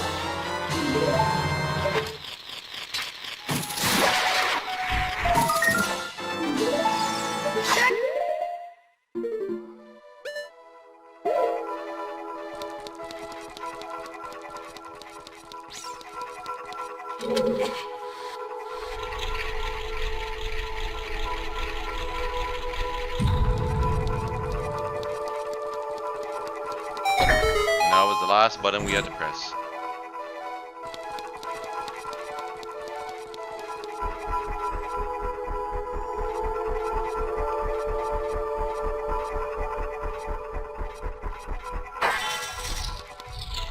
Can you imagine getting all the way here and you don't have the boss key?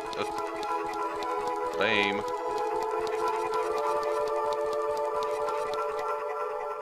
Now this looks interesting. All the portraits. They look very high quality, especially for a N64 game. Then you try to go back out and the game doesn't let you. It's Ganon! He's here! The first boss of the adult timeline! Just kidding. It's a ghost! Phantom Ganon. Okay, real talk, this is an actual epic first fight. As far as the bosses of Ocarina of Time are concerned, I really like this one. Even though all you're really doing is standing around, there's some actual strategy involved in making sure you hit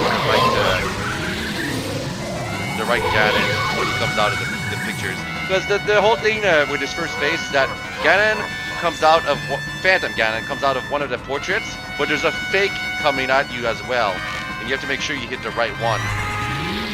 Which is this one. If you don't hit him on time, he comes out of the portrait and attacks you from above.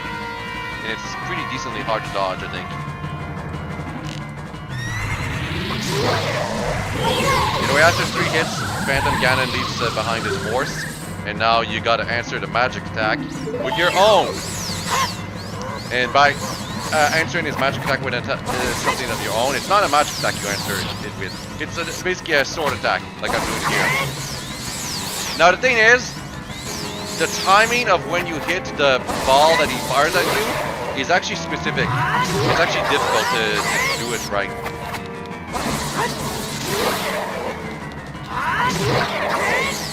But keep at it, and eventually you'll win. And as you deal more damage to Phantom Ganon, he'll start reflecting back the magic ball much more often. Another thing that makes this boss good is it actually deals quite a bit of damage every time you screw up. Yeah, after a couple of hits, the boss just kind of gives up reflecting the ball.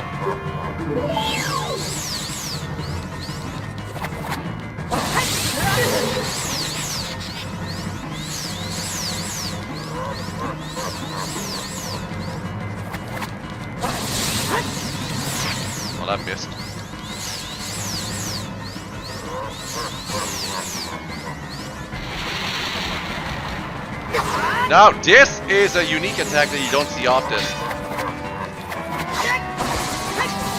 The attack where Phantom Ganon charges at you only uses it when he's low on health, so I'm glad I got to show that.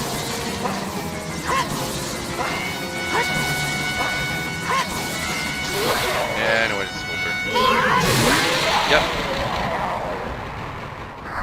Pretty good fight.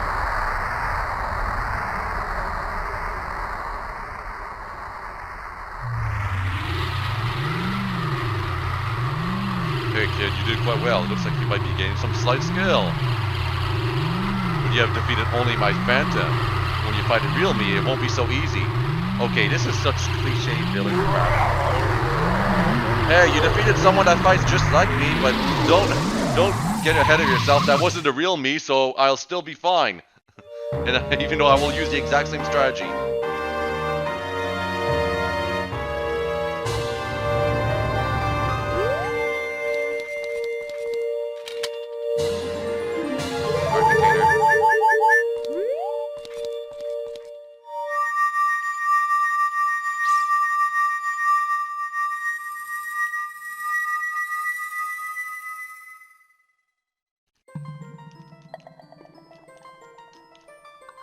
Oh yeah, you have to watch these silly cutscenes every time you're done.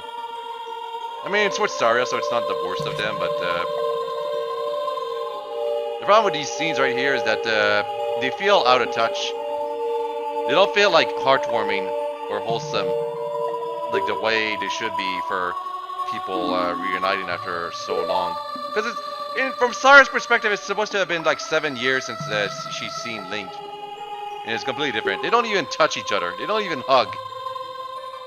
That's what friends should do. Instead, just like, oh, I'm a sage. It's my destiny to help you save the world. And all that other lame crap that doesn't really feel like relatable.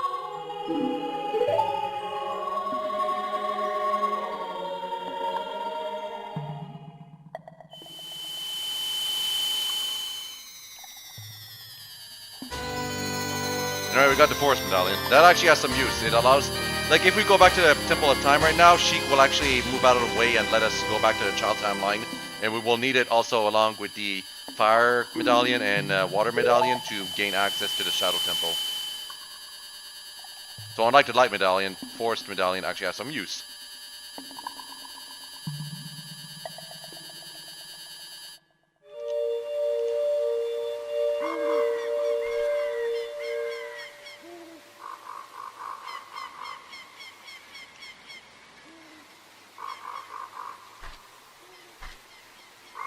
What could this be? It's a giant tree! Well, it's not so giant right now, but it will become giant in the Wind Waker. It'll also look nothing like this. The cute tree sprout. Because you and Sarah broke the curse on the Forest Temple, I can grow and flourish. Thanks!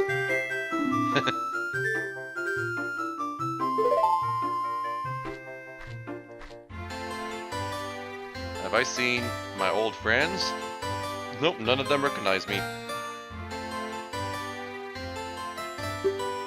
That's because the Kokiri never grew up. Even after 7 years, they're still kids. Also because the developers were too lazy to make adult models for all of them. To be honest, there's really only like 4 models they would have had to do. Generic girl, generic guy, Saria, and Mido. That would have been it. But nope, they decided Kokiri are forever children.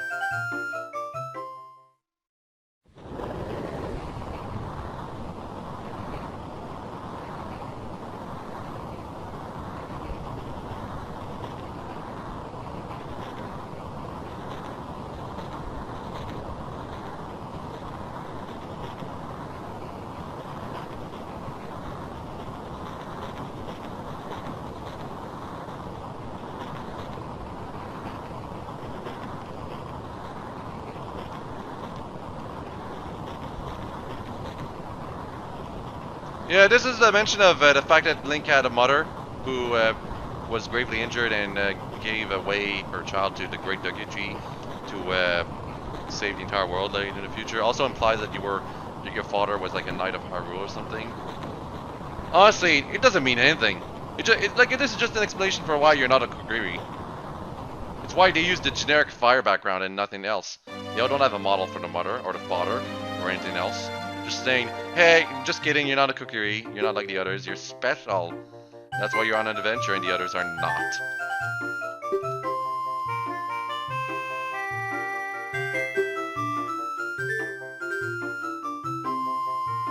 Yeah, do all the work for them.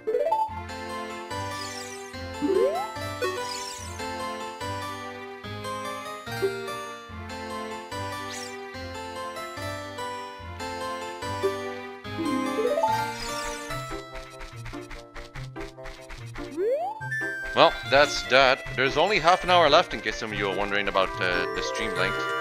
I'm basically going to spend the rest of the time getting the 10 spirit ghosts done and the bow upgrades. I do believe I actually edited quite a bit of footage out for something. Also, unlike unlike one specific area that we will see later in the other part of the stream, because there's a second video that I'll have to go through some other time, Kokiri Forest is actually fixed here. The Kokiri are all back. And they're all in the same exact spots doing the exact same things they used to do.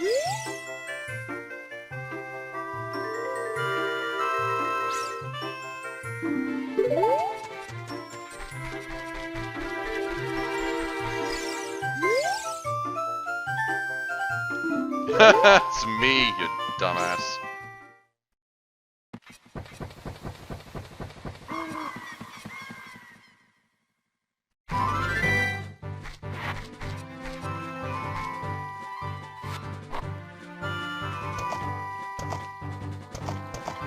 Anyway, now that we have the bow, we can hunt down the big ghosts, and because of that, that's what I do for the rest of the stream. Actually, I probably do something else, because I think I get a bow upgrade or something.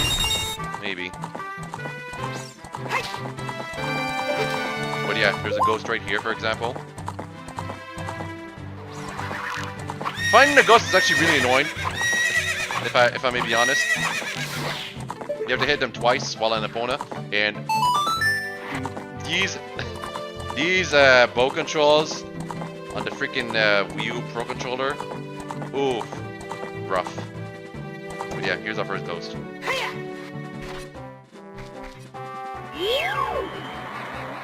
If you don't get to the ghost quickly enough, it will actually go away and you'll have to defeat it some other time. So don't do that, or do that, or something like that.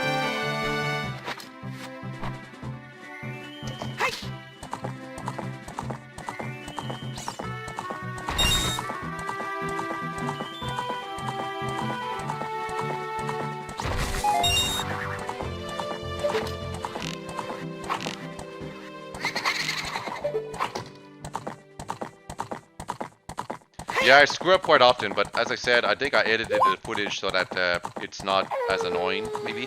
Either that, or I actually end up with 22 minutes of just trying to get all the ghosts, very annoyingly.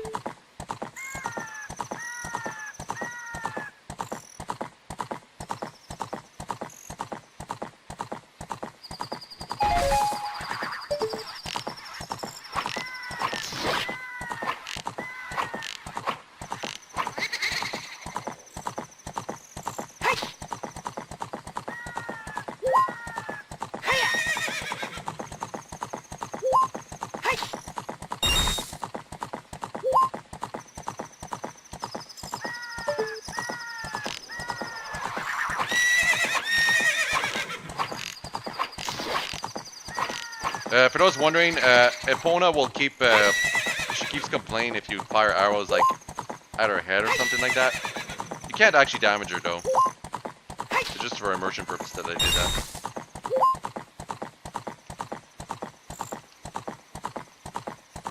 In fact, you can't even get hurt while you're on the horse.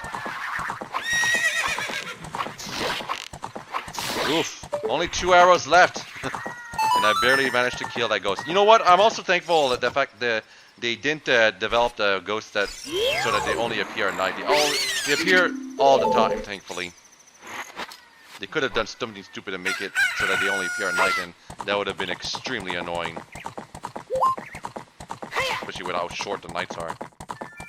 Imagine, the ghosts only appear at night, so every time it be morning, you'd get off Epona, do the sun song, then get back on Epona, and then start again. Just to get another chance of your ghosts.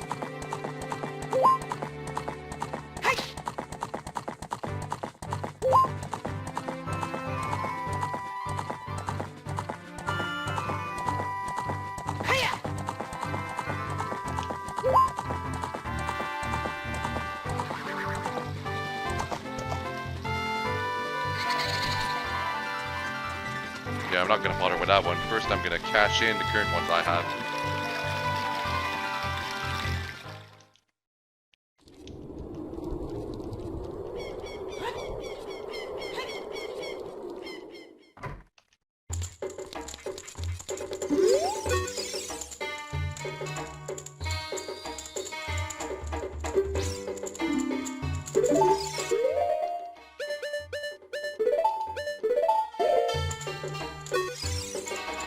One.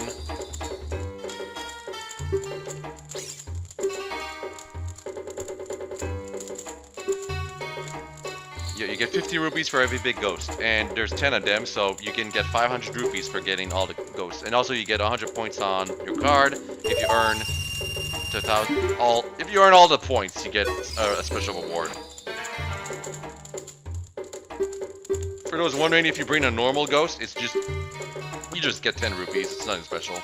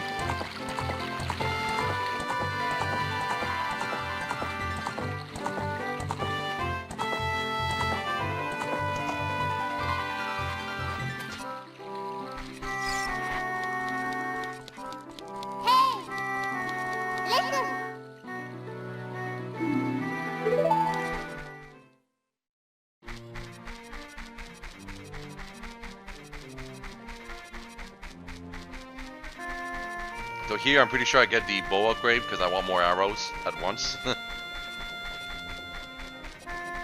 And the mini game that we will be playing here is a little familiar. Oh, also get another thing from the Skotula house. Oh, I think I get the giant's wallet here, not at 50. 50 is just a piece of heart. Whoops, made a mistake. So yeah, now we can carry up to 500 rupees. Is it useful? No. You don't need to be able to carry any more than like 200 rupees. I don't even think you need 200 rupees to beat the game. It's just convenient to have at least 200 rupees for being able to buy some stuff. But as far as the giant's wallet is concerned, you don't really need ever to get 500 rupees.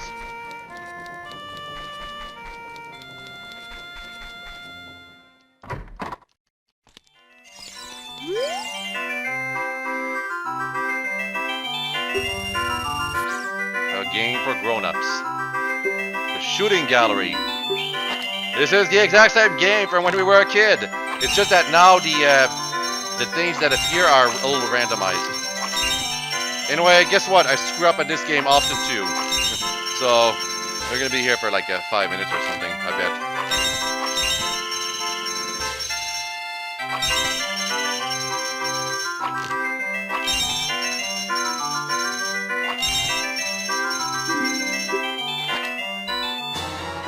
Big quiver.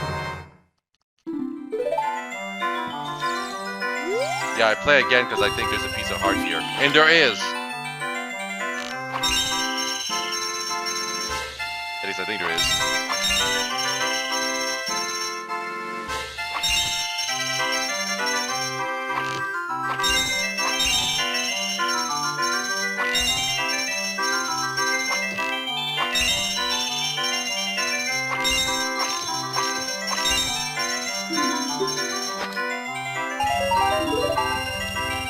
Never mind. What a waste of time.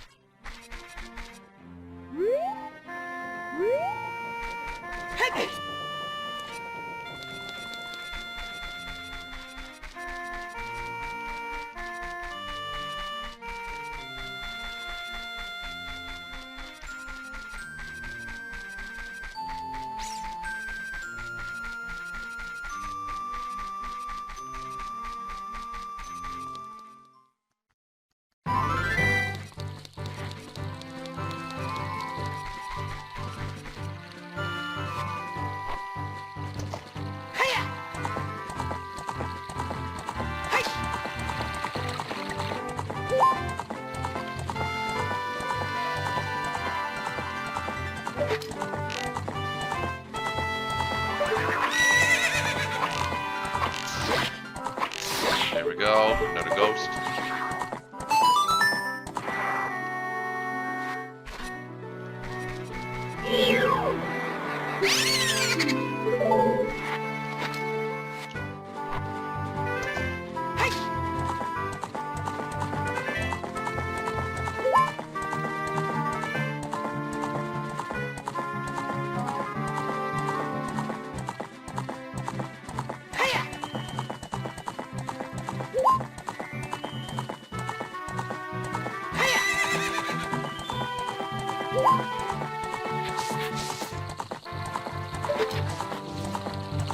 Yeah, there's some ghosts in annoying positions where it's like the developers made it so that you only get like one chance to get to beat the ghost on time. Really annoying. You also have to come from a specific direction to get a chance of the ghost to appear, much less in the proper position to be able to defeat it. But yeah, here's one ghost. There we go.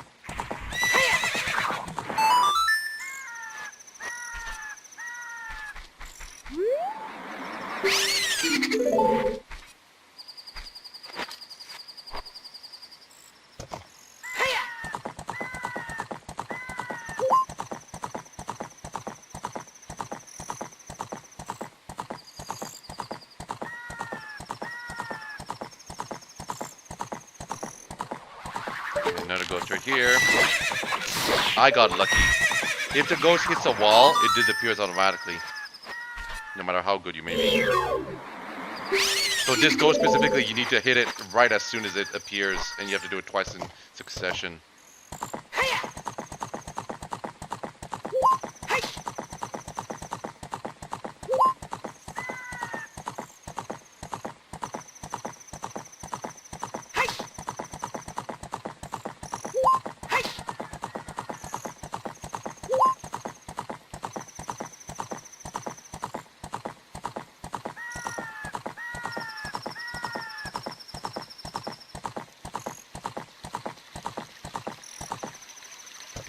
Now we gotta cash in those ghosts because we only have 3 bottles. It'd sure be useful if we had a 4th one or 5th one or something. But alas, it's impossible to have 4 bottles for this quest. And it's gonna become obvious as soon as we're done. Why you can't have 4 bottles.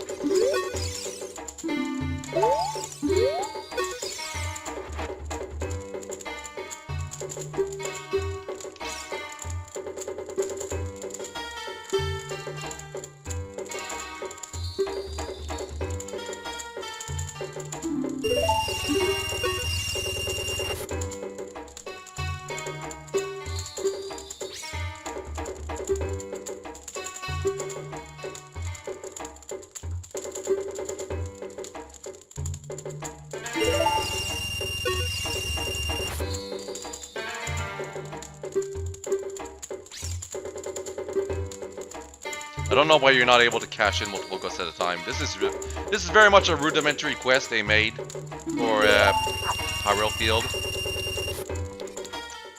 There's lots of quality of life things they could have done, but they didn't.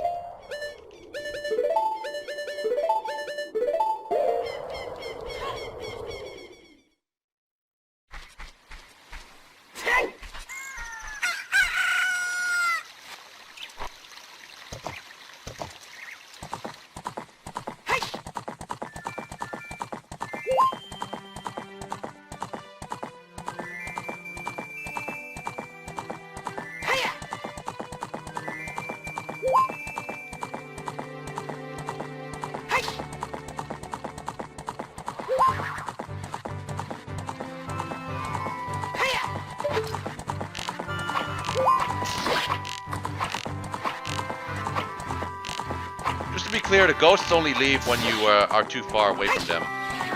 As long as you can keep up with them and you don't run into a wall, they'll keep being there, available for you to hit. And I actually got lucky with being that ghost.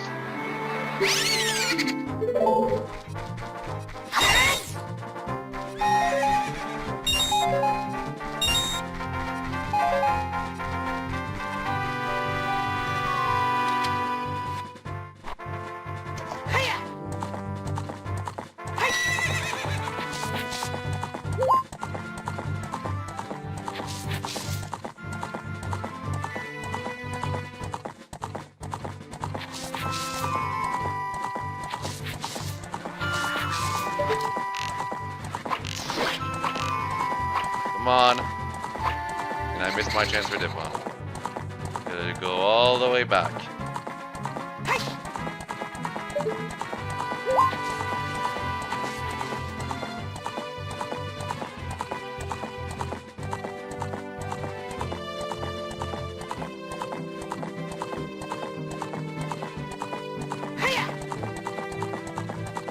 It can be really annoying if you don't know where the ghosts are.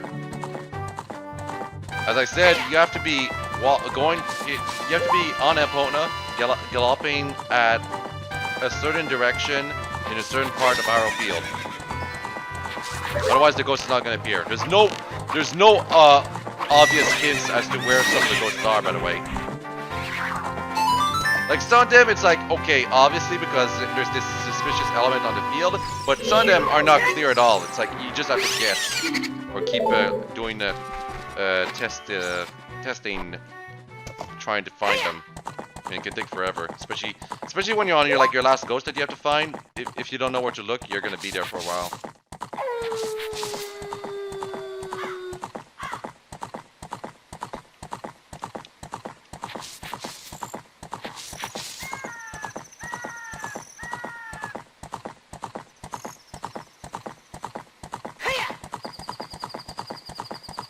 Anyway, another one right here, I believe.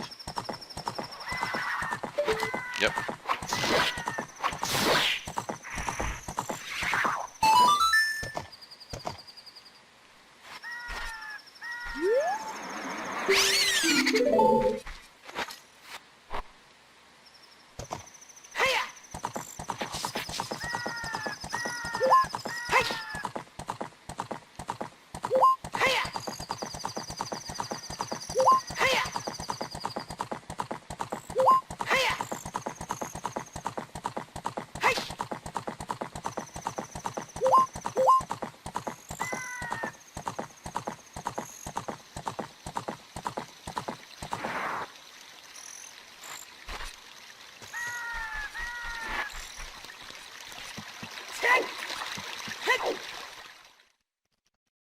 Cashing in my ghosts again.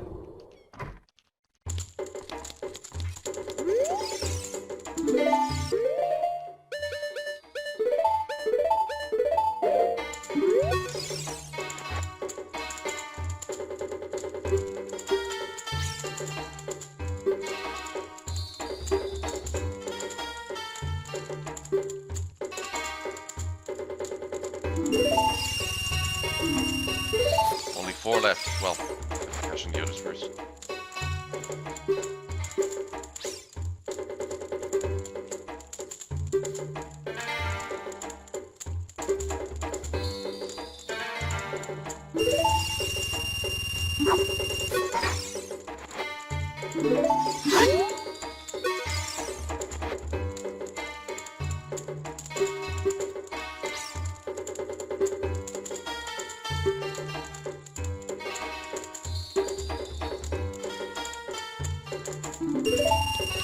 So, only 2 left, and those last 2 actually give me quite a bit of trouble.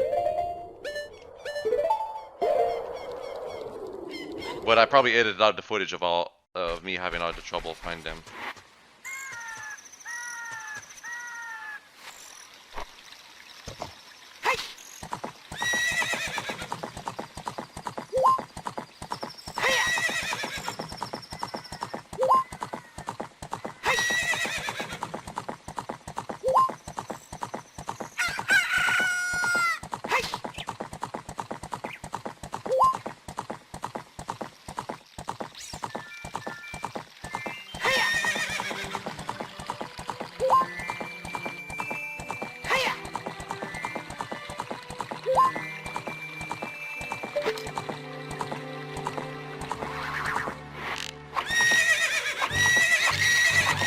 Yeah, this one is, I'm pretty sure I'm doing it wrong.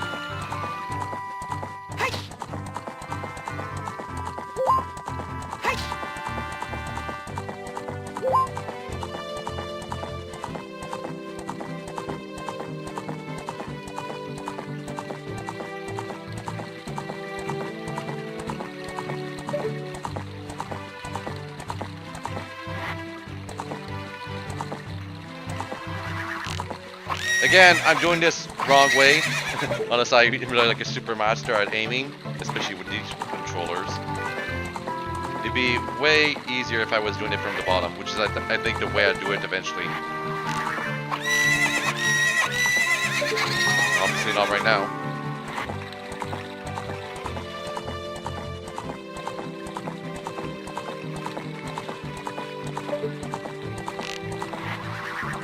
I keep trying because I think I'll get the shots in, but no, I don't, and I'm running out of arrows, so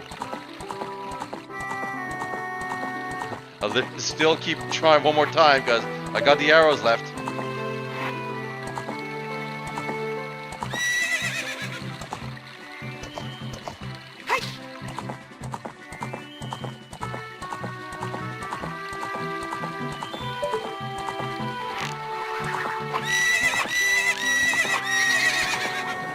And that's all she wrote, unless I can manage to do it with the last 3 arrows, but yeah, I finally realized it's not gonna work out.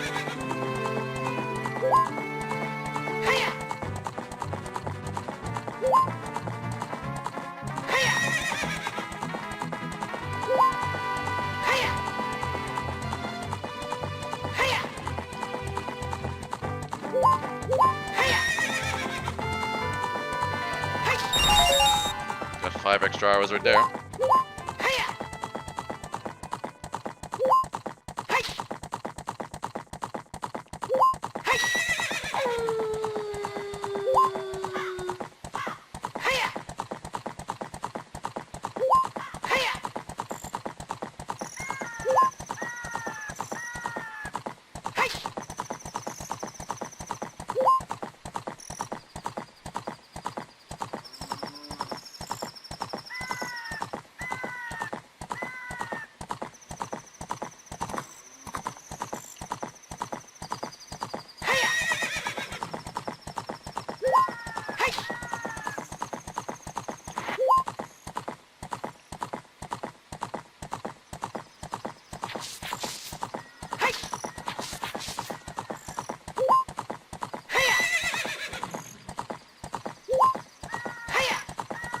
I'm just searching for the 10th ghost right now. I'm pretty sure at some point I look up at a guide to find where it is. Because at this point it's like clear I'm kind of feels like I'm wasting time trying to do this one thing.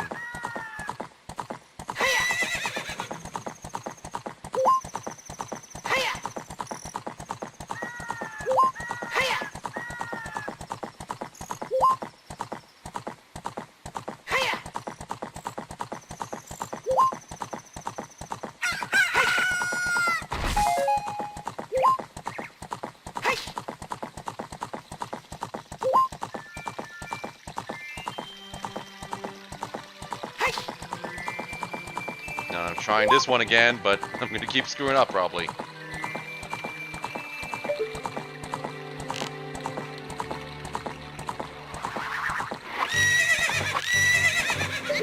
See?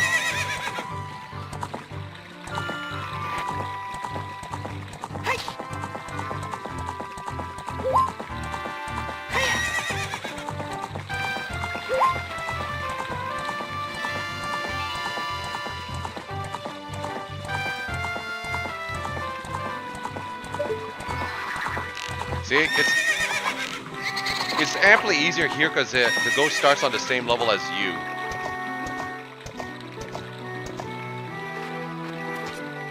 But I need to get more arrows, so I go back to Kokiri right here.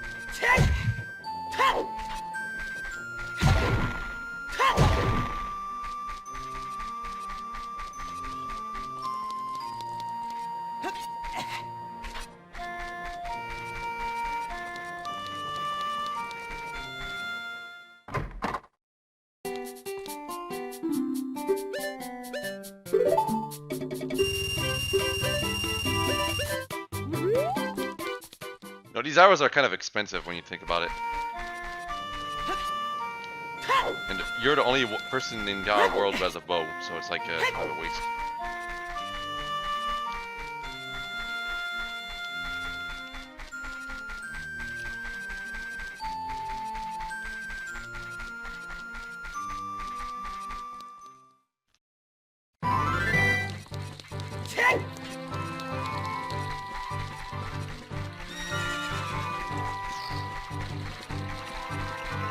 By the way, for every part of the Hyrule field where you find the big ghost, you will find a normal ghost if you are just a normal Link while going there. Or near that part anyway. That's basically your hint if you're walking around the Hyrule field as a normal Link, how you find the big ghosts.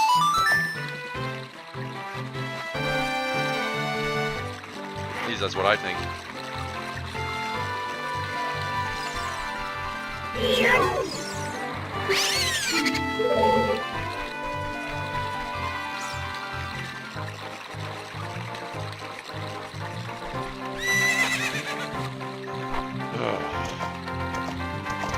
It's almost over. We're past 9 hours. Just need to watch the last parts.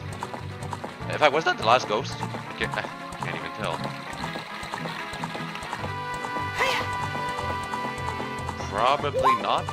Oh yeah, the last ghost is right over here. I probably would have found it by myself, but I think I looked up a guide to find this last one.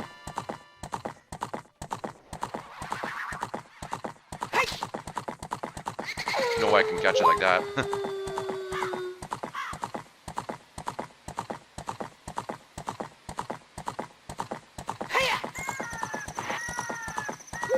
Or like that, I went in the wrong direction. Remember, you have to be going in a specific direction with Epona for the ghost to appear.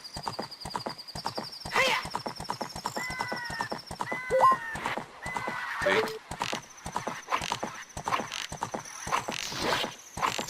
And there we go. Last ghost dead. Now we can just cash in these two and the side quest is complete.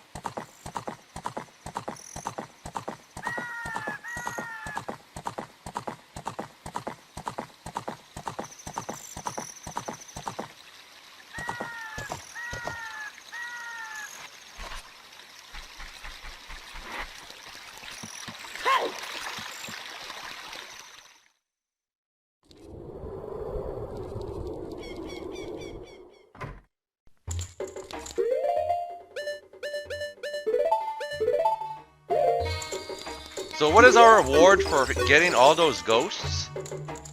Really, it's kind of stupid.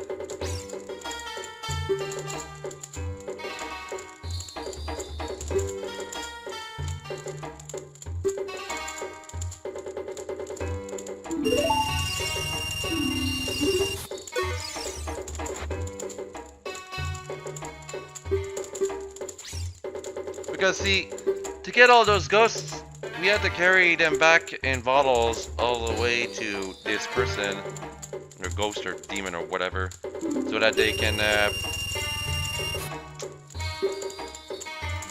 give us points to get the whole thing. Here's the thing though, our reward for earning the title of Ghost Hunter, 1,000 points from this person, and a whole bunch of money is... yeah, last time I can buy a ghost. Promised I would have it if I earned 1,000 points. Oh, it's very simple. You get another bottle. The quest would have been so much easier if you had this bottle to begin with. At the point you get this 4th bottle, there's just no real purpose for it.